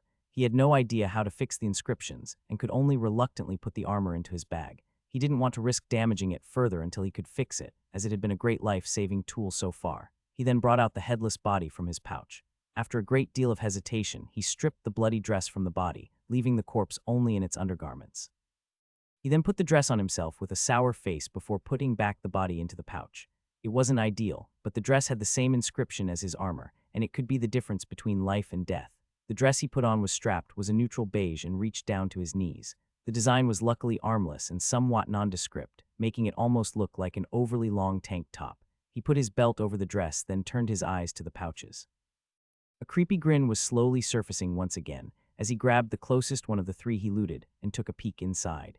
If this was an old-school cartoon, then Zack's eyes would have turned into dollar signs by now. The bag was almost filled to the brim with sack after sack of raw Nexus crystals. If he had to guess, he'd have to say there was at least an equivalent of 10 zero crystals in the pouch. The shapes and sizes were completely random as well, ranging from the size of a finger to almost a whole hand. Most of the crystals were encased in some stone and needed one last processing before being pure. The second bag was unfortunately empty except a few solitary sacks, likely a spare in case the first one was filled up. The third one was the personal pouch belonging to the noble lady herself. It held various personal effects such as daily necessities, clothes, and jewelry. It also had a nasty-looking claw weapon with fractal inscriptions. Zack brought it out and tried to put it on his hand, but it seemed to have been custom-made for the demoness, or at least made for ladies, as his hand didn't fit. Most noticeably in the pouch, there was a sizable mound of raw crystals. There even were a few sacks as well. It looked like that the lady foreman was skimming off the top after all, as crystals worth a couple of hundred standard-sized ones could be found in the pouch. Satisfied with his haul, he took out some food and water from his pouch to have his dinner. As he did, he started to plan his next step. He had planned on stalking the tunnels for a while longer, but unfortunately, he was already exposed. He didn't doubt that the fleeing demon soon would warn all his superiors about Zack. The demon had seen the whole fight where Zack showed many of his cards as well. After half a month of living with the demons, he was finally exposed. It was better than he expected, to be honest, as he wasn't really the stealthy type. It seemed he could only begrudgingly give up on finding any more mining foremen and instead refocus on the Monkey King. It was time to head back the way he came from and search for an alternative exit. But suddenly Zack got an acute sense of danger and instinctively dove to the side. A soundless black arrow flew past him where his head had just been, and a throng earth spikes followed right after. Zack scrambled to his feet and found himself face to face with over 20 demons swarming into his cave from all exits. This clearly was an ambush that they prepared for some time, as they entered from both exits simultaneously. Feeling like a caged animal, Zack growled and immediately ran toward one of the groups, trying to avoid a pincer attack. As if practiced beforehand, the group started to back away from him, with all the mages erecting barriers to keep him at bay. There were the translucent magical barriers accompanied by earth walls and earthen spikes. There was even a tree mage who manipulated the subterranean vines to ensnare his feet. Meanwhile, Zack got pelted by the other group of demons with an array of ranged attacks. He could only give up his charge in order to avoid most of it. As he dodged, he turned around toward the attackers who harassed him from behind and swung his axe in a mighty horizontal arc. A translucent blade grew to 4 meters long in an instant and then shot toward the surprised group. Only a few in the back managed to dodge in time, and the others could only hastily erect defenses. With Zack's power, the defenses of the average demon were simply insufficient, as it tore through them one by one. The blade wasn't perfectly stable, though, and after slicing through 6 demons, it flickered out of existence. 2 daggers came whooshing straight behind the huge blade, one slamming into an eye and the other into the gut of another demon. Satisfied, Zack turned back and started pressing forward through the defenses of the group. He summoned his large edge but kept it at maximum stable capacity for now. As the attacks from behind had paused from his strike, he could once again focus fully on the group he had initially charged at. He slammed the axe down on one of the translucent barriers, and it cracked like fragile glass. Two spears stabbed into him as he advanced, one lodging itself in his side and the other got stuck on the bone of his pelvis. It was two warriors who used their long weapons trying to keep him at distance. Zack ripped one of the spears out of the hands of the demon, making him stumble forward, and slammed the butt of the spear at the other warrior. The spear broke in two and made the demon fly into the wall with a thud. Immediately after, he actually threw his axe straight in the chest of one of the mages. He didn't know which kind he was, but he died instantly from the strike. He brought out his identical axe from his pouch and continued to press forward. A few arrows slammed into his back, but only elicited a grunt in response as he pressed forward. He once again got the prickling sensation of danger and sidestepped without hesitation. An arrow flew straight past him and once again missed his head. Unfortunately, the archer that shot the super-powered black arrows still was alive. He kept pushing forward, and with a great leap he was within the group of demons. He ate a spear strike and two stalactite attacks by the earth mages due to his reckless charge, but now he was within striking distance of the demons. Zack started madly swing his axe with chop charged to its limit. He kept taking various hits, but for every strike he received, he returned one in kind. And with Zack's far superior stats, he whittled down the group to only 3 combatants from 9 in under 10 seconds. The survivors from the other group joined their brethren in the fight, and Zack found himself encircled by the 6 last surviving demons. Zack was completely drenched in blood by now, both his own and the demons, and filled with small wounds from head to toe. Almost 10 arrows were sticking out of his body at various spots, making him look like a demonic porcupine. He was panting, and it looked like it was a chore to keep his axe raised, but he was still standing. Fighting 20 demons at once was a bit more than he could confidently handle, even in an enclosed space like this. None of the demons were keen on being the first to attack, as over 15 demons already had made the ultimate sacrifice, and they didn't want to be next in line. They seemed to be content to simply watch as Zack slowly bled out. They all kept a healthy distance from him, making him unable to reach them even with chop, and he currently didn't dare use his ranged attack due to the huge consumption of energy. Zack knew he couldn't keep stalling and threw a dagger at one of the mages, who quickly summoned a barrier. The translucent wall shook when the dagger hit it, but it held true, and the dagger dropped to the ground. Zack didn't want to throw his axe, as his other one still was lodged in the mage some distance away. Needing to break the status quo, he moved his hand down to his belt, and with underhand throw hurled a large crystal sack at another demon. The demon slightly froze from seeing a small mountain of wealth flying in his direction, and even instinctually reached out his hand to catch it.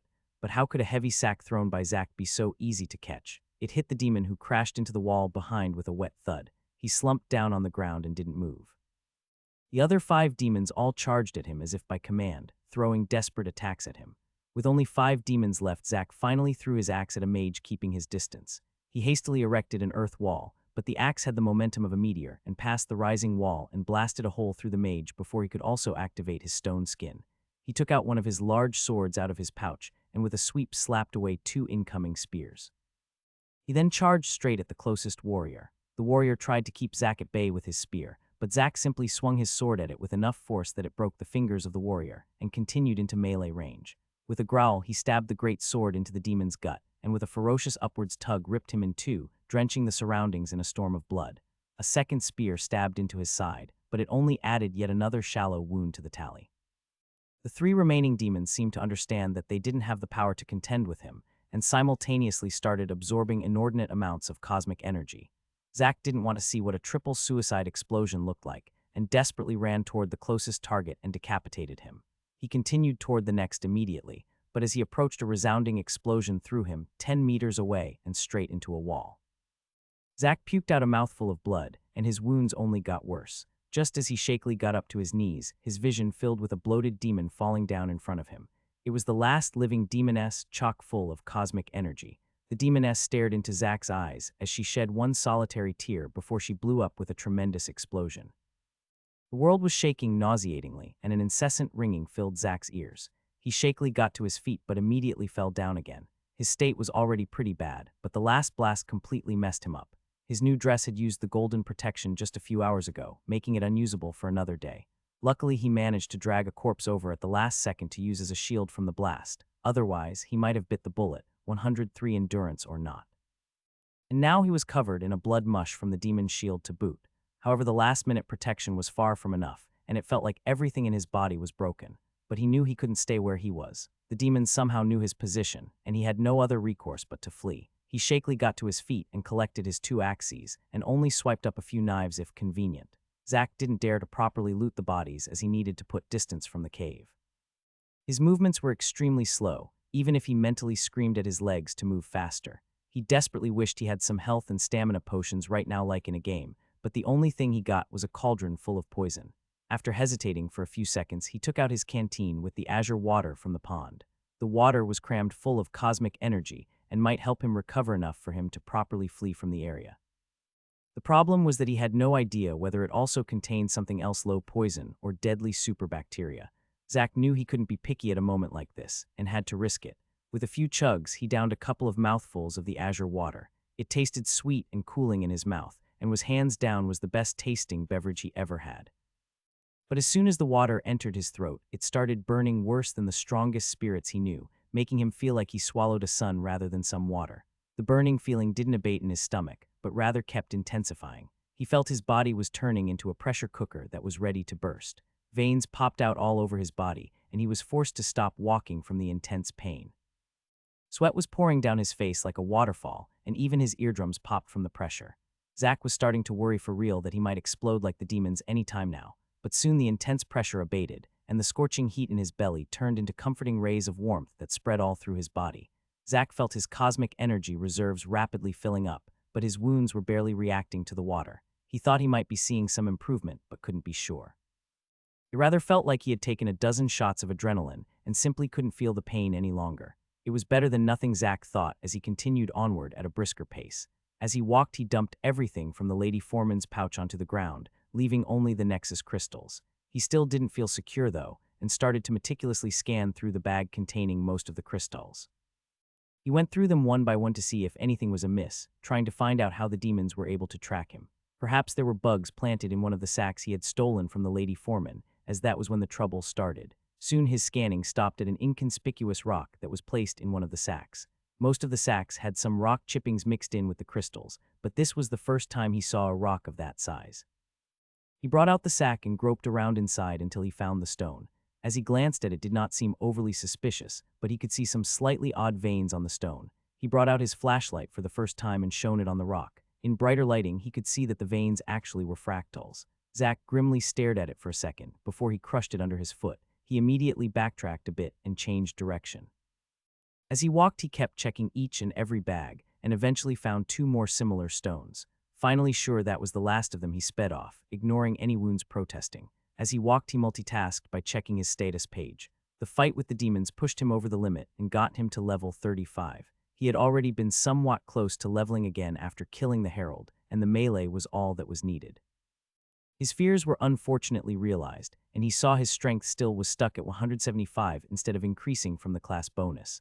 It looked like he really had to try and evolve somehow. He helplessly allocated his 3 free points into Vitality, as he didn't dare put any more in Endurance for now either. Hoping for a class advancement quest activating from reaching a big level, Zack opened up his quest window next.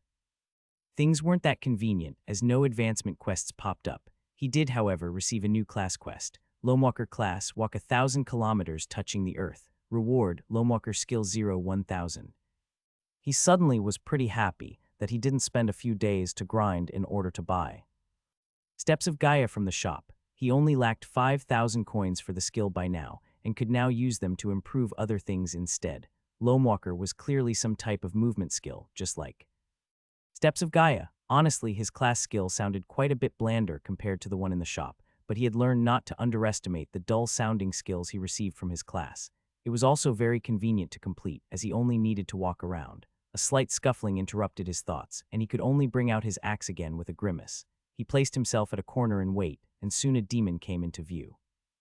This one was highly alert, and immediately noticed Zack's presence. But Zack was ready, and the axe was falling down on the demon's head just as he appeared, instantly killing him. He immediately entered the tunnel and unleashed a maximized chop edge that flew outward before he could even register what was in the tunnel.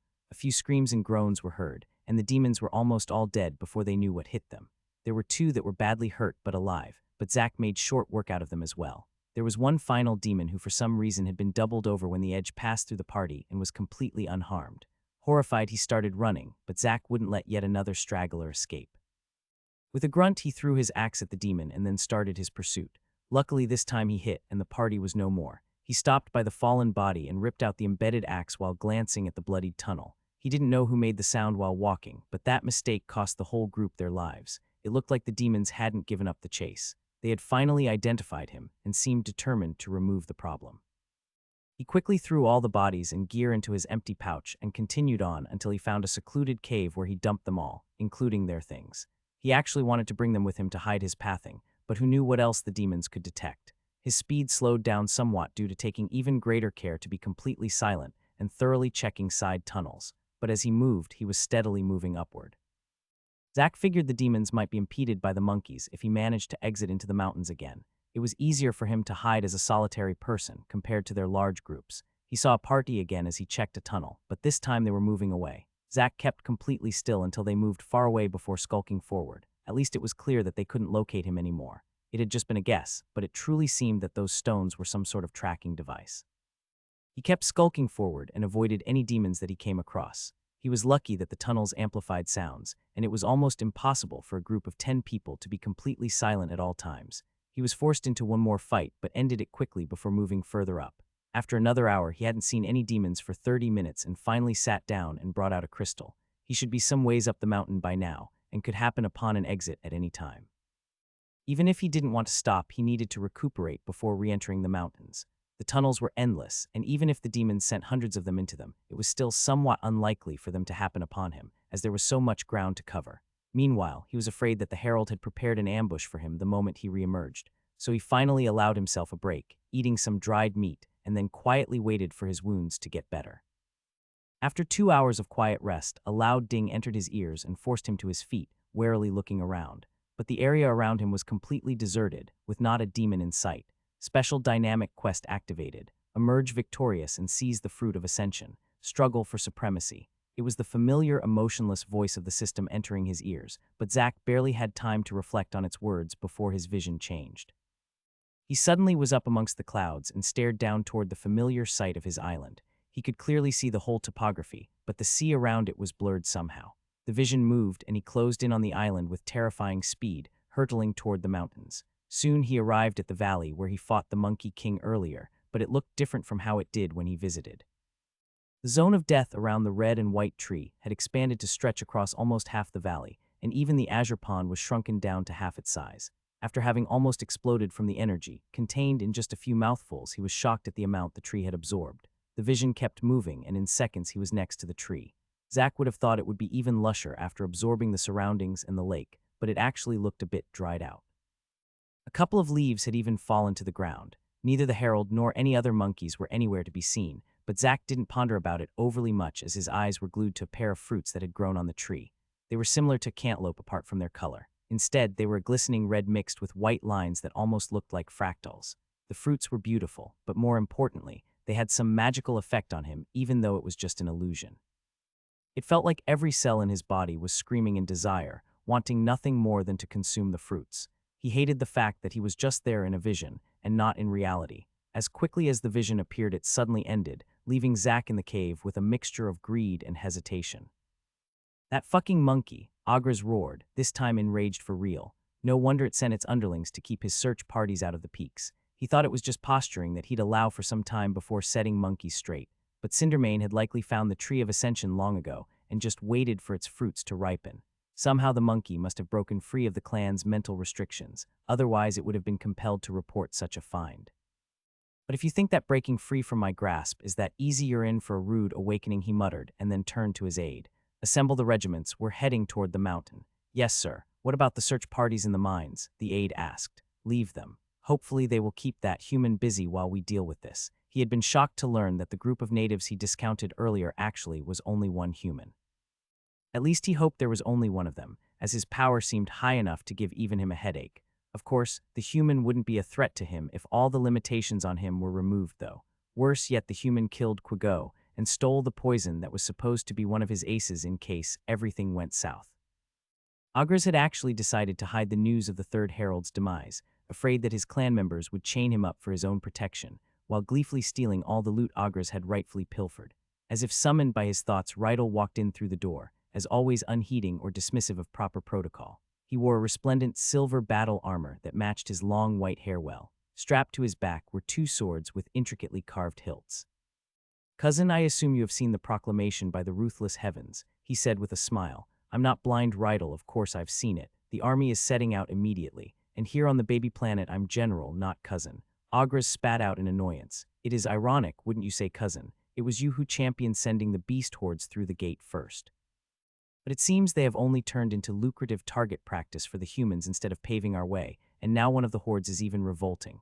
I wonder how the elders will react when they hear of this." Rydell smilingly continued, seemingly unperturbed by the troubling developments. "That's not for you to worry about, Rydell. Know your place. I'm leading the armies myself to fix the monkey problem, and that human hiding in the tunnels will soon be caught." Agras couldn't stand being in the same room as this thorn in his side any longer and prepared to set out. Agras didn't actually want to lead the army, but faced with the emergence of a D-ranked treasure such as a fruit of ascension, he couldn't sit still. He needed to secure it by himself, and if that failed, destroy it so that Cindermane or some crony of Rydell didn't get it.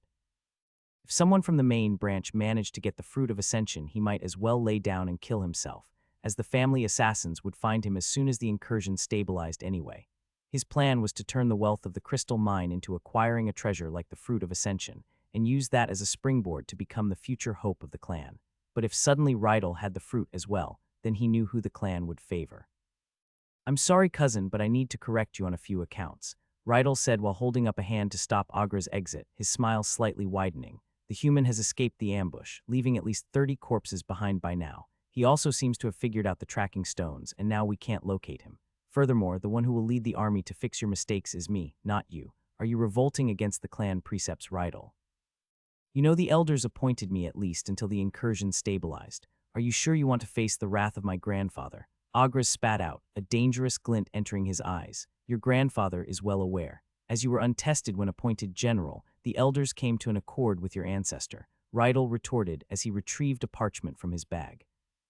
"In certain events that are deemed to be critical to Clan Arrazak's future developments, the military command is temporarily transferred to me, just to make sure nothing goes wrong due to inexperience." The bright smile looked like a death sentence to Agras as he snatched the parchment with a snarl. After reading through it, he saw it was true. He immediately sensed his grandfather's magic sigil on the decree, telling him that this was real.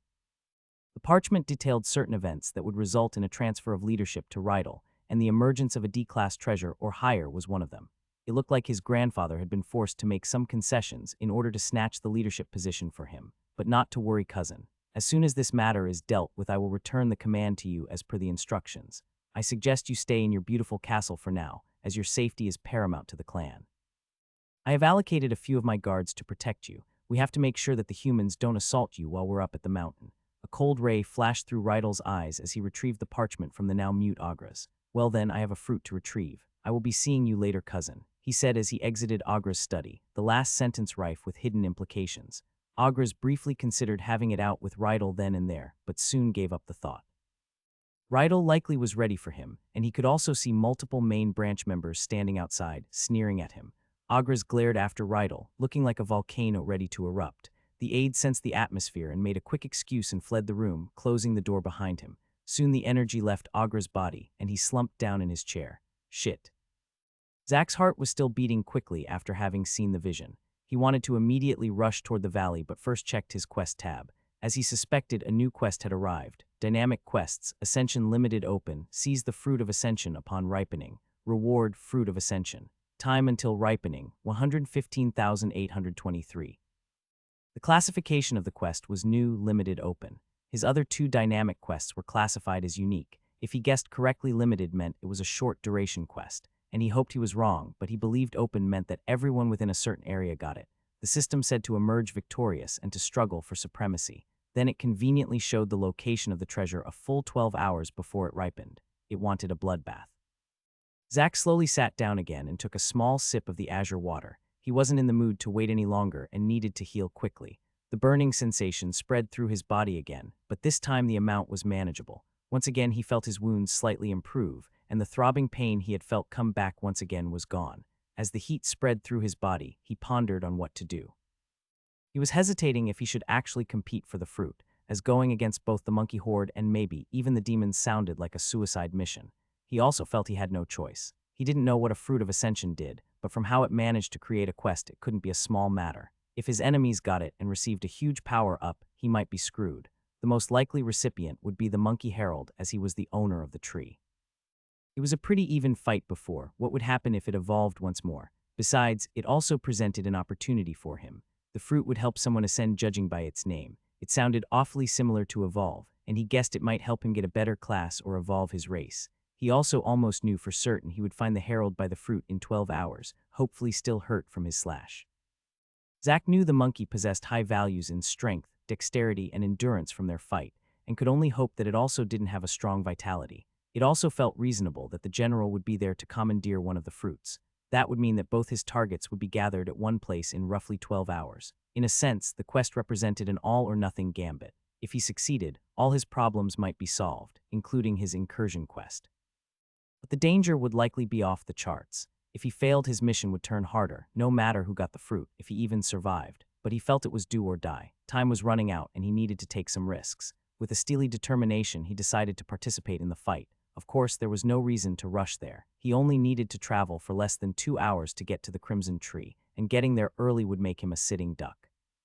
He was only one man in what might be a huge free-for-all battle, and he needed to avoid attention as much as possible. His goal should be to sneak in at the last minute, kill the Monkey King, and steal the fruit.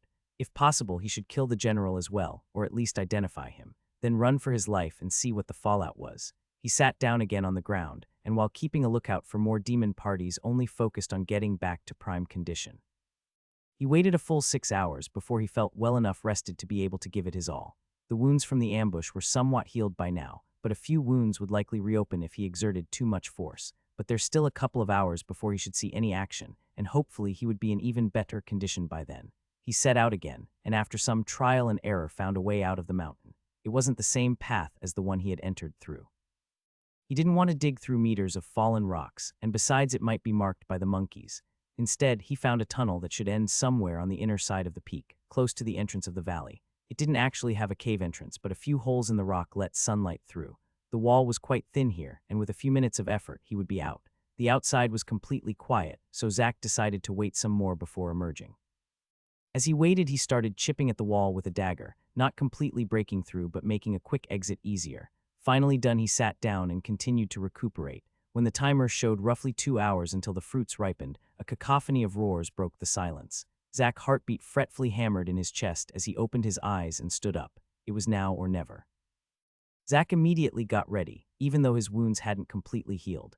But between his high vitality and the numbing effects of the azure water, he was in an almost perfect fighting condition. With no more time to lose, he finally pushed down the rock wall that blocked the entrance while hefting an axe in his hand. It made quite a crash, but it was nothing compared to the roars of thousands of monkeys, with demon screams peppered in. As soon as he got out, he was stunned by the mayhem. Zack had emerged from a secluded spot on top of an outcropping, giving him decent vantage over the peak and down toward the valley. Everywhere he looked, he saw throngs of monkeys duking it out with legions of demons. The air sparked with energy as fireballs and lightning bolts filled the sky. The ground rippled from a multitude of spears and other projectiles shooting out. Even nature itself had entered the fray as trees slowly reached down to grab unsuspecting monkeys before ripping them apart. The other beast types were here as well, as a thick wall of bargus stopped the monkeys from getting into melee range of the demons. They mindlessly charged toward the monkey groupings, completely heedless of their survival. Groups of Gwilgi roamed the battlefield with far more finesse compared to the hulking demonlings. They roved in packs and struck weak spots or lone stragglers almost with surgical precision, and then quickly got out of harm's way. There also was a smattering of imps placed together with the mage demons, but to Zack, it seemed that most of them still were in their underground dwellings, as their numbers were quite sparse. Perhaps Zack recently killing their boss had caused some sort of chaos to their ranks, making it hard for the demons to control them. The monkeys wouldn't be outdone though, and the air was filled with flying debris, from the stalactites from the monkey captains to anything that the normal monkeys could get their hands on. Zack even saw corpses being used as projectiles, flung at the magical barriers erected by the demon mages. The bargus that came close to the monkeys were largely helpless after their first impact and were pelted and bitten to death by the angry monkeys. The magical shields held for the most part, but every now and then they got overtaxed and shattered. The monkey captains were quick on the uptake and focused their energies on those areas. The focused fire turned the unlucky few behind the broken shield, a crushed meat paste beneath a mountain of boulders. However, most of the projectiles didn't reach the demons, but rather slammed into the demon beasts who fulfilled their purpose of being meat shields. Overall, the demons clearly held the advantage as they steadily pushed forward. For every demon the monkey horde killed, at least 5 monkeys died. It still was early in the battle, though, and from experience, Zack felt that the demons would run out of juice sooner or later. Those spells cost cosmic energy, while the monkeys likely could keep hurling debris for a good while. As long as the monkeys could withstand their furious onslaught long enough, they might have a chance to turn the situation around. Besides, the terrain was not ideal for organized warfare that the demons were trying for. He saw that the orderly lines were starting to splinter, and the legions forced to split up as they advanced. Zack didn't know why it had come to a full-scale war, but he didn't complain. This kind of chaos was the best news for him. He wondered if the monkeys' disadvantage was because of him. He had thinned out their horde quite a bit after all. Some movement in the distance grabbed his attention. It was a solitary group that emanated a pressure a notch above the other demons. They were steadily pushing forward and was entering the valley at a furious pace. None of the magic shields were breaking, and the monkeys could offer no resistance to their advance. In the front, a few demons in resplendent gear were personally reaping the lives of monkeys like they were harvesting wheat. Especially attention-grabbing was one male demon with shining white hair that was dancing in the wind. He held a sword in his hand and had another strapped to his back, and as he moved forward, it almost looked like dancing rather than engaged in battle. The sword moved in graceful curves and moved around him in a mesmerizing pattern, but Zack knew it was no performance art, as that demon's speed of reaping monkeys seemed to eclipse even his own.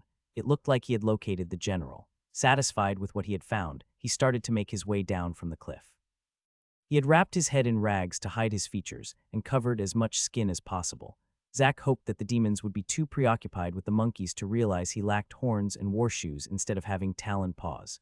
He skirted around the main army and aimed to enter the valley from a slightly different direction. There were a few clumps of demons along the path, but none thankfully reacted to him. It was lucky that the demon armies all used individual clothing and gear, making their composition look very chaotic. As he walked around a bend, he almost ran straight into a party of 6 demons. The one in the front snapped something in demonic as Zack passed, but Zack only waved his axe in response. His heartbeat quickened as he kept running, waiting for the demons to go their own way. It seemed the proximity was too close as an arrow came whizzing at his back. Sensing danger, Zack whirled around and blocked the arrow with his axe head. Sighing, he made a 180 and rushed into the demon group while he summoned. Chop, the man in the front, held a sword, which by itself started burning as he swung it to intercept Zack's chop. The demon hadn't imagined the power contained in the axe, as the edge hit him like a truck and breaking most of his fingers as the sword was forced away. The swing continued onward as it chopped off his upper body and continued to decapitate the unlucky demon who stood next to him with a short sword and shield. Zack pushed on and made quick work of the last 4 demons, whose feeble attempts to stop him couldn't even slow him down. After the blitz, he was bleeding a bit from 2 small wounds, but it was nothing serious. A few of his old wounds had opened as well, but there was nothing to do about that for now. He was also drenched in demon blood and could only hope that the smell wouldn't attract any beasts. He slowly kept moving forward, and after half an hour he reached the forest at the edge of the valley, taking twice the time compared if he had rushed straight in. As he moved forward, he saw that the orderly war at the slopes of the mountain was turned into a chaotic melee in the valley by now. There were clumps of demons fighting monkeys scattered all over the place. In most places, the demons still held an advantage, but at a few other they got overrun by sheer numbers. He saw an unlucky group of 10 demons getting ripped to pieces by an angry horde of monkeys. They put up a valiant defense, but 2 fists couldn't defend against 10, and in just a moment they were mangled corpses strewn on the ground. A few of the monkeys had even ripped off a limb and contentedly chewed on it as it moved toward the next pack. Zack tried to avoid battle as much as he could, not wanting to get any more experience until he seized a fruit of ascension. He stayed clear of any larger battles, zigzagging forward in a careful manner. Of course, every now and then he got accosted by either a group of demons that figured out his identity or a group of enraged monkeys happy to target any humanoid.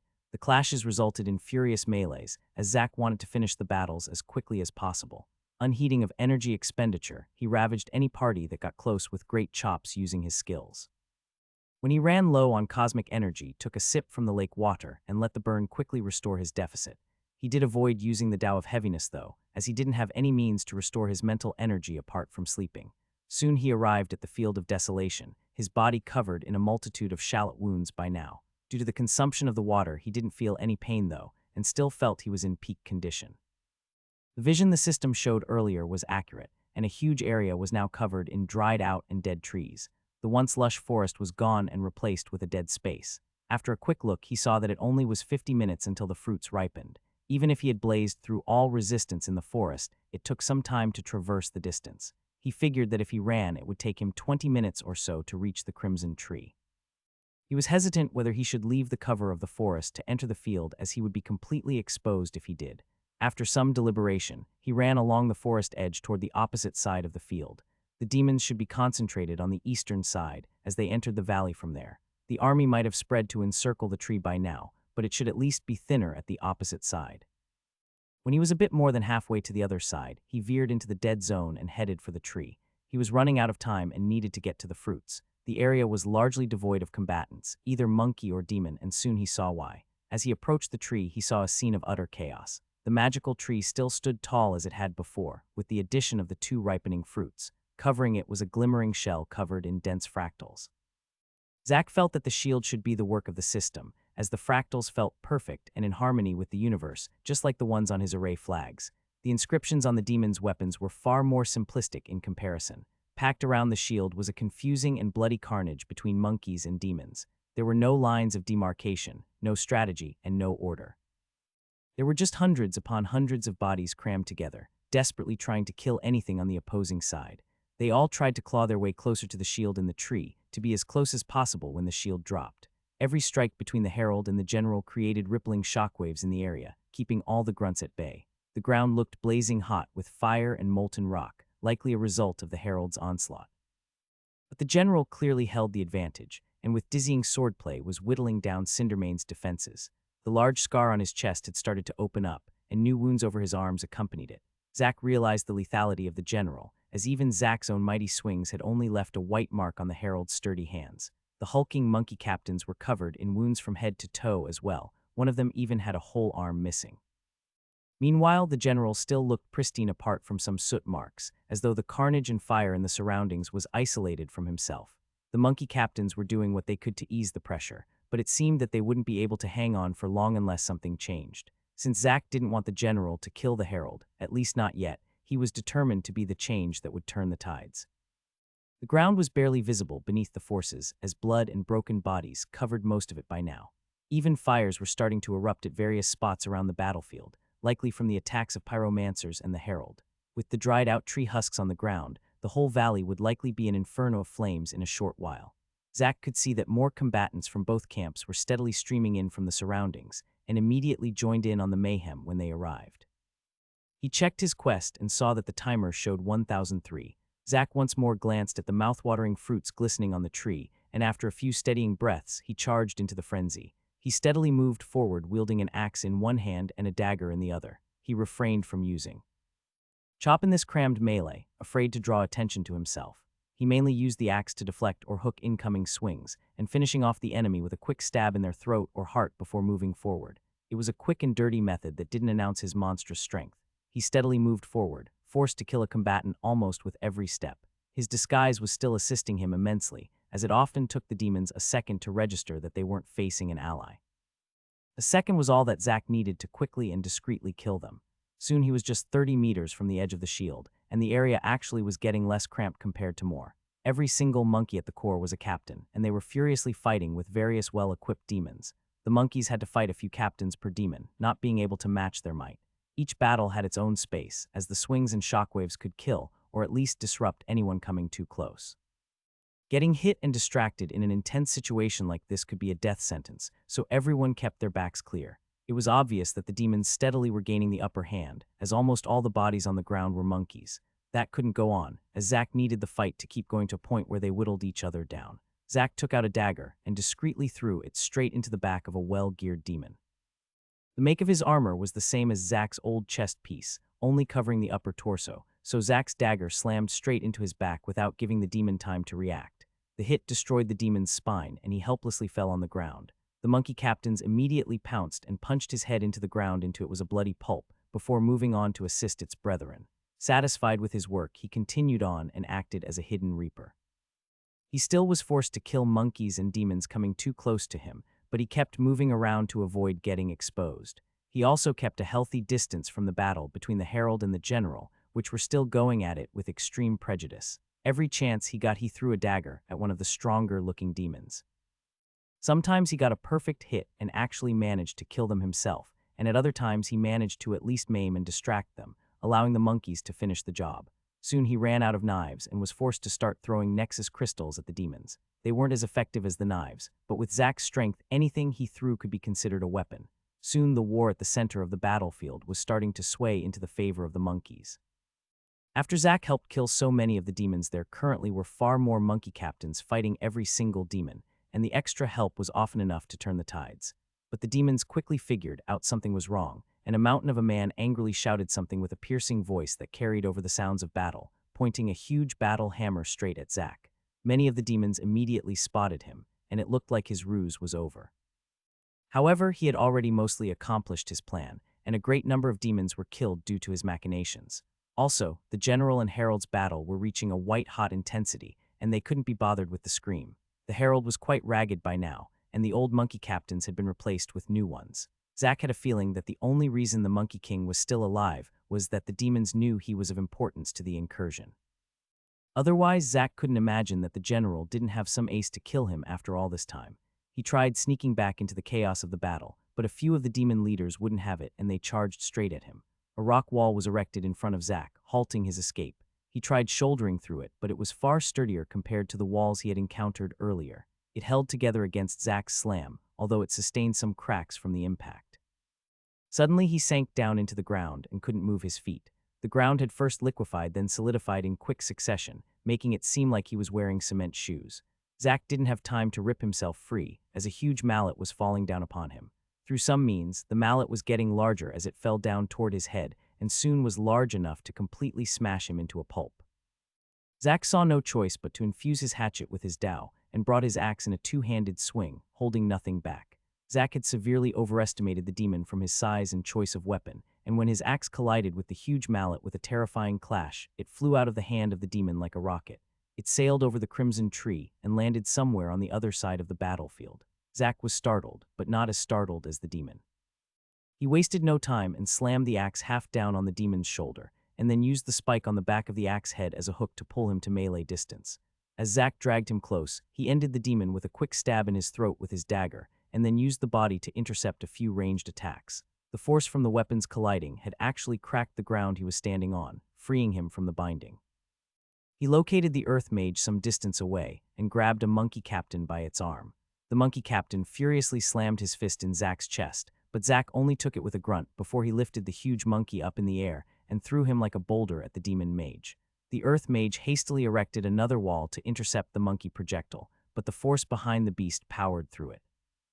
Zack was not far behind as he entered the wall through the breach, and with a quick chop decapitated the demon, who didn't even manage to activate his stone skin skill in time. Zack moved on toward the next demon who had tried to gang up on him, but a blinding light interrupted his plans. It was the large shield covering the tree that started to shine many times brighter compared to before. Zack glanced around, and when he saw no one was attacking him at the moment, he brought up the quest skill again and saw the timer go down from 2 seconds to 0. With a bright flash, the shield immediately winked out of existence, exposing the tree to hundreds of greedy eyes. No one moved for a split second before all hell broke loose. Everyone started rushing toward the tree, holding nothing back. Even demons were hitting other demons in a struggle to reach the fruits. Zack wasn't any different, and taking full advantage of his close proximity to the tree, he pushed forward, driving massive amounts of cosmic energy into his legs. The ground cracked with every step he took, and it would be more accurate to say Zack pushed himself forward by slamming into the ground with his feet rather than running. He summoned.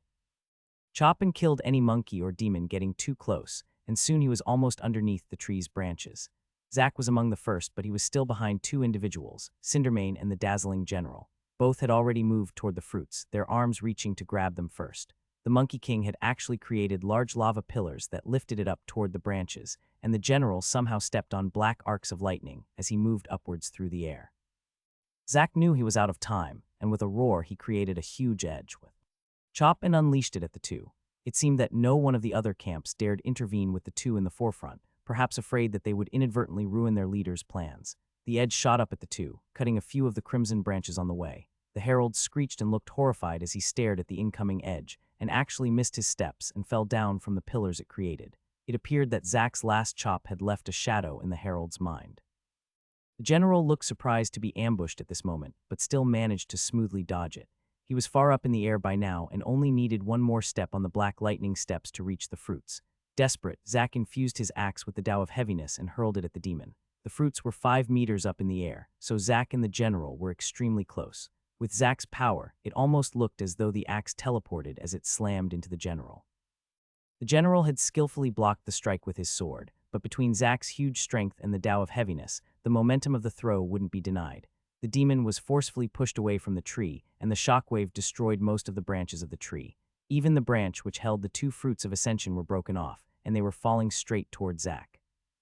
Not wanting to waste such a god-given opportunity, he jumped up in the air and snatched the fruits, and immediately stashed them into his pouch. He couldn't believe how easily he had acquired the fruits. It looked like 67 luck wasn't just for show. But the elation of getting the treasure quickly dissipated, as hundreds of murderous glares focused their suddenly undivided attention on him. Zack brought out his second axe from his pouch, nervously glancing around. His plan had been to kill the herald as well, but being stared at by hundreds of hungry eyes quickly extinguished any desire to remain. For a second he thought about throwing out the cauldron, but soon discarded the idea. The runoff fumes from when the imp herald was concocting the poison was enough to do a number on him, and he didn't dare imagine what the finished product would be like. Unfortunately, he had no method to control the dissemination of the poison, and best scenario he managed to kill some of the demons. But that would still leave him to fight his way out against the survivors, now with one less ace in the hole. Worst case scenario, the poison took too long to activate, or he poisoned himself as well, dying in a bout of friendly fire. The poison would have to be for when he truly was out of options as the last Hail Mary. Zack instead shot back away from the tree and started cutting his way out of the packed masses. But how could leaving with the treasure be so easy? Combatants from both camps furiously impeded his path, and he was immediately beset by attacks from all directions.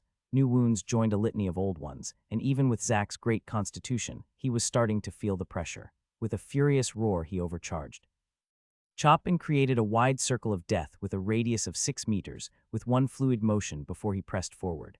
But he only managed to take one step as an intense hair-raising danger made him turn around. A silver sword was aimed straight at his throat from behind, and Zack barely had time to block it with the enlarged edge of Chop. The power of the strike was enormous, and Zack was flung back from the force. He didn't even have time to land as a molten spear struck him in his back, the searing pain eliciting a howl. Neither the herald nor the general were ready to give up the fruits, and for a second put their differences aside in order to hunt down Zack. The same couldn't be said of their underlings, of course, as their furious melee quickly resumed after the fruits were snatched. The monkey horde was once again starting to lose control of the situation, but this time Zack was too occupied to do anything about it. The fires started to grow, and soon the whole valley would likely be consumed in a conflagration. Zack was in no position to worry about his island burning down, as he currently had 2 formidable foes to contend with. With steely eyes, he activated Chop to the limit he could sustain it and charged at the duo. With a roar, he swung the axe in an upwards curve, rending a huge gash in the ground as he did. The edge flew toward the general, who Zack estimated to be the most formidable foe. With a slanted blade, the demon managed to nullify most of the force and redirected the swing upward. He then immediately followed up with a quick forward stab aimed straight at Zack's heart. Zack barely managed to inch his chest to the side in order to avoid the blade, but it still tore a bloody gash along his chest. The sword had to be of superior make, as it actually ruined the inscribed dress he wore over his armor. If Zack had known this would happen, he would have immediately used its charge instead of holding out for a more threatening situation. The herald wouldn't miss the opportunity either and spat some magma in Zack's direction. Most luckily missed, but some splattered on Zack's arm, and some nauseating sizzling could be heard. Zack could only press forward, hoping to end things quickly. He used every trick he had learned from Axe Mastery, trying to get past the sword of the general in order to do some damage. Each swing was imbued with all the strength he could exert, and wailing sounds of his axe filled the air. He even swapped between using his Tao and using Chop, trying to disrupt the general's rhythm, but it seemed that nothing worked against the demon. He smoothly deflected or dodged every strike that Zack put out, not even looking strained. His strength clearly wasn't at the same level as Zack's, but he made up for it with skill with the blade. Still, Zack judged his strength to be far above 100 though, as every strike with the blades created terrifying collisions, the shockwaves keeping any fire out of their way. The ground beneath their feet kept cracking and getting destroyed as well. Even more dangerously, it looked like the demon also possessed a Tao seed, or at least was beginning to comprehend one. His strikes contained a sense of sharpness, and the shockwaves from his strikes actually cut small wounds on Zack's body when the air hit him. The herald had gone somewhat passive, content in letting the two duke it out for a bit as he recuperated. By now it likely knew that it was not the match of either one of the two combatants, and probably hoped they would kill each other. It threw the occasional spear or boulder at Zack, but rather focused on helping out his brethren against the demon army. A few demons had tried to join the general in his battle against Zack, but the herald luckily killed them as they came. Unfortunately, the general was in no need of backup and was doing just fine on his own. Zack was steadily accruing wounds from his fight with the demon, as he wasn't able to dodge his lightning quick stabs. The best he could do was to avoid the sword hitting fatal spots by adjusting his body. Even worse, the general was one of the demons who used the black lightning attacks. He used it far more freely compared to the first demon he had met. Every strike contained the biting sting of the arcs, and the lightning was actually slowly accumulating inside Zack's body. His arm suddenly jerked from the shock, completely exposing his chest. The demon was prepared, and with a lunge stabbed his sword straight in Zack's chest. Lightning poured freely into his body, and Zack coughed up a mouthful of blood from the damage. He normally might have passed out from the pain, but the lightning kept him awake. To make matters worse, lava spikes erupted from the ground between Zack's legs from a stomp of the herald. Surprisingly, the spikes shot toward the general, with the largest one aiming straight towards his exposed heart. It looked like the herald had been waiting for an opportunity for a double knockout. However, the general simply snorted, and from nowhere all the spikes were cut into pieces. Hovering next to him was the sword that the demon had kept on his back throughout the battle. It crackled with black lightning and seemed to have no problem with defying the laws of gravity. It hovered a few rounds around the general before it returned into the scabbard on his back on its own. Abruptly, the spike on the back of Zack's axe head slammed into the temple of the herald, instantly killing it. Zack had taken advantage of the brief pause in the herald after its attack and used it to mount a surprise attack. Zack had consistently focused all his energy on attacking the general thus far, and the herald had grown lax. He hadn't actually planned on killing the herald before the general, but he saw an opportunity and took it. A huge surge of cosmic energy entered Zack's body, and he felt himself gain another level. There was no time to go over it, though, as the general renewed his attacks on him. Zack once again found himself at an impasse, steadily losing ground. The chest wound was creating trouble for him to breathe and move freely as well, and the fight turned even more one-sided. He wanted to somehow create an opportunity to flee, as he had accomplished all he needed for now. But the general would barely let him breathe, let alone leave the scene. A tremendous amount of roaring erupted in the surroundings as well. The monkeys lost their minds upon seeing their leader fall and started madly swing at everything around them. In their madness, they completely gave up on defense and started dropping with even faster speed compared to before. One after another, the monkeys died, becoming food for the expanding fires. The flames hadn't died out due to the death of the herald, instead truly becoming a force of their own as they spread over the dried leaves and husks. Zack desperately tried to swing faster and with more power to turn the tides, but the general felt like an impenetrable wall of deft blades, as he kept fighting and swapping back and forth between. Chop in the Tao, something suddenly clicked in his mind, and he once again summoned out the fractal blade. This time it was different as it held a darker hue and emanated the aura of a lofty mountain. Even the fractals on the edge had grown denser, weaving another line of inscriptions along the edge. He finally managed to integrate his Tao with his skill, and the result wasn't as simple as 1 + 1 = 2. Something new was born out of the fusion. With renewed vigor, Zack roared and furiously swung his axe at the general, aiming to end it all with one strike. It was a huge overhead swing aimed at the demon's head, and it carried the aura of a falling meteor. The demon immediately sensed something was wrong but didn't have time to dodge. Looking serious for the first time, the demon roared as the sword on his back flashed into his free hand, and he held up both his swords in the air in order to block the strike. Just another sword wasn't enough, and the force slammed him down to his knees, the impact blowing any debris or bodies in the surroundings far away. The general tried to deflect the force, but the chop of heaviness was intractable as it pushed his blades down. A golden sheen flashed into existence around the demon, but it only held for a second before it cracked. The force in the strike contained everything Zack had learned and gained so far, and a flimsy armor inscription wouldn't stop it. An amulet around the neck of the demon started shining with a blinding light, and a silver shield winked into existence next. It looked like the shield of a celestial, as it shone with brilliant fractals as it met the oncoming axe. The collision didn't create a huge impact as Zack expected, but it rather seemed the shield somehow absorbed the momentum. After the strike, the shield started to crack, and the general groaned miserably as a crack could also be heard in his right arm. It looked like using that amulet didn't come without its price, but it was sufficient to stop Zack's monstrous swing. The general didn't seem lax as before, and with an angry roar and his hair in disarray, he got to his feet. With a couple of furious slashes, he created some distance from Zack, then pointed his sword towards the sky. His second blade crackled with an extreme amount of lightning and rapidly flew over 10 meters up in the sky. The lightning kept expanding around it, creating a wide field of a lightning hellscape. The black arcs changed and actually turned into sword silhouettes covered in fractals. It reminded Zack of his own cosmic energy edge, but the danger he felt from the roughly 100 swords sinisterly hanging above was above anything he had felt thus far. The general didn't pull any punches anymore and wanted to completely eradicate him. The lightning blades started falling towards Zack like a heavenly punishment. Any one of the blades could kill Zack if it hit, and there were over 100 of them incoming. Knowing there was nowhere to hide from the strike, Zack could only fight it head-on. Cramming all his remaining cosmic energy into his fractal on his hand, he created his largest edge thus far, sporting almost 8 meters long blade. It was imbued with the Tao of heaviness, and with a roar of defiance, he launched it like a projectile up against the sword rain. For a second it felt like a colossal mountain rose from the ground to intercept the heavenly thunder above, in a struggle between the heavens and earth.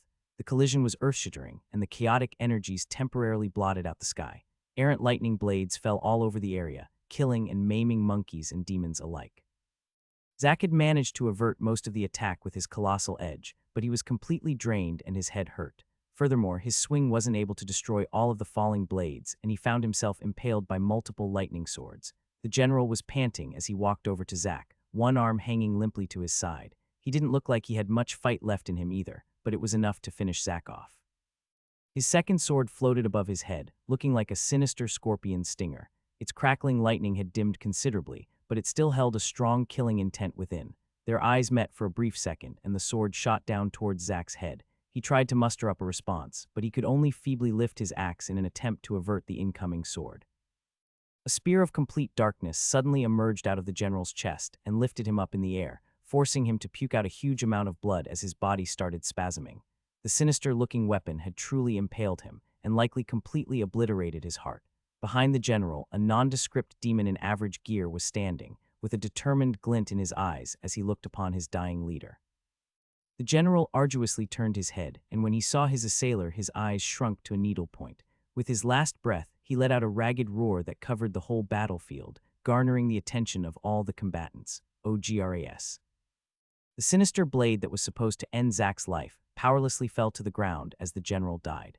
Zack mutely stared at the impaled demon, unable to comprehend what was going on. The same seemed to be true for the hundreds of demons who watched the betrayal. They stared blankly at the scene until they were awoken by an angry roar from one of the well-dressed leaders. Suddenly, a murderous air filled the air as multiple demons were screaming and pointing their weapons at Zack's unexpected ally.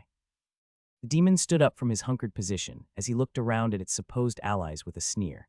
He threw away the corpse of the demon leader like it was trash with a whip of his lance after looting his pouch, and then turned toward Zack with a half-smile. Suddenly, the killer took something out of his pouch and popped it into his mouth. Unsure of what was going on, Zack shakily got ready for another round of battle as he finally scrambled to his feet. The wounds where he was impaled by the lightning blades screamed in protest, but he forced himself to stay upright. He looked at the demon in front of him with a dubious expression, wondering why this man saved his life. Zack's eyes widened as the demon unexpectedly puked out a huge amount of blackened blood and fell over to the ground. With a few spasms, he lay dead next to the general. "What?" Zack exclaimed, completely unable to follow the quick turns. Was the man an assassin or a member of a death squad that some rival demon group had sent after the general? But why would they want to ruin their own invasion? From what Zack understood, the incursion would close the moment the 4 heralds and the general were dead. But he could only put aside his doubts for now, as he was completely wrung out but still surrounded by hundreds of demons. At least they looked shell-shocked by the turn of events as well, as they hesitantly stared at the 2 corpses on the ground. Zack used this brief respite to quickly take a swig of the azure pond water, the familiar burning sensation quickly spreading through his veins, temporarily muting the blazing pain in his various wounds. He knew he had to treat himself real soon, though, as he was starting to feel woozy from blood loss, even with the water strengthening him. Just as he put away the bottle, the assassin suddenly spasmed again, and with a few wretched coughs, he rose from the dead. Zack didn't want to take any chances, and started to advance on the zombie demon. "Wait, human, we are on the same side," the demon croaked as he weakly scrambled to his feet. Shocked at hearing something else than demonic for the first time since he met Abby, Zack paused and hesitantly stared at the demon. The surrounding demons suddenly woke up from their stupor and started angrily screaming at the assassin again, which was completely ignored by him. "We don't have time for a chat, human. You should have a cauldron of poison from the imps. Throw the contents into a fire if you want us to survive," he continued. "Why should I believe you? Why did you kill that man?" Zack questioned, loath to just follow some stranger's instructions. He glanced around and saw that most of the demons were closing in, except for a few who were taking care of the leftover monkeys. "It doesn't matter. Unless you do something, we're dead. Even if you drink the whole bottle of the cosmic water, your wounds will kill you before you're out of this valley if you keep fighting," the demon interjected, having seen through Zack's original plan of trying to slash himself out with the help of the azure water. An arrow whizzed past Zack's head as a reminder he was strapped for time, and he needed to act fast. After hesitating for a while, he decided to comply with the suggestion. He subconsciously knew he wouldn't make it out, as the only thing keeping him on his feet was the temporary boost from the water. He had held off until now, but it was Hail Mary time. He brought out the large cauldron, and with a grunt threw it into one of the fiercest fires created by the herald. The contents spilled out over the fire, and instantly a huge purple cloud, far more sinister compared to what he had seen in the Imp Herald's cave, swelled out. The poison vapors created in the caves had only been from the small fires underneath the cauldron heating the concoction, but this time the poison was actually burned instead of heated up. It looked like it fused with the smoke of the raging fires, and quickly spread outward. "What now?" he asked as he turned to the mysterious demon. "Now I wish you the best of luck, human," the demon answered with a slight smile as he popped another pill into his mouth. It was a different type of pill from the one that temporarily killed him, giving out a refreshing herbal scent. He then took one step and disappeared into thin air. Zack got a sinking feeling as he turned back to the cauldron. The fire was spewing out purple gases in a terrifying volume, and it quickly expanded outward. Judging from the horrified faces of the demons, he realized he might have made a big mistake. Not wasting any more time on the enigmatic demon, he madly ran for his life back toward the forest. He stumbled and couldn't keep a very high speed even powered with the water, and his wounds kept bleeding as he ran for his life. With the mountain winds helping, the poison cloud would likely soon envelop the whole valley, judging from its rapid expansion. Only a few of the demons bothered with Zack after seeing the expanding purple haze, and instead fearfully dashed away from the battlefield, unheeding of any wounded comrades screaming for assistance. A few of the wounded demons went for Zack with madness in their eyes, bent on taking him with them to hell. However, most of those who had given up fleeing were even more wounded than Zack, and could only helplessly glare at him as he stumbled away fueled by the azure water. An errant arrow hit his back, but Zack only grunted and continued on. But the cloud moved too fast, and soon it was right at Zack's heels. As he ran, he took out a rag from his pouch and put it over his mouth, hoping it would at least provide some protection against the approaching cloud. Just before the cloud overtook him, he took one last deep breath of fresh air. Soon after, the world turned purple, and a stinging sensation made his eyes tear. He couldn't see very far ahead anymore, but could only keep moving forward as long as the air in his lungs let him. He madly dashed as quickly as his broken body allowed toward where he remembered the closest peak to be. Still, he knew it would take over 30 minutes at his speed to get there, and even then he might not be safe. The wounds of his body seemed to be entrances for the poison, as he started to get nauseous, even though he kept his breath so far. After a while, he couldn't hold on any longer, and was forced to inhale a lungful of poison. He immediately started getting extremely woozy, his power quickly leaving his legs. The strength of the poison truly was on another level compared to the fumes down in the Herald's cave. As he started despairing over what to do, the familiar sight of the magical pond entered his vision. He lacked the luxury of having time to think things through, and immediately jumped into the azure water. He would have to risk meeting a pond monster, as even a few more breaths of that poison would kill him. He planned on swimming down to the bottom of the lake and hopefully find a passage down into the mountain. Since the water was crammed full of cosmic energy, Zack guessed it was connected to the crystal mine somehow. But he only managed to swim for 10 seconds deeper into the pond before his whole body felt like it was on fire. It was the water as it seeped into his body through his wounds, and perhaps even his pores. The heat quickly became unbearable, but it only kept building up. Meanwhile, his insides were churning from the poison, only adding to his misery. Zack's whole body started to swell up and in seconds looked completely bloated. His whole skin was red, and if he wasn't underwater, he'd likely be steaming from the heat. Zack felt hopeless and desperate.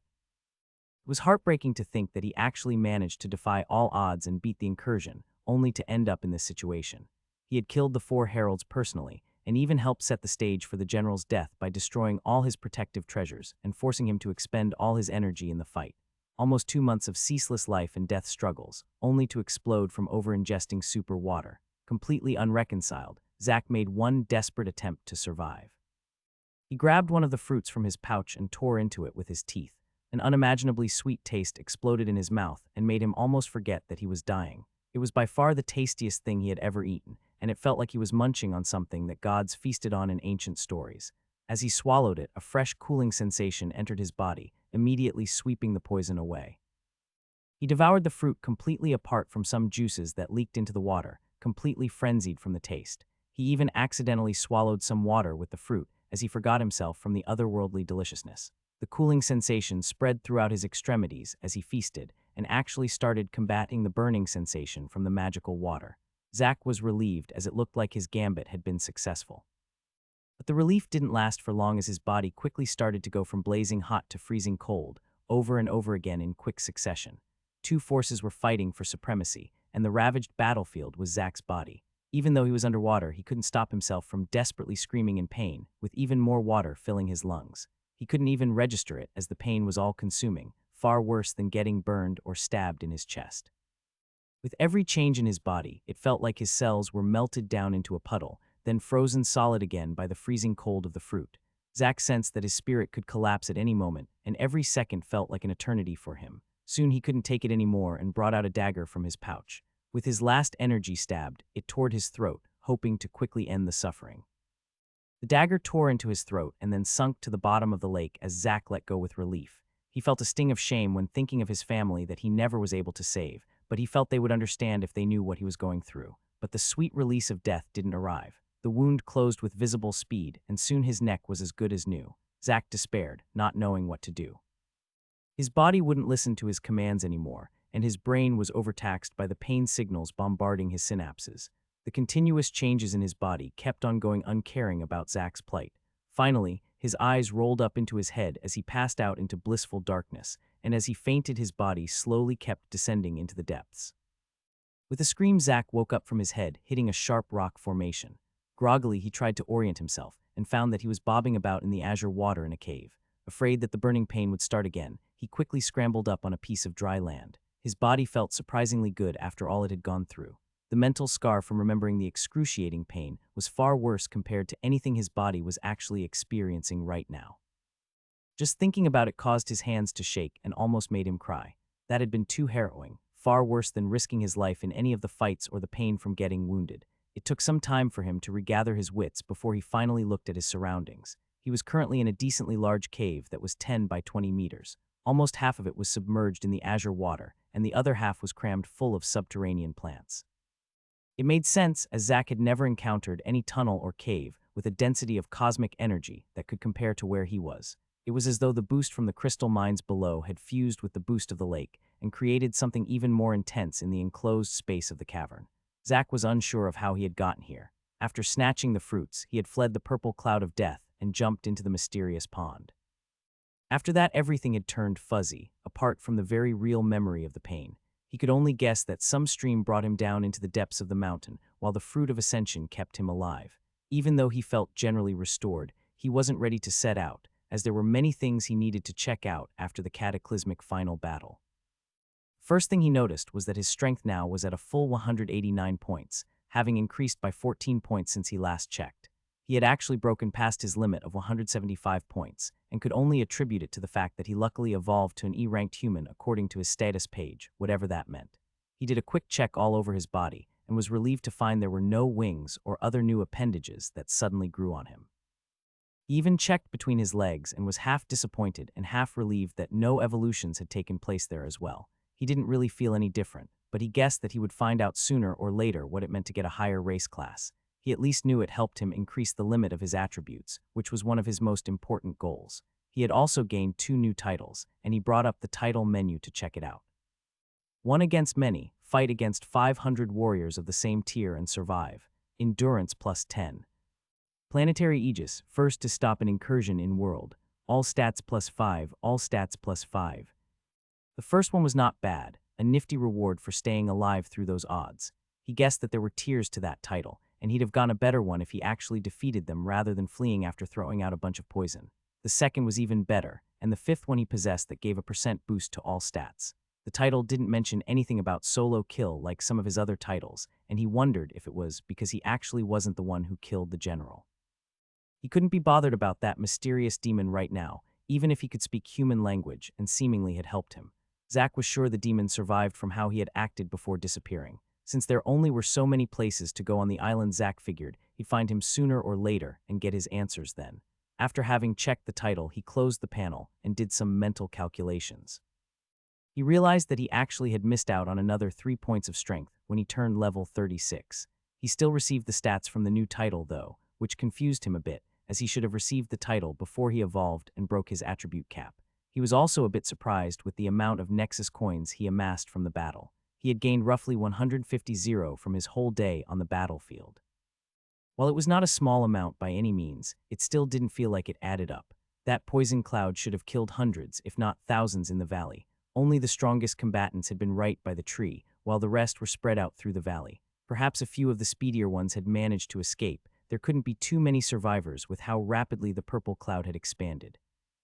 Zack shuddered at the thought of having poisoned hundreds of beings to death, but forcibly threw the thought into the back of his mind. Either all those kills didn't actually improve his level or give him coins, or they all were still alive. Zack was convinced that they died from the poison. Just one breath of the poison cloud made him, who had over 100 endurance, keel over, and he couldn't imagine normal demons or monkeys survive that. Furthermore, he had seen the horrified looks on their faces when they saw the billowing purple clouds. Zack briefly considered trying to swim through the pond to get back into the valley, but soon perished the thought. Even if he managed to actually swim through the water now, the poison might still be up there. Suddenly, a thought popped up into his mind, and he opened the quest screen. Active quests. Dynamic quests. Off with their heads unique, kill the 4 heralds and the general of an incursion within 3 months. Reward, 10 E-grade Nexus crystals, E-grade equipment, unique building depending on performance, 5/5 complete. Incursion master unique, close or conquer incursion, and protect outpost from denizens of other alignments for 3 months. Reward, 5 E-grade Nexus crystals, outpost upgraded to town, status upgraded to lord, 343,123,211. Glass quests. Forester's Constitution class, fight in the forests, be one with nature. Reward, Forester's Constitution skill, 830. Lomewalker class, walk 1,000 kilometers touching the earth. Reward, Lomewalker skill, 0-1000. Zack sighed in relief, as the first incursion quest finally could be confirmed as complete. This had been his goal since Abby's warning, and it was thankfully done with after almost 2 horrible months. He already had been pretty sure he completed it the moment the general got impaled, but it was nice to finally see it set in stone. He was also relieved to see that the quest said complete instead of just disappearing, as that meant the system hadn't spit out the reward somewhere while he was unconscious. As one of the rewards was related to his outpost, he assumed he would have to get back to his camp to collect them. The next quest had gone a timer just like the limited quest. If he read it correctly, he either had to finish it within 43 days or something would happen in 43 days. Finally, he was surprised to see that the Lomewalker hadn't progressed at all since he got it. He wasn't exactly sure how far he ran yesterday, but he had been pushing it pretty hard with his inhuman stats for a few hours, so he felt that he should at least have ran a marathon on the mountain slopes. And walking on a mountain should constitute touching earth in any sense of the word. After a brief hesitation, he took off his shoes and threw them into his bag. He was reminded of the man in the vision, and could only try copying him. Perhaps his souls had to actually physically touch the earth for it to count, and if true, he wondered what that meant when using the skill in the future. Would he become a barefoot warrior in the future just like the Axe Man? At least his endurance was high enough that his soles wouldn't get cut or damaged, even if walking around on glass shards. Satisfied that he had gone through everything for now, he brought out some food and water. He was generally happy with the progression, but also a bit pissed off that harrowing experience in the water hadn't done anything except boost his race a level. From how precious the fruit of ascension appeared, he thought that the fruit alone would be enough to ascend a stage. But with the harrowing molding his body had gone through, he figured he should at least have been awarded some bonus attributes or a title. He wondered if the system had a complaint department he could contact, as its rewards weren't balanced. Internally grumbling, he tore into a piece of dried meat, and he was surprised to see that his appetite was simply monstrous, and he ate a couple of kilos of meat before he felt satiated. Looking at his slightly protruding belly, he wondered if evolving your race meant that you got a separate dimension tucked into your stomach. Finally, all set, he stood up and ventured out. He had, after some deliberation, chosen to head into the tunnels instead, as he simply refused to enter that water again. He refilled his canteen, though, just for emergencies. The cave he was in was connected to the larger tunnel system he found out after some traveling. Only a small hole was open, though, and Zack was forced to cut his way out with a sword. As he worked the sword, he felt that his body was more coordinated than ever, as every muscle was working in perfect harmony. He wasn't really stronger or more agile, but rather had greater control of his body. Normally, he would think that it was due to increased dexterity, but the change was too large that just a few extra points from his new title couldn't cover it. He guessed instead that it was another advantage of being an evolved human. After some hesitation, he carved out a couple of boulders from a nearby wall and covered up the path again.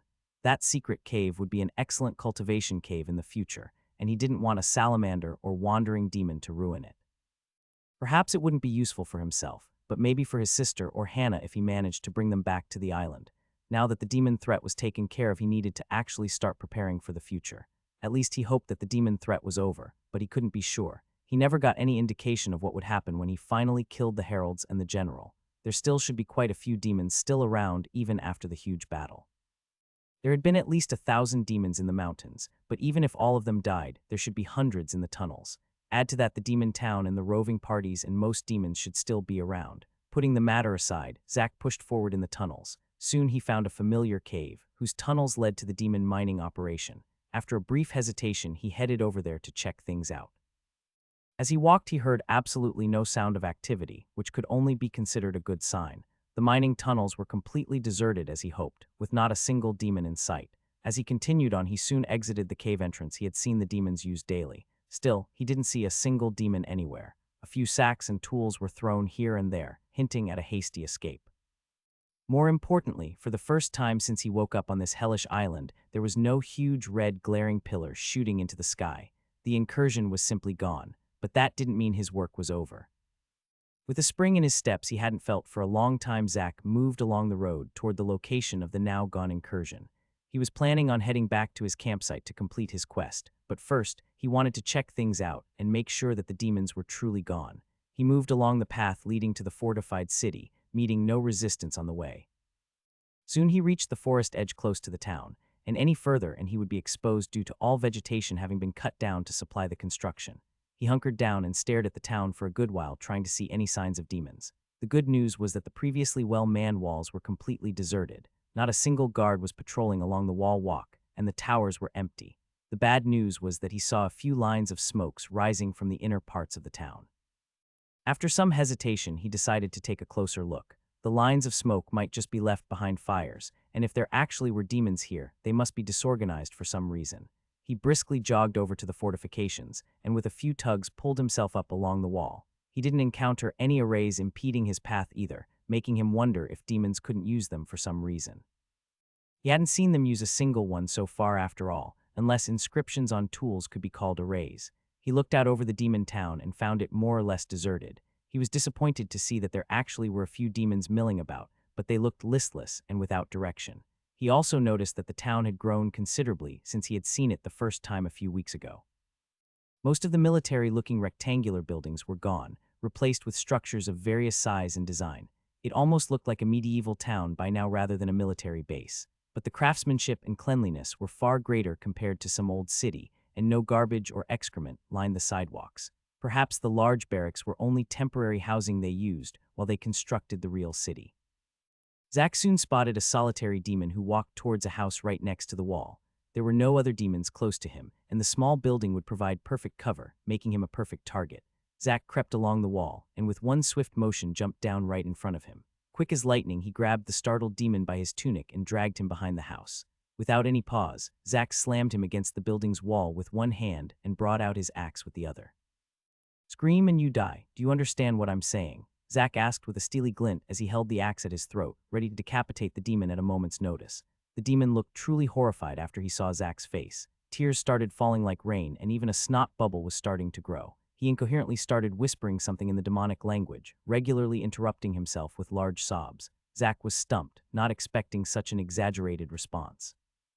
Perhaps his deeds on the mountain had spread, and the demon was afraid he'd poison the town to death. But then again, this demon differed from the ones he had encountered so far. He didn't look at all like a hardened warrior. Rather, he looked like a civilian. He didn't wear any weapon, and while his arms looked sturdy, he also had a pretty large gut. Furthermore, he was middle-aged, whereas most of the warriors he had encountered seemed quite young. Just as he was considering whether he should kill the demon and find a new interrogation target, a shaky voice behind him interrupted his thoughts. Please let my dad go. He can't understand your words." Zack instantly whirled around, holding the stocky demon as a barrier against this new voice. He found himself face to face with a small, bespectacled demoness. She was the shortest one he had seen, just about reaching up to his chest, and had her silver hair in a neat bun. She didn't carry any weapons and shook with fright as she was facing Zack's murderous glare. Move over to behind the house. If you scream, you both die, Zack instructed the scared demon with a low but harsh voice. Seeing her pallid face and remembering his words, he was starting to feel like a villain, even though the demons were his enemies. I just want some answers. Help me out and I'll leave, he added in a softer tone. The demon didn't seem very comforted by his words and still shook like a leaf. Still, she complied with his words, much to the dismay of the middle-aged demon. He started wheezing something out and soon even tried to scream. He likely wanted his daughter to run away from them and get to safety. While Zack could appreciate the sentiment, he couldn't let her go as he finally had someone he could question. With a quick thud, he hit the pudgy demon in the back of his head, instantly knocking him out and shutting him up. Sorry about that, but he is alive. I can't have him scream and warn the whole town, Zack sighed as he placed the unconscious demon next to the demoness. Why is it that I can speak with some of you, but most only speak gibberish? Zack questioned, eager to finally get some answers. Gibberish. The small demon seemed a bit offended but quickly readjusted to a timid face. You need a skill to speak with other races, but it is expensive so most people don't have it. I am a merchant so the clan provided it for me. She seemed somewhat proud of the fact, as it was quite a glorious job to have. Your class is merchant, Zack asked with a renewed relief. He didn't gamble for the epic class when choosing a class. No, I'm a scribe, a common class. But I was following the upgrade path towards a real merchant class in the future, the demon answered, looking somewhat deflated. What she said about upgrade path was something he was interested in finding out more about, but he had more pressing matters. Why are you people still on my island? Your invasion should have failed when the incursion ended. Why haven't you gone back to wherever you came from? This was the most crucial question on Zack's mind right now. Going back some of us can't, she answered with a melancholic smile. We embarrassed the clan and costed a lot of money when the invasion failed. If we went back, bad things would happen. Some chose to stay on this planet instead. Zack felt a headache coming on when he realized he suddenly had a bunch of demon refugees on the island. How many of you are still left? I don't know, she answered with a low voice and hastily explained when she saw Zack's eyes narrowed dangerously. I truly don't know. I usually just file documents. Agras should know. He was the leader of the expedition. But most of the warriors left. Their status is better in the clan. That's impossible. I saw your leader die right in front of me, Zack growled, taking a step toward the demoness. The scribe seemed to have been reminded that the person was a dangerous enemy warrior and once again started shaking. I swear he is alive. I saw Agras exit his palace before. He didn't go to the mountains, I think. She managed to stutter out through clattering teeth. It didn't seem like she was lying, which confused Zack greatly. His mission was completed, and he had seen the general die from the huge black spear. Besides, she called the leader Agras, which was the last thing the leader roared before he perished. Does this Agras have white hair, a silver armor, and fights with 2 swords? Oh, and he can make the sword fly, he tentatively asked, a guess forming in his mind. No, that is Rydell. He was second in command maybe. His grandfather is the clan chief after all, she answered, happy that Zack's murderous air receded somewhat.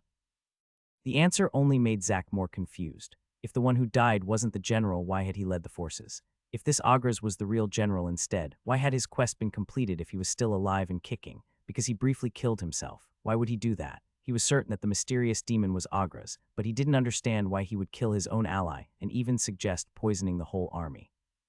This girl said Agras didn't participate in the battle, so it sounded like he had snuck out of the town behind his own army without their knowledge. Where is Agras now? He asked. It seemed this demoness held a low rank in the clan, and her knowledge was limited. It would be better to simply ask the source. Besides, he had a bone to pick with this Agras, as he almost got him killed with his poison idea. Of course, Agras saved his life by killing this Rydell character, but he still had a sour feeling when thinking about the torment he was forced to endure when he jumped into the pond. Dad said he heard Agras question many demons, then left the town toward the south, she answered, seemingly excited at the prospect of sending Zack on his way to become someone else's problem. Zack mulled things over for a few seconds, before determining his next action. There were many more things he wanted to know, but he had a sneaking suspicion Agras was heading toward his outpost. It was the only thing of interest to the south, the rest was just forest, and nothing good could come from the insidious demon fiddling around with his stuff, so he decided to briskly head back home. As Zack had come to his decision, he asked one final question. Oh, by the way, what is your name? I'm Zacharith, my dad calls me Zack, she quickly introduced herself. Zack's mouth tugged a bit, trying to avoid smiling. Well, Zacharith, welcome to Earth, he said, and immediately slammed the butt of his axe in between her horns, instantly knocking her out. He felt a bit bad about it as she reminded him a bit of his little sister, but he couldn't have her running around right now. He felt no need to kill both of them as it seemed the demon threat was largely gone. And even if they came to blows again, he didn't feel a little scribe and her pudgy father would be able to turn the tides. He quickly tied up both the unconscious demons and left them hidden between the house and the outer wall, before quickly leaving the town the same way he had gotten in. Same as with Agra's, his course was south. He was going home. Zack quickly jogged due south and soon arrived at the part of the valley where the incursion was located.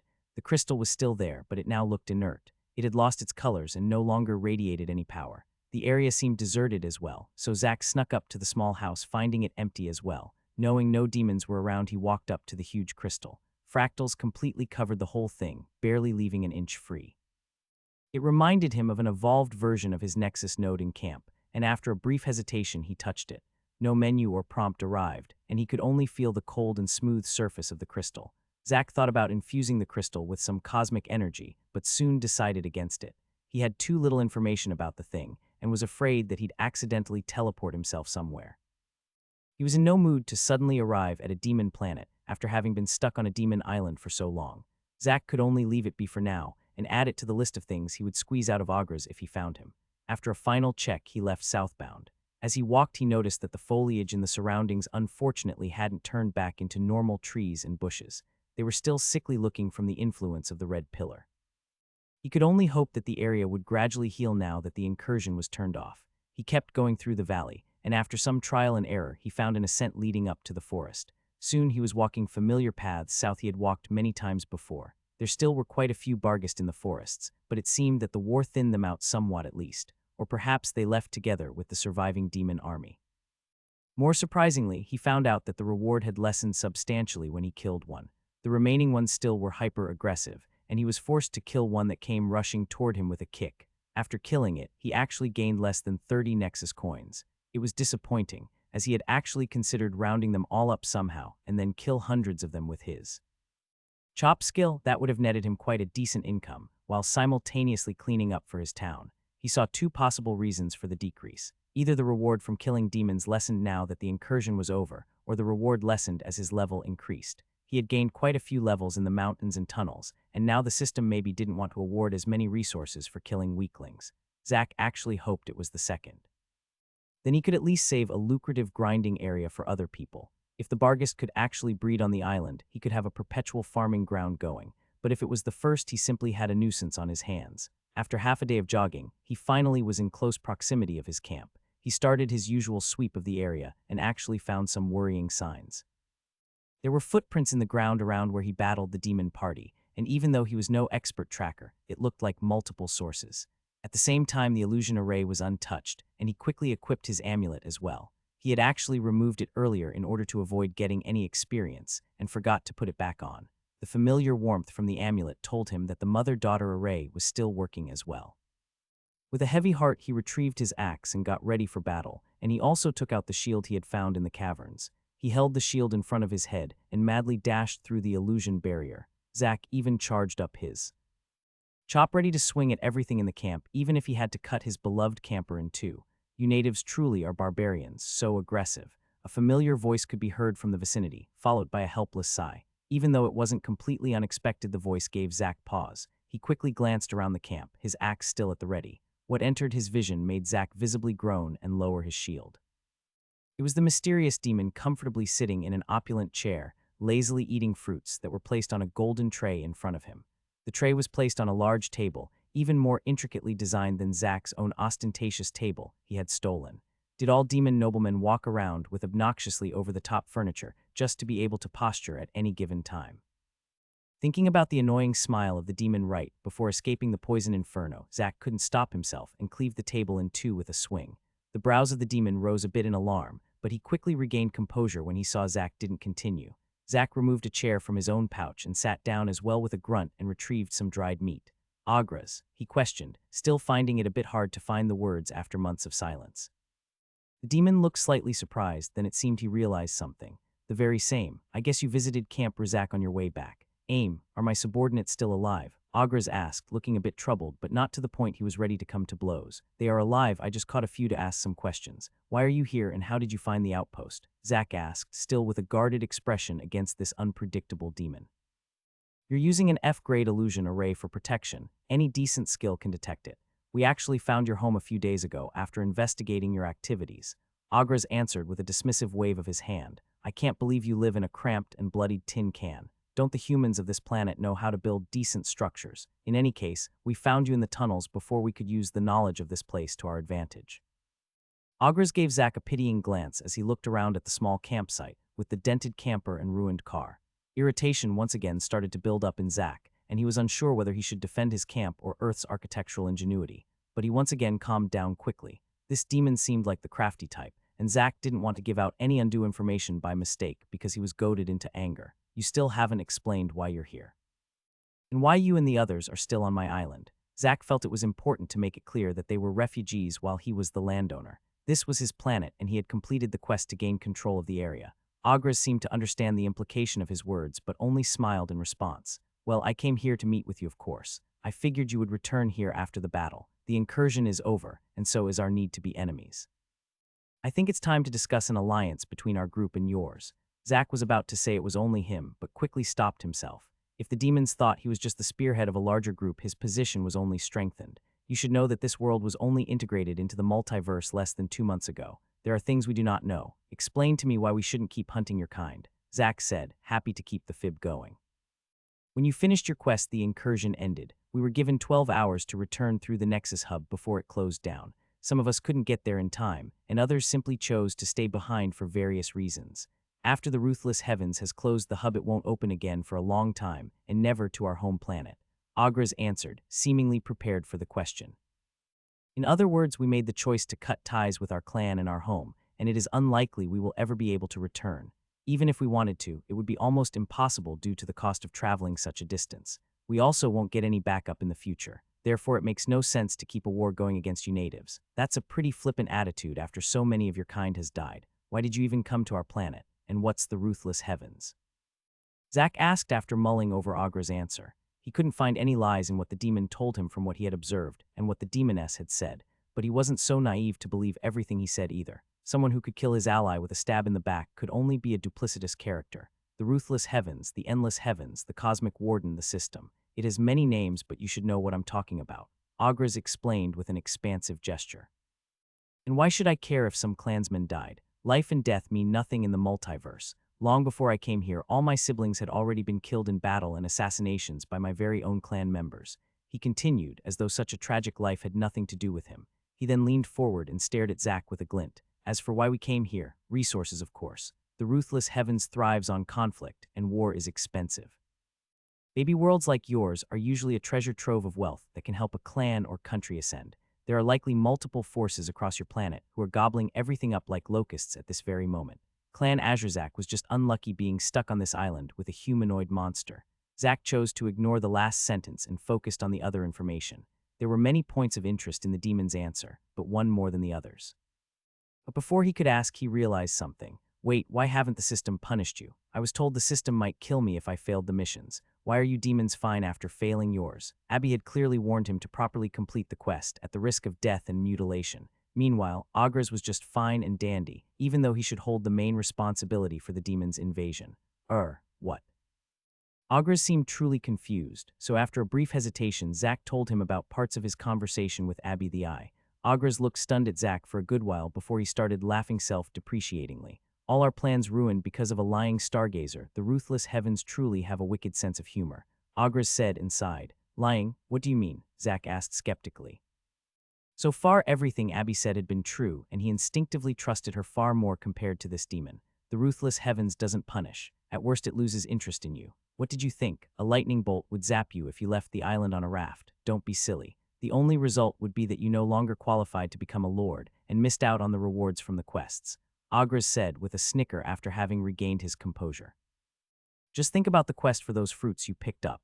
Would the system just kill off everyone who didn't rush to the mountain? That's crazy. He continued. By the way, are you interested in selling those fruits to me? Zack ignored the business proposal and pondered on what the demon said. He didn't know what to believe. It did make sense what Agras said, but Zack didn't understand why Abby would lie to him like that. What would she have to gain for telling me to fight you guys?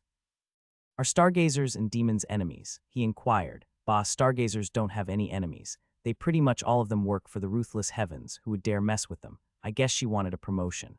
If you become a lord, you get a permanent administrator to help you out. Then she could get appointed to a baby world to one of its leaders and get access to both many good resources and opportunities for advancement. Zack was stumped from the answer, but refused to believe that the floating eye would send him against a whole demon army just to get a chance to get a promotion if he actually survived. You need to toughen up, human. The multiverse is a cold place where the honest and brave get butchered while the calculating and shrewd survive. Everything else is irrelevant in the face of benefits, the demon said, with stone-cold eyes that spoke of a deep-rooted cynicism toward the world. Agras swatted some flies out of his face as he walked through the alien landscape. His decisions were born out of desperation, but it was just now the fact that he was stranded on this foreign planet truly hit home. The two suns in the sky were even more glaring now that the soothing canopy of the incursion disappeared, and the bombardment of colors was unsettling. Everywhere he could only see forests, and no civilization was in sight. He missed the bars, the pruned hunting grounds, and the whores. Gods, the whores! Why hadn't he insisted on bringing along a brothel instead of a few of the farmers? Even though he had cultivated a horrible reputation in his clan, he wasn't the type of man who would force himself upon an unwilling woman. Unfortunately, the very same reputation was what now kept the town's women at arm's length. Well, there was Namies who was more than willing, but she had the face of a nether beast. He spat in annoyance and could only continue. Still, though he lost many things, he had gained perhaps something even greater: freedom. He brought up his heavenly screen and took a look. Gone was the alignment to his old clan, leaving the space a liberating blank. Gone was also the constant need for machinations and pretension. Gone was constantly looking over his shoulder, afraid that he would be the eighth and last sibling to be killed by jealous clan members. The surviving demons would soon understand the true Agras. There already were some murmurs of discontent from the search parties that were stuck in the tunnels when the countdown began. It was on his orders that they entered the mines, and now they couldn't leave this baby world. Many of the warriors didn't wish to stay here, as their status would have kept them somewhat safe even in the case of a return in defeat. But soon they would understand that even without his ancestor, his title as leader was unshakable. Agras inwardly groaned at the fact that the ruthless heavens actually confiscated the Nexus coins of everyone when they stayed behind. He never read about this, and swore at the information missive he bought at the Pavilion of Myriad Eyes. It had been exorbitantly expensive, and should have covered everything one needed to know about venturing into a baby world. He was approaching the level and attribute limits as well. He had been furiously leveling up from his unimpressive level since he arrived at the island. With the limitations in place, he could quickly gain levels without anyone finding out. He had done so in secrecy by absorbing the E-grade Nexus crystals his grandfather helped him bring along, allowing him to shoot up a few levels per day. He had kept himself at a low level on purpose earlier, in order to not let anyone realize his high stat growth. He was one of the few in the clan with a rare class. Combined with his achievements in the Tower of Eternity, his progress would outpace almost everyone in the clan. Normally, it would have been a cause for celebration, but for his branch it was a death sentence. But now, he could finally grow into the limit and focus on his constitution. He grimaced at the fact that the human who snatched both the fruits now was gone. Agras could only hope that he could find the body and the cosmic bag as soon as the poison cleared out in the mountains. If the fruits were lost, he would have to slowly cultivate his body until it evolved, and that would likely take years and years, and that would be the smallest of the losses from not getting the fruit. He cursed himself for not simply snatching the bags when he had the chance up on the mountain. He was already stressed out from killing Rydell and subsequently killing himself, and he might have made an error in judgment. Agras felt something dangerous in the human's eyes, and instead had opted to cajole the human into using the poison. Besides, if any straggler lived to tell the tale, it would be clear that it wasn't Agras who did the deed, but the wretched human. Soon he arrived at the area where the scouts found the human's small camp. He activated omniscient eyes, and after walking around for a few hours, he finally found the bubble of the illusion array. After testing it out, he found it was a simple one-layer array, with no defensive or offensive options. He entered, and his eyes fell upon the base of operations of Clan Azurzak's nemesis. Even though things had turned out somewhat okay for him, Agras couldn't help but become pissed off at the sight. This human lived like some kind of animal in a dirty metal hovel, and still had managed to bring about the downfall of their invasion. There were scraps of items and rags strewn about the campsite, and the domicile the native lived in was actually a large can. The can was dented and in disrepair, and there were even splotches of blood on it. As he walked inside it, Agras immediately was too depressed to continue the search, and quickly left the cage. To live like this and not go crazy must have required certain mental fortitude, as Agras was getting stressed out just thinking about spending the night in there. There was another metal contraption in the camp, and after going over it for some time, Agras realized that it was not another odd domicile, but rather a transportation device. It seemed like it was an extremely rudimentary version of the contraptions the technocrats used to traverse the multiverse. He knew that some baby planets had gone in impressive depths into what the technocrats called the Tao of technology. But of course, the ruthless heavens didn't acknowledge that Tao, so most newly integrated worlds soon discarded it for the pursuit of the true Tao and to wield cosmic energy.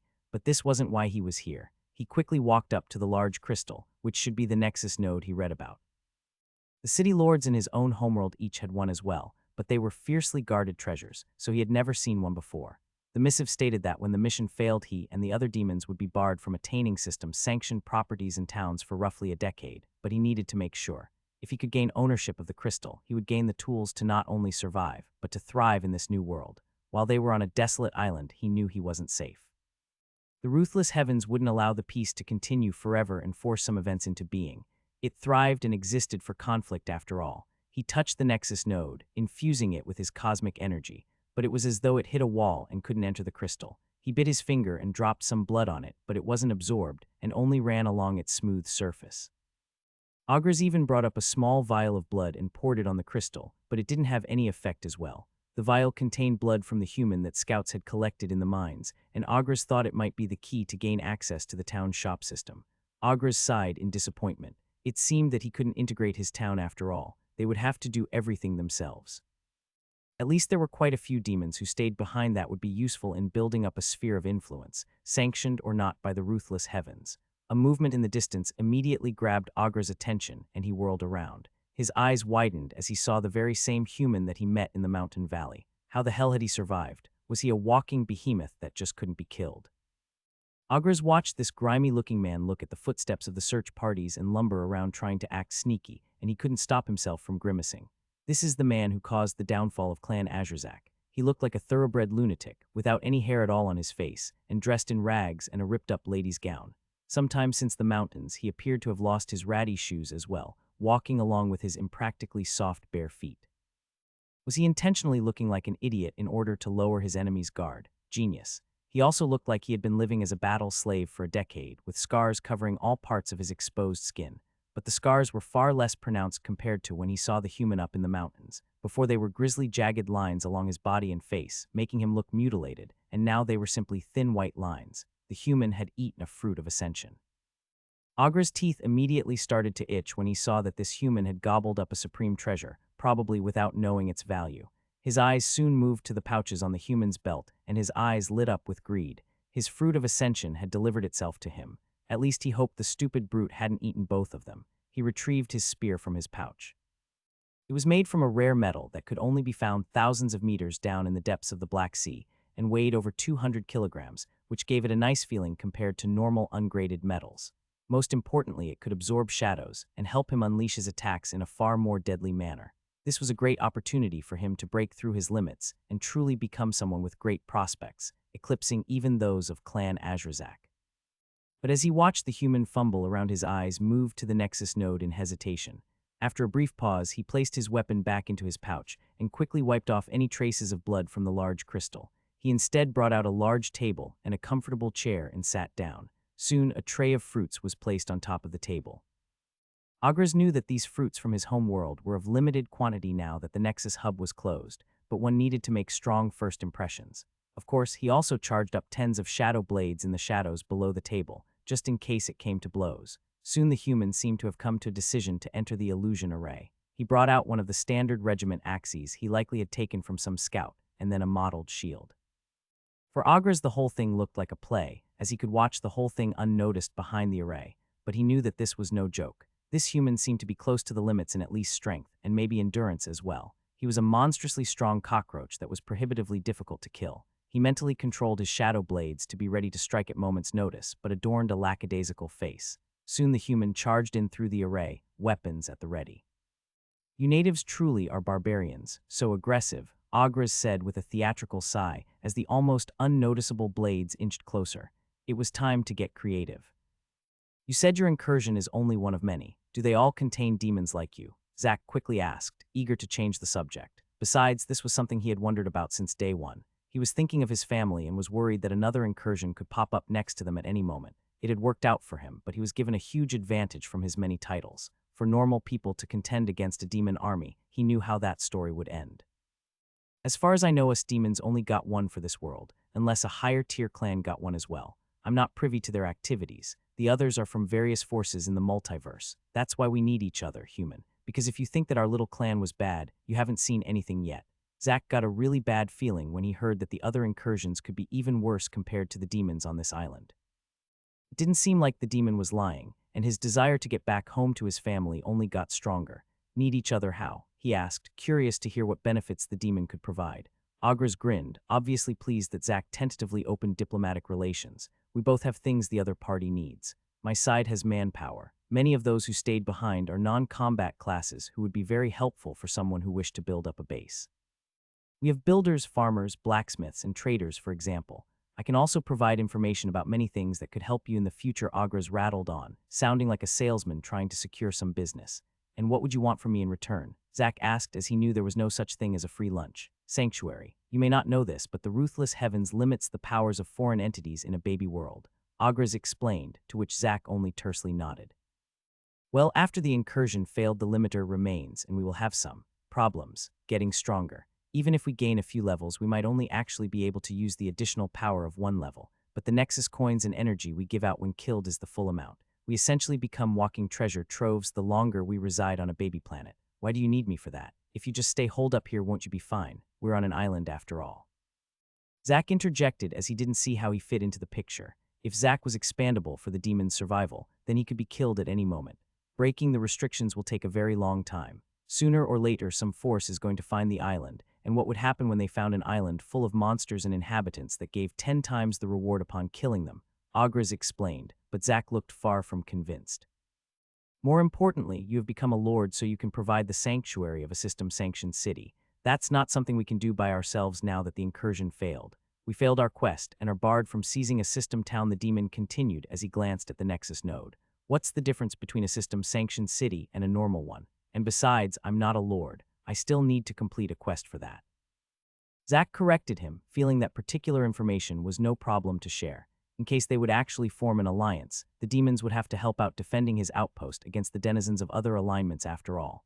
Agras looked slightly surprised by this information, but quickly recovered. It seemed that even these invaders didn't have all the answers after all, which was comforting. The biggest difference is that you can buy structures from the ruthless heavens in a sanctioned city. In a normal city, you have to build everything yourself. A sanctioned city is much safer as long as the Lord has coins to spare. Only an idiot would invade a sanctioned city unless they held an overwhelming advantage. The Lord could simply spend a few generations' worths of Nexus coins and blast the attackers to pieces with a new defensive structure. Zack felt that it made a lot of sense. He hadn't thought about it before, but if he was really put against the wall, he could instantly buy the strongest array he could afford and immediately improve his outpost by a few grades. It was essentially the time-tested strategy of throwing money at the problem until it went away. That kind of strategy was impossible unless you had access to the outpost shop. Can you explain what you need to accomplish to become a Lord human? And you have me at a disadvantage as I still don't know your name. Agras continued, I'm Zack. It says I need to protect the outpost. I have a timer that counts down toward the 3-month mark after Earth entered the multiverse as well. Zack explained, and Agras visibly relaxed. I think I know what that means, but could you share the quest just to be sure? Zack's eyes immediately thinned at that, rife with suspicion. If he shared a quest, wouldn't Agras become a lord as well? Could he usurp him if that was the case? You misunderstand who. Zack, sharing the quest just means showing me the quest prompt from the heavenly screen. Just focus on that particular quest and make it visible with your will. Agras quickly explained when he saw Zack's distrustful face. I'm sure you and your allies have shared various prompts with each other, he added with a slight smile. Zack had a distinct feeling the jig was up, and the demon knew he was alone. But he chose to keep the charade going in any case, not wanting to give out any confirmation to the demon's suspicions. Deciding it was no harm, he decided to try it out. He singled out that particular quest, and it appeared alone on a blue window. He then focused on making that particular window visible, and soon it got fixed in the air instead of following his vision. He even managed to adjust what was shown so that the reward wasn't visible to the demon. Incursion Master Unique, Close or Conquer Incursion, and Protect Outpost from denizens of other alignments for 3 months. 343,011,747. Agras' eyes lit up and he looked through the quest, but soon his face went from interested to grimacing. It's actually a monster horde quest, Agras said with a frown. What does that mean and how can you tell? Zack asked, eager to know more about how the quest system works. It says denizens and not forces or factions, which means it will send beasts rather than intelligent forces such as us demons or other factions in the multiverse. It is one of the more annoying quests the ruthless heavens can throw at a lord, Ogres explained with a dour face. A few thousand years ago, a city on my home planet was overrun by millions of blight rats. When the quest ended, the whole city was just a huge crater with everything from its structures to citizens eaten. Zack didn't know if it was true, but if millions of anything attacked him, it would be a quick game over, unless he learned how to make his chop edge a kilometer long. He could only hope the system adjusted the difficulty for his power level. When will it start? Zack probed. After the timer. It seems like a normal monster horde quest, so the ruthless heavens will likely send one horde a month for 3 months. The faster you kill the monsters, the more time you will have to prepare in between. Too slow, and you will be facing multiple waves at the same time. If the demon could be trusted, it meant that he had 1.5 months to strengthen himself and the town as much as possible. He grimaced at the thought of having to fight a horde of beasts constantly for a month, only for it to be topped up with another horde. Besides, he was sorely lacking Nexus coins to get anything worthwhile for his outpost. Where are the crystals your faction has mined? If we are going to work together, then your kind needs to contribute to the town construction. Zack immediately went into fundraising mode now that he knew he had to fend off hordes of beasts. I'm afraid they all got taken with them by our clansmen when they left through the Nexus hub. Ogres answered without hesitation with a completely straight face. The two only silently stared at each other for a full minute until the demon finally coughed and added a sentence.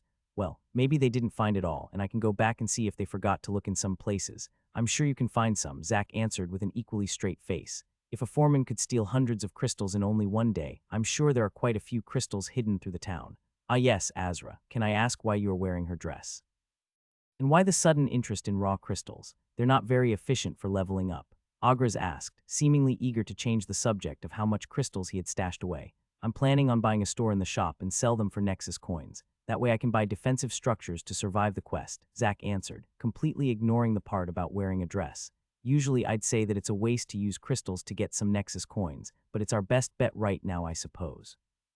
But I'd suggest that we buy a smelting furnace as well to turn the raw crystals into proper graded ones first. Ogres agreed.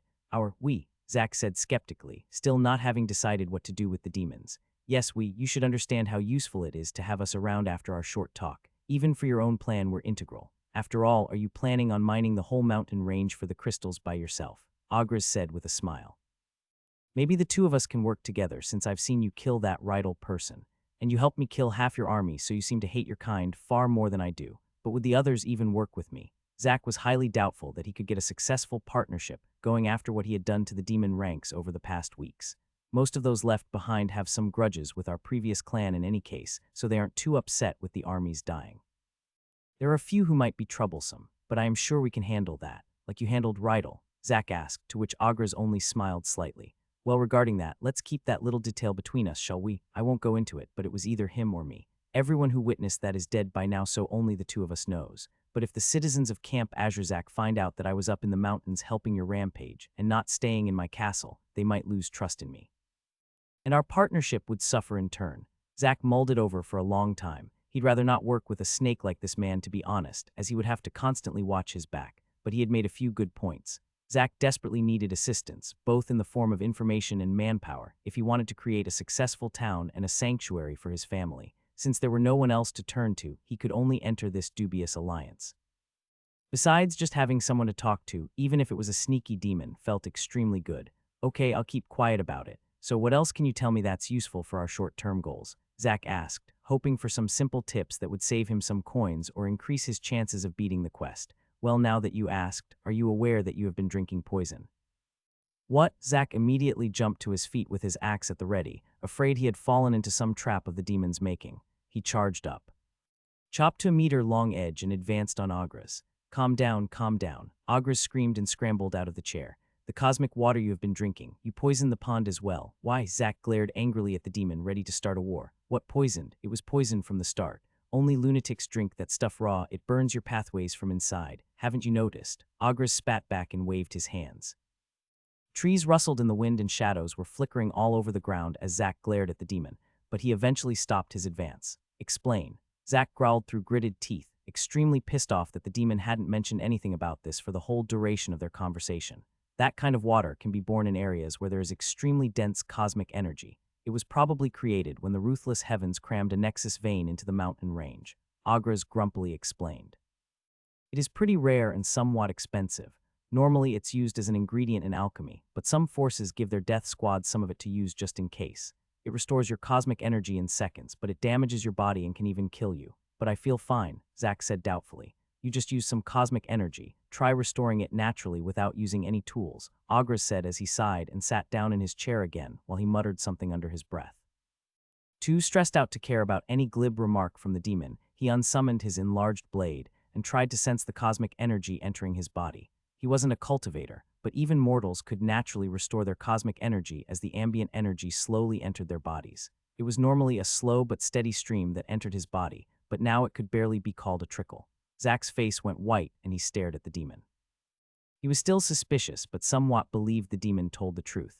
It took him hours to restore his cosmic energy even with a crystal, but it almost happened instantly with the azure water. He hadn't reflected on it before, but how could there be such a good thing with no side effect? He simply didn't notice the effect since he used crystals or more water every time he needed to restore after chugging the cosmic water the first time. He had been strapped for time and didn't have time to wait for his energy to naturally restore itself. He had been angry that he wasn't given a power boost from bathing in the stuff earlier, but now he was just happy to still be alive. How do I fix this? Zack asked. I've heard that there are pills for it, but I don't know where to get it. It's extremely rare because individuals who drink it almost always die within a day, Agras said. I think I've heard that spending time in energy-rich areas can help your body slowly heal various types of damage to your pathways, so that might work, but I'm not sure how much time it would take, and that is if you still can absorb some energy. If it's a full stop, it's over for you, I'm afraid. What happens if I keep using it? Can't I just refill my energy with crystals if I can't naturally absorb energy anymore? Zack asked. He had enough for a lifetime or two in the pond, and while not being able to naturally restore was regrettable, it wouldn't be the end of the world. You need to heal up your ruined pathways. If you keep cramming energy into your body in your current state, even if it's from crystals, you will keep getting worse. First, it's natural energy that stops, then it's nexus crystals. Soon, not even the cosmic water can restore your energy, and you truly become a cripple until you die of energy starvation. Then what good are you? Zack was horrified at that outcome and quickly unequipped his amulet. The good news was that at least his situation wasn't completely irreversible, and it almost seemed a miracle that he was still alive from how Agras described it. Death Squad members died after chugging that stuff just once, but he used it multiple times in the duration of a day. First time was after the ambush in the tunnels, but after that, he used it multiple times during battle. It sounded crazy, but it almost felt like taking the bath actually saved him. His body was unceasingly refined after he ate the fruit of ascension, and perhaps it did something to increase his resistance or heal up irreversible damage. But the predicament was extremely troublesome since there was a monster horde coming. If he wasn't healed by the time the monsters arrived, he would have to fight without using any cosmic energy, if he kept using. Like with the monkeys, he'd soon have to use crystals to restore himself. It would be a vicious circle that would end up with him in the same situation as now. He swore to do everything that he could to get healed in time, and he needed to go to the mines anyways to prospect as many crystals as possible to get Nexus coins. Zack asked a few more questions of how to improve his recuperation, but Agras either didn't know much more or was holding back on him. Zack could only sigh and move to the next subject he needed to know about. What are the attribute limits when you're E-grade race? He really wanted to know where the limits lay now that he was E-graded. He didn't want to lose any more points than he already had. With his title boosts, he already lost over 10 strength, which by no means was a small amount. Attribute cap, why do you? Agras stopped himself and stared blankly at Zack for a few seconds. You goddamn progenitors just makes my teeth itch, and you even got a fruit of ascension to save your ass. Just disgusting. Well, don't worry, attribute caps are not something you will need to worry about for a long time now. Progenitors, what are you talking about? Zack wondered. Abby had called him a defier, not a progenitor. You first-generation cultivators of a baby planet. Agras spat out, looking loath to even think about the subject. Zack didn't feel the need to correct him that he wasn't a cultivator at the moment, as the demon was starting to work himself up in a huff. Haven't you realized? You have many advantages that your descendants won't get. The Ruthless Heavens gives you a running start. There are many unique titles. The system crams the planet full of unique treasures, and you even get the tutorial. It just makes us normal cultivators want to lay down and die of jealousy. Agras looked about ready to explode greed and jealousy as he talked about it. Zack felt he had found his match in his quest for wealth, and he also vowed to never show the demon his title page. The demon might just fall into apoplectic rage and start swinging that scary spear at him. The demon soon found his bearing again, and with a cough continued. Cough. Any case, those who manage to grasp a decent number of the limited advantages a new world provides will have a lifelong advantage compared to most people in the multiverse. These individuals are called their planet's progenitors, as they usually end up creating influential clans or sects on their home planets. On the off chance they don't get killed, that is. Zack thought that made a lot of sense. So far he had only compared himself with the cultivators and trying to keep his head start going. He hadn't even thought about the following generations and how they would grow up in this environment. But it was true, many of the titles he snatched would probably never appear again on this planet, closing that door for an advantage forever. As time progressed, most limited titles would be taken, leaving only maybe the most obscure and well-hidden ones for future generations. Otherwise, they would have to settle for the mediocre non-limited ones, such as the adventurer title. Agra's was a veritable treasure trove of answers after having fumbled about blindly for so long. For example, it was very interesting to know that normal cultivators in the multiverse didn't get access to the tutorial, making it an even more rare opportunity. Zack kept coming up with various questions that had hounded him and threw them at the demon randomly as he thought of them. The smiling facade of Agra's soon cracked, and his answers got shorter and terser until he slammed his hand on the armrest of his chair. God damn it, do I look like a tutorial fairy to you? I'll be back tomorrow. He spat out and threw a crystal at Zack, who deftly snapped it out of the air. Read that instead of pestering me. Read how? Zack looked at the crystal in his hand, confused. It looked similar to a Nexus crystal, but the color was green like a watered-out emerald. It was also covered in intricate golden fractals. Just imbue some energy in it. The demon sighed, obviously still annoyed, and walked toward the edge of the camp. I'm done answering your inane questions, human. Put your energy on survival instead. Agra soon left the camp and afterward disappeared like he did up on the mountain top. There were many questions that were still unanswered, but he had gotten many of the more pressing issues cleared up. He looked at the crystal in his hand, and after a long hesitation poured a minuscule amount of cosmic energy into it. The demon was very helpful so far, and it felt unlikely he would give him a bomb after all this. Still, he was ready to hurl the crystal far away if needed. A screen similar to the ones the system provided suddenly popped up as the crystal lit up. The design of the window was a bit more intricate though, and covering it was an image of a grand pavilion with a stargazer floating on top of it. It clearly was a man-made item, and the intricacy made Zack marvel. It was something on a whole other level compared to the cruder enchantments on the demon's gear pieces. Soon the image changed, and it turned into what could best be described as a web page. There were menus with various categories and images. Luckily, Zack could understand the content just fine and was amazed at what was written. The crystal contained a thorough guide of what happened when a world was integrated into the multiverse. Granted, it seemed to be written for the invading forces, but still most of the information was very helpful to Zack. But the more he read through, the more troubled he became. It became very apparent that the natives were largely discounted, and that the web page considered the other incursion forces the only challenge for a successful invasion. It did mention that there was a small chance of encountering extremely strong forces on an integrated planet, but most civilizations couldn't even be considered F-graded. From how the text described it, Zack knew that Earth's civilization wasn't considered anything much, and was not what it meant when it mentioned strong forces. For normal civilizations like Earth's humans, the missive simply stated that enslavement usually was most convenient. It would increase the resources that could be gained in a new planet, as manpower usually was limited. It also listed out the most common tactics of various forces in the multiverse, and Zack was shocked to find out that the demons truly were some of the more decent forces. They usually created a country and entered trade negotiations with surrounding forces, native or foreign, to amass wealth. They did enslave the native populations on their lands though, but there were many forces that simply eradicated everything and ceaselessly strove to increase its influence until the whole planet was theirs. There was even a force that entered incursions just in order to annihilate the natives and didn't care about the resources at all. It was a cult that called itself the Church of Everlasting Tao. Unfortunately, the missive gave no information about the forces themselves, so Zack couldn't find out more about them. But it was clear that almost none of the forces cared an iota about the natives, and only considered newly integrated worlds treasure troves of wealth. All in all, the crystal was just what Zack needed, and he swore that he'd pester the demon until he handed out more goodies. The crystal said it was the first crystal of 2, so hopefully he could annoy another out of the paws of the demon tomorrow. Even if the demon was gone, Zack stayed put for some time, going over the conversation he just had. Everything that came out of the mouth of the demon seemed to be the truth, but he didn't feel it was that easy. He guessed that many of the things he learned today weren't any hard-to-gain secrets, maybe with the exception of the things in the crystal he received. How things like quests, races, and classes worked should be the most basic of things, and not something that the system would keep hidden. Still, he would work under the creed, trust but verify. He believed that he would get access to a secondary source of information soon now that various buildings were unlocked in the town shop. It would be easy to compare and contrast the words from the demon with what he learned in other places. From there, he might actually be able to learn the demon's agenda, from finding out what he lied about through omission, for example. Satisfied, he turned his attention to the Nexus node. It was time to do what he initially returned to the camp for. He had some rewards to cash in on. Off with their heads unique, kill the 4 heralds and the general of an incursion within 3 months. Reward, 10 E-grade Nexus crystals, E-grade equipment, unique building depending on performance. 5-5 complete. Not wanting to wait any longer, he walked over to the crystal. Zack knew Agras might actually be spying on him from the shadows, but he didn't have any means to locate him at the moment and could only let him be.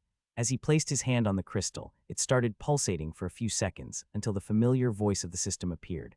2 boxes appeared on the ground, and Zack picked up the smallest one first. Zack still felt it was unsettling that the system could just make things appear out of nowhere. There was no sound, no ripples of power, nothing. 1 second emptiness, the next the boxes just were there. As he opened the lid of the smaller box, a blinding light radiated out from its contents. They were the E-grade Nexus crystals from the reward. Zack could easily discern that anything he had seen so far was F-graded at best, as these crystals were on a completely different level. Each crystal contained a terrifying amount of energy inside, perhaps as much as 1,000 crystals in his bags, but it was condensed into the small space of his hand. Zack felt that one single crystal might hold enough power for him to gain more than a level, and if these crystals could be absorbed as quickly as an F-graded one, he would instantly skyrocket in power. But unfortunately, he didn't dare try them at the moment, not while his predicament with his energy poisoning still remained. He could only reluctantly close the lid of the box and place it into his pouch with a sigh. Next, he picked up the larger box, which should contain a set of equipment from the reward, but before he had time to check it out, a large rumbling interrupted him. The ground was ominously shaking, and a deafening noise could be heard from somewhere close by. Zack instantly got a bad feeling from the sound. Had Agras lied, and the demon horde was already upon him. He quickly threw the box into his pouch and summoned his axe instead. He quickly looked around but saw no change. The noise clearly came from the south, so he ran there after a brief hesitation. The only thing to the south was the ocean, and Zack was afraid an aquatic beast horde had started if it wasn't the demons making trouble. As he ran, he opened up his town shop, ready to buy a defensive array at moment's notice. He soon arrived at the edge of the island and immediately spotted a familiar figure. Agras was staring out over the cliff with his mouth ajar. "What did you do?" Zack angrily huffed at the demon as he ran up to him, axe at the ready. "What did?" "I do nothing. I heard the noise and thought you had done something crazy. And it seems that I was right," Agras snappishly retorted and gestured at the odd scene in front of them. The cliffs were magically rearranging themselves in a baffling manner. It was as though an earth mage untold times more powerful than the demon mages was reconstructing the whole shoreline to his liking. The previously natural cliffs flattened out into orderly land. Huge rectangular breakwaters grew out from land and created a sheltered basin hundreds of meters across, and 2 piers emerged out of the sea, displacing all water into mighty waves. Furthermore, fractals appeared on the emerging rock formations as all the various changes took place, glimmering in a mysterious golden hue. They expansively covered the whole shoreline, the piers, and the breakwaters. The script itself differed from both the system's fractals and the simpler demonic inscriptions, and it actually reminded Zack of the squarish text in very old computer environments. The changes didn't only happen on land, though, and the duo was forced to scramble to safety as the ground gave out and created a wet dock where they stood. Next, various buildings flashed into existence. The largest was an enormous warehouse-looking building that was at least 300 meters long and 100 meters wide, where one of the short sides ended close to the sea line. It was probably the largest building Zack had ever seen, and he thought few structures on Earth would be able to match it. Soon the rumbling subsided, and Zack looked out over the majestic harbor that cropped up in under a minute. The design was cubic and looked extremely robust, and Zack felt that not even the worst storm would be able to do any damage to the structures. The cubic fractals covered all the structures as well, and Zack started to believe that they were some sort of protective inscription. E-grade medium-scale Ilix shipyard awarded. The system blared in his ears, but Zack had no time to react before he was interrupted. "What the fuck?" Agras screamed as he agitatedly grabbed onto Zack's arm. "Is it upgradable? Is it upgradable?" Gone was the wise-ass know-it-all, replaced with a spluttering madman who seemed to have fires in his eyes as he glared at Zack. "God damn, calm down," Zack said and freed his arm from the crazed demon. "What are you talking about?" "Inspect the building from your town menu and share the information," Agras hastily said, almost dancing on the spot in excitement. Zack didn't know what Agras talked about, but from his face it looked like he would explode from impatience at any moment, so he tried various mental commands instead of asking any more. As he used the command town, a new menu opened up. He knew he had tried that command a long time ago with no result, and guessed it was activated when he completed the incursion quest. His camp should still be classified as an outpost, though, as it was only promoted to city upon completing the next quest. The new menu was a list of all the structures he had bought or gotten from the system. Everything between the water gathering array to this huge construction in front of him was there. However, his camper or the car was not listed, so only system structures were included, it seemed. He focused on the shipyard but stopped himself from sharing the prompt. E-grade medium-scale Ilix shipyard. Upgradable. Maybe it is, maybe it isn't, Zack defensively said, feeling that this might be important information from the demon's reaction. Just how high is your luck, human? A creator's shipyard. This changes everything, Agra said, ignoring Zack's attitude. It says it's an Ilix shipyard, though, and why are you getting so excited? Zack couldn't understand his reaction. It was a nice-looking shipyard, but that was it. He was likely going to build or buy one like this sooner or later since he was on an island, so it was nice being able to save in on that expenditure. But he'd much rather have a town protection array or some turrets as a reward since there were monster hordes incoming. Truly pearls before swine. The Ilix is a race of living golems who are among the greatest builders in the multiverse. Most just call them creators, since that's pretty much all they do. A shipyard that's manned by the creators will create faster, stronger, and more durable ships compared to normal ones. But more importantly, the shipyard is upgradable. Zack was starting to get excited as well since it seemed the system had actually given him something pretty good. But still, Agra's reaction seemed exaggerated if that was it. So what else? He asked the excited demon. Well, creators can also make some of the most sought-after cosmic ships and sky fortresses. Owning a shipyard means you can sell those in the future. It can net the Lord hundreds of times more income compared to the crystal mines in the mountains. He explained after a brief hesitation. Cosmic ships, like spaceships, Zack asked, now starting to get excited as well. Something like that. Ships that can traverse the endless distances of the multiverse. They can travel to any points on a planet in seconds as well, very convenient. But they are not spaceships.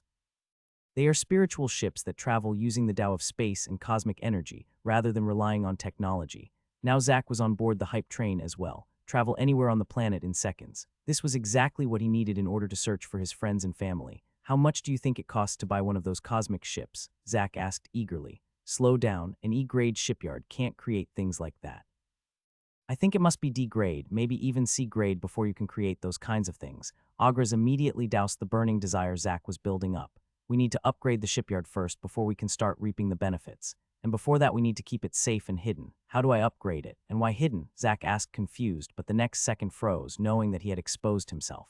Yes, hidden. This shipyard is a treasure, and any force would drool after it. If the word spreads that you control a creator's shipyard, you will have endless troubles coming your way, Agras said after a smug smile at Zack's mistake. As for upgrading it, no idea, try asking the creators. I mean, I get that this is a good thing, but why would even you foreign forces go crazy for it? Can't you just buy your own? Zack asked, starting to feel he was sitting on a hot potato. You can't just buy a shipyard from the creators when you wish. There are so many requirements that have to be met. They are extremely picky who they work with and where they work. You'd never be able to build such a thing on this planet if it wasn't a reward from the system. This applies for most of the good things, just check your town shop. Agras impatiently explained. Clearly he knew it wasn't a purchase of Zack, rather a reward just from how rare this thing was. Zack opened up the town shop and the screen displayed the various shops. He had looked it over briefly as he trekked back toward his camp, as he needed to buy a shop to sell his crystals. But now the screen was changed. The shops were now actually purchasable, but almost all of them shone with a red light on the screen. Confused, Zack focused on one of the red ones called Harla's Consortium General Store. A new window with deeper information about the shop opened, something he hadn't been able to do before. A list of what type of services it provided was listed on one side, and it truly seemed comprehensive. It sold everything from seeds for farming to construction materials to weapons and armor. It also dealt in basic information, having stocks of crystals explaining most things, from plants to blacksmithing to even town building. On another row, a number of requirements were listed. Zack's outpost didn't actually fulfill a single one, except having enough space. There were requirements for minimum town size, population, town daily turnover, and security. Since Zack's town was just an outpost and a shipyard with no inhabitants, it wasn't possible to fulfill those demands. As he flipped through various buildings, he saw that most of them had varying severity of requirements. Some even demanded a town population of 100 million, or that it was the planet capital. There were myriad choices, but the ones he could actually choose were scant few. It seemed that the merchant conglomerates of the multiverse were quite picky. Frustrated, Zack focused on the shop he actually could buy. It was actually just called F-grade general store with no mention of a faction or company behind it. Confused, he turned to Agra's. I can't buy almost anything in the store, most things are restricted. But there is a shop called F-grade general store that has no requirements. Why's that? That's the Ruthless Heavens store, Agra's answered. Wait, the system runs stores as well. The Ruthless Heavens is the largest employer in existence, though it's not a very hands-on boss. Running a multiverse takes many hands after all, the demon explained with a roll of his eyes. So why should I get any other store if I can just get the one from the system? Zack knew he was straying from the subject of the shipyard, but he felt another opportunity to drag information of the contrary demon had appeared, because the Ruthless Heavens is goddamn greed aim economical. It provides basic facilities in almost all fields that have no requirements, but its prices are between 50 to 500% higher compared to the average. Agra's looked like he would be sick as he talked about the daylight robbery of the system-run stores. The image of the almighty system being an intergalactic price-gouging bodega owner gave Zack's image of the system somewhat of a thorn, but he guessed running a universe, or multiple universes, wasn't cheap. The corporations have far better rates on almost everything, and can also procure things for you if you're in need of a specific item, for a fee of course, but they operate for profit and would never open up a branch if they weren't sure if they'd be able to turn a profit in the location. The corporations have to foot most of the bill of coming here themselves, and it's not cheap from what I understand. Therefore, they'd never open a branch without some assurance. Agra's continued. Some factions have even more requirements. The creators, for example, I think they normally only open a branch in graded worlds or higher. You also need to have a referral from an actual creator to even get the application process going, and getting that from one of those living machines is almost impossible. Well, I'm not sure about the details since that is so far above my pay grade. Even my grandfather has no qualifications to know about what goes on in B-ranked worlds. So you see why this shipyard is so valuable. Excitement and unease was building up simultaneously in Zack once again. He might actually have gone a curse rather than a treasure. The shipyard was extremely valuable, but one needed to be alive to reap its benefits. So what do you suggest we do? Zack hoped for some input from the demon. He was crafty and he knew how the various forces worked. Two options. Either hide it completely, by a huge illusion array to start. An E-graded one at least, as many can see through an F-graded one. As soon as you can upgrade it to a D-graded one. Then we build walls around the whole area and say it's the Lord's residence, only giving you access. Later you can add on slaughter arrays to the illusion array, killing any trespasser. Then you build your town far away. The demon clearly had a meticulous mind, already having formulated strategies. Second is to hide in plain sight.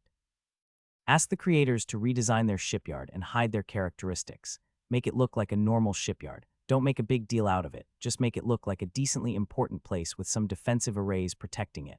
Zack mulled it over and preferred the second option if it was possible. He didn't believe an illusion array was the answer. Sooner or later, something similar to the peeing demon would happen, and he would be exposed. Then everyone would know he was hiding something and would get even more curious. Besides, his goal was to build a town, and that had to happen around the Nexus node. He couldn't move the crystal very far, and the area where he could place town structures from the outpost shop was limited as well.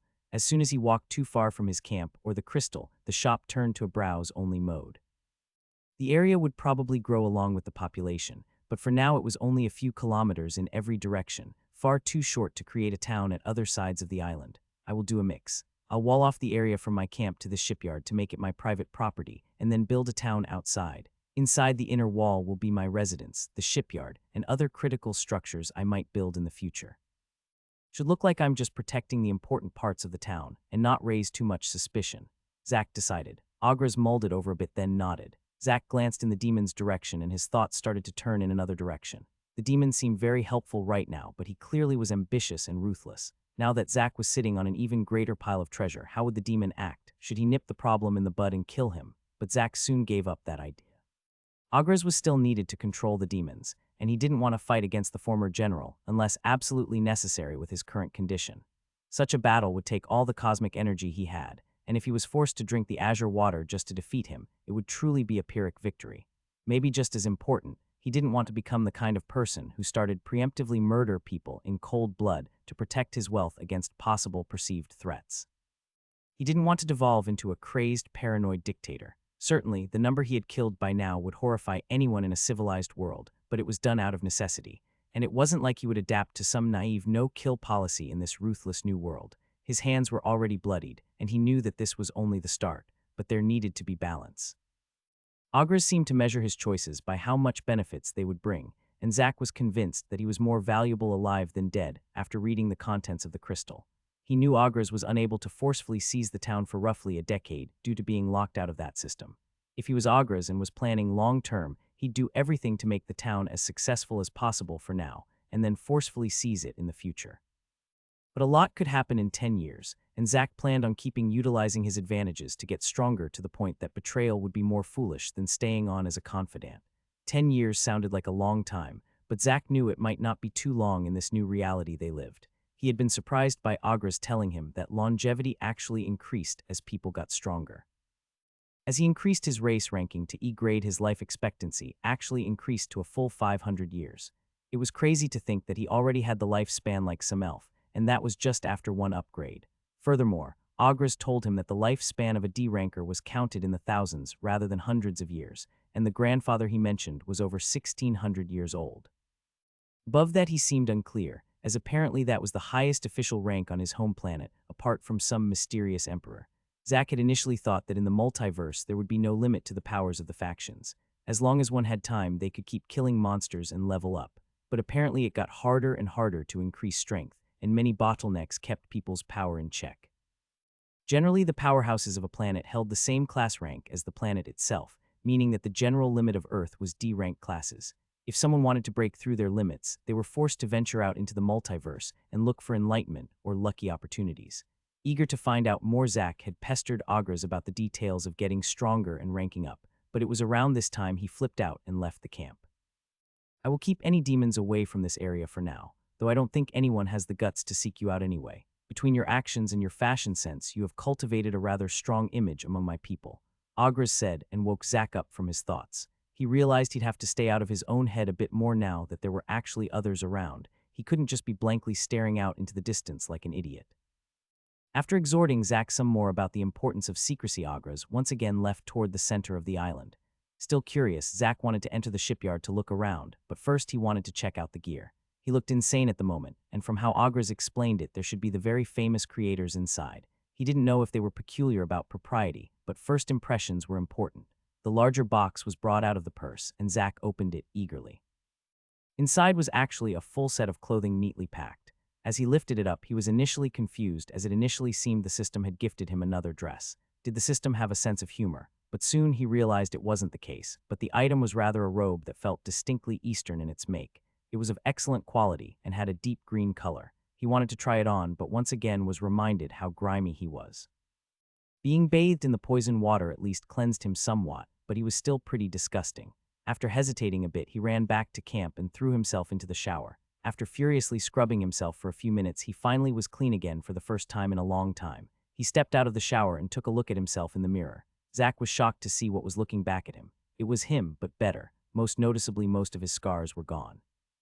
Only the worst ones were still there, such as the nasty wound on his cheek, but even they had faded considerably and turned into thin white lines. Not only that, his body looked like perfectly sculpted marble, and even his face seemed to have improved somehow. He couldn't put his finger on it, but it felt like small adjustments had been made to enhance imperfect features. If some old friends saw him, they'd probably think that he had gotten some plastic surgery done.